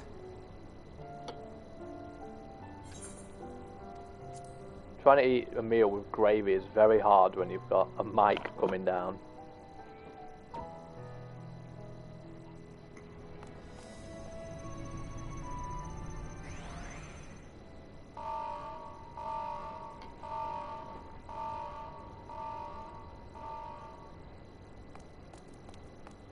Huh?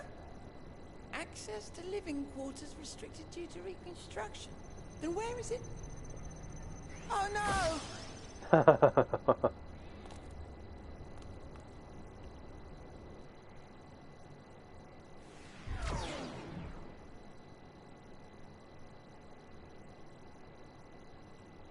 private audience, as thou didst request, for reasons I know not.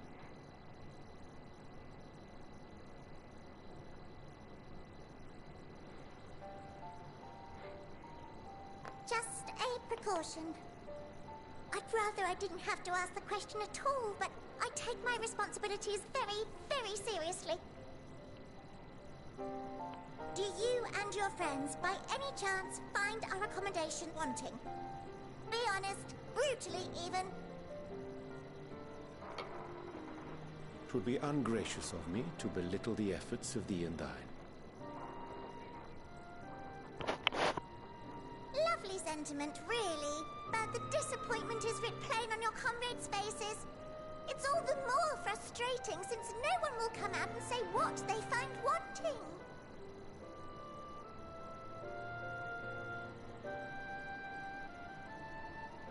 If there are faults in our work, we need to know.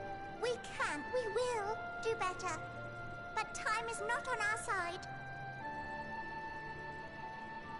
The final days will wait for no one. If your people are to be saved, we must take quick and decisive action.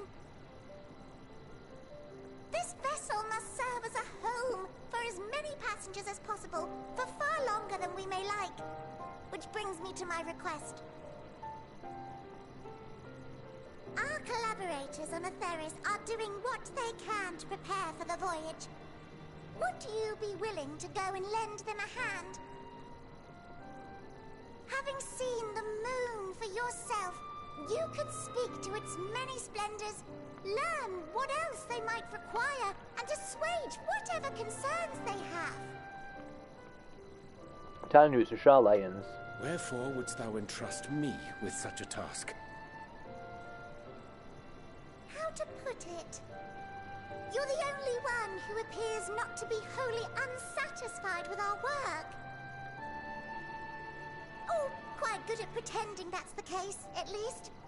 Calm, collected, tactful to a fault.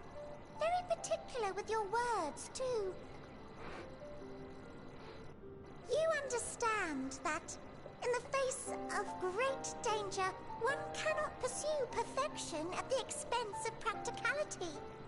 The difficult choices must often be made for the greater good.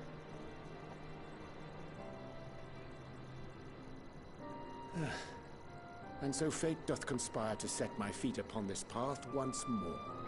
Come again?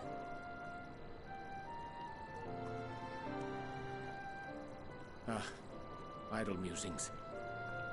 'Tis no trifle thou dost ask, yet full well do I understand the urgency and necessity.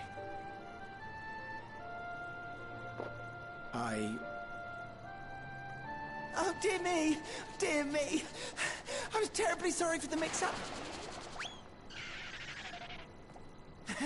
It's a bit of a malfunction. I hadn't realized the residential quarters were inaccessible, you see. But you're still in one piece. So, all's well that ends well, yes? Won't happen again. I promise.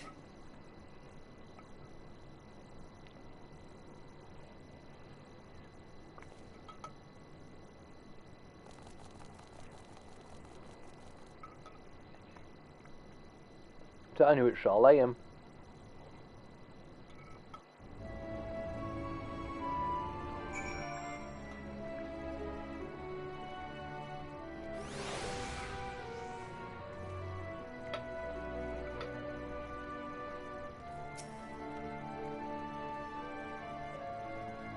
Gosh, that was embarrassing. I promise to be more careful from now on. Since the residential quarters are closed for now, I've rerouted the teleporter to allow travel between floors instead. Hopefully it proves useful in the meantime. A shame you couldn't see it though, you really would have liked it.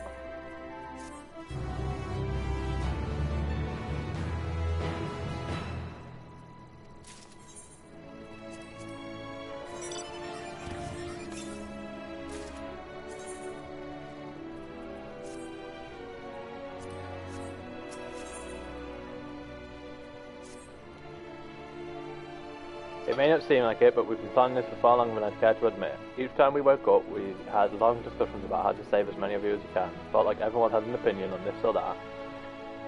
But the one thing we all agreed upon was that the people of Aethris wouldn't take action to save themselves until it was far too late. That's why we're striving to make the moon a vibrant, magical place that Hop has a chance to visit, rather than waiting for the flames of oblivion to get them off their tails and force them to accept our invitation. The residential quarters may not be up to the necessary standards just yet, but there are plenty of other places worth seeing. You've already looked around the Cavatorium, but wait until you see what's waiting for you in the east end of the borough. Follow me. Right, now I'm just going to actually finish my food. I've just got peas and carrots left.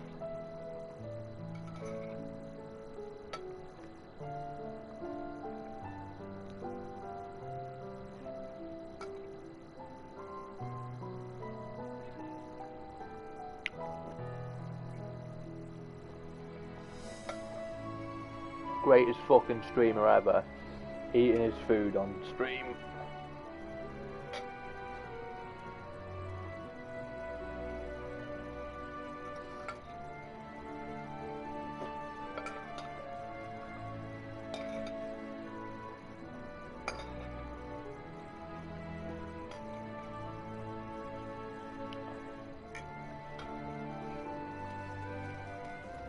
Alright, I should be back in a moment.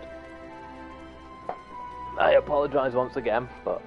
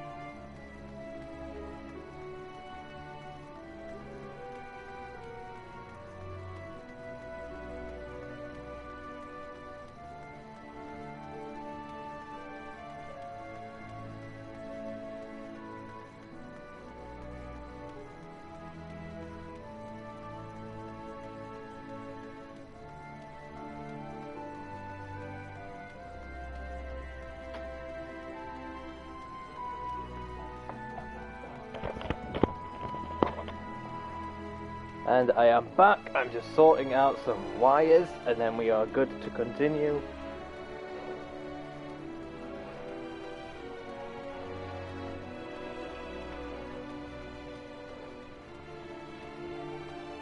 Hey Solar, and thank you for the welcome back. Didn't even realise.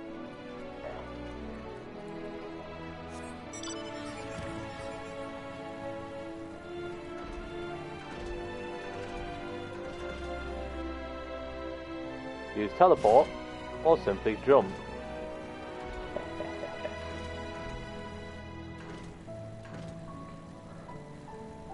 How are you, Solar?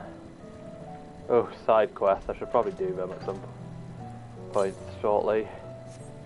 To the west.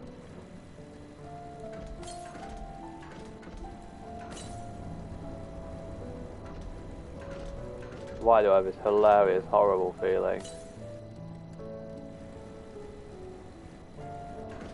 I am good. I wish I'd gotten on this earlier, because now it means I'm going to be late. But I'm good.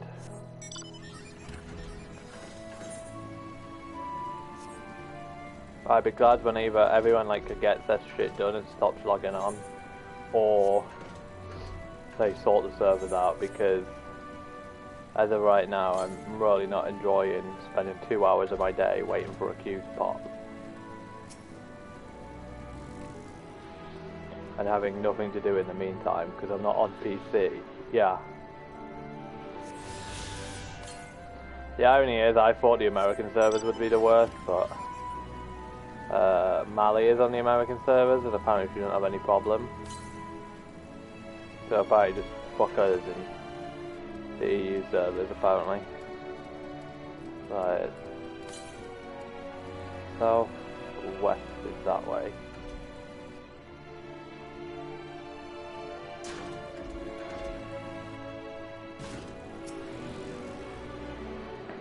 See, if I lived on my own, I'd just go straight without sleep. But because obviously, part of me is in a way regretting the fact that I said that I'd stream it all, and I want to stream it all. But I don't know. But it's because I cannot not speak too late into the night because I live with people. I can't play ridiculously late into the night. Good, you're here. Though through this door is the greatest Ends Vale. It was named as such because it's the veil to end all veils, the most beautiful forest you'll ever see. We understand the people of Aetheris enjoy taking leisurely walks through natural spaces and the like, so I'm sure you'll enjoy it. How about we start with a nice stroll to the fountain, this way.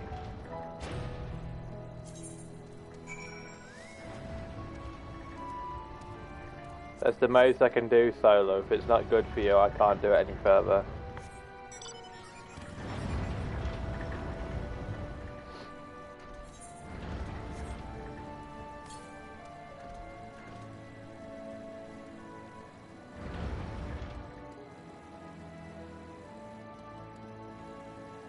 It's just I want to still be able to hear.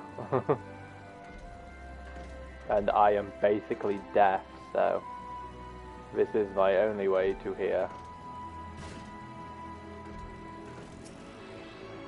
The fact that I even have it this low is only for streaming purposes. I actually usually would have this way louder. I usually have it, what settings you saw, and then the actual settings to 100.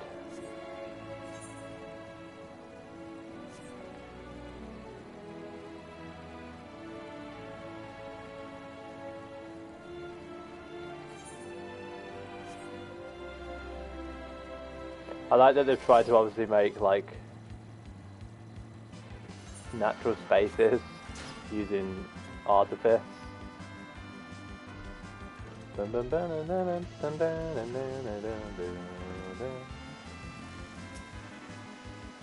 So what do you think to the forest? Isn't it positively pleasant, simply sublime? It is as transcendent as burying your face in a chocobo's plumage and taking a good long whiff. You really think so, truly?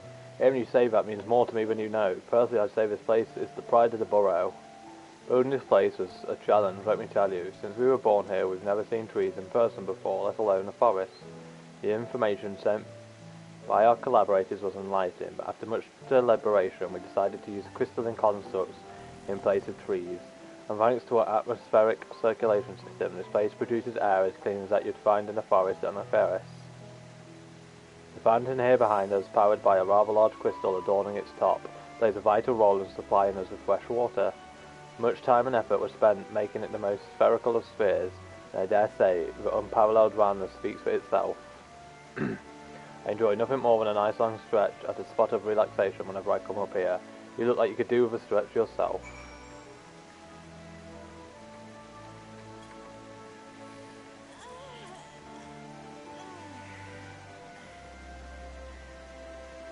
That's the spirit. I feel more relaxed simply watching you. A sight worth for many years spent building this place. If it's not too much to ask, it's always been a dream of mine to take a walk through this forest with someone from a Ferris. Could we maybe? That isn't what I meant to do. That isn't what I meant to do. That's what I meant to do.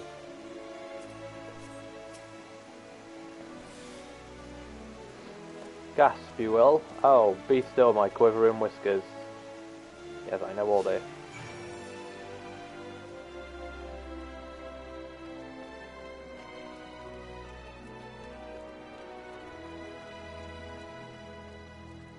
I like this area.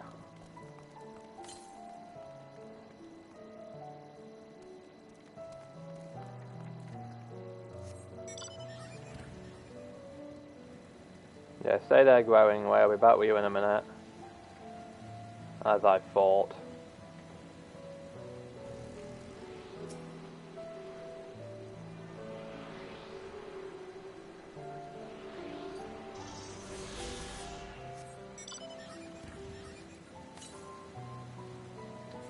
Right, now to the south, like the load, so that's... How is my Aether Currents doing? Yeah. 4 more, and then the other ones. So how has your day been, Solar?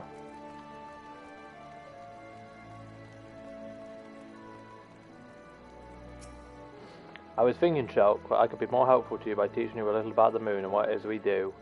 When we first created the moon's sole purpose was to hold Zodiac, and there was absolutely nothing to be found here. Eventually Heidelin gave us our first task, furnished a moon with propulsion systems capable of facilitating travel to other stars.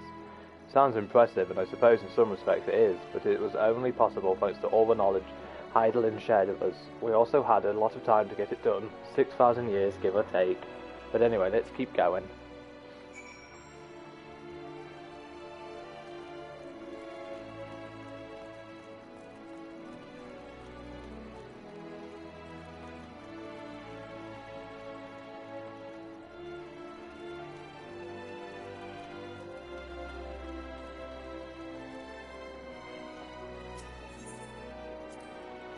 What? No, I'm not sure what it is you do with crystals on Aetheris, but we don't eat them, and certainly not this one. It's possessed of all 6 elements: wind, lightning, fire, earth, ice and water. We use crystals like these to maintain the moon's elemental equilibrium. It's worth mentioning though that because Heidelin's influence being the embodiment of tranquility and stasis and all, manipulating the elements here is different than it might be on Aetheris. Conjuring of fire would sooner dry your clothes than singe them, for example, but put simply, the aetheric conditions are ill suited to growth, which is why the surface is mostly barren. Of course, this was all necessary to keep the rage and energies of Zodiac in check.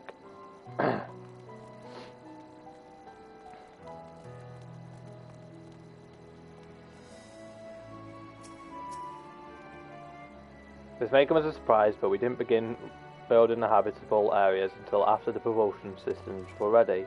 Considering how long it took, I wish we'd started sooner. Who would have thought we'd need 4,000 years to make all this? It certainly wasn't work you dare rush either. We had to create infrastructure and countless supporting systems, some of which wouldn't be operational until hundreds of years later. And then there was a brief period where our productivity came to a screeching halt, when that bizarre red satellite was sent up from Aetheris, the Allegan's mischief, I think. We thought new nefarious actor was colluding with Zodiac. All we could do was stand by and brace ourselves for the worst. I can't tell you how relieved we were when Heidelin informed us of its destruction. Oh yes, there was much joyous humming that day.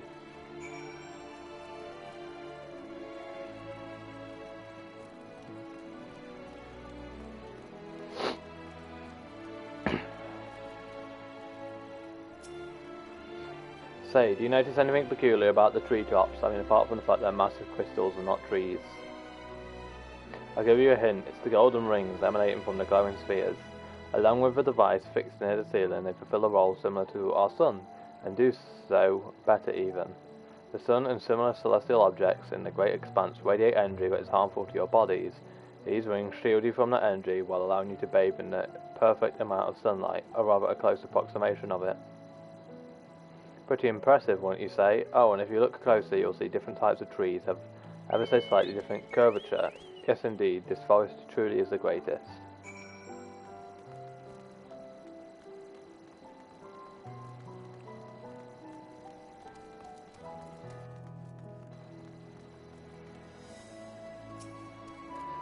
There was something else I wanted to tell you about. Oh, right.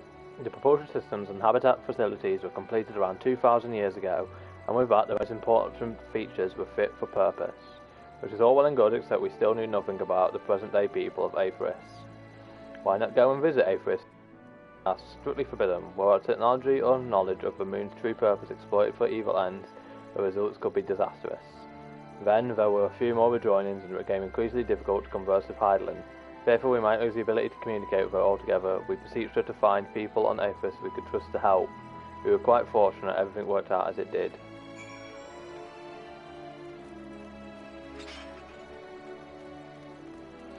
Still putting my bet that that's the Charlayans.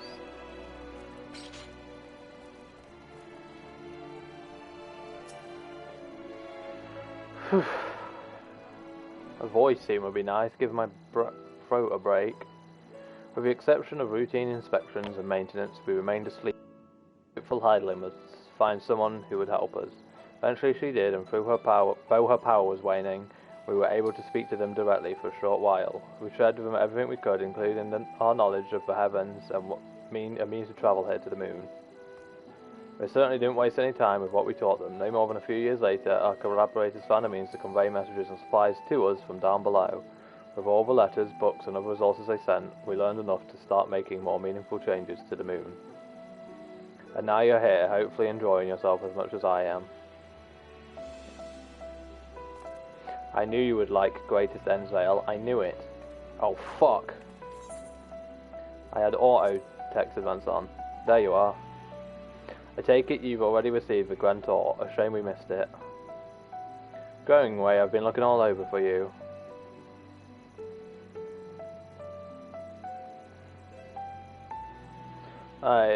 Is this about the teleporter to the residential area? No, never mind that. We have more pressing matters at hand. I will be calling an emergency meeting shortly, and your attendance is required. Really? I can't imagine why you'd need me there, but if you insist.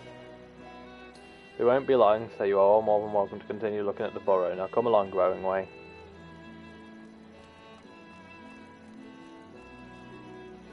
Before we arrived, you seemed to be in the midst of a rousing conversation with your guide. Did you learn anything of import?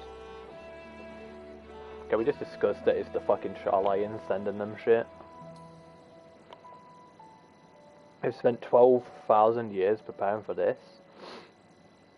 With the appointed hour fast approaching, I can understand their restlessness, but still.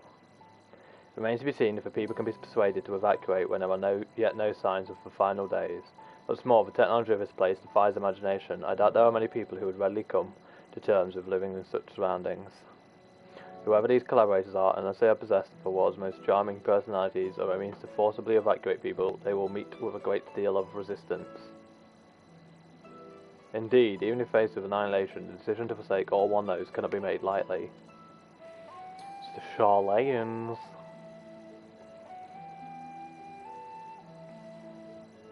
Forgive me, friends, but I must beg your leave. There is another matter which yet begs for mine attention. Of course, we can accompany you if you like. Nay, that will not be necessary, if you will excuse me.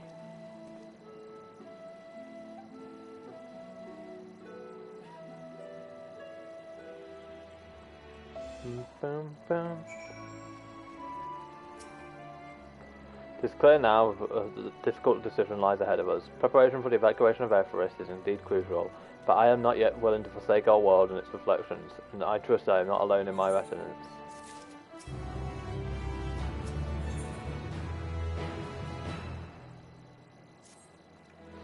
The Urianger seems strange to you, more so than usual, I mean. I know he has a penchant for keeping his own counsel, but I'd be lying if I said I wasn't worried. Would you go and see if he's alright? Stola and I will remain here and see what else we can learn about the final days. If you hurry, perhaps you can catch up to him.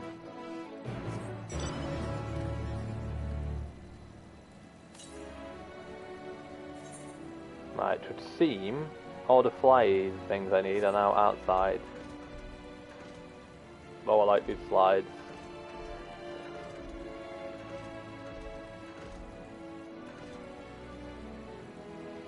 How far are you in this at the moment, Solar?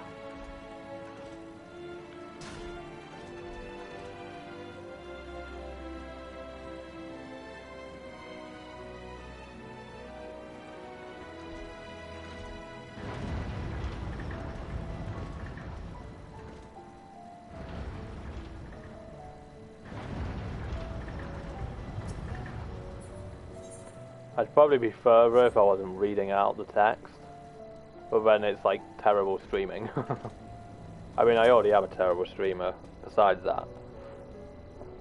But on top of that.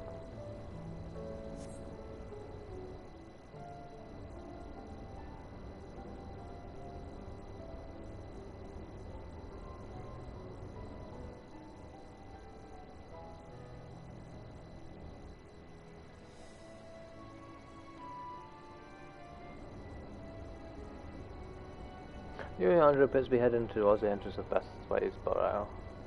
I think I'm going to go quickly do the these quests so that I can get the flying thingies.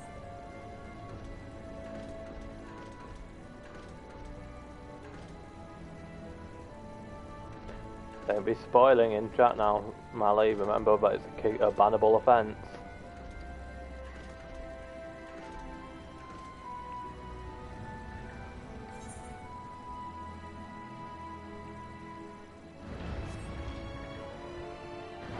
Just making sure. I don't want you banned because you had a lapse in judgment. Oh bother! There's no sign of any of them, and it's almost time to eat. You there, if you happen to be heading to the cafetorium, could you let my fellows know it's mealtime? If we don't eat, I can't take my nap. Many thanks. They should come running at the mention of carrots of happiness. So just save those 3 magical words and they'll be on their way. I've got to be honest, the longer I'm streaming this, the more I'm realising that I am the weakest link of my channel. I'm just no good at talking when nothing needs to be said. And I think that will bore people as they come into my channel, and that is a huge problem.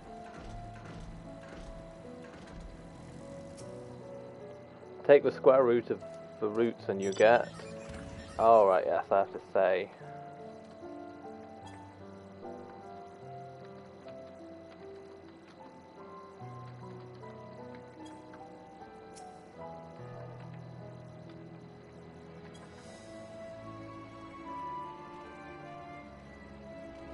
Carrots of happiness, you say. My, is that the time already? I was working out projections for optimal carrot production based on the total population of Avarice to ensure... Oh, never mind, I must make haste or I'll miss out on seconds. Yeah, my voice is always monotone. There's no I can really do about that. And like sometimes it's really bad because like it's moments where I'm like genuinely interested and people just think I'm uninterested and it's like, well, I'm not.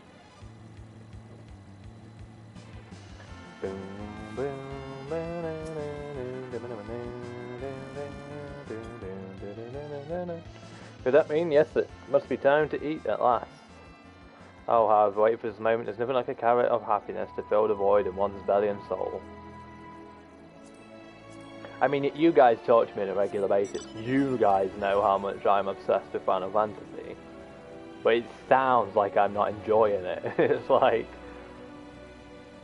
As a streamer, that's a bad thing, but at the same time, I'm spending my time trying to absorb it all. And therein, I just seem like I'm completely uninterested. And it's like the exact opposite of that.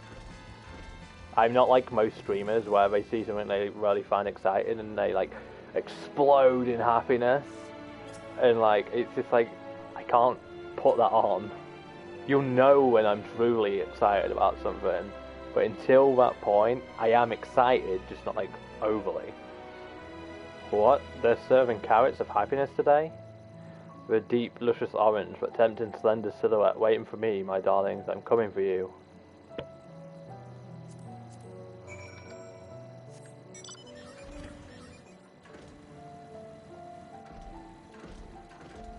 But yeah, it's like I wouldn't sit in 2-hour fucking queues to play a game I didn't fucking love. And the queues there are ridiculous. Ah, you returned, and everyone else is accounted for. Sustenance is essential for us Loperites, though I suppose people are the same.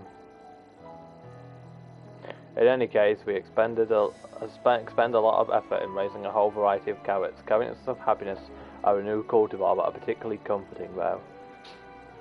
It seems almost silly to have our workers consume so many carrots, just so that we can produce more carrots. But that's a problem that can be solved with even more carrots. No need to worry about the details, I'll figure out the figures just as soon as... What were we talking about?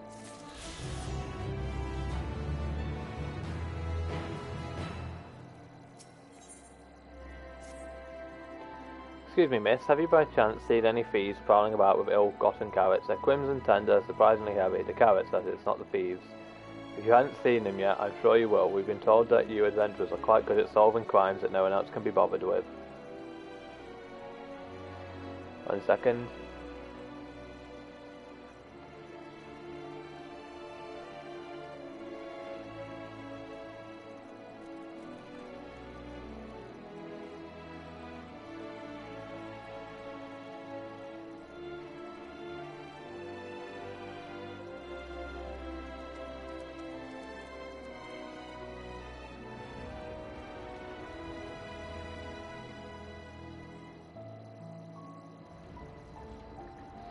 And I think the other thing as well, like, is as a streamer, I don't mind taking a moment if I need to. I can't just continuously roll. Wonderful, I'm relying on you to solve our carrot caper. Honestly, what manner of fiend would deny a Loperite their dinner? Anyway, our culprit or culprits took 4 carrots in all. Those are not easy to carry out, so I dare say they can't have gotten far.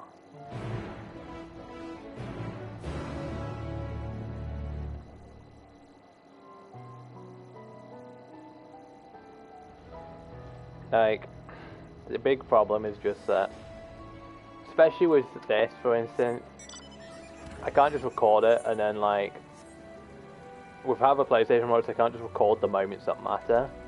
I have to record everything, and then later down the line, I record the shit that matters. So I couldn't just put this, like, that's why I don't bother with YouTube, and, like, YouTube is just kind of a place for me to throw,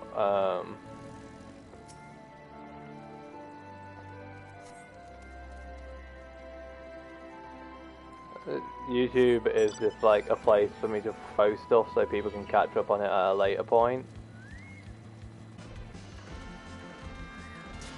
Because with how we have to record shit, there's no like other real option. Are you coming up here, mate?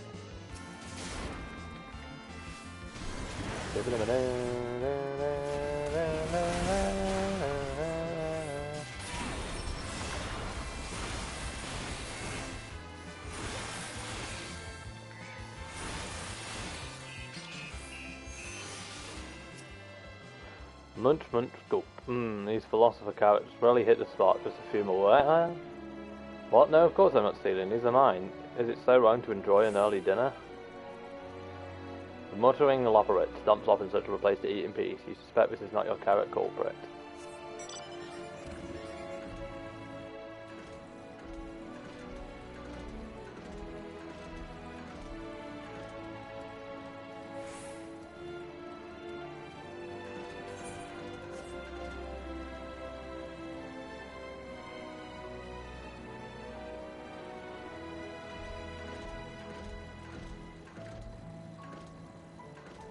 God damn it.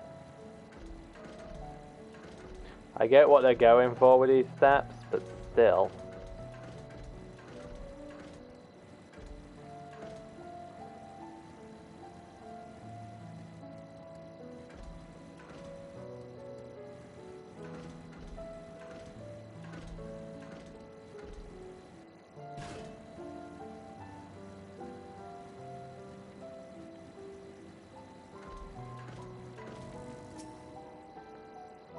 Insufficient stock of iron carrots. Iron carrot detected. Initiating iron carrot procurement.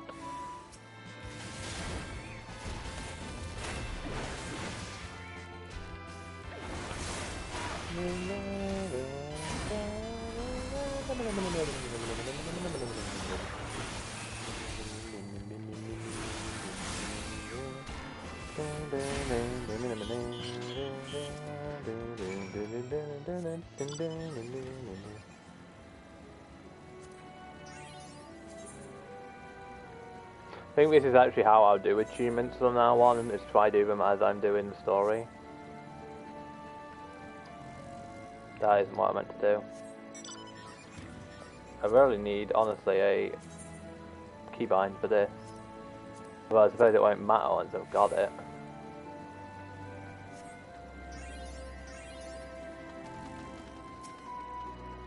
You're back. Please tell me you found the carrots.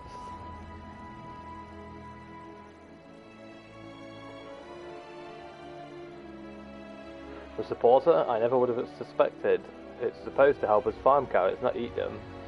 I recall the technician said something about enhancing its code with a love of carrots to increase work efficiency. To go for so far as to steal carrots for itself, I fear it may now love them a little too much. Alas, those poor carrots became of them, and how to prevent this happening again. Thank you for your assistance. The one problem with streaming this as well is because when I read, I'm a lot, like out loud, I'm a lot slower than when I just read.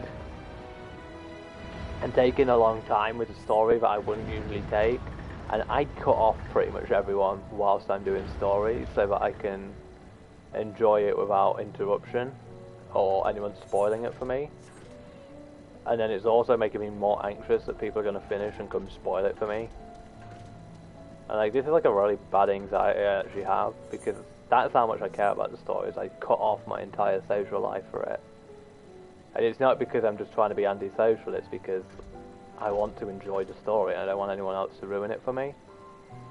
So it makes a really like lonely, I'm like a really social creature, like I need to speak to people. And so it's really a horrible time really for me, but I can't be social.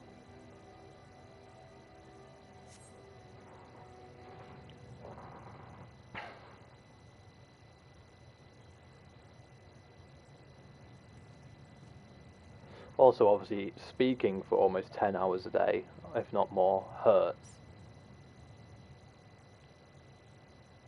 Yuriandra ventures off into Mare Lamortem. For reasons unknown, you must tread carefully else he might sense your presence. Oh, please don't be one of these quests.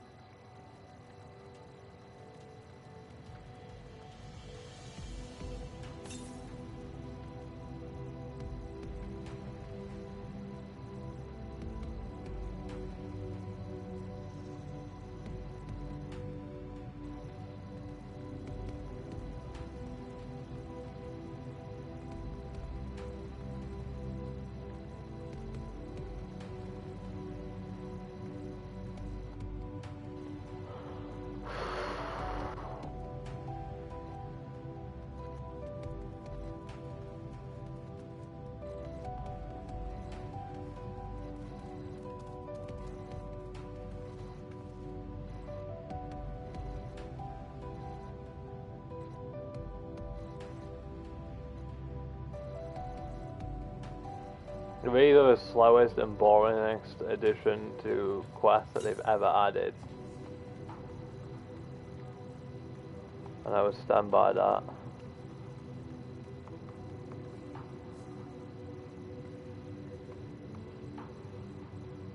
Yeah, exactly. And it means I have, and like the worst thing is, I feel like a lot of my friends would do it as a joke, thinking that it's funny, but it's not funny to me. Like, you know, as sad as it is to say, Final Fantasy XIV is somewhat most of my life, and it actually upsets me if people ruin it.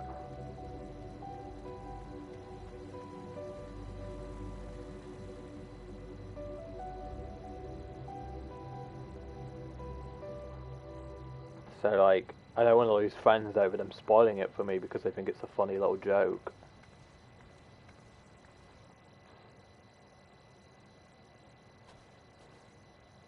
Thine arrival is timely as ever. Oh, voice. I can give my throat a break.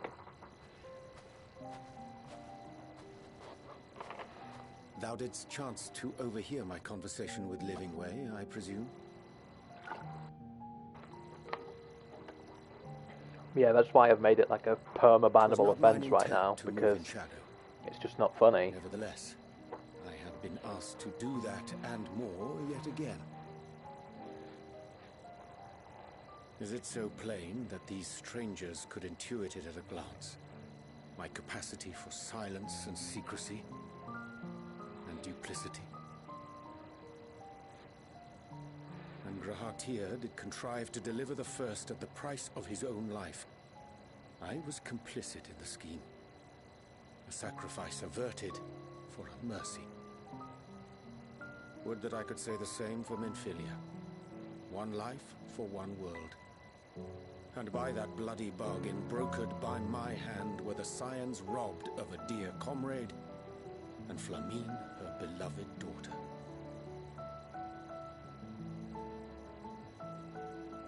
Two souls whose selflessness was beyond measure, whose resolve was unshakable. They would not be moved even had I thought to protest. But protest I did not. Far from it. I pushed them forward. No effort did I make to seek out alternatives, ones that would not demand such terrible costs. That resignation weigheth heavy on my mind, as does the memory of another lost to mine inaction. Moonbreather? Who did face death unflinching, that we might secure a means to bring low the Ascians.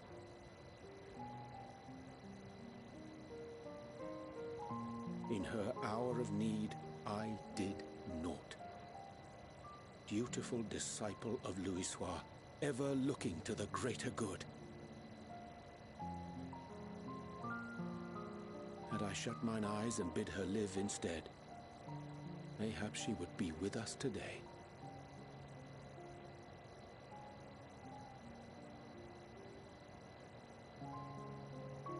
Selfish wants, born of everlasting regrets.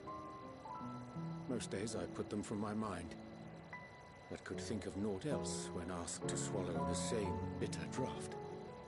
Subterfuge and sacrifice. Mayhap the right moral choice, but one I regard with great trepidation.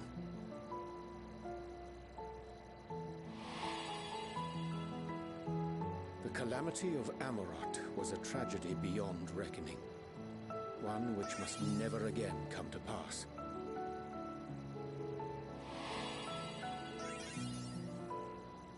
Thus must we struggle, haunted by ghosts of those we have lost, clinging to those we pray we can yet save.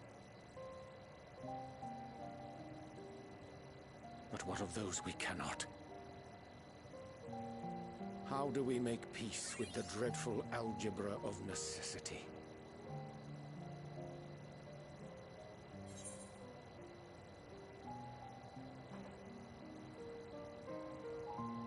Have faith in yourself and your decisions. Take heart. Sage counsel indeed.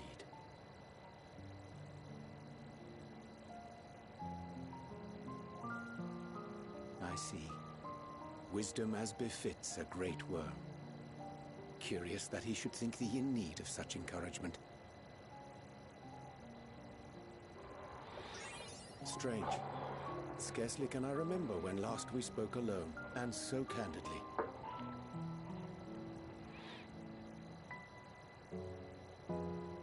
I thank thee. For all my supposed skill with words, I find it difficult to express such private thoughts. As for the Loporrit's proposition, I will take time and consider how to respond. It would be to our mutual benefit if we could converse more openly with our aspiring caretakers. A concern I should be glad to address on the Scion's behalf. To dispense with all pretense and bare one's heart to another is a frightening thing indeed. But we cannot move forward ere we take that bold first step. A lesson I have learned many times before. And today.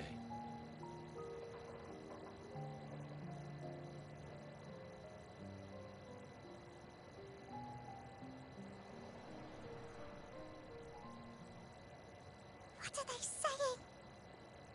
Curse these ears and hate them all. No matter. We've got our plans.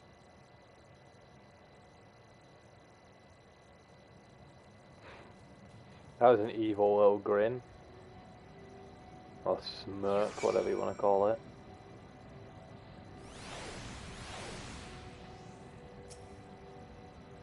In truth, my reason for travelling hither was to effect a plan of mine own. A plan which may pave a way forward for us all. There is no great guarantee of success. It is the reason I set out alone, that failure, should it come, would be mine to bear alone. Yet thou standest before me with a proffered hand and open heart. It would be remiss of me to refuse thy amenity. And so I ask, wouldst thou join in mine endeavour?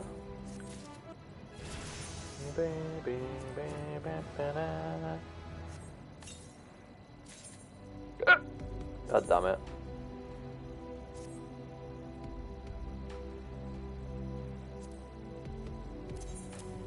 My space outfit is slowly coming.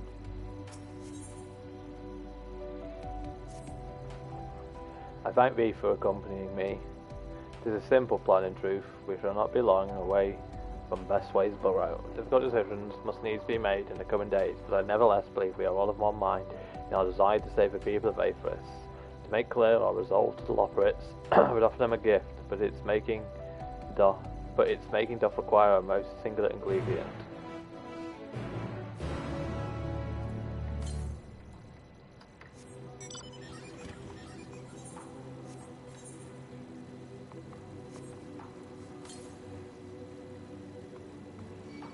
What the fuck? That thing just killed another mob.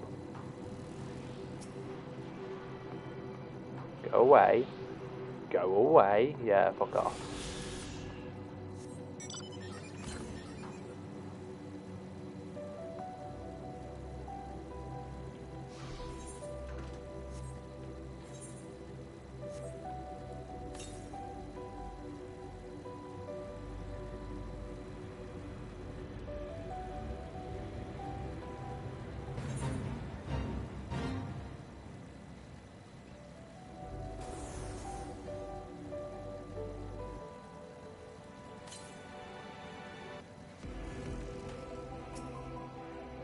Ah, the abundance of Sponjoy.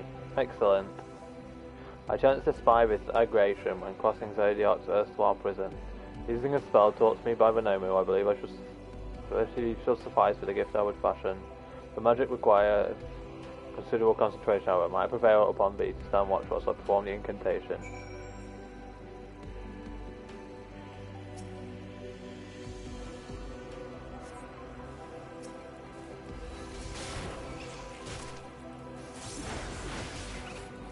The real question is, if Heidelin created this place, why do you have aggressive monsters on it?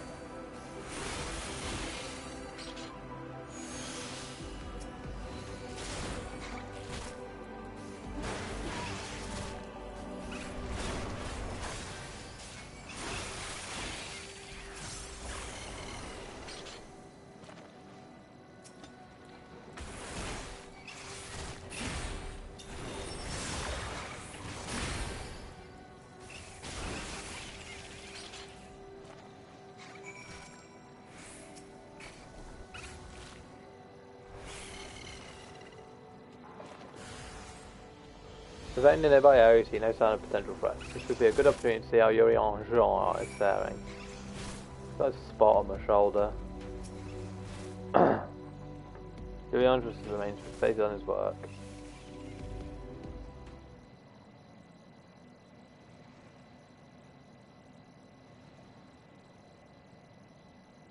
There, it is done. That is moving, I thought it was. A magic ink. Every answer is effective. Fuck, I forgot about that. Whereas the occasion I would conjure mine own, but it is nevertheless the most useful skill. The resulting product is admittedly possessed of no preternatural properties, but is a hue of mine own choosing, which I pray the operates will appreciate. Shulk, Yuriandra, oh fuck god, I thought you'd been eaten or had perhaps fallen into a crater.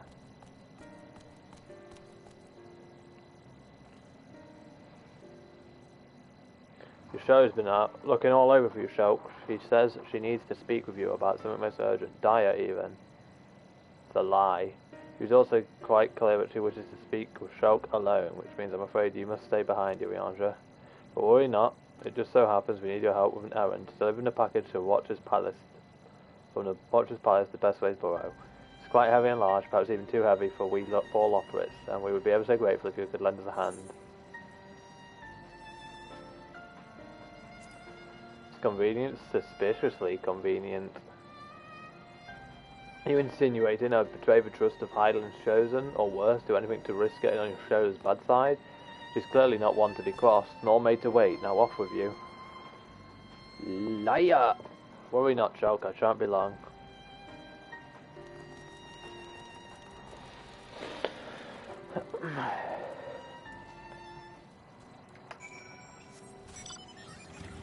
Oh, I will be though, because there is a way over here, I believe.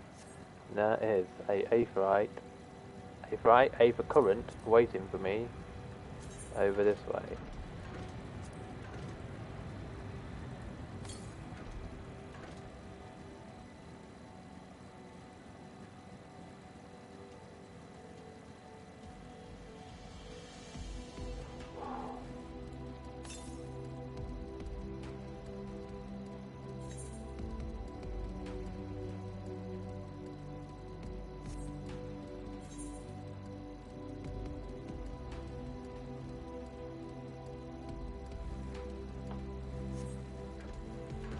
Saw there was one over here.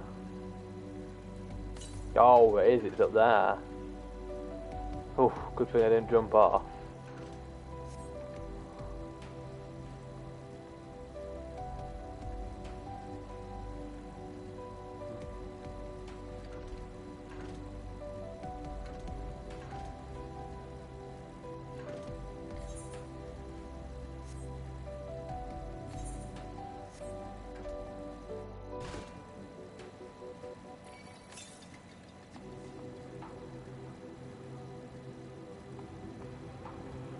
This music is ooh, really cool.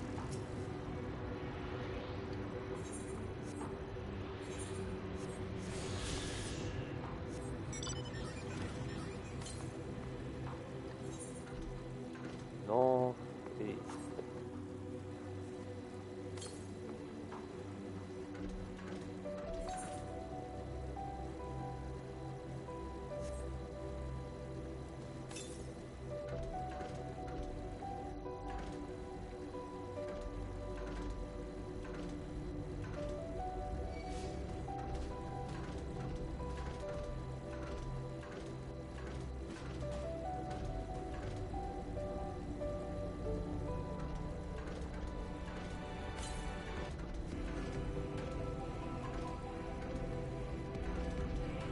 That very high-tech fucking synthwave prelude in the background of his song. That's really nice.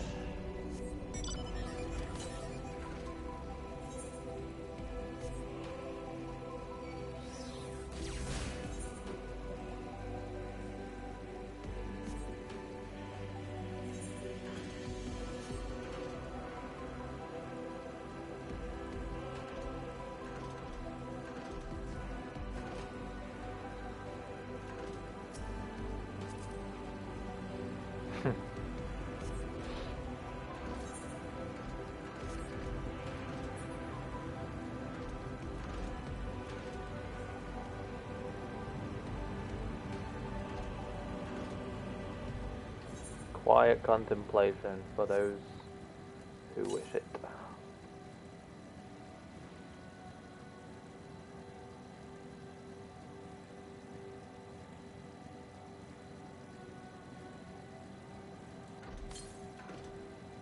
Still think the fact that we let Xenos go is bullshit.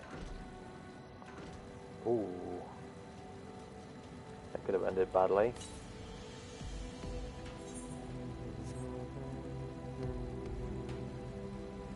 Now this is a cool looking creature.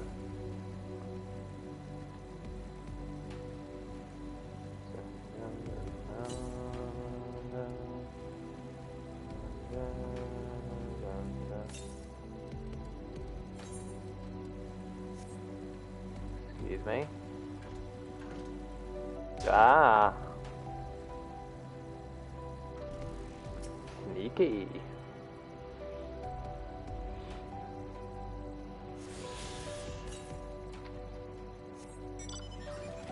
Yay, got over pickable up paper currents here.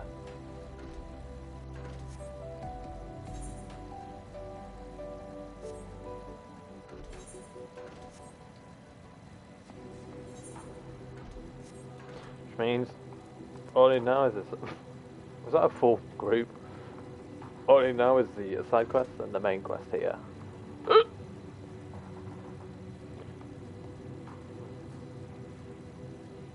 No, we're not going to get it, but a dungeon on the moon would have been nice.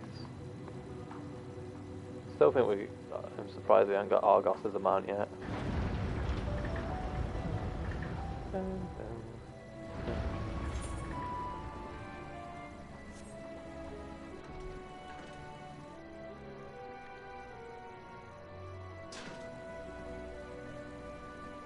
So I'm not used to seeing my stats so low.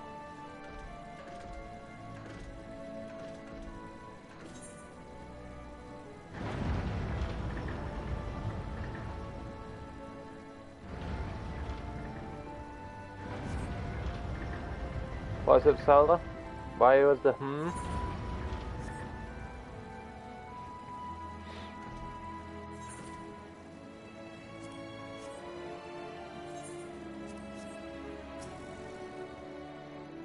Oh, Shulk, we thought you would be away for far longer.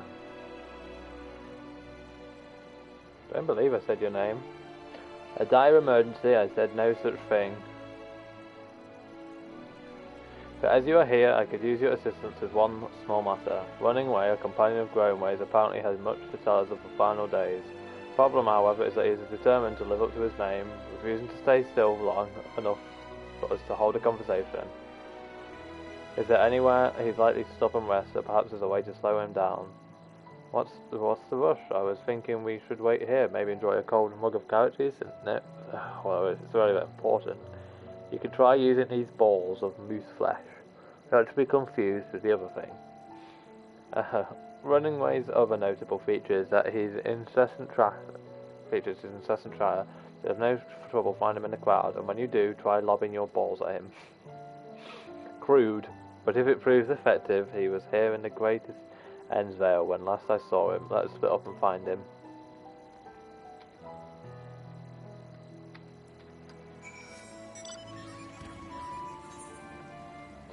If you're wondering why I'm using the bike only solo despite all the mounts I have, it's because it's got the speed boost on it, and I am slow everywhere right now.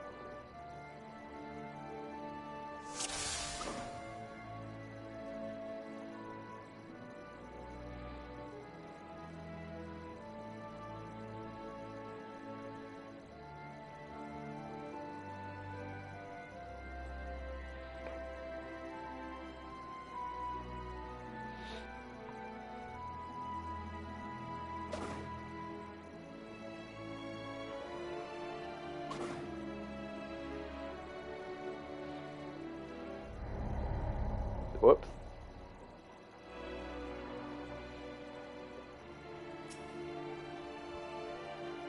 I hate these kind of quests.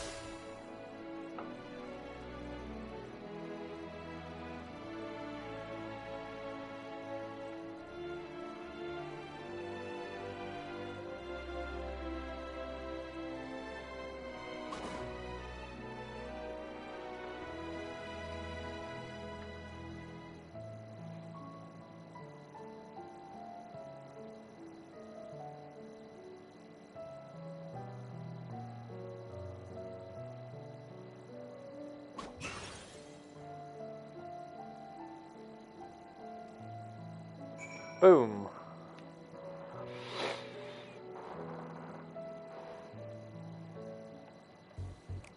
Dim bim dim bim bim bim bim bim dum dum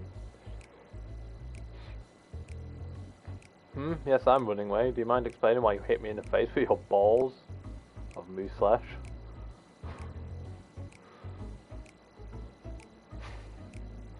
I'm highly knowledgeable about the final days. Ha, that's the most ridiculous thing I've heard since I woke up. Who told you that joke?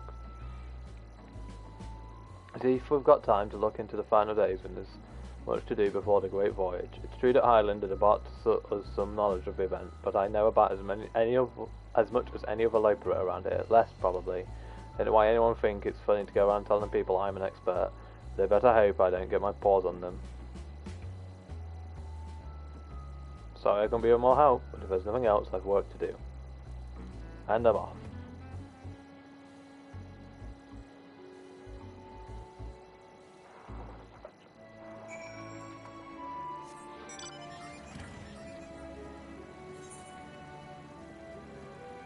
This high-tech outfit is kind of growing on me.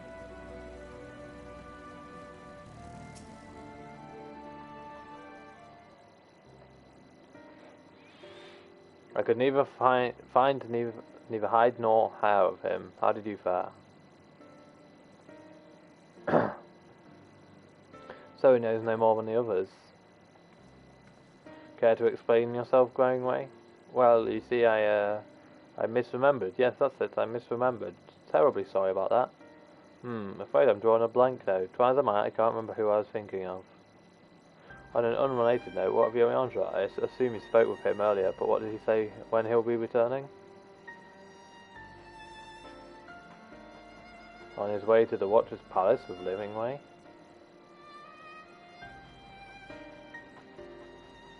Between Growingway, Sudden Lapse of Memory, and our lack of other leads, maybe our time would be best spent lending Yomiandra a hand. What? Now hold on a moment. It's all coming back to me, yes I remember. The information you're looking for, it's in the archives. Yes, that's where you'll find all sorts of useful knowledge, including that pertaining to the final days.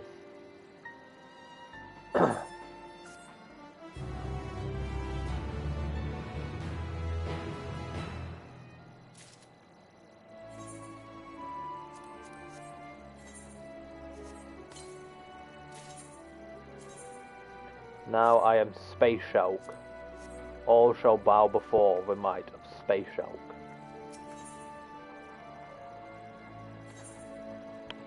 Hey. Do a side quest first, and then we'll come back to the main quest. Ah, yeah.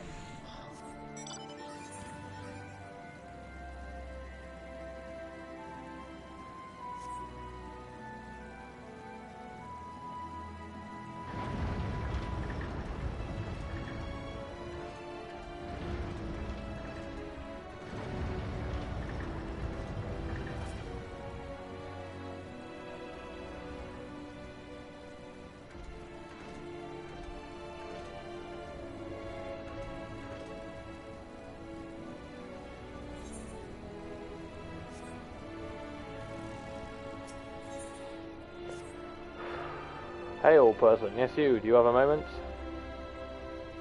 You see, ever since we spoke, we awoke from inspection. A friend of mine has been acting a little funnier than usual even. I can hear him sighing from all the way over here. I would go and call on him as I do, but he always insists that nothing's wrong. I think he's unable to help himself from opening up to you though. He has always been ever so fond of people. Would you mind lending him an ear or two? Many thanks to you, my friend's name is Dreaming Way, and he should be somewhere nearby. Just follow the lantern's snuffling. Lamentatious sniffling.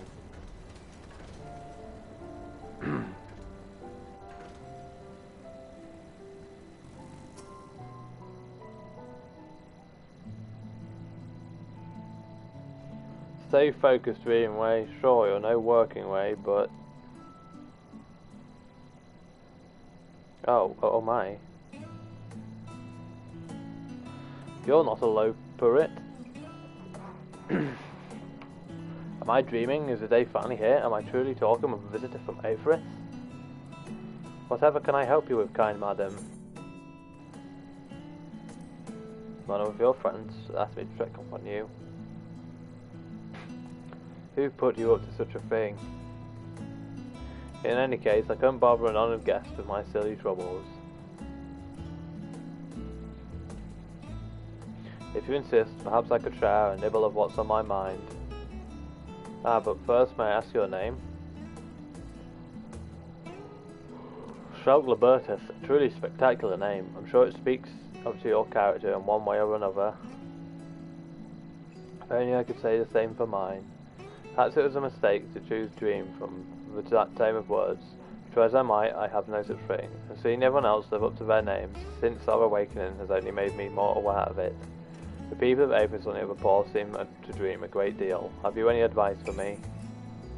Focus on what you love to do.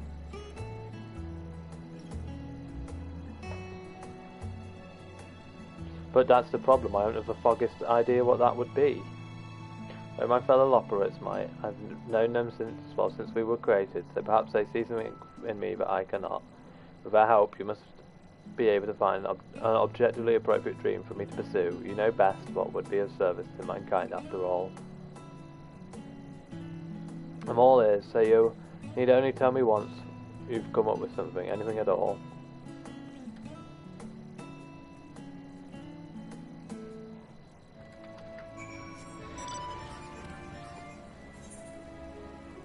I'm not yawning because it's fucking 1:10 AM. 10 minutes past 1 in the morning, is what I meant to say. He's no sluggard, I can tell you that. Always happy to lend a paw when there's work to be done. Compared to some others, let's just say that he's a great help.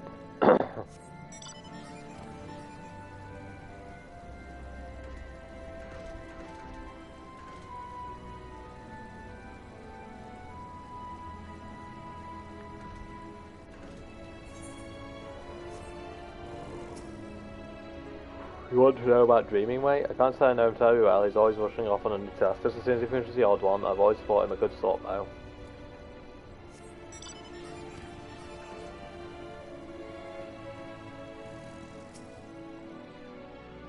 Dreaming Way, he can do anything he sets his mind to. He doesn't complain about getting there.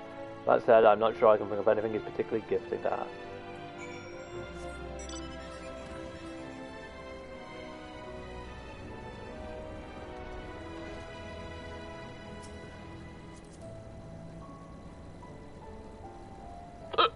God damn it.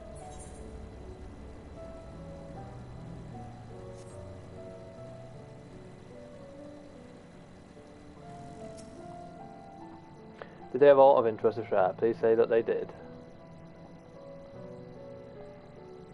That's more or less what I expected, I suppose. Nice enough, but in no way gifted. Perhaps I was never meant to dream. It's never too late to dream. You really think so? Goodness, people are truly as kind as they say. In that case, I promise not to give up until we found my dream, even if it's the last thing I do. Huh, that got grim. Let's exhaust our other options before we go for anything potentially lethal, shall we? Another time, my friend. Side quests of all are for another day. Thus far I am just getting these done.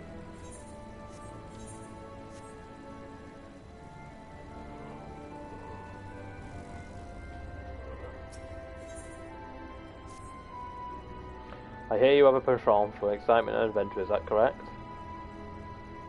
Now, assuming your travels, you have doubtless heard the tales of the elegance. Yes, nearly everything wrong with the world seems to be their fault. I thought as much. I asked because I have plans to survey an elegant relic not far from here. The weapons guard, however, make it dangerous for me to go alone. I trust you see where this is going, so you're interested in a little adventure. Much obliged, now let's be off, no time to waste.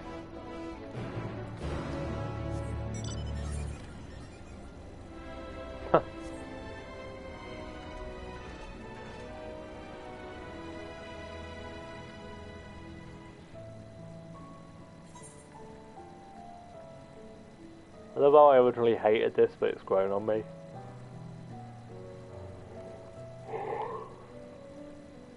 Now that I get what they were going for.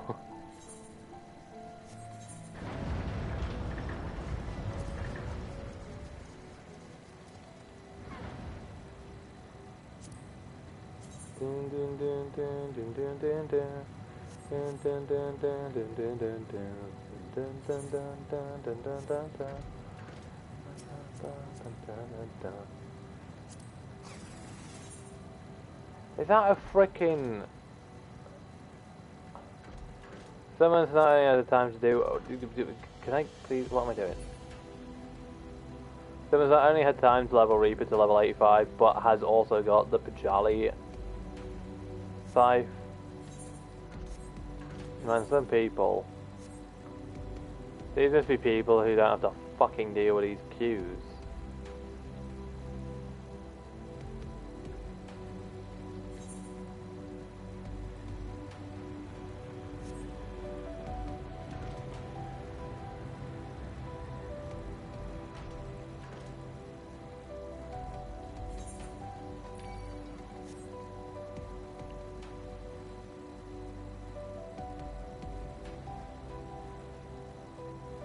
Where's the planet right now? There it is.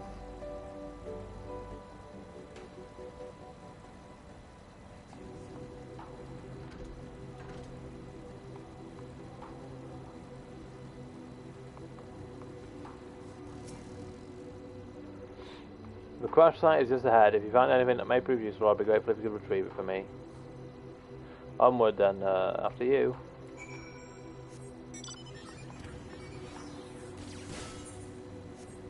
Wow.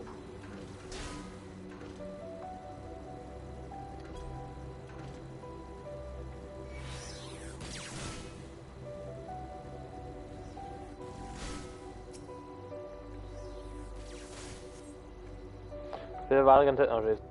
Shame it's too bulky to carry back.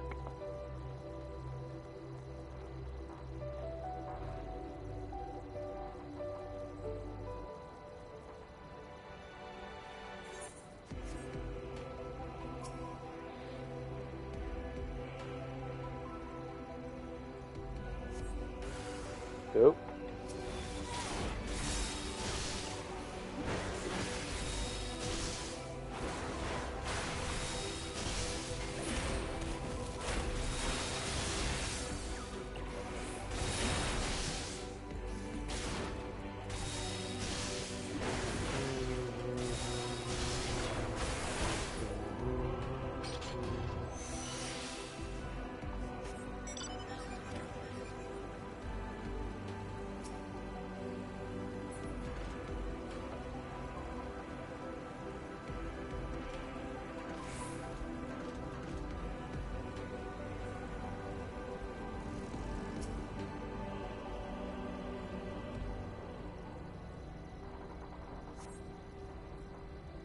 The apparatus is offline but appears to be transportable. You place it in your ammunition-sized bag.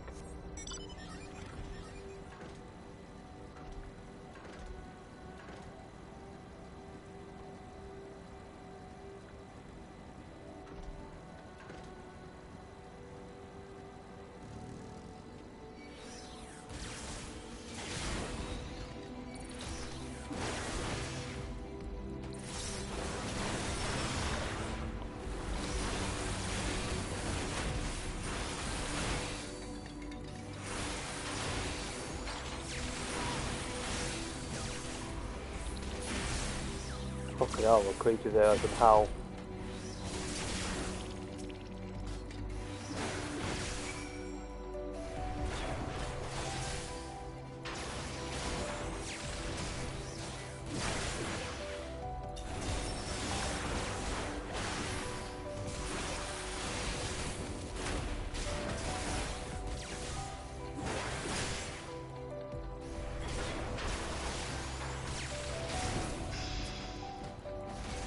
I feel like I got some at level 84.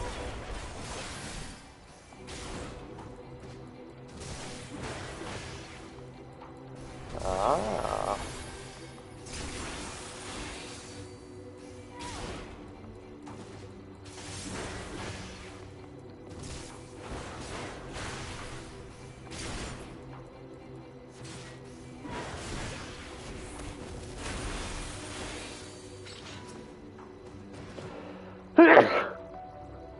Sorry about that explosion. Phew, a moment longer and that drone would have alerted more. Now, did you find anything of interest? Oh, let me have a look. No, you're right. It must wait until we get back. I'm too lazy.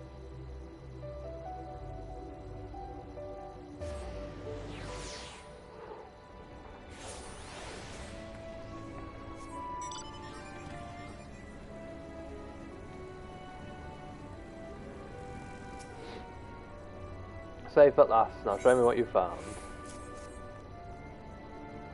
Yes, this is an elegant decryption unit.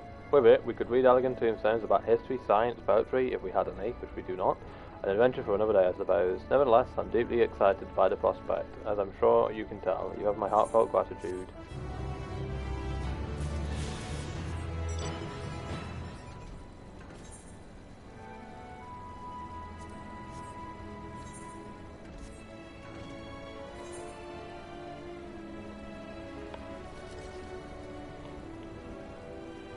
Moonwalker.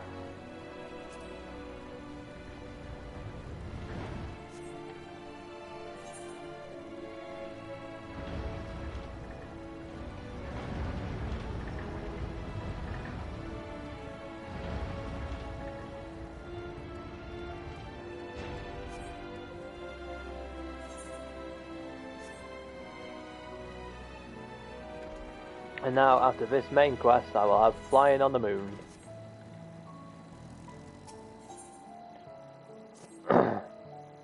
Oh, what to do, what to do. I promised living away I'd help, but...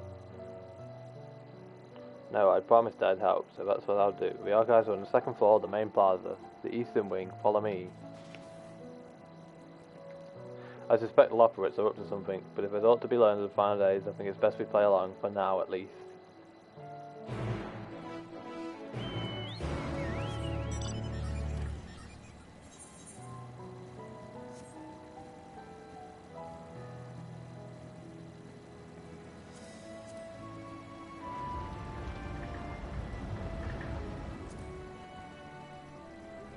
Carrot nibbles.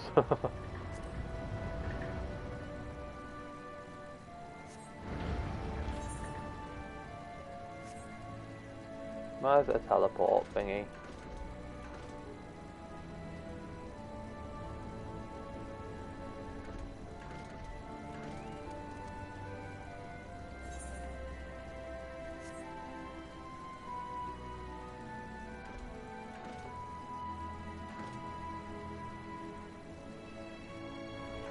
I need to drink quickly, that's what I need to do.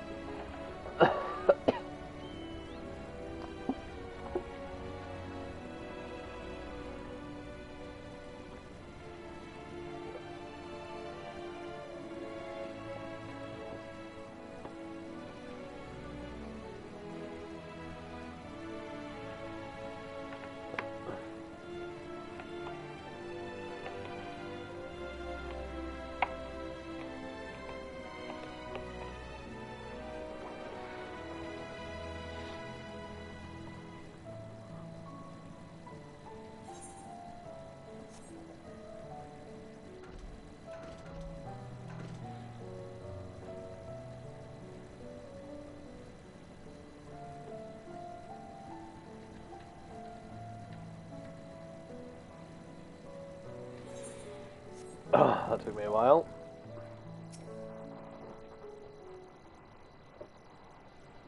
Oh, my arse.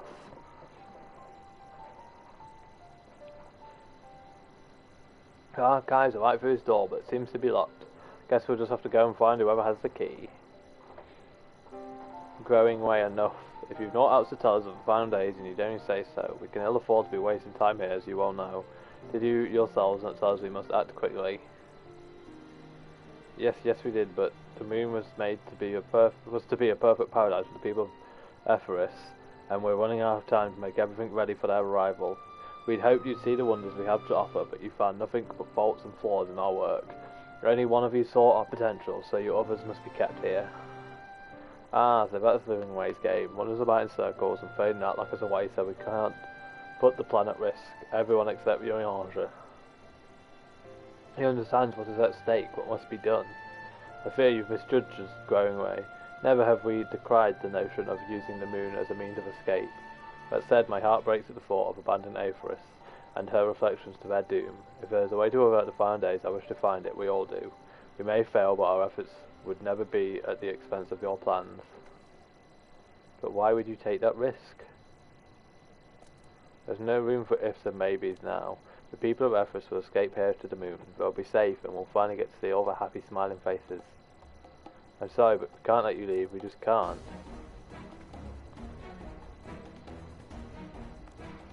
Do what you must, but try not to hurt them. I'll be back in a moment. Don't do anything rash while I'm gone. We get to beat up some bunnies. If we dally, they'll overwhelm us with sheer numbers. I say we knock these ones out, split up, and make our way to the exit. Agreed. Let's reconvene where Argos awaits outside.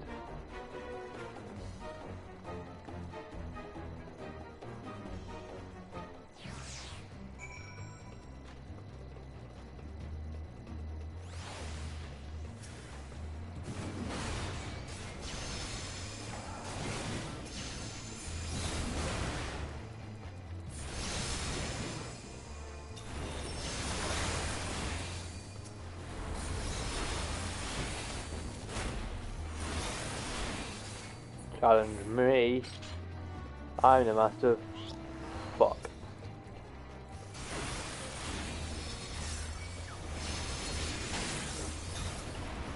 Yes, you heard right. I am the master of fuck.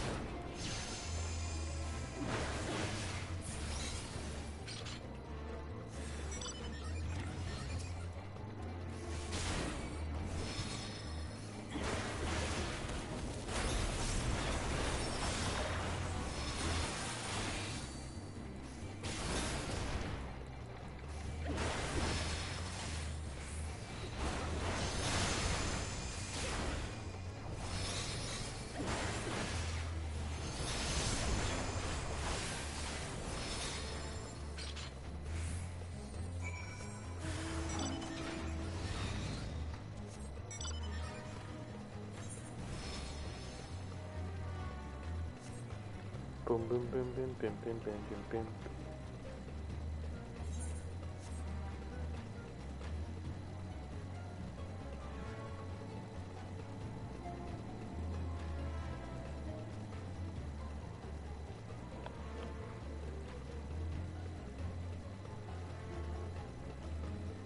Oh my god, I'm so slow even with it.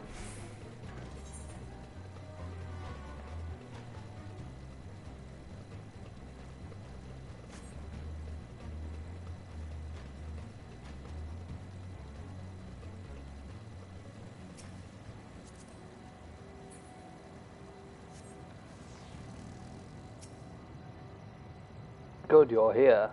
We must hurry to the Watcher's Palace and find Yoyanja. I could do a voice cutscene sooner or later. My voice is hurting.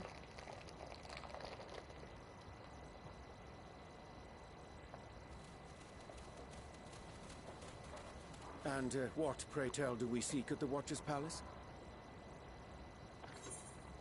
Speaking of. Oh, come off it, friend. You know full well why we're here. The time has come for you to return to Aetheris and help your brethren prepare for their journey here and beyond. Forgive me, Living Way, but I cannot in good conscience proceed with this plan. Huh? But what about the final days? The death and the doom? Oh, we have to hurry before it's too late.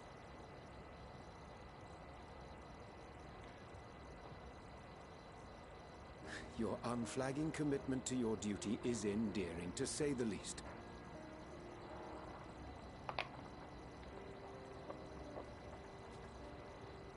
Oh, bugger!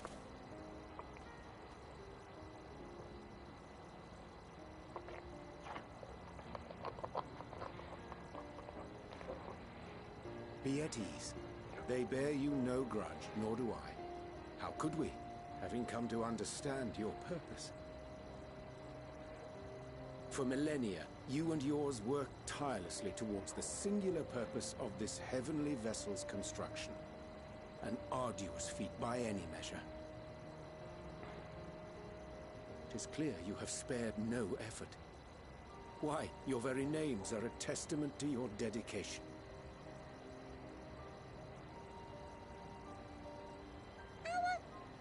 Our names? I'm not sure I understand what you're getting at. Names are an expression of the self, a declaration of one's hopes and aspirations.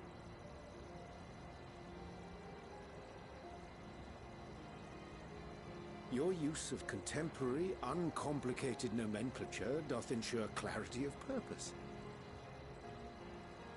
There can be no doubt that your love for the people of Aetheris is boundless and pure.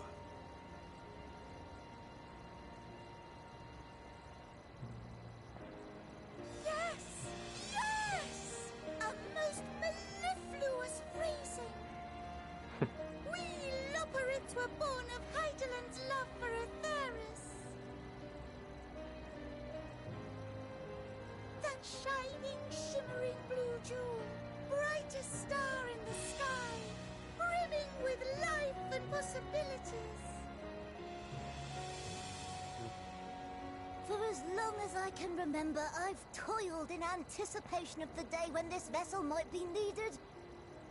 All I've ever wanted was to meet those she cherished so dearly, to serve and serve well.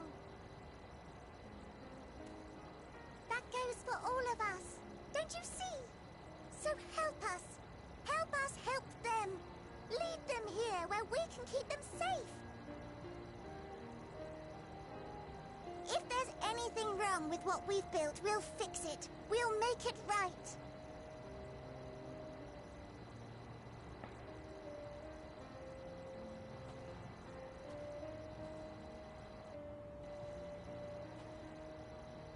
Your works want not for repair. Yet there remaineth much for you to learn of men, and your own kin besides. Singing Way, thy name bespeaketh more than the simple marriage of rhythm and rhyme. The songs of Aetheris are beyond counting, and span the length and breadth of emotion. Maps are monuments to man's pioneering spirit, and his devotion to charting the furthest reaches of our star. Many have devoted their lifetimes to exploratory pursuits, to venture unto the highest mountains and the deepest oceans in search of unknown frontiers. And thou, my friend, I do not think we've met. My name is Puddingway.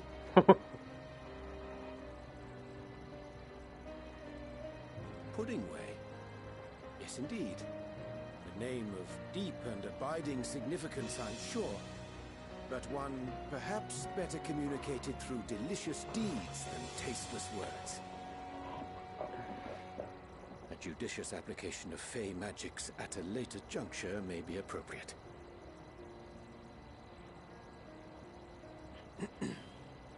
And Living Way. 'Tis no easy feat to convey the significance of thy moniker. When I was a bookish boy, a dear friend of mine was fond of peppering me with questions as I read, to my occasional annoyance. One day, I posed to her a question of mine own. What doth it mean to live? After much contemplation, she proffered this answer. The anticipation of a half-read story's conclusion. The hope today's mistake may serve as tomorrow's lesson. The wish that a new acquaintance may one day call thee friend. She believed it to be all these moments and more.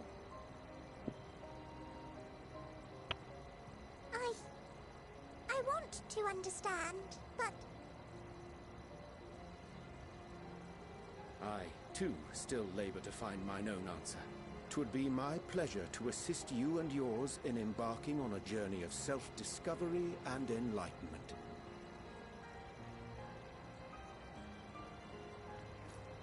For thee.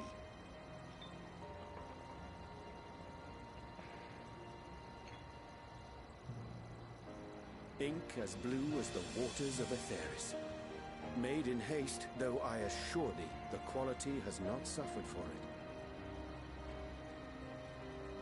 The people need not be persuaded by honeyed words.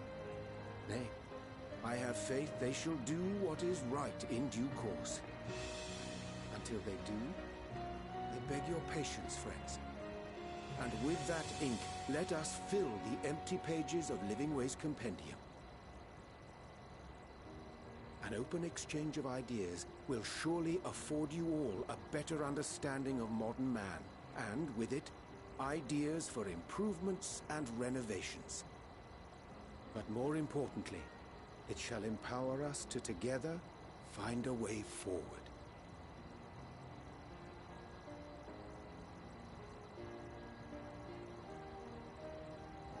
I hope you're right. Thank you for this lovely gift.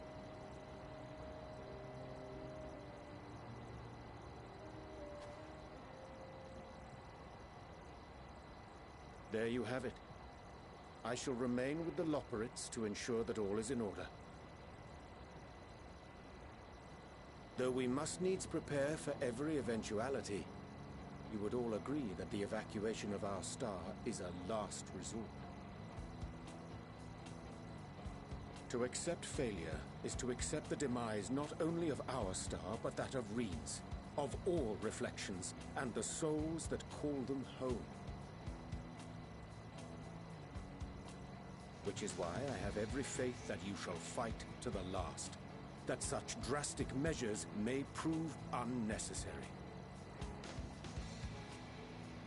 Should the worst come to the worst, and I pray deeply that it won't, I'll take comfort in knowing preparations were made under your watchful eye. Thou mayest be assured that if calamity cometh, not a soul will be left behind, if being the operative term.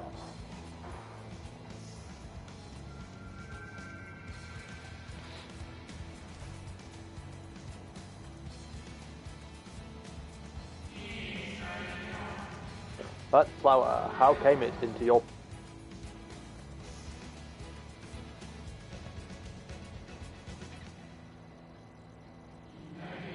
How very like her. Guided by its light, you may come to know her true intentions, intentions which remain a mystery even to us.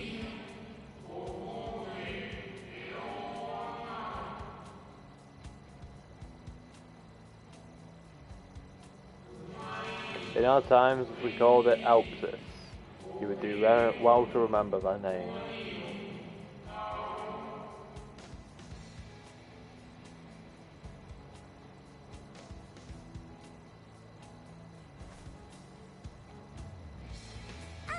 I hate to interrupt, but I feel like I need to make amends for all the secrecy. Think nothing of it. We haven't been the most gracious of guests. Do convey our apologies to Growingway and the others. But of course! And when next we welcome more guests from Atheris, we'll have learned to be much more hospitable hosts.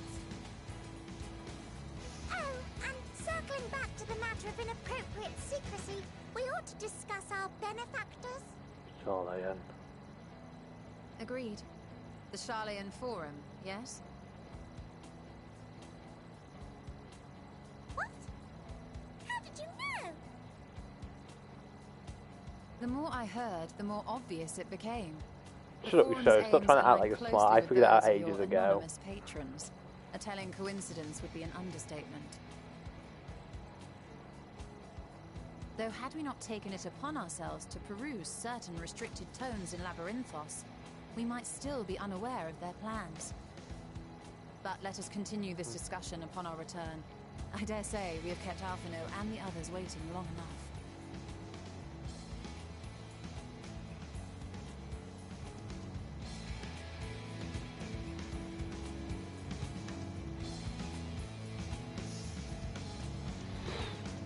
About Yoshida has to act all high and I know everything. Like, yeah, we figured that out. It was pretty fucking obvious. It was a relief to see Livingway was pleased with my gift of ink. To serve and serve well. Though their knowledge may be lacking, their boundless love is a blessing without peer. It will be no easy task to prepare them for what must needs be done, but gladly do I embrace this duty, even if it doth necessitate that we part ways for a time.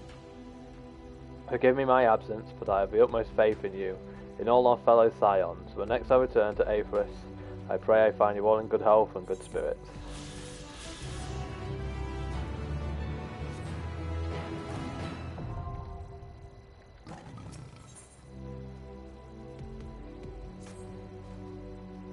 With the Lopowitz in Uriange's capable hands, we needn't worry about affairs here in our absence. Knowing now the face of their earthly collaborators, there is much to discuss with Alphino and the others. Let us return to Tower Babel. Our battle for the star will soon begin in earnest, and we must be prepared.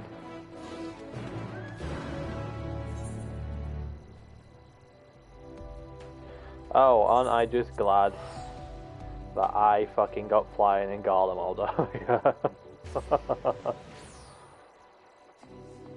Oh.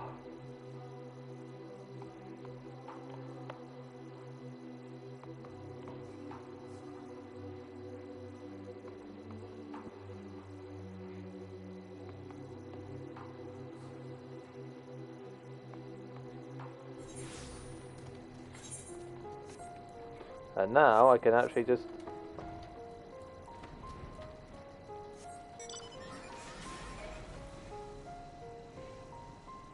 fly to the objective on any mount.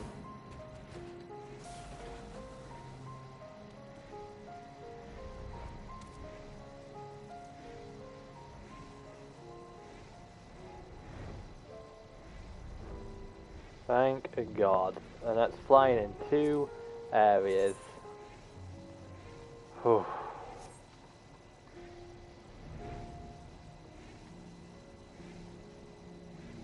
Fucking hell, that must have been a tall building in its time.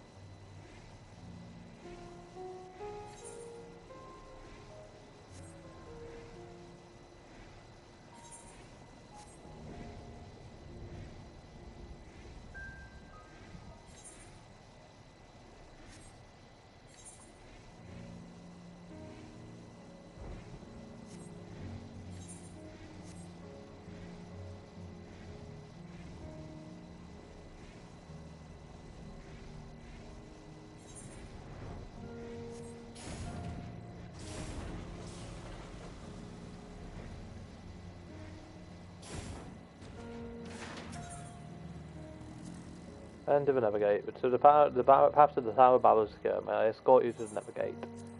Yes.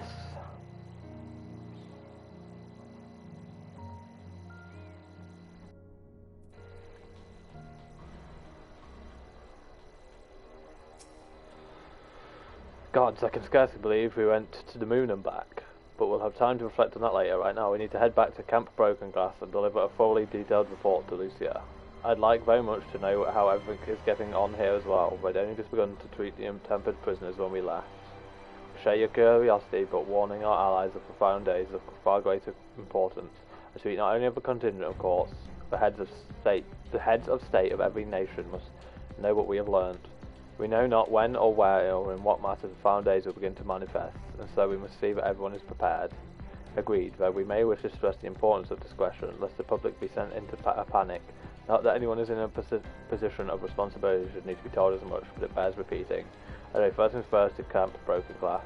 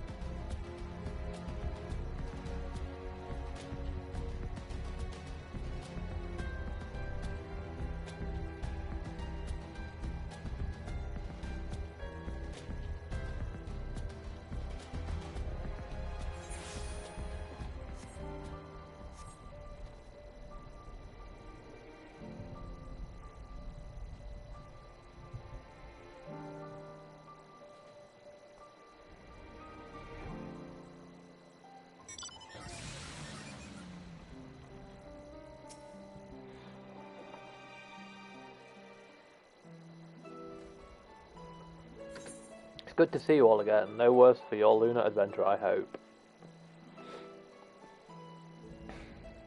We've done what we can for now, and believe me, we intend to tell you all about it. But before we do, might you tell us what's become of Garlemald in our absence?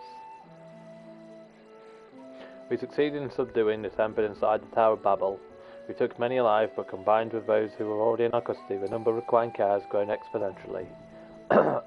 The inclement conditions here have made it difficult, if not impossible, to treat them all here, and so we have petitioned the aid of the allied nations. Some are understandably hesitant to proffer assistance, particularly those that were but recently subject to imperial occupation. That said, several others have agreed to grant them refuge for treatment. With the assistance of your fellow Scions, we endeavour to see them safely transported and subsequently cured for their tempering. Will all the tempered be relocated? Not all, no. We have sufficient shelter to attend to those whose treatment has begun, and enough healers have volunteered to remain until their patients have recovered. Julius is one such patient, though he is not yet fit to receive visitors. Truth be told, it was a miracle he and those in his company were not harmed in the chaos. If not for Alvino and Alizé's timely assistance, I dare say none of them would be with us today. In light of recent developments, have the Alliance leaders come to any decision regarding Garlemald? Given the tremendous ramifications of what has happened here, it would take time to determine what must be done. In the meantime, we intend to work with the Eastern Alliance to keep a close watch over the provinces. We have other news to share. Shortly after Anima was defeated, we received reports that each and every tower has vanished. For mercy, the process was apparently not quite as violent as that you would experience in Favnar. Those who were trapped within them have been rescued and are receiving treatment. To hasten this endeavour, the Beast Tribes have received instruction in the magics needed to cure tempering. Master Matoy was no doubt thrilled with the Mother Porksy affords us so many visitors. Yes, we are grateful for our ongoing efforts, as well as those of our comrades near and far. As for the contingent, several of our members have been granted leave to return to their homeland after the transfer of Tempest has been completed. Lucia and I will remain, along with a small force, to continue offering aid to those here in Garlemald. The Empire may be no more, but there are yet those who call these lands home.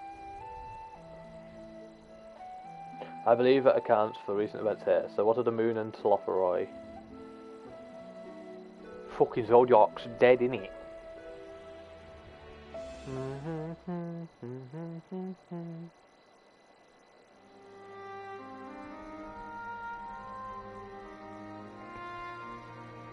The final days. Gods, I prayed your victory would mark the end of our troubles. There's still much we don't know, but the Alliance leaders must be told. Would you be willing to contact them in our stead? Yes, of course, I'll send word forthwith. We will also release your fellow scions from their present duties that they may return to Charlayan. Your energies are better spent finding a means to avert the coming apocalypse. Speaking of your fellow scions, you'll be happy to hear that Mistress Kryl, though still on the mend, has been moved to the Baldestin Annex and given into Tataru's care. Thank you, I look forward to seeing them both upon our return. Let us be on our way then. One last thing, if I may. After your confrontation with Zodiac, you said Xenos took his leave, and in all likelihood has returned here to Garlemald. I have a mind to dispatch scouts to try and ascertain his whereabouts, but first wish to ask if you believe there's merit in doing so.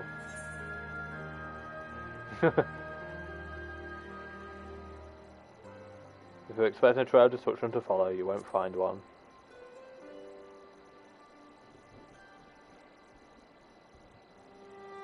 You are the only foe he considers worthy. And even if my men found him, who but you could even hope to bring low that monster? Pray forget, I entertain the notion. While on the subject of Xenos, the 10th Legion has made an official proclamation. They denounce the Crown Prince and condemn his role in the Empire's downfall. His very title has become a source of shame among his former subjects, and its continued use serves only to hinder relations with foreign nations. For this reason, he has been declared as Xenos Viator Garvus, outcast and enemy of Garlemald.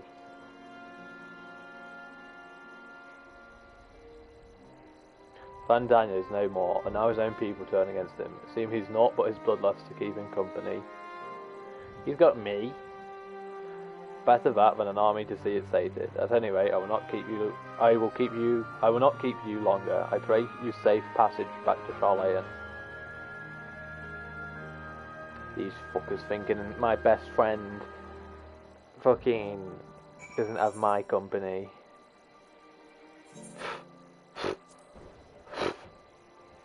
Disgusting. Xenos is my boy. I got his back. Still think we should have dealt with him on the moon, but he's my boy nonetheless. I feel like that's going to bite us in the ass. If they don't resolve that in Endwalker, that's going to piss so many people off. Not me, but so many people.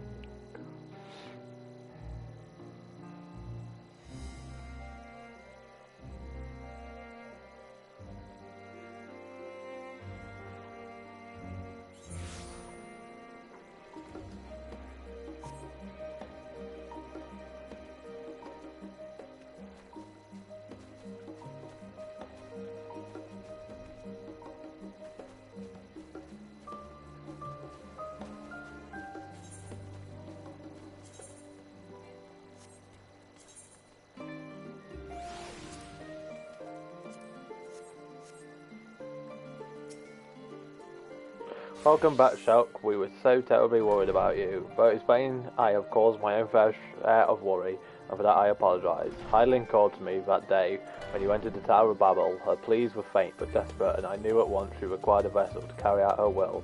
What came after feels like a dream, barely remembered. My body flowing through the light stream towards Garlemald. When I regained conscious, I was all aches and frostbite, exhausted of aether, so exhausted in fact I could only laugh, but it was that moment I understood Raha's weariness from the Tower of Zot. Would that I could laugh at a time like this. Though we prevented Zodiac from being released from the world, I'm curious to know what else took place there on the moon. Perhaps we should wait for the others to join us before you give your account. Let us reconvene in the main hall once they've arrived.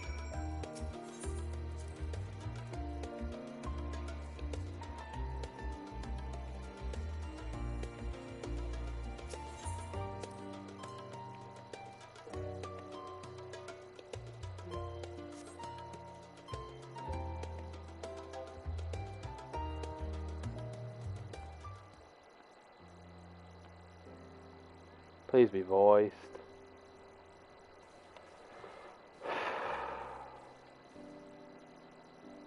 Sorry to have kept you all waiting.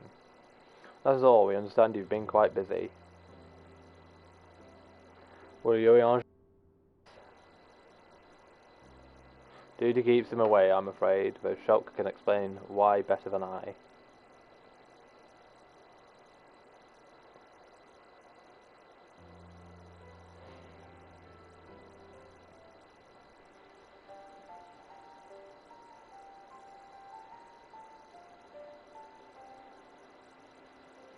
The final days as befell Amarot. And we are to escape via the moon? What of the source and its reflections? I have no intention of standing by while the worlds fall to ruin. So how do we stop this? Unfortunately, we have no answers at present. If the celestial currents have grown stagnant, as was the case in the time of Amarot, the solution would be to alter the flow of Aether throughout the entirety of the star. The ancients accomplished this by summoning zodiacs, sacrificing half their star's population in doing so, but it shouldn't go without saying that such a sacrifice must not, cannot be repeated. Which leaves us with the daunting task to identifying the underlying catalyst for the final days, a feat which even the Amarotines could not accomplish. Fortunately, we found no clues in Mar Lamortem. There is still much we do not know about the catastrophe itself, let alone what it may have caused it. The final days were marked by the corruption of the Amarotines' creation magics, but we command no such power, which invites the question what havoc is in store for us. If we knew that much, perhaps we could draw some parallel with the events of the past, and thereby form some semblance of a plan. Perhaps we should start with the Forum then.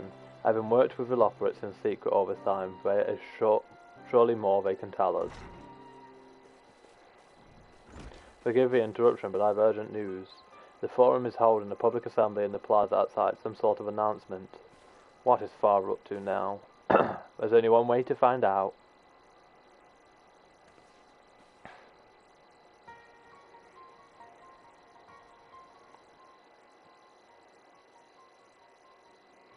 So we still got to resolve shit in Fav now, we still got to resolve shit in Charlayan. And then we have two other locations we haven't got a clue about.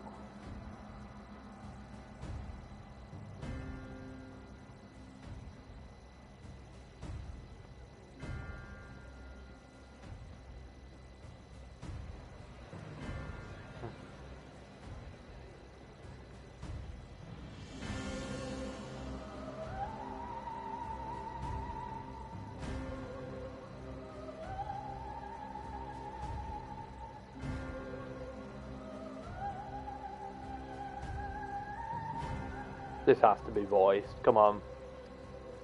Order, order, I say. Thank God. I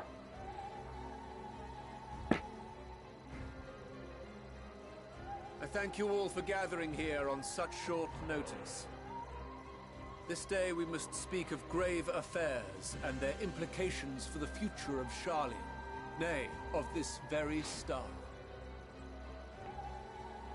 Said affairs concern all citizens, and so we have called for a public assembly.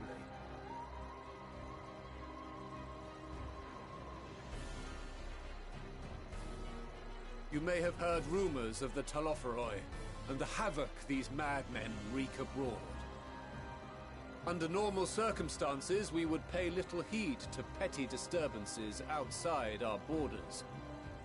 The final days, however, are another matter altogether. For we dare not ignore these prophetic words of Eld. The Endbearers will come, ushering chaos and calamity. The final days descend and devour the very star.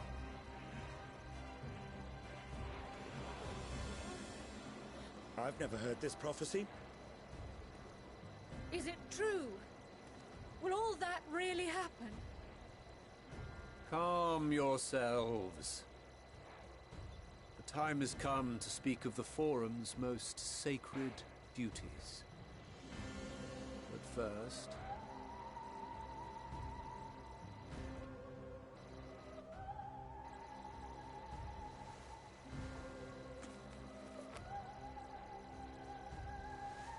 Give voice to the voiceless. Let bindings be unbound. By unanimous decree, I declare the enchantment broken.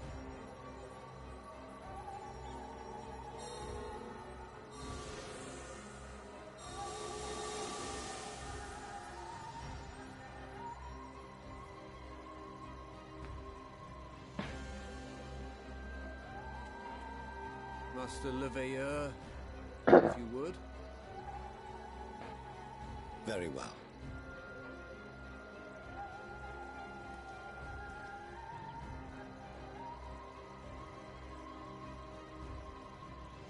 "270 years ago, our forebears began an expedition in the Dravanian hinterlands, in search of a route to access the ethereal sea. This much is public knowledge. Their findings, however, would become the Forum's most closely guarded secret. What those researchers discovered in the hinterlands was not a passage unto the ethereal sea, but the very heart of our star, and Hydaelyn herself.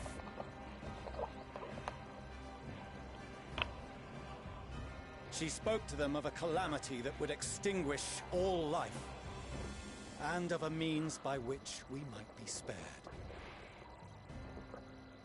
The moon. 'Tis in truth a gargantuan vessel built to serve as sanctuary for her children, and deliver them from this doom. Much like Nunkref's hope in ages past, it will bear the people of a world in the throes of death to a new home. Needless to say, this will be no small undertaking. To facilitate the great work, the Forum has maintained close contact with the servants of Hydaelyn, who presently reside on the moon.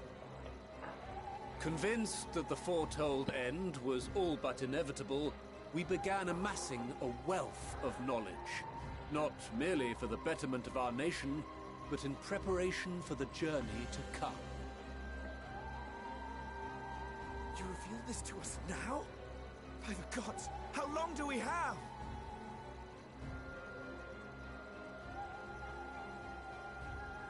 While we cannot say with certainty, we believe the hour to be nigh. We received a transmission from the moon suggesting as much not long ago. Which is why we must in earnest begin preparations for the Great Exodus. For his impressive contributions and the leadership he demonstrated during our withdrawal from Dravania, we have elected Master Leveilleur to oversee this initiative.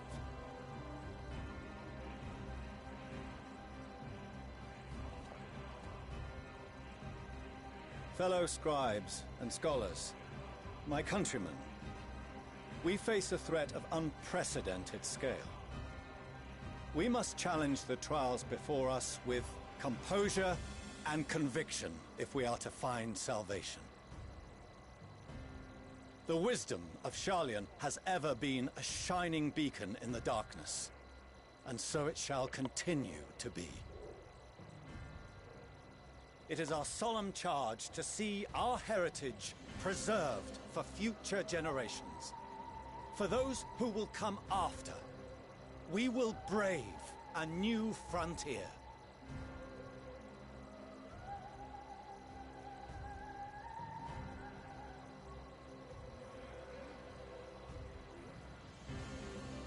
Administrative edicts will be relayed to all major institutions ere long. In the meantime, carry on with your duties.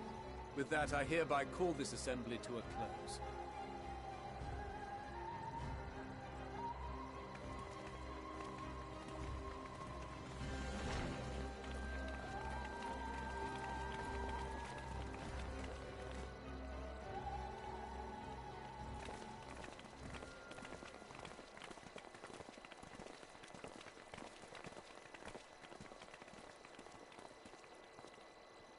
Do you remember what Mother told us when we visited home?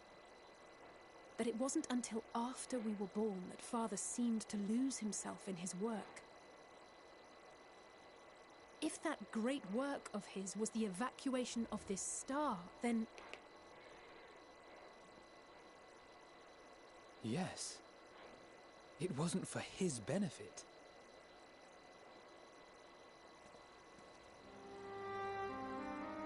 Would you mind waiting here a moment? I wish to speak with Father before we leave.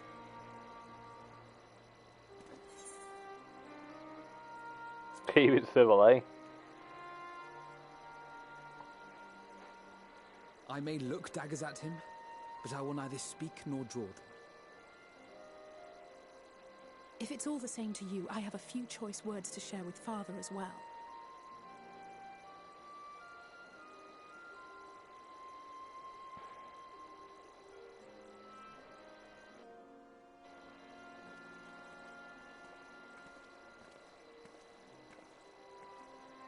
So, come to call us cowards and bid us join your fruitless battle against the inevitable. Nay, we do not object to the Forum's proposal. On the contrary, those who wish to flee have every right to do so. Urianger is cooperating with your associates on the moon to ensure that all is ready should evacuation be our only recourse. Then whatever your business, I suggest you be brief. Though we cannot boast the boundless wisdom of Sharlayan, we have first-hand knowledge of foreign cultures, and have conversed with no small number of peoples. These experiences have taught us fundamental truths that cannot be recorded in any tome, nor charted on any map. The beating heart of this planet is its people, many of whom would give anything, even their lives, to protect the lands they love. Many may choose to join you in the end. But what of those unwilling or unable, for whom escape will never be an option? What would you have them do? To ignore the plight of those one might conceivably save is not wisdom, Father. It is indolence. This is why we choose to fight. We'll not ask for your understanding, Father. Only that you don't turn a blind eye to the good we have done. That we can still do. We're not children in need of protection.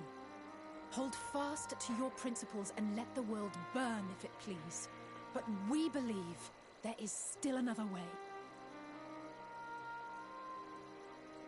And if there is, we will find it. You see if we don't.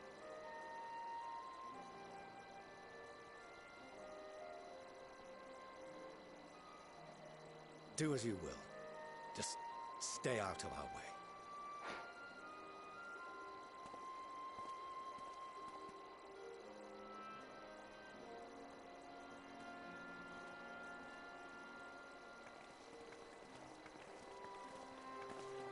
Were he not so consumed with self-righteousness, he might tell you how proud he is of you both. Bold words call for bold action. And there'll be no turning to your father should plans go awry. As if I ever would. So long as there are those who wish to stay and fight for this star, we have to do what we can to help them.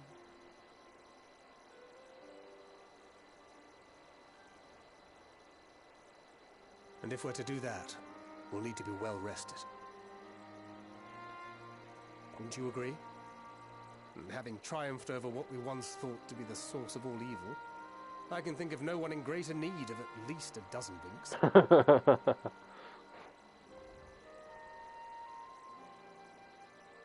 Shall we then? To the Annex, to prepare for tomorrow.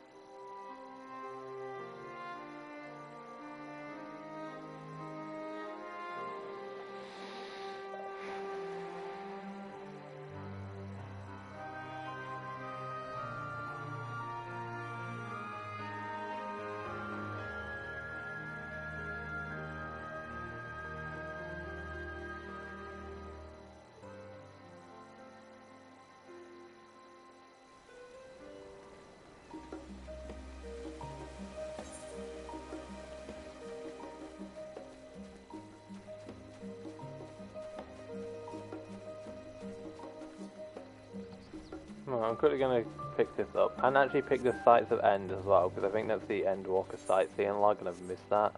And that could have been a lot of free EXP I've been missing.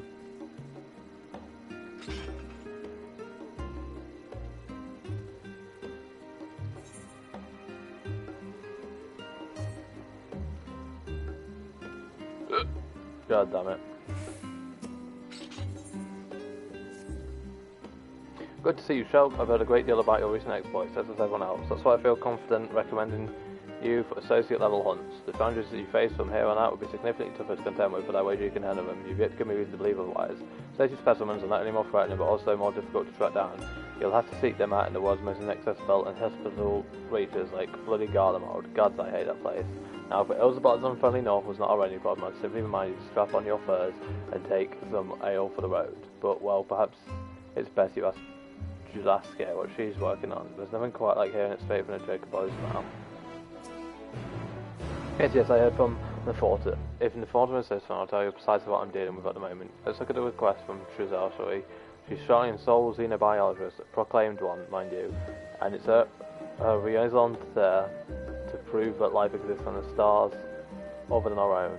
The astronomers have long since banned her from the meetings and refused any requests she makes on principle, but alas, we have no such luxury. She's been demanding samples from the moon for some time now, despite the obvious impossibility of acquiring them. Associate hunts often present such challenges, one with no ready solution, but we cleaners pride ourselves on the resourcefulness. What we can do in such cases is place them on the board and hope for a miracle. Try turn that to the client, though. In any case, I'll be thankful if you'd take a look at the board and try your hand at any bills that suit you. The guild trip has high hopes for success. No pressure, of course.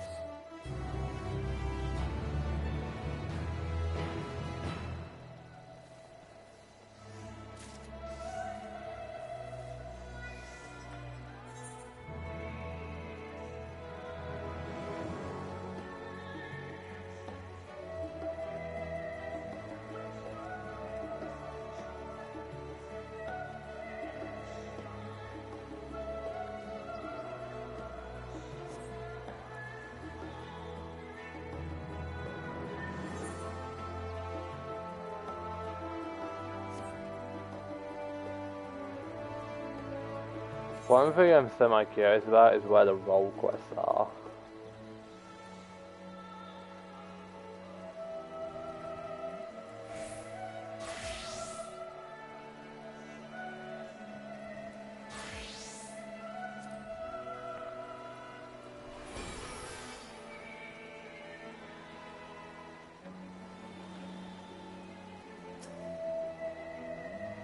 Beg pardon, good madam. I can scarce help but notice that sightseeing log on your person. You wouldn't happen to be an adventurer my niece wrote about, would you?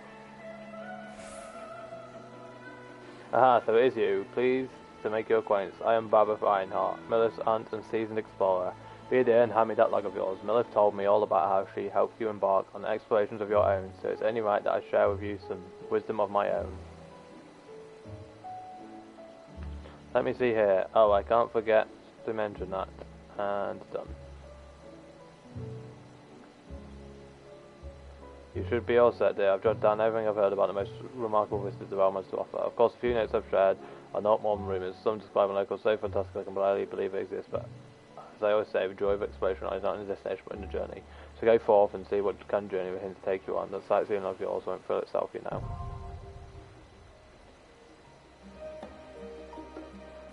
Yep.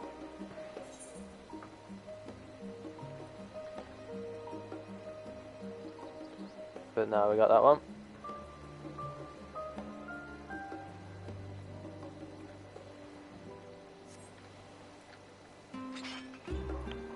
I hope the role quests aren't like required if like they're fucking impossible to find. Oh.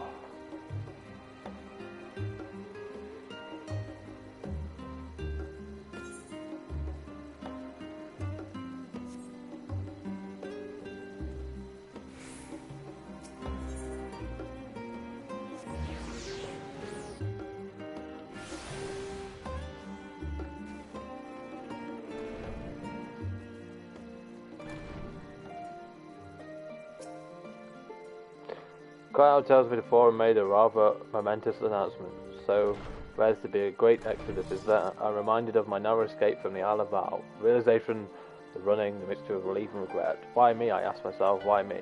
Why us, why now? Why wonder? There's no use fretting over the cosmic morality or lack thereof. We're here and we'll get through this together. And who knows, maybe my luck will rub off and grant everyone a narrow escape. There's no harm in praying for as much. Oh, but enough of my rambling. I'm sure you're exhausted. Your chamber awaits.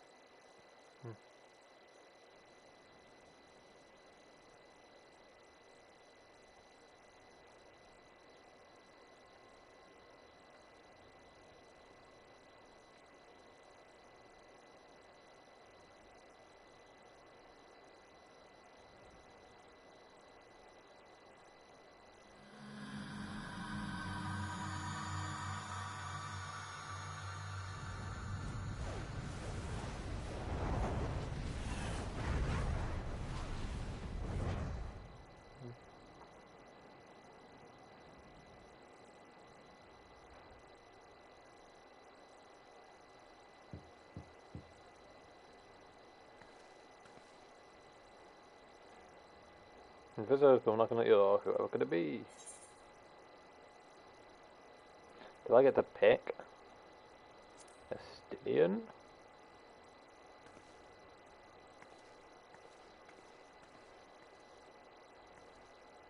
Or is this going to be someone... Oh! Hey! It's a stallion! You boy! You're alone. Good. The twins thought now would be a wonderful time to pay a visit to my chambers. Rather than listen to them bicker over tonight's snacks and tomorrow's plans, I seized the first opportunity to make my escape. To their credit, they decided against intruding on your peace and quiet.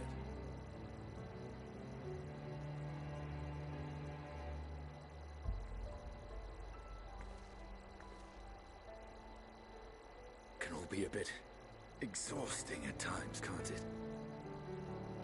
I wasn't sure what to make of you at first. During the Dragon Song War, how quick you were to take up a cause not your own.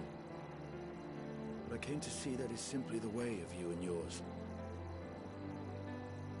I will not pretend to understand this talk of ancient primals and the final days. But I trust in your judgment and choose to believe in your cause. You and Alphino have my lance, now and always. You'll need it.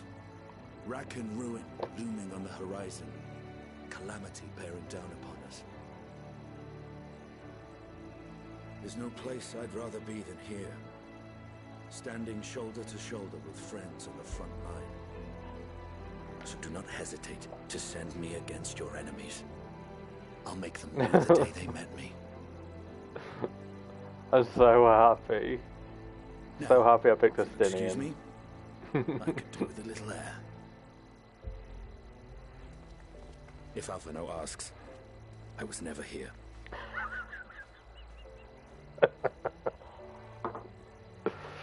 Oh god, I love him. Until the morrow.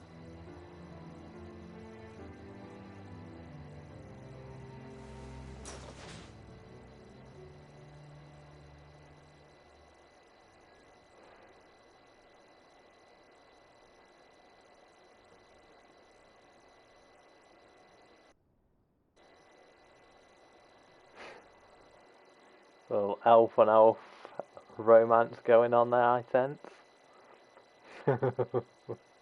See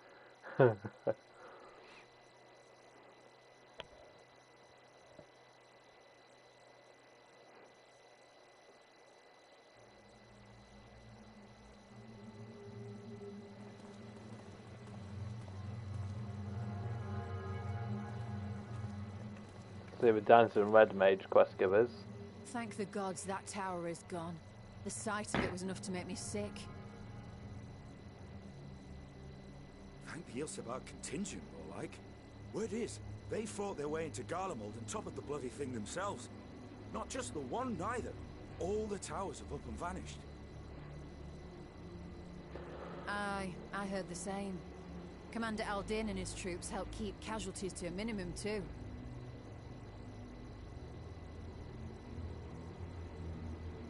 But is it true they brought back tempered Garlean soldiers?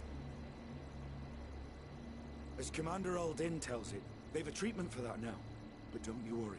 Cured or not, they've no plans to bring them into the city proper. I see. Well, that's a relief then. I know we've brothers and sisters among the lot, but I can't say I'm eager to welcome them home.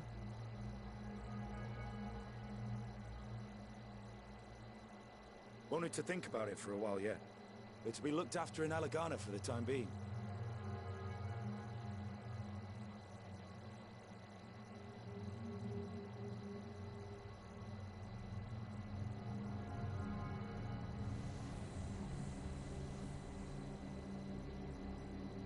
Was that who I think it was?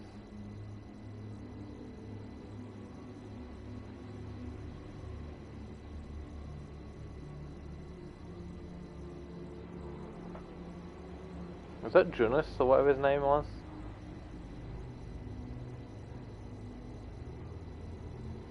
And then did he just turn into a thingy?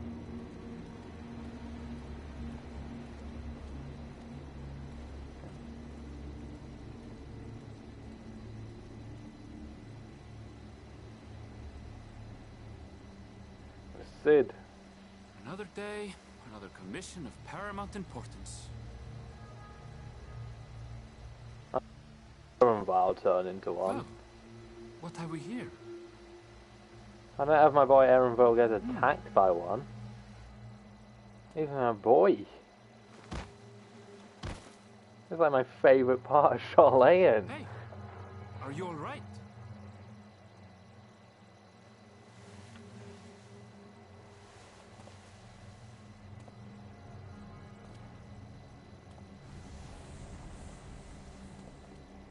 Was that?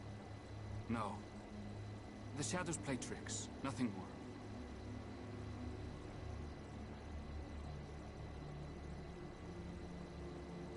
The towers are gone, and the Garlean threat is abated. Yet, why does it feel as though it's about to get much, much worse? Can Erenvale become one of our new companions, please? I never thought I'd say that about Bunny Boy, but I think Erenvale might have my heart this expansion.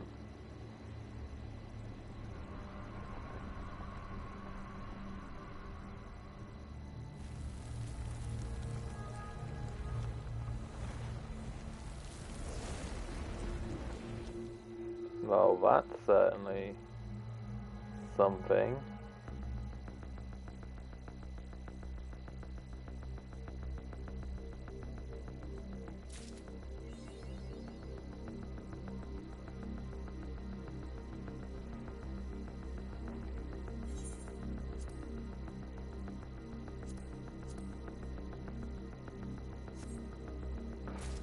This is a really awkward position right now, because I really want to find out what's going on next.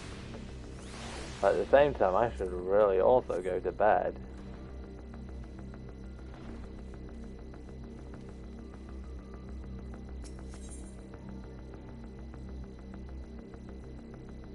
We'll get started on the next quest, then I'll go to bed. Oh, Shulk, I was just about to call for you. I'm afraid we've received another call for assistance. This one comes from one at hand. Those of us owned in the main hall discuss the situation. Let's join them at once.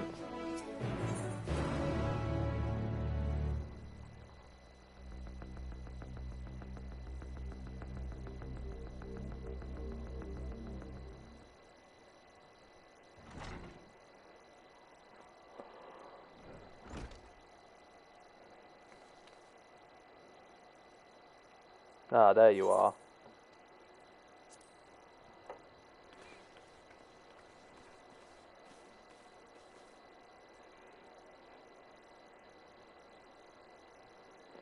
Our worst fears have come to pass, but moments ago we received grim tidings from our contacts at Razathan. Vile beasts have appeared as if out of nowhere, claiming one victim after the next. What's more, they say the very skies burn above them.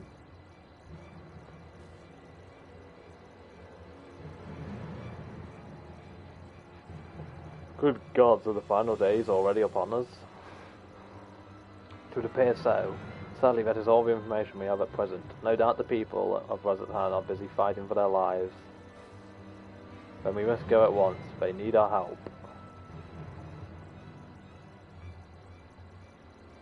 Agreed. Kyle, you best remain here with Tartaru and gather what knowledge you can. We are in no condition for a long journey, I imagine. Very well. Similar phenomena may have been observed elsewhere, and if so, we must know about it at once.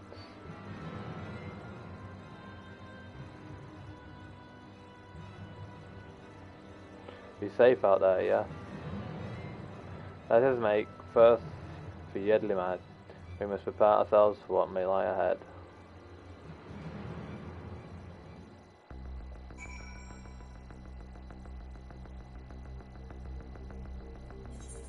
That is the music of shit's kicking off.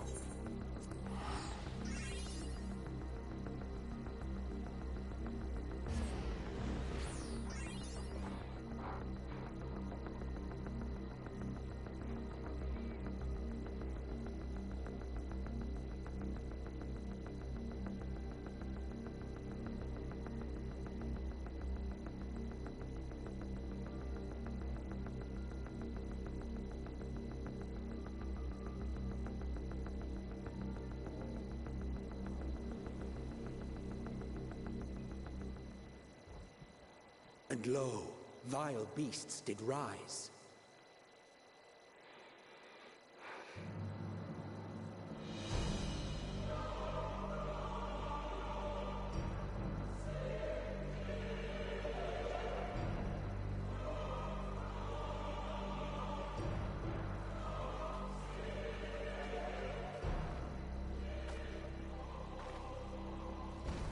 Leaving naught in their wake but blood and ash. Sun scorches earth and boils seas. And our sins ascend unto the heavens. Three dooms to unmake all we were.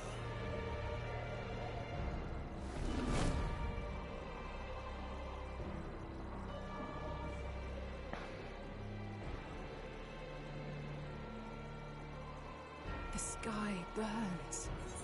The final days are truly upon us. My friends, I trust you have heard the news. We have. What can you tell us of the situation, Your Excellency?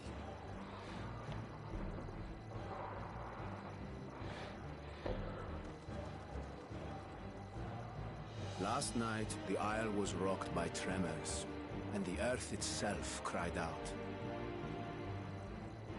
Aloft, the heavens began to burn.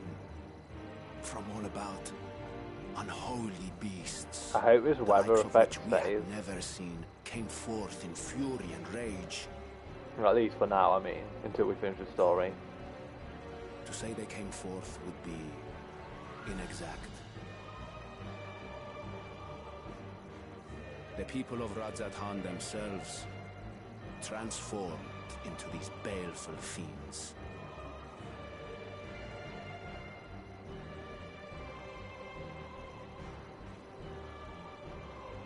Though the phenomenon was observed throughout our lands, the first creature, the largest and most dreadful of the lot, wrought havoc upon us here in our fair city. Though they bear superficial resemblance to divinities of legend, they are ungodly abominations. The people decry them as blasphemies. The large one's rampage has since taken it to the northern reaches of the island. I mean to dispatch our radiant host in an attempt to quell the threat. And what of Vritra? Vritra too makes for the north of his own accord, and yet he knows the blasphemy and its minions were but yesterday his beloved people.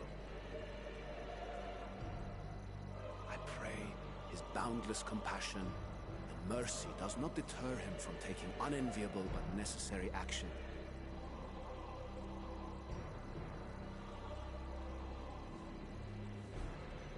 Understood. I ask that you allow us to aid you in quelling this threat. You would risk your lives to help us yet again?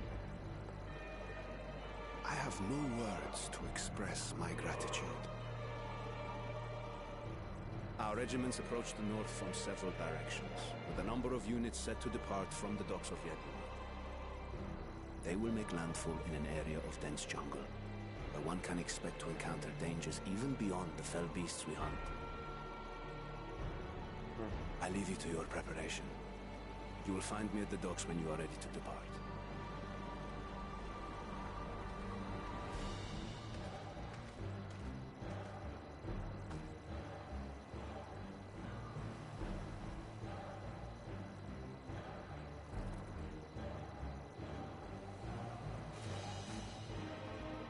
We're as prepared as we'll ever be. Let's go.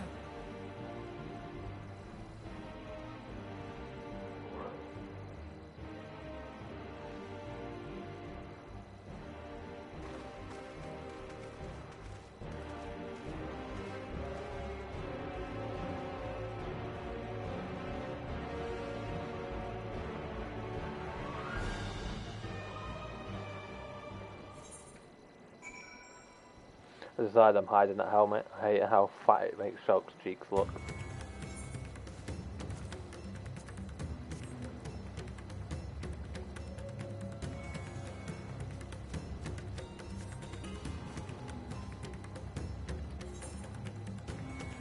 Right.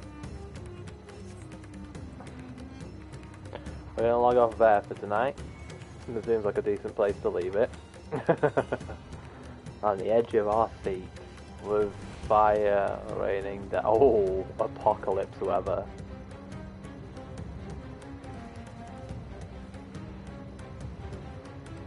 Man, that's cool. Tomorrow when I get on, I'll be doing this side quest here. Doing that side quest here. And then we'll be getting on with stuff. Alright, Mally. I mean, it'll be going to YouTube at some point.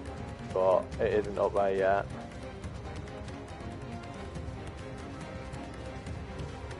So I will catch you tomorrow. It's bed for me. Thanks you two for being around to the end. Signing off at 2:27 AM.